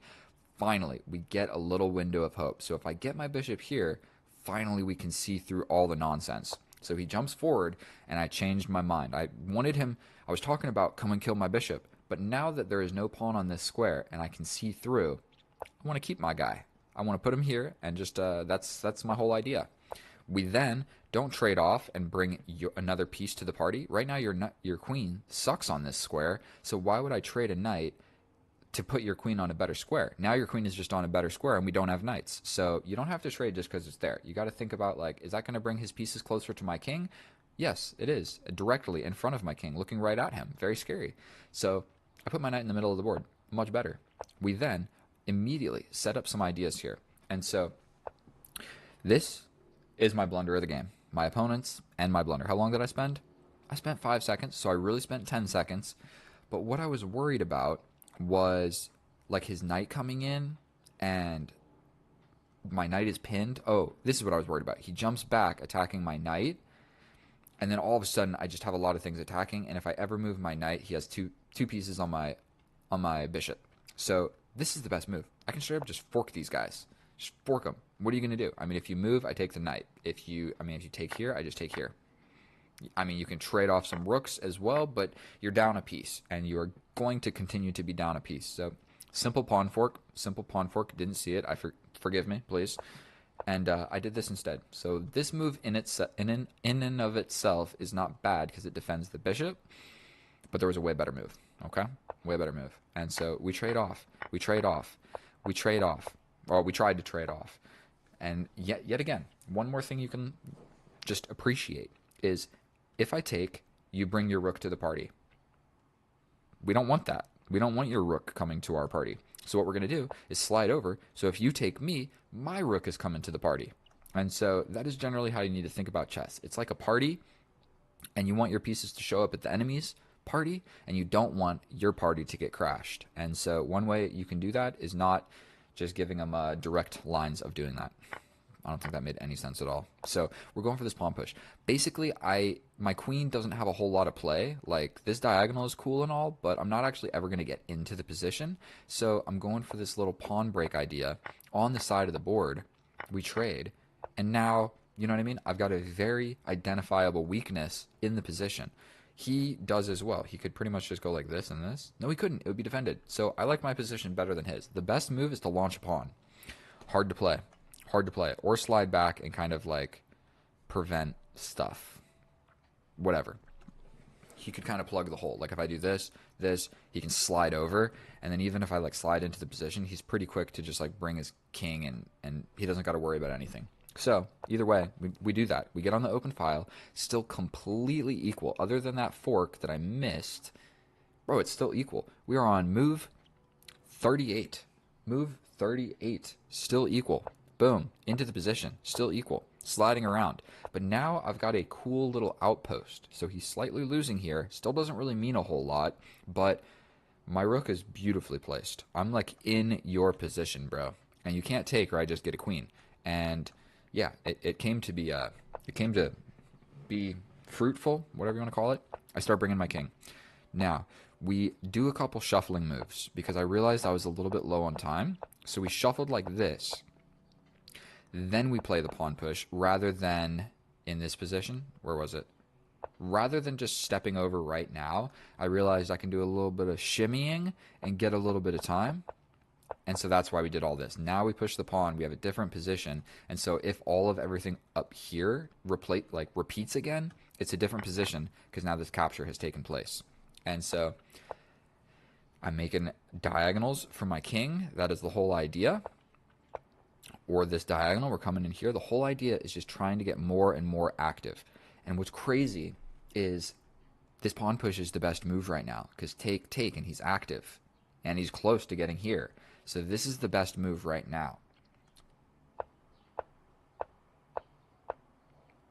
Now it is the worst move.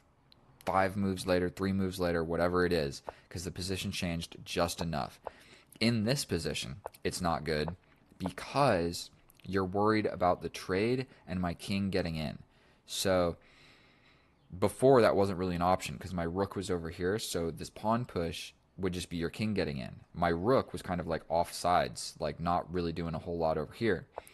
But for the reasons that I explained in the video, I probably explained it pretty quickly because I had 30 seconds. We step in, and he could just keep it on the board. But at that point, I win this pawn. So he can't move his rook off of this file, or I can just take, and then I grab this pawn, or just grab this pawn straight up, and if you take, I take, and you take, and then I have a pass pawn. Long story short, if I win this pawn is 2 squares away from promoting. So If you take, I simply take back, and I'm 1 square away from promoting, and you cannot catch me. And so this is a cheeky idea. Just because this is on the board, I don't have to take. If I take, then it's probably completely equal. No, he's still losing because this is still the same idea, essentially. This is still what I'm going for. But, yeah, a little tactic here. We threaten the rook. The rook's got to do something, or you got to trade me, or you got to step back, and when you step back, I can take. Then you step away, and I take here. You have to take or push, and whatever you do, I have made your king step back just enough that I can access these squares. Just like this. And then all you got to do here is calculate who gets the queen first, and it's not too hard to do. You know, I'm going to just get the queen. You're not there yet. We go ahead and force you in front of the pawn. We put my queen on the same file, so no matter what happens, I'm sacrificing for this. Yes, he's potentially could win this pawn at some point if I screw up or whatever, but we don't care because we're grabbing this pawn. One other thing. You don't have to rush in these situations. I'm going to kill the queen when it arrives. I don't need to kill the pawn before it becomes a queen. And so in this position, he steps away. The best move is to grab here because this is kind of like, I don't know, I guess it's interchangeable, but grabbing this first because I have time. Then the queen arrives, then I take it. And so knowing this in your endgames, doing this, in this situation, it doesn't matter that much, but I promise you, in other situations, wait until the queen arrives, then take. Wait until the last moment. You do not need to rush to win the pawn. You need to rush to win the queen. And I have lost games because endgames can be crazy. And sometimes it makes the difference between winning and losing. So I have learned the hard way. Just wait till it's a queen. The only time you don't want to wait is if there's a knight or something that's going to get in the way defended by the king. Okay? So like say this is the position, but he has a knight here, and he throws the knight here, and all of a sudden he blocks you being able to take. Okay, then rush. But in this situation, no rush. And then here we go. Boom. My pawns are promoting. I'm going to make some queens. Did I read the graph? One blunder. That was the fork. So essentially I played like an almost perfect game other than not finding that best move. That's this spike right here. I'm missing that fork. And one blunder, that was that. 2 inaccuracies. More or less a not perfect game of chess, but a very good and instructive end game, if anything. The end game, like I said, just practice these end games, bro. Just play the puzzles on Lichess, practice the puzzles, and then just go into your games and try not to hang pieces, get into the end game, and spend your time there, okay? Thank you so much for watching my video. I hope that was enough chess advice for one day. I love you guys. I'll see you in the next one. Get out of here. Bye.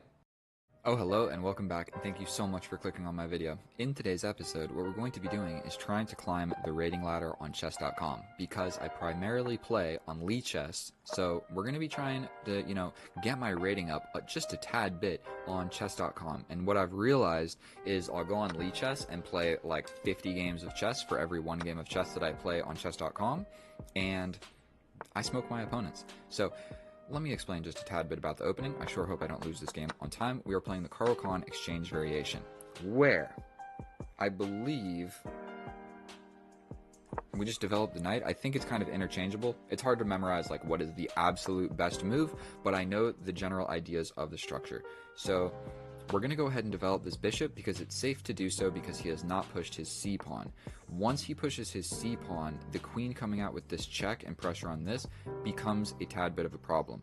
So we're going to push forward and tickle this bishop. If the bishop steps back, the queen can never occupy that square to create this battery on my pinned piece, if that makes sense. So if the bishop goes back, that's cool. Then this pawn push is less scary because the queen can never occupy the square that the bishop will be occupying.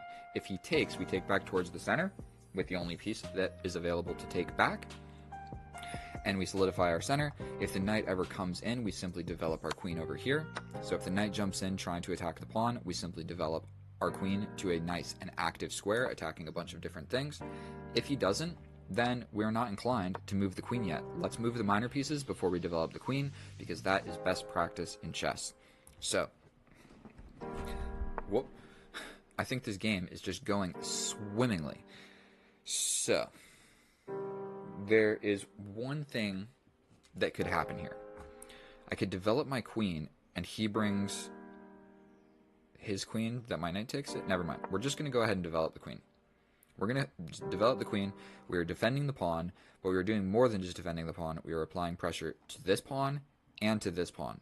So he might go for defending it with the bishop. Now, I think that that was not a terrific move because that is the natural development square for the knight.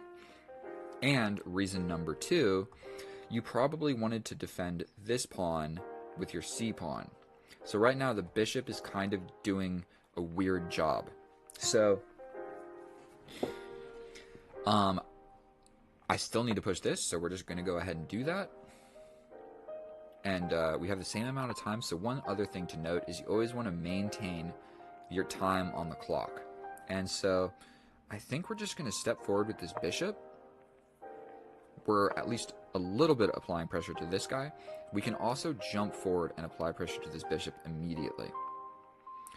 One thing that we are a tad bit worrisome about is him going for my light square bishop, because if he does choose to do so, the only move I have is here, and he can simply kick me out, and I have to go back and he captures me. So it's kind of a weak move, but I would like to preserve my extra bishop.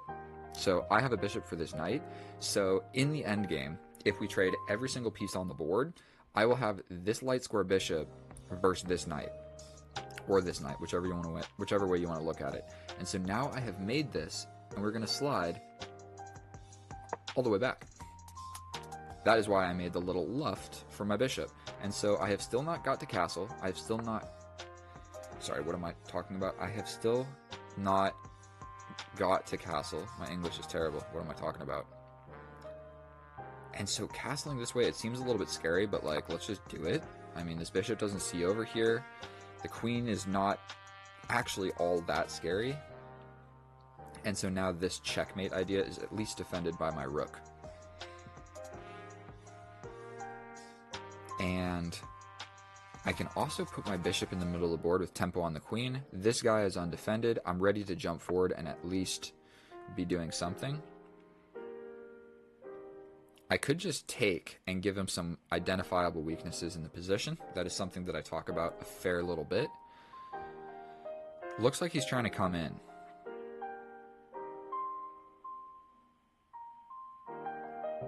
I kind of like the idea of just jumping forward with my knight and then just going for the bishop. I hope that's not a bad move. We're going for the bishop. If we grab the bishop, then we're really happy because we have got rid of his last bishop and we just have the bishop pair. If he moves, I mean, we can still take it there. So if he goes here, we can take, and then we have this fork at the end of the day. So this move is not really going to work because we can just take. And he only can take back with the knight, but then there's a fork at the end of it. Don't know why I felt like I needed to explain that twice, but I definitely sure did. And,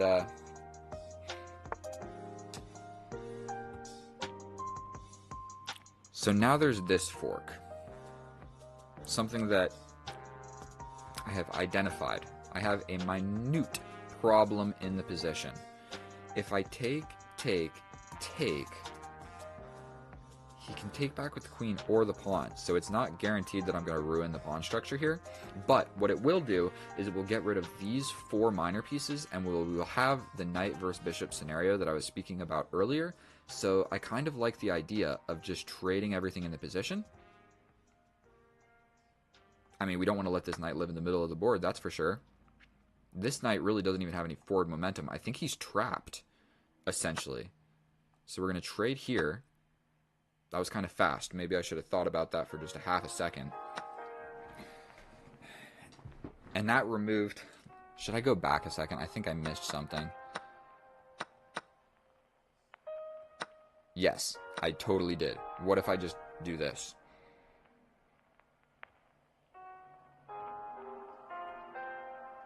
He could pin it. I unpin, but then he escapes.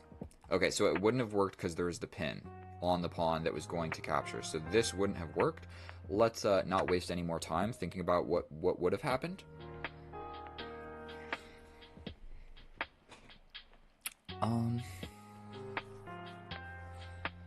So, I mean, this is a weakness, but he can defend it very quickly. So I think we're just going to double up my rooks. I mean, double up my pieces. We're applying pressure to this.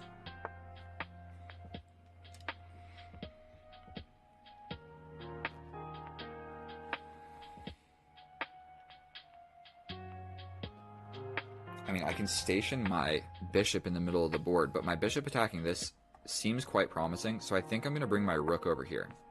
And oh my god, there's a cat in my room. You want to see? Check this out. Can the camera go over here? This is my new room, by the way. Check it out.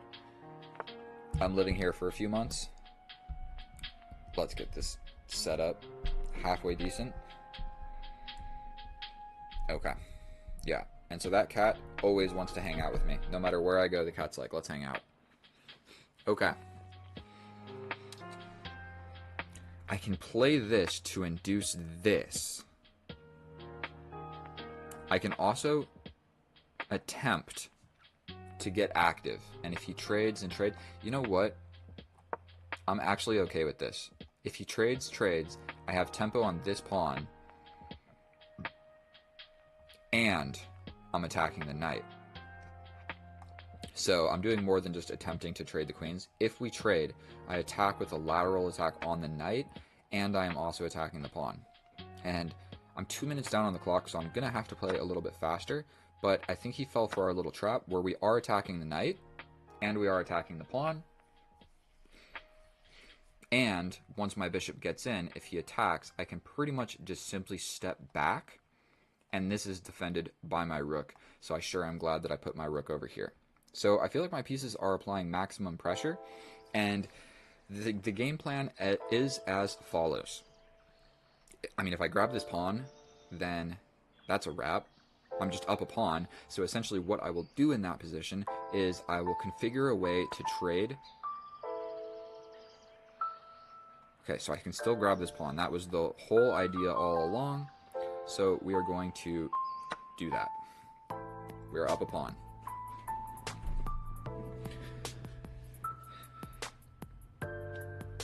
And this guy is pinned. So this seems like a just really lovely and delightful square for my bishop. I'm in the middle of the board.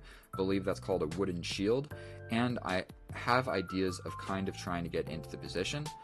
Or is like stepping back like this defensive maneuver. What's better? I think we're just going to go for this.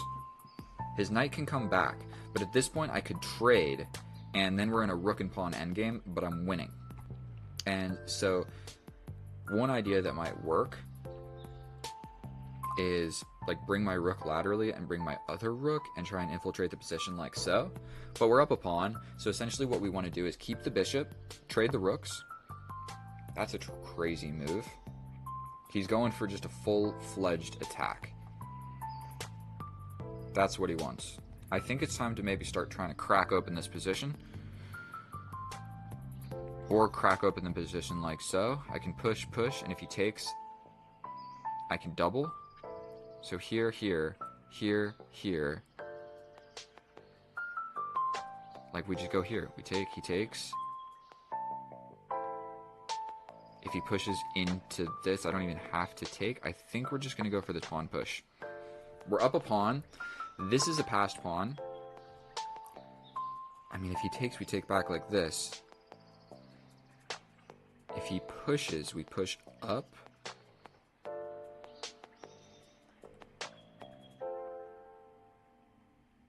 I think we're going for this. 3 minutes, 34 seconds. We chilling. As long as I don't go down a pawn for no stupid reason, I think we're chilling. And this knight is still on the side of the board. Okay, so I have the idea of doubling the rooks. I don't really like bringing this guy. So this just kind of forces a rook trade. Actually, I like this. It might cause a huge simplification of everything. I can play this. If he takes, I hit him with check. Check here. Check here. Here.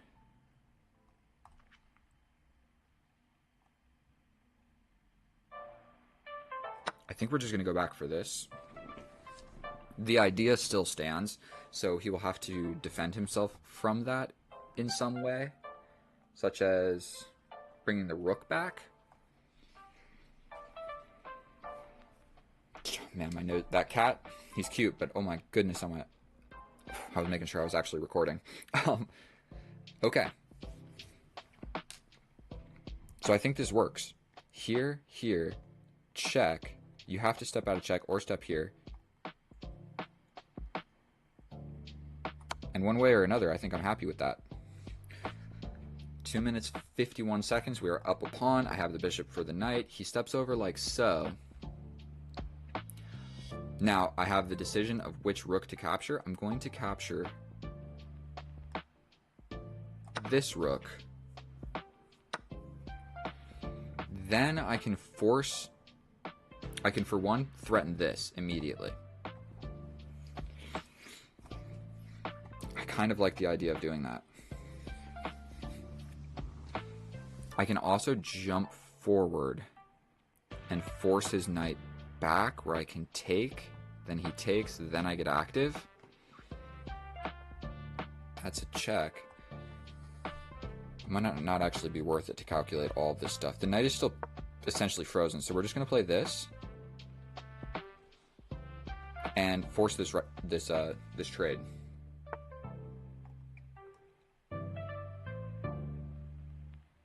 So we're going for this. He basically has to trade, then we're attacking this pawn. He has to push this pawn.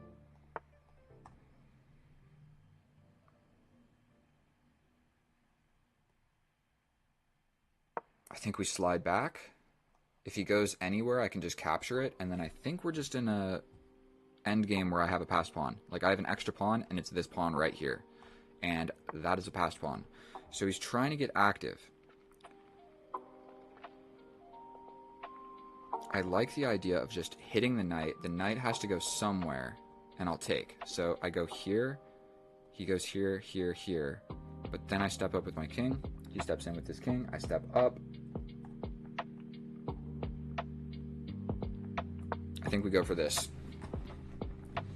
The idea is we trade this off. I guess his king's never really going to get in, but generally bringing this forward is going to be my whole idea. So we're going to go this way.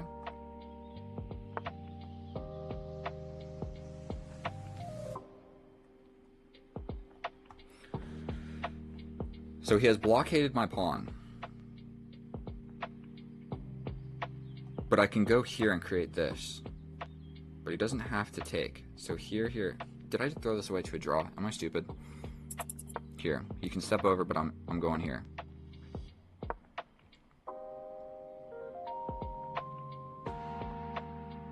This becomes somewhat of an issue.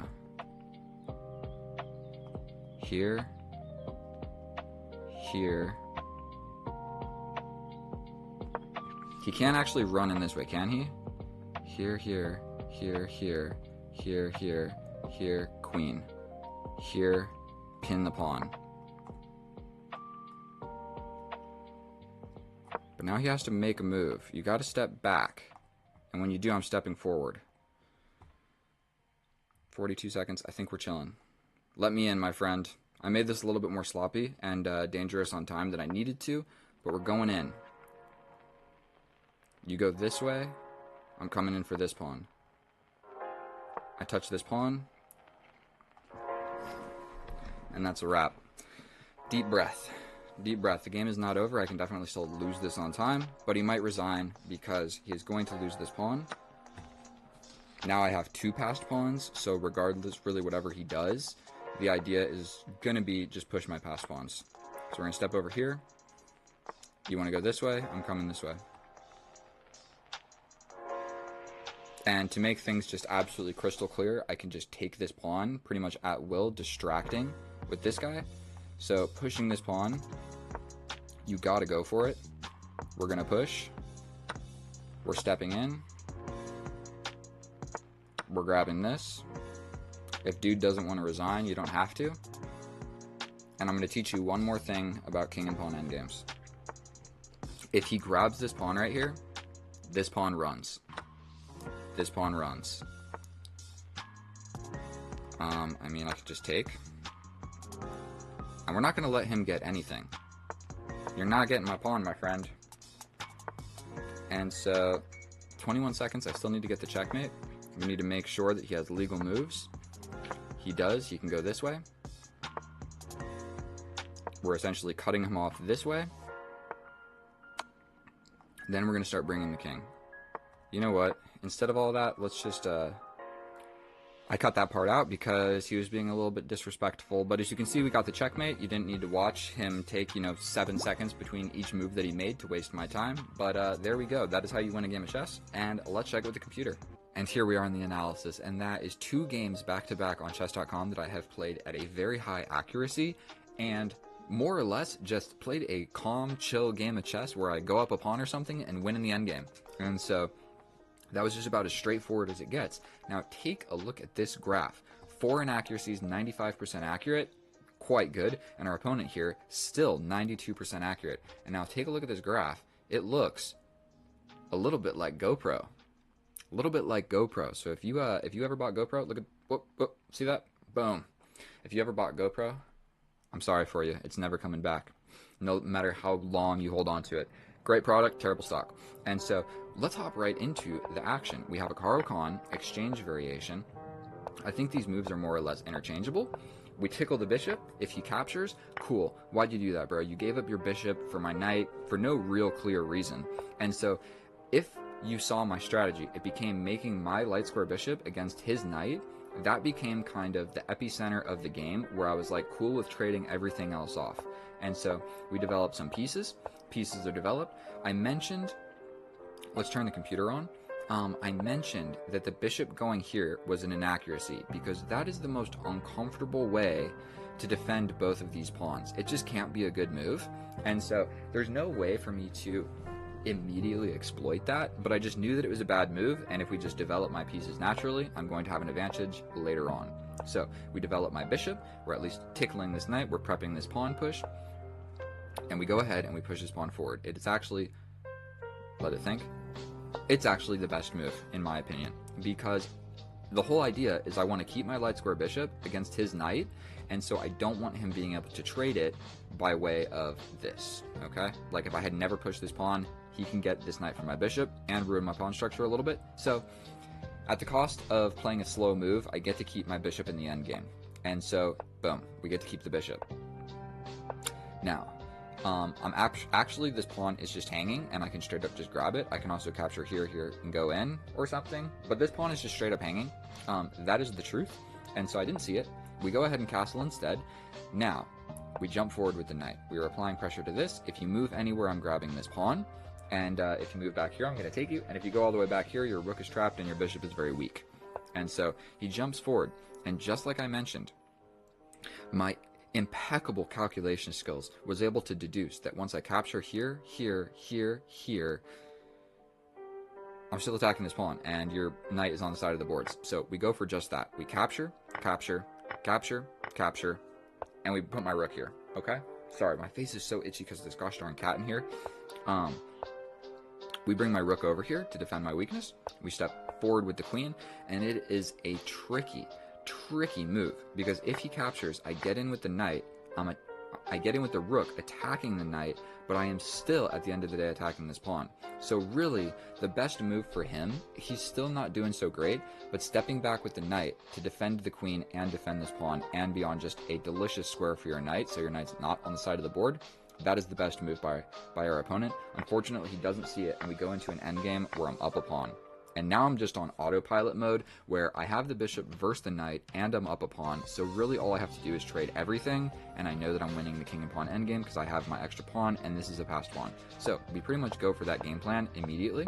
We push this pawn, we trade. I could have taken here and like had a passed pawn more defended by the rook already, but I take like this, take back, because the idea of trading the rooks is quite a good idea in my opinion. We trade one set of rooks, we make this rook passive, then we step over here with pretty much the idea of we're trading your rook no matter what you do. Because if you go back here, we're still going for it. If you go over here, we still are getting this because now they are pinned to your king, and you can't even really run away all that great, and even if you do, then I'm just coming here and trapping your rook in the corner, so you have to take me. Then we're in an endgame where this pawn is undefended, and I have an extra pawn and the bishop versus the knight, and my pawns are actually quite easy to defend and everything. So we go for just that. We trade the rooks, we're attacking this pawn, we go back to the middle of the board, we start the process of simplification, where I realize that I have a passed pawn, and my king is going to be able to escort that guy forward. So we trade off, we step forward with the king, and the game plan is actually just I'm supposed to just step.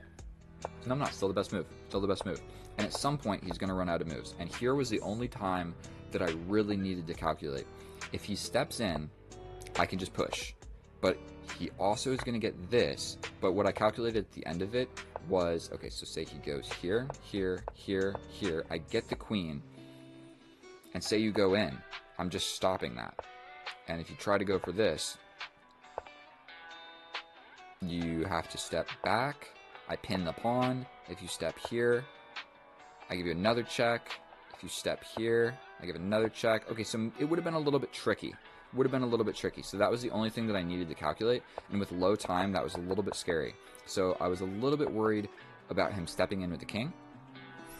And, I mean, I would have got the queen, but he would have had a passed pawn, and it would have been a little tricky. Luckily, we get in Zook's one, so he's in a little bit of a Zook's situation where his king needs to stay guarding this square or I'm advancing forward. So he steps back, but I step in. He steps back, but I step in. He steps over, but I grab the pawn. And then at this point, I basically just have two passed pawns, and he can't stop both of them.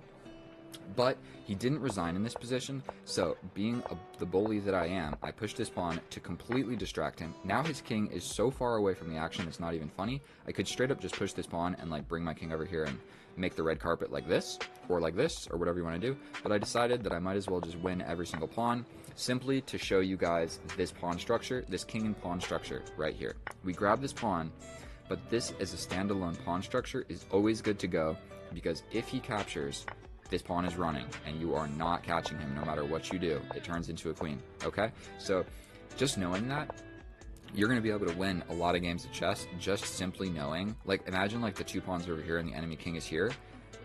He has to stay there. Because if he does anything, like the pawns start pushing, or, you know, like slowly start inching forward, and you basically just want to keep this pawn structure. So like if the king runs away over here, you can push forward, and when the king comes back, you push forward again. Then you have the same pawn structure just like this. And you can do it so many different ways, like this, or like this, or just whatever. There's a lot of different variations of getting this. Essentially, two pawns on the open files, the king can't stop them. Or the king can stop them, but he has to stay here. Or like here, you know? So your king or pieces or whatever are free to do whatever. So just look at this, know this. If you have these pawns, he can't take. If he does, you push, okay? I win so many games because they actually, in fact, do take, and then you just make a queen, okay? So here I ended the video a little bit short, but I promise you I'm fully capable of being able to checkmate this guy. So we did it like so. Thank you so much for watching my video. 95% accurate. Not too bad if I do say so myself. The other game was like 96% accurate, so I think the opponents on chess.com just don't want the smoke. So thank you so much for watching. I'll see you guys in the next one. That was a blast playing chess for you. I had a lot of fun. And go ahead and watch my next video if you want to, and subscribe if you want to, and get out of here. Oh, hello, and welcome back, and thank you so much for clicking on my video. In today's episode, we're going to be playing a 10-minute rapid game on chess.com, where the stakes are high. Today, I'm rated 1828. We're facing a 1931. I wasted 6 seconds out of the opening because I'm yapping, and we're going into the bishop's opening in my least favorite line. But you know what? I've been doing a little bit of studying in the lab, and if he decides to capture, which he did not do, so I will not go into incredible detail about what would happen in that opening. Now, we're going to push this pawn. I have all of this memorized, but I understand that for some people newer at chess, maybe I should be explaining some of this stuff. So what we're worried about here is losing our light square bishop. So I think we're just going to go for his dark square bishop with the same mechanics he can go for our light square bishop. Now, this move right here looks fancy. I believe that we just chased the bishop. We just chased this bishop around. And now we have a weird pawn structure on this side of the board, but we successfully got rid of one of his bishops. So I'm going to call that a dub. Now, obviously, we're going to be castling this way. Now, if I take, he's going to have an open file when he castles. I don't really assume he's going to be castling this way. Now, we simply can't let him capture and ruin my pawn structure like this and hang this pawn in the middle. So I believe we're going to do a little tiny step back. And if he captures, I take. But none of that happened. We're just going to castle. A lot of what chess is honestly calculating stuff that never happens and never is going to happen. Now, I would really love to go for this pawn push, but this cheeky little knight is definitely attacking my pawn in the center of the board. I would also like to go for this pawn break, but my knight is in the way. So a way that I can kind of make all of it happen is, you know what, let's just trade for no real reason. That probably wasn't a good trade, but I like the idea of trading these knights and keeping my bishop versus knight and just trying to go into an endgame where I'm doing all right. We're going to scoot the queen up just a tad little bit. Man, and if he goes for this, do we really just have to capture? We're kind of running out of squares for my knight as well. Like, I don't have any forward momentum at all, and I still have not accomplished pushing this pawn in the center, which is what I want to do because he is probably just going to push his pawn in the center. So maybe even like launching over here. This is the part of the game where you actually got to come up with a halfway decent plan. I mean, stepping over here to go like this does not seem too promising. And then this is defended by my rook, so potentially I could like bring my... You know what? I know that I just put the queen here, but we're going to just slide over. We're going to just slide over. That kind of allowed his knight to get in. Man, he is just fighting for this square in the center. Or not in the center, but in front of my king. And I don't think we're going to allow that to happen. I just don't think we're going to allow that to happen. How are we going to not allow that to happen? You know what? I'm sensing a little bit of stuff happening over here, so maybe bringing my king up so my rooks can access the defense of all of this. But I have completely given up on the idea of saving this bishop. I'm almost guaranteed I'm just going to sacrifice, not sacrifice, but I'm going to capture whatever comes to this square. And I'm just unsure what is the correct plan. I'm literally just making some waiting moves. Does pushing in the center accomplish anything for me? He doesn't even need to take. But let's just do it. Let's just do it. So he's coming in. Man, he's attacking a lot of squares. I think that just taking it is not the greatest idea. Whoa. So we're going to just step up. He has like slowly just started bringing every single piece to where my king is, and my pieces are not like the best defensive pieces over here. The reason I'm bringing the king up like this is so I can push this pawn and the knight can't take. But this pawn, my g2 pawn, is doing a very important job of defending this knight. If you take a gander, that's the only thing defending my knight. Bro, are you dead serious right now? Are you dead serious? I think I can win this pawn. I mean, this is obviously very scary. Bringing the rook.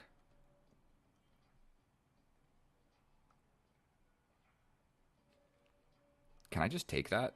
I mean, it gets his queen in here. We're just going to go for this. We can't push this because this is undefended. But I could just kill the knight and then his rook gets in. Then I play this. Ooh.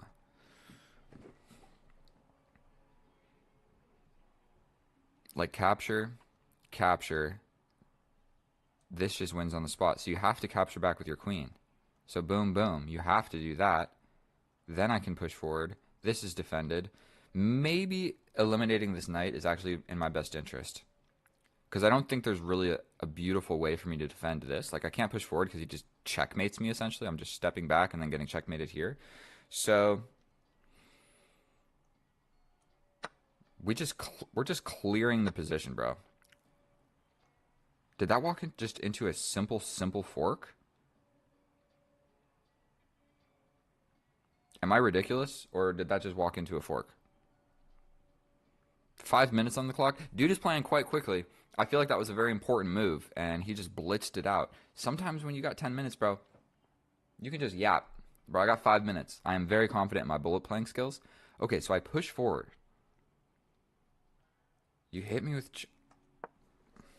Like, you can grab this, but, bro, I'm grabbing your queen. You have to do something with the queen. And so this is going to really weaken my king. But I'm grabbing a rook, bro. I mean, no need to think about it for a million years. Like, I'm definitely grabbing that. He hits me with a check. We go here. He hits me with another check. I step back.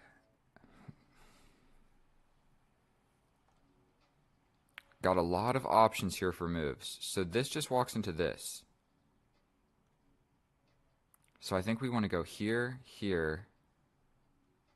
Then we step back because there's no more good checks. So we're going for this, hoping he hits us here, then only in, and then we step back to this corner square so he doesn't have this check.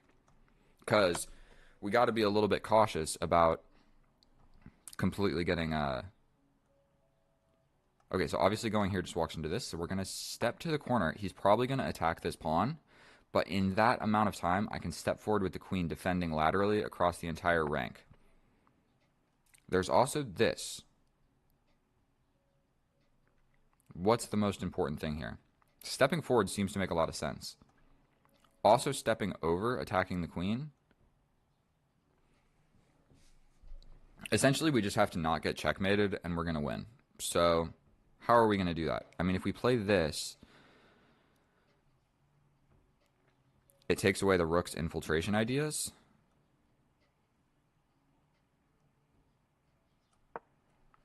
We're going to just go ahead and play that. So he's got this with his rook, but we could maybe step forward. Maybe we just sacrifice a pawn at this point.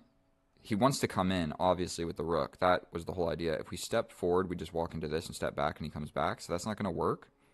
Pushing forward walks into this check, where I just step over, and he can just get a draw. So what if we go here? We allow this. Oh, bro, did I completely... We step in. Hear me out. You step forward. Did I completely just choke this? What if I push here? Does that give me time? I step in. If you take with the rook, I think this is the move. We throw this forward. Now your rook arriving here is not an option, which made me lose the game. So I'm pretty sure that this is like a pawn sacrifice. Or, you know, like if his pawn takes, he gets in the way of the rook being able to get into my position. And that's the only way that I'm losing here. Okay. We solved one problem. Bringing this other rook. Okay, so I'm fairly certain that just going here and just defending this and attacking the queen all in one foul swoop, we need to get this other rook into the action. So stepping over with tempo on the queen, then bringing the other rook over here, seems to make a fair amount of sense. Not sure what that move really did. I can also just like attack the queen.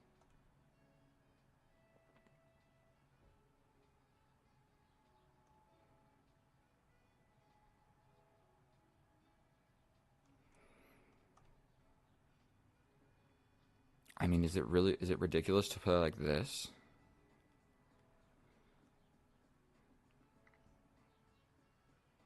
We play this. Right. I mean, opening up the position.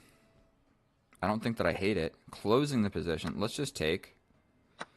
Not really sure what was supposed to be played there. But now I have this.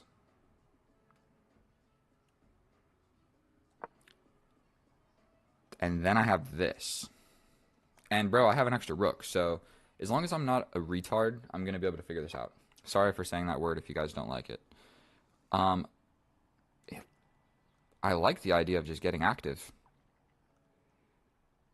We can also threaten this. Ooh. We step in, threatening this, supporting this. We can also pin here.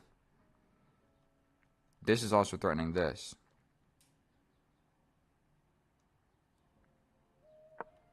We're stepping into the position. We're threatening this. I'm not really sure that that's like the most important thing in the world, but this square has been covered twice, but we've got this open file. So he steps over. Probably actually a really decent move right there.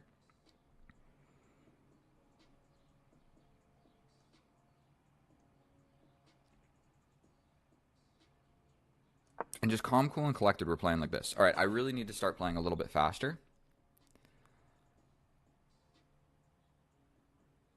We're going like this. he can't really come in. We're stepping and attacking the queen. What are you going to do about this checkmate, bro? The answer is you're going to hang it in one move. So, that's how you beat a 1900 on chess.com. You let them attack you a little bit, and then they just crumble under the weight of their own. They made the game complicated, bro. I didn't even make the game complicated. They did. And then they simply walked into a fork from a more or less crushing position. Like, if we go back to this super standard opening, all of this is nonsense, but I got the dark square bishop, and I did all of that work just to trade my dark square bishop later. Now, in this position right here, he needed to take with the queen.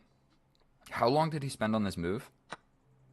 2 seconds, bro. This was the most important position in the entire game, and he played it in 2 seconds and loses the game. Bro had 9 minutes. He spent 1 minute and 3 seconds out of a 10-minute game. And that is just not how you play a rapid game of chess, bro. If you want to play a 1-minute game of chess, you know what I mean? All of the time was spent on me yapping. And then here, this was a crucial moment, deciding what to do. This supports the infiltration of my position, and not only that, it cuts off the defense of this. And once the rook arrives, it attacks and defends, and I'm just getting checkmated here. Like, if he plays this move, I mean, I essentially take, and then I'm still actually probably doing quite all right. No, I'm not, because it's check, and he wins this pawn, and then he can... I got 2 rooks for the queen, but let's check with the computer. How accurate was that? I don't know. I feel pretty good about it, so let's go check it and see how it was. And here we are in the analysis, and I cannot believe that I took a 1950, whatever this guy's rating was, 1926. Bro, I took him down without even breaking a sweat. I didn't even have to think very hard in that position. He definitely had an attack, and there was a sacrifice that neither of us really considered. I guess I thought about like the prospects of it happening in some positions, but I didn't actually calculate anything because I was just confident in my play. Take a look at this graph. We destroyed this dude. We destroyed. There was never a moment, just this one moment of this sacrifice that neither of us saw. Whenever you see a big spike like this, that means, oh no, you blundered, but it must have been a complicated blunder because neither of us saw it. So ultimately, if it goes from here and then 2 seconds later, it's right here, it never happened. Pretend like it never happened. This is different, where there's a spike and it does not come back down. It stays up. Those are real blunders, where they were captured by one side. And so, one blunder in my position, 90% accurate, don't hate it, and our opponent 3 blunders, we know what some of those were, and so let's just hop into it. Now, the position that I was alluding to in the center, or in the beginning, not in the center, was this capture right here. I was kind of hoping to play this because I've never actually played it. What I would normally do is capture, the pawn comes, you step back, he gets the knight, you take here, and you have a worse position. Now, why would I go into that line and have a worse position? Because I didn't study openings, and that's just what would happen, okay? And then I became comfortable with it, and I let it happen too many times. The alternative to that is you see the knight come out, and you simply push the pawn, and you defend all of those sacrifice ideas, and then and only then do you bring the knight. But what I wanted to try this game was none of the above. We bring the knight, you capture, and I bring out the queen, where you have to step back to this really strange square. We go ahead and capture, and we go into an equal position. You can... Oh, he's going to capture, and you either go back here or here. Either are pretty much fine. This one's more attacky. This one's more defendy. And so I wanted to try this position, okay? Or you can just be principled and none of the above. None of the above. You push the pawn, no sacrifices, no crazy stuff. You develop another piece. That's all we're doing, playing simple chess. Now, I push this pawn because I don't want to get hit with a pin where this knight jumps in, attacking all of that stuff. So the simple pawn push defends a lot of ideas getting into my position. At the drawback of it's a hook. So if he launches his pawn all the way forward, I'm confronted with a decision, okay? So this move, it gives a place for your bishop. It defends the knight and the bishop from arriving to this g4 square, but you get a hook, okay? So it's got like 3 good things, 1 really bad thing. So it's hard to say it's a okay move. Those are the good and the bad. Now, we just immediately go for this dark square bishop. He can try and run away, but ultimately, I'm just going to chase him around with pawns until I capture him, okay? Now, I could have waited here, and this would have been a moment to where, like, this bishop is never escaping. I'm going to be able to grab him whenever I want. It would have made sense to, like, develop a piece or castle or whatever, because this capture is never going anywhere, okay? So that's 3 minutes into the opening. I think we have covered a considerable amount. Now, I didn't want to capture immediately because it just opens up this file is why I didn't want to capture. It's actually the best move, but stepping back is just fine as well. And then for whatever reason, a few moves later, I decide to capture, and I give him the open file. And the reason I didn't want to do that, I will be able to illustrate that for you in about 10 moves. So we're just making moves. I'm really not sure what to do. All I know is that I have the bishop, but I have done nothing to get my pieces closer to his king, and I have really done nothing to stop his pieces from getting closer to my king. So you could argue that I'm not playing very good chess. Now, the best move is to step back with the knight. Either way. What move did I even choose? I play a pawn push in the center. Now, this opens up ideas for sacrifices. He can sacrifice here. If I go for this, I'm just really losing, because if the knight gets in, how am I defending all of this stuff? Say I, like, step forward, he's just hitting me with checks. And if I take back, he's just hitting me with more checks. And if I step back, by golly, he's getting into the position with checkmate. So that rook sacrifice, all you need is, you know, more attackers than defenders. And he's got right now 2 attackers, and my rook, you can hardly even call it a defender. So essentially, I've got no defenders. I've got, like, an extra rook, and I'm up, but whatever. So neither of us saw it. That is why this is the spike, okay? Right here in the position. I don't know if it's going to show up on the map. Yes, it is. Can you see the line? Okay. Boom. Blunder, it goes down. You see where the line in the middle is? Then he misses it, so it goes back up. So that's what those spikes are. I blunder, he didn't see the idea, and he blunders right back. So the position is unchanged, essentially, from before and after this blunder. We step forward. Best move. I realize maybe I'm going to want to bring my rooks behind, and I'm definitely going to want to defend this with at least another piece. So we capture, and I capture here for a really simple idea. That knight was attacking crucial squares in my position. My bishop was kind of doing nothing, so trading it off makes a lot of sense. And in this position, he can capture 1, 2, 3 different ways, and only one of them loses. If he captures the queen, it's just a completely equal position. We push here, he gets into the position. I mean, maybe we like launch a pawn, we do something. He's still got the attack. He's still essentially the one applying pressure here. He's attacking this pawn, he's attacking this pawn. My king is kind of ugly, and you're really happy and ready to double up, okay? If you capture with the pawn, then okay. Then I'm just kind of getting sandwiched. Like, you're ready for like maybe a pawn sacrifice here to open up the position, or like even this, and then you are grabbing this square on my position. Long story short, he spent 2 seconds on this move right here, which walks into a simple fork. Sucks for him.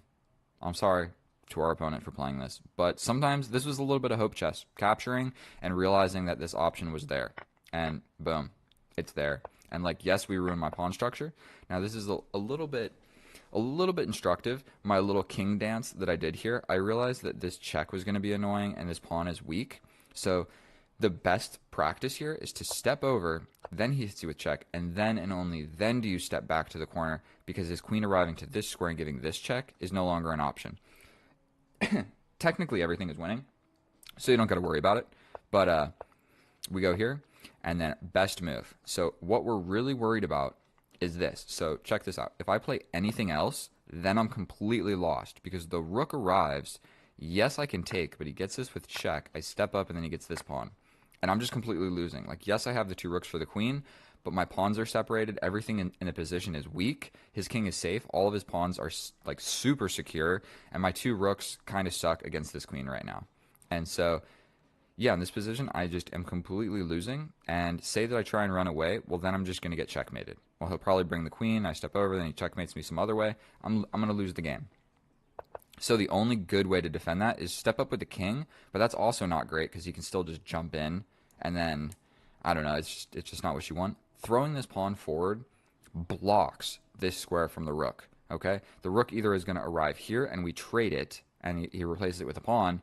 Long story short, the queen, it just cuts the rook off from the square. So this is just a pawn push, but it's really kind of important. This is the square that we're worried about, so we just jump past it. And all of a sudden it's blocked. The rook is not arriving to the square, at least not immediately. We trade, we step over. Now we're confronting the queen. We're attacking this. He has to step over. Now we just put my rook to a nice little active square. We trade off, and the reason that I trade off here is because boom, boom. Now I have an open file, okay? So he steps back. I go ahead and just threaten checkmate in 1.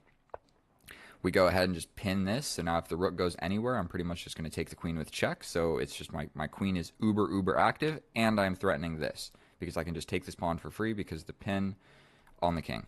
Okay? Now, I can sacrifice here, and if he takes, I take here. And then I'm threatening checkmate here. That's kind of unstoppable. The only way to stop it would be to trade the queens. Completely winning. But you can just be simple. Double the rooks. Get into the position. And then what is he supposed to do here realistically? Like, you just step over. I mean, I take. You take with this. And, bro, I've just got 2 rooks versus 1. I'm winning this every single time. Thank you so much for watching my video. Absolutely crushed that guy. I feel bad. We'll try another one. Maybe I lose. But one thing that I've been doing is playing just casual games against pretty much only higher rated opponents. Okay, that's not true. Whatever opponent wants to play me. But I've been doing a lot of casual games against like 2000s, 2100s. And I think that's really helping me out because I'm like 2000 on a good day on Lichess. And so I'm just playing people that are better than me. And it's forcing me to get better. And so I don't play on chess.com very often. So when I do, I get on here and I feel like I just crush people. Yesterday, I played Bullet. I won like 10 games in a row on my phone parked outside of the gym. So just play a lot of casual games and you don't have to worry about the elo or whatever. And then when you come back and you play a rated game, I feel like you're just better than your opponent at that point. So thank you so much for watching the video. I'll see you guys in the next one. I love you. Bye. Oh, hello and welcome back. Thank you so much for clicking on my video. In today's video, we're going to do a 10 plus 5 where I'm going to promise you 3 things. For 1, I'm going to win the game. For 2, when we finish the game, we're going to guess the accuracy, and then at the very end, we're going to run it with the computer, and we're going to see how close we are to the actual accuracy. And then thing number 3, I tried it in another video, but I'm going to solve this Rubik's Cube while we're playing the game. And so, one other thing is I'm going to castle opposite no matter what, okay? So we're going to have the Caro-Kann. Our opponent is 1881, Marshall from Iran. So we're hopping right into the Caro-Kann right here. We're either going to get the exchange variation. Our opponent looks to be a little bit lower rated than us. And so should we just go into the main line Caro-Kann? If he takes, it's the main line. If he steps back, he's a beta. If he defends with the bishop, that's not the main line anymore. Definitely taking is the main line. But I think... what is the move here? What am I supposed to play? I think I could give it check. Does that do anything? I can just take. Not sure, actually. Maybe even pushing makes sense. But this check, I kind of just walk into this pawn and I scoot back. But we're going to do not because he'll capture and then I lose the bishop. What am I supposed to do here? So we're just going to take. We're just going to take. Let's trade off some pieces. Whatever. I still want to castle opposite, but I don't want to trade off a bunch of pieces. And so we're doing this as a counterintuitive, but we're basically just replacing this knight, and we're saying, okay, I didn't know what to do in the opening. We're taking a step back, a deep breath, and we're just coming at it again. With this cube, let's get this thing going. So he wants to just hop into the middle. Very reasonable. And so I'm messing this thing up as much as I can. I hope it's not too loud on this microphone. The whole idea of putting the knight here was to go ahead and jump in and tickle this guy. Doing so, we also add another attacker to this pawn. And so let's just get the first step of this cube out of the way. Because in the other video, I totally neglected the cube, and we did not get it solved. So this one, we're going to do it a little bit faster. And I think that this is quite good for me, actually. I mean, I feel like we're applying pressure to this. I can also just grab the bishop. I can also grab the bishop, grab this, and then grab the pawn. I think we're going to go for this. I think we're going for this. Then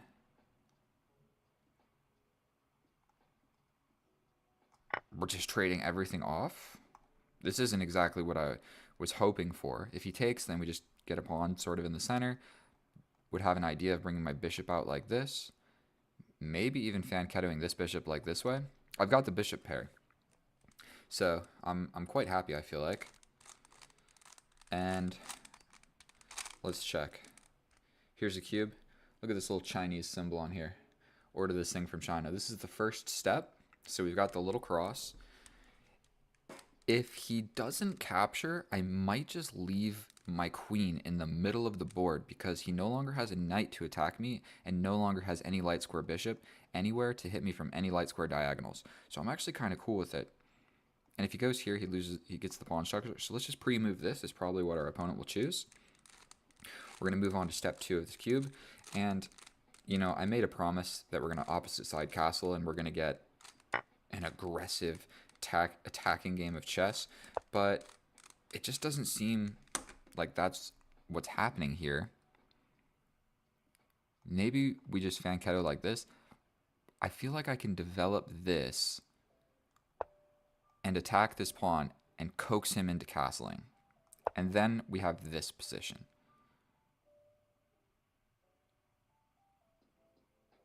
I quite like this. My rook is getting ready to attack on this open file where your king is. I don't want to lose this diagonal, so I'm going to just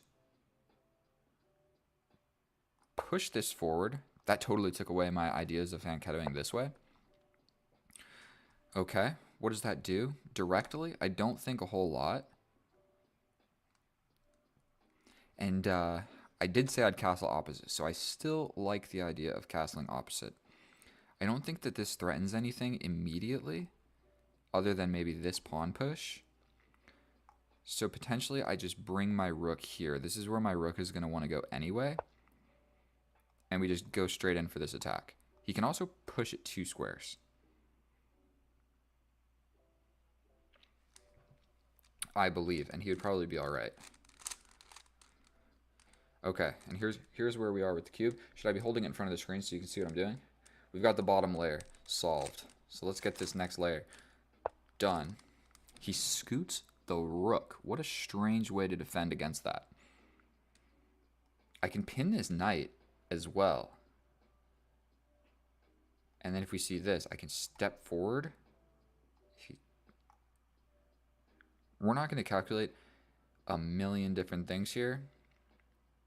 I can also step forward and attack like this. What's better? Here, he definitely pushes. Sacrifice, take, get my rook up here. That's probably not good. Pinning the knight seems to make the most amount of sense. So we're going to go ahead and do that. He could just step back, and then I attack. He jumps in. Oh, he can jump in like this as well. But then I would get this, and you're pinned. That's important to note. Okay. Don't really love all the options of this knight in the min with check. So I think we're just going to play this. Unless there's like some resource that I don't see. Like stepping back would work. But then I take this and there's still this pin. And we haven't got to castle opposite, but it looks like we're getting a little bit of an attack going on. So our opponent just hangs this. So we're just going to do it. What a bummer. To just end the game like that. And I did not finish the cube. So let's just hop right on into another one. New opponent. Absolutely smoked him. I don't think we need to analyze too much with that. We're going to mess this cube back up. And we're going to go a little bit faster. And this game, I'm hoping I can give you what y'all came to see. An attacking game of chess. Because I did not give you an attacking game of chess. He just made a 1-move blunder. I got the bishop, and it was a pin. He was going to lose the rook as well. So today, we are facing an 1856. 1 year ago, about 200 games. He's terrible at everything, but he's good at rapid. We play c6 no matter what. Cube is messed up yet again. And let's start on over. What type of game of chess are we going to get today? I actually kind of hate this line. I hope he takes. Please don't push. I'm cool with the capture, but we're not super happy with the push because then he just gets a little bit of a space advantage on my side of the board. A principled player pushes. An unprincipled player captures because this pawn being a thorn in my position is potentially better. So he's attacking this. I don't know if we need to defend it immediately. I think we just go ahead and develop a piece. Very happy square for my knight. I mean, these are always the natural squares for my knight, but we've got a symmetrical position right now. He brings the bishop. I'm somewhat inclined to just copy the fool. Because essentially what I want what if he jumps in? I'm not sure exactly how the fried liver works, but it does appear that he would be in my position. And then I would have to jump forward and take, and I don't have a knight forward. So we're just going to play this. I don't want to deal with any of that. I'm not castled. He's one step ahead in development. Now I will comfortably bring my bishop out into the position. He wants my bishop, bro. Come on, bro. You don't want to just give up the bishop for no reason. I can't step here because I hang the pawn. If I step here, then we just kind of get battered around like this. Is that good or bad?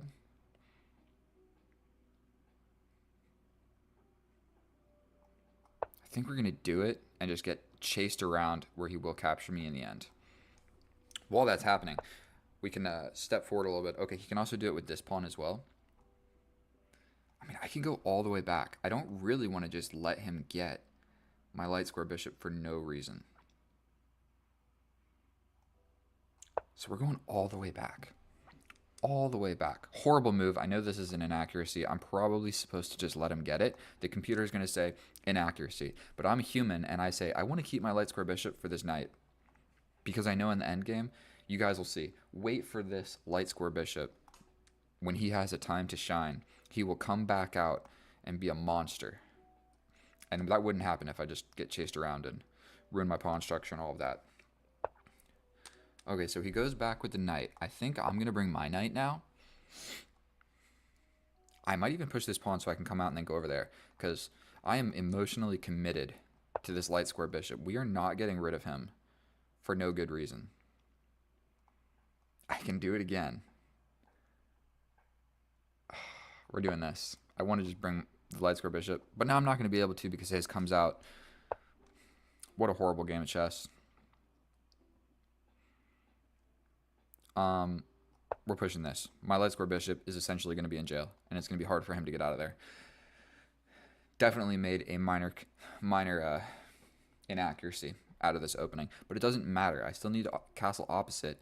Castling this way just seems like a terrible idea. I'm going to be honest with you. We're going to step forward. I need to develop this piece. We'll challenge his. He'll probably step forward. I might just step like this. Okay, we trade these guys off. He's going to castle. Castling this way is not a good move.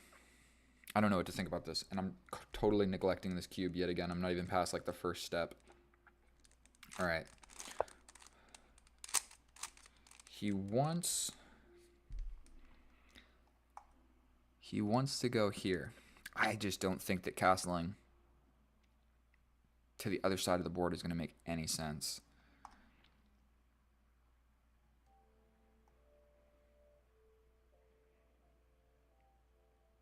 Retreating move, lock my bishop in jail. We're preventing this. Horrible move. Horrible play by me. But we're going to make it out of it. So definitely here in the opening, I'm making some inaccuracies. I'm taking steps back. He launches this pawn forward. I'm a little bit inclined to just attack this knight. There's also this sacrifice idea. No, because then it's defended by this guy. The right move is to just castle. Obviously, we can't go this way. I hate to be a liar, but you guys will forgive me. There's just no possible way we castle this way. So we will go this way. And he will absolutely go this way. Unless he just decides to go this way, which would be cool. Then we get the opposite side castling like I promised. But, you know, what am I going to do? You can't just castle opposite every single game of chess. It has to make sense. Let's bang some of this out. Boom. He castles. If I go here and his knight comes in, then he gets a passed pawn with tempo. Don't love it. I could step back and go for this. What am I trying to do here? Push this pawn forward. Probably not a great move, but it just negates the forward momentum of this knight. Now these knights don't need to worry about this square. Like this knight going here is not super great. But it's not as bad as if I go like this, because then this pawn becomes a passed pawn, and that's what we really don't want. So I really need to start Operation Liberation of my pieces, because he almost guaranteed has like at least a +1 advantage. He even has ideas like pushing forward with this pawn and getting the bishop in and then bringing the rook to the open file. I'm like miles behind in terms of development and like actually doing anything with my life. So what should I do? Like this? Well, I need to do something. I can't just sit here and let him slowly increase his advantage, because almost guaranteed I have a disadvantage.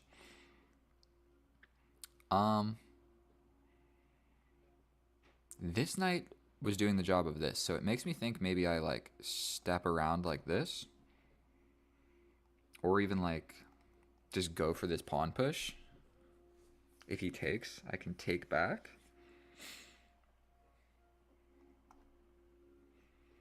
I think maybe a pawn break is what we need to do. And if he takes, then this knight can take. Let's just go for a pawn push. My position is sketchy at best. Sketchy at best. Okay. Where are we at with this cube?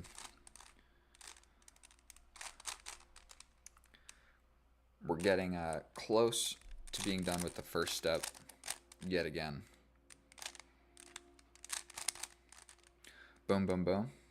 We can see the bottom layer is complete.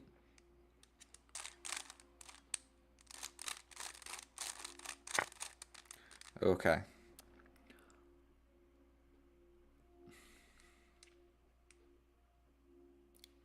Taking with the... Okay. Taking with this one would make more sense. I am then attacking this, so he'll probably take. So we're just going to do this. If we do this, we get the pawns in the center. I like it. Still my knight. We're battling over this. His knight kind of sucks over there, to be honest. So my knight preventing all of that, I feel like is a good thing. So he takes. I've got an open file for my rook. I've got 2 pawns in the center. His knight is actually a little bit stupid. He wants to... Okay. I admit. That's a pretty good move. Maybe I attack this knight now, and if he jumps in...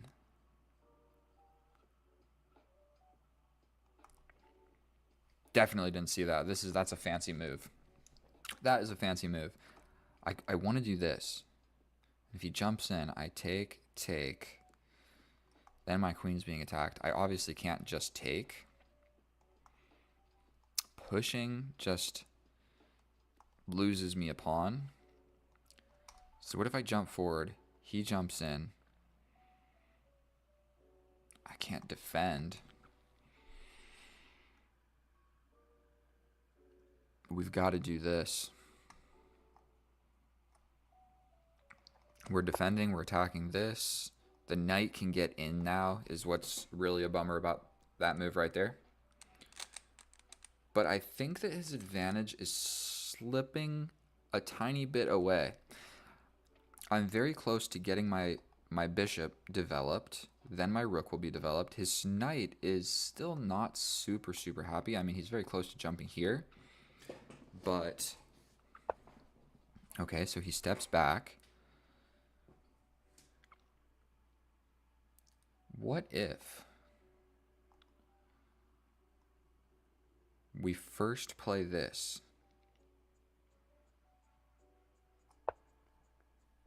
Simply take this square away from his knight. That is the whole idea there. Then we bring my bishop somewhere, maybe even over here. Seems like a great idea. And I think that... Please don't. Oh man, I messed up.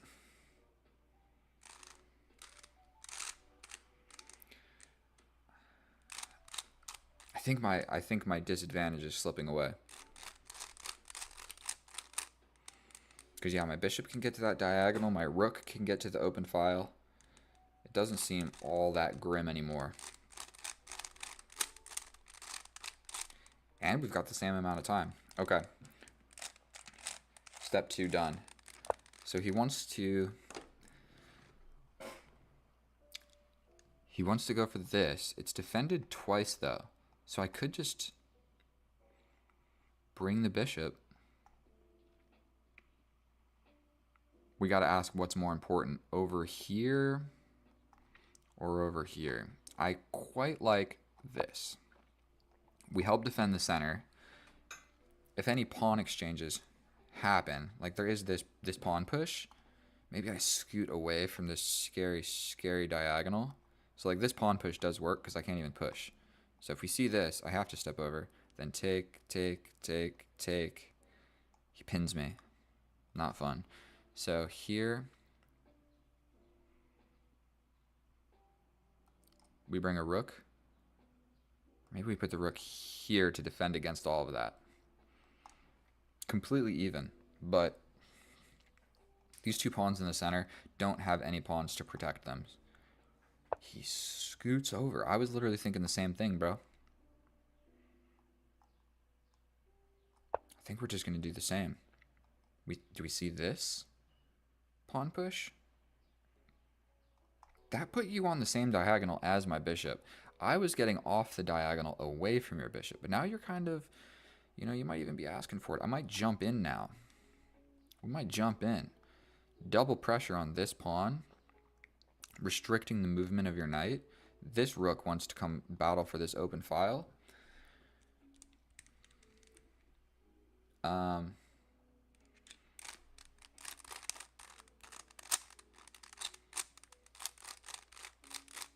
The cube is doing marvelous. I know that there's like 6-year-olds that can solve this thing in 2 seconds. The knight to the middle seems to me rook to the open file or knight to the middle. Those are my 2 immediate ideas.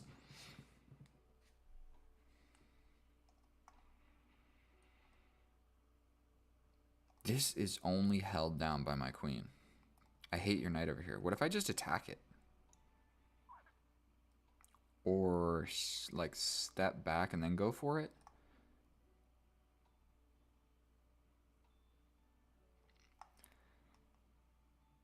I don't think there can be anything wrong with putting my rook on the same open file. That seems like just a reasonable move. And now we have stepped into the realm of he has 3 minutes, 3.5 minutes. And so, like I said, if you guys can see this, look at that bullet rating. Look at that bullet rating. Look at that bullet rating. This is an immediate attack. And he only has 2 things attacking this. So if I jump in, he can't push because this fork. I think putting a knight to the center, also this seems like a great idea. This pawn push, we're just going to do it. Knight to the middle. Absolutely, that's what I'm playing. And like, yes, this knight is attacking them. My queen is kind of doing a job. But I think his knight being over here, at some point, if he's not able to take this pawn to go here, he's going to have to take a step back. And when he takes that step back, I will take a little step forward. And so he could just trade. Or just hang the queen in one move. I don't want to do that because he will just resign. So is there anything better that I can do?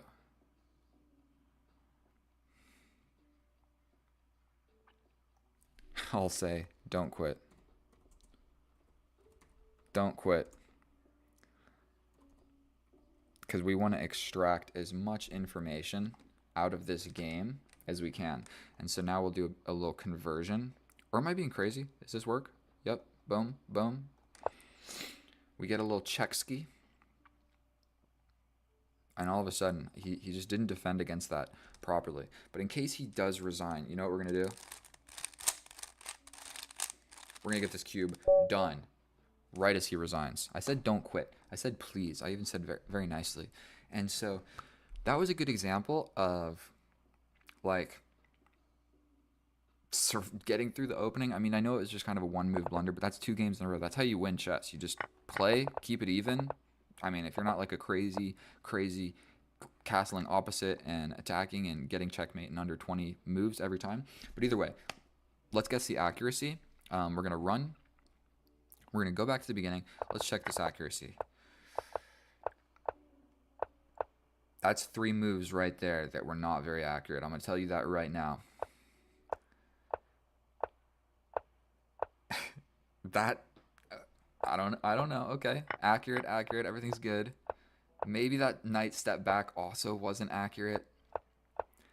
Just about the only accurate move I've played so far is castling. And I said I wasn't going to do that. All of this made sense. All of that made sense. This didn't make sense. I think mine made sense. Actually, so I'm thinking maybe like, because he resigned early, so I didn't have to play more moves. I think probably like 91% is what we're going to go with. So whatever you guess, put it in the comments or not, whatever, just think it in your head. And we're going to go over there and we're going to check it. I'll see you there. And here we are in the analysis. And, you know, I got to give myself more credit. I play a little bit more accurately than I think sometimes. So our opponent, 1 inaccuracy, 2 mistakes, 2 blunders, 74% accurate.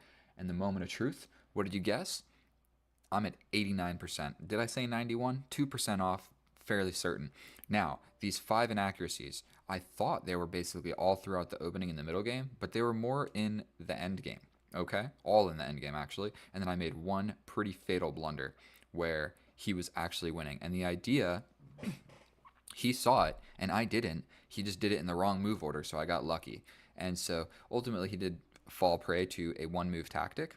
But we're going to go ahead and turn this computer on. We did get the cube done, so my other video, I definitely didn't focus enough on the cube. We bring the knight. I'm supposed to just bust open the center. This is a weak move, but not an inaccuracy. I was scared about ideas like this, where he's attacking my very weak square over here. Then we get this right, and this is not an inaccuracy. So it's actually one of the computer best lines. I'm supposed to jump forward and just challenge this bishop, where if he takes with the bishop, I take and take, and if he takes with the pawn, ooh, then I'm attacking this knight. I didn't even see that. And then when he captures, I capture and I get the pawn. That's tricky. That's tricky. You got to think when the knight's on the side of the board like this, when I push this pawn, I'm attacking it. So, okay, I didn't see all of that. I bring the bishop back. It's not good, but it's not bad. I thought it would be a straight up mistake. We push the pawn, best move, but now my bishop is, like I said, he is a little bit stuck. So best move is, well, we trade off this dude. And I knew that castling, I was still kind of debating on the idea if it would even be possible to castle this way, but it's just not. My pawn structure sucks. There's an open file. His pieces are already over here. The rook is soon to be over here. So castling that way, I would have just lost the game if I would have done that, long story short. So we both castle this way. This is an inaccuracy as well, but I don't hate it. Don't hate it, and I'm supposed to break out over here, but whatever, we don't see it. We push here, and the reason that this right here is a blunder, this is my blunder, because he has the same idea where he jumps in, and the computer best line is just, you get the pawn, I scoot out of this check, you take, I take, you take with the queen, it's super forcing, and then I just have to step back, and I'm down a pawn, and I'm getting absolutely demolished. And so the difference was, where are we at? The difference of the way he did it is when he captures, I can capture back with the knight for one. That's one thing I can do. But when I capture with this pawn, when he does this, I have now vacated the f6 square for my knight. So he steps back. We jump forward. Bishop on the diagonal, love it. His is a mistake or an inaccuracy because, like, why did you step onto the diagonal of my bishop that can open up? Mine is the best computer line because I'm stepping off of the diagonal. So that's a simple way to explain all of that. This is an inaccuracy. Whatever. I like it. And then here is my tactical blunder of the game that I did not see. I'm supposed to take. He takes back. The knight jumps in. If he defends like this, I simply sacrifice. And if he takes with the queen, I mean, I take the queen. And then we traded the knight and the rook for the queen and the pawn, and I'm winning. If he defends with the rook, I sacrifice. The idea is this fork still exists, where again I traded my rook and my knight for the queen and a pawn. So none of that was seen by me, that's for sure. Jumping forward is still, white is slightly losing. And I knew that he could just take here. So if he would have taken, I think I take back with the bishop because I like maintaining all of this pressure. He can win this. But then I just apply more pressure. And you can't really push this pawn because that fork exists. And so none of that happened in the game. Whatever. We see the fork, plain and simple. I win the game after that. And so we survived the opening. Played decently accurate, above a 90% accurate. Our opponent just basically a one move blunder. This move is a mistake, but it definitely looked fancy. If he would have done it one move before, he's winning the game. So that sucks. That sucks for him. The move order was just incorrect. Things got complicated in the center. None of us saw this. If you learned anything from this video, I know that was kind of a quick recap of the analysis, but whatever. It was a one move blunder. Thank you so much. It's been a pleasure getting to play chess for you. I hope you learned something. Please subscribe. I'm trying to reach 1,000 at some point in the near future. You're the best. Get out of here. I love you. Oh, hello, my fellow chess enthusiasts. We are back at it again with another epic and educational day of chess. Today, we are facing an 1862 with the Caro-Kann. We're going to take a quick gander at his profile, and we can see he is pretty good at rapid, but he hasn't played one in a while. He is pretty good at blitz, and that's all he plays. He doesn't even play bullet. 15,000 games 6 years ago. It looks like we have a formidable opponent, and what we are going to be doing here is going for the Tartakower, where they're going to most likely capture. He could step back, but this is the main line. Where we capture, we go this way, we castle this way, and this is one of my most favorite lines. And sometimes it can result in a little pawn cube if I jump forward and get chased around. I know those were bad arrows, but this bishop ends up there. So we're going to castle. We're going to be putting our rook on the open file. We will be pinning the knight. We'll be doing a zigzag with our knight this way. So, like I said, I think actually the best move was to step over. That was a little premature, but it is what it is. We step back. We just stay a little bit cautious here because this bishop is undefended. So we don't want any discoveries that hit our queen. So I know that pushing this rook, or just not pushing, putting this rook onto the open file is the best move before I made all these bishop moves. So we're stepping back, and like I was talking about, are we going to get a pawn cube structure? It looks highly probable. I still need to develop my knight, but potentially getting a little bit active with my queen is not the worst thing in the world. And so if he captures, we capture towards the center and take a look at this. We got a pawn cube, and if you're a chess player, I know you like to see pawn cubes just as much as I do. And so we need to develop this knight. He already pushed this pawn one square instead of two squares. Not really 100% sure what that queen move does. If he's trying to apply pressure here and here, I don't think I'm scared of that. Jumping around with the knight seems to make a fair bit of sense. I could also put my rook just on the same file as the queen. That's also probably not a terrible idea. Or we could try to trade. There's a lot of options going on. And one thing to note is the knight is undefended and his pawn structure sucks on this side of the board. I think we're just going to scoot my rook to the center of the board. It seems to make sense. This didn't have any immediate threats, so it gave me the opportunity.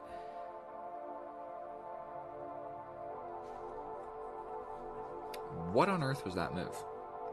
What is the idea behind that? Capturing here because it's pinned. But I can push forward, locking down the pawn structure. Like, push forward. If he jumps in, like, yes, it's scary, but did that really accomplish anything good? Probably not. I could just step forward or step over, and then that takes away all these ideas, but I kind of like pushing. No, I don't like pushing.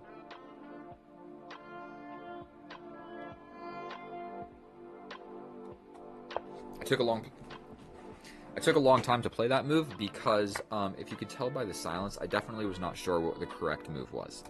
That is just checkmate. Or not checkmate, but I don't want to let that happen. Stepping back with the knight seems like such a stupid move. But we're gonna do it. And I almost just hung my queen. I did not even realize that made the queens see each other. But now we're down a pawn, and it looks like we're going to be going into a end game where we trade the queens, and I'm just straight up down a pawn. So that was pretty bad chess by me.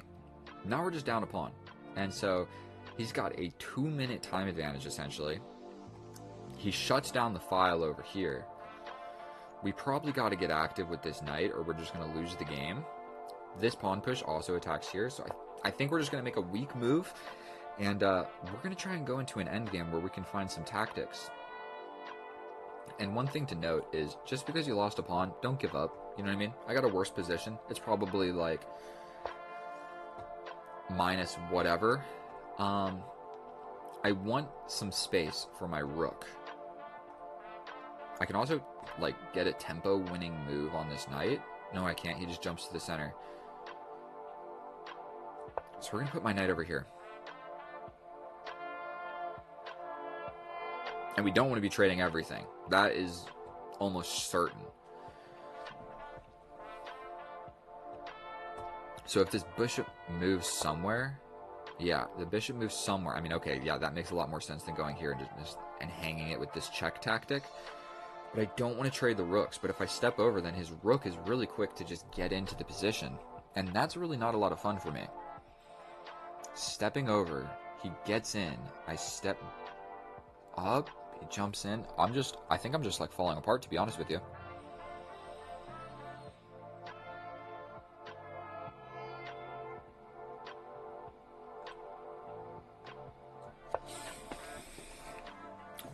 This sucks. This absolutely sucks. Bro just wants to simplify into this endgame where he's winning. It's not really a terrible idea, but I think we're just going to do it. We're going to do it.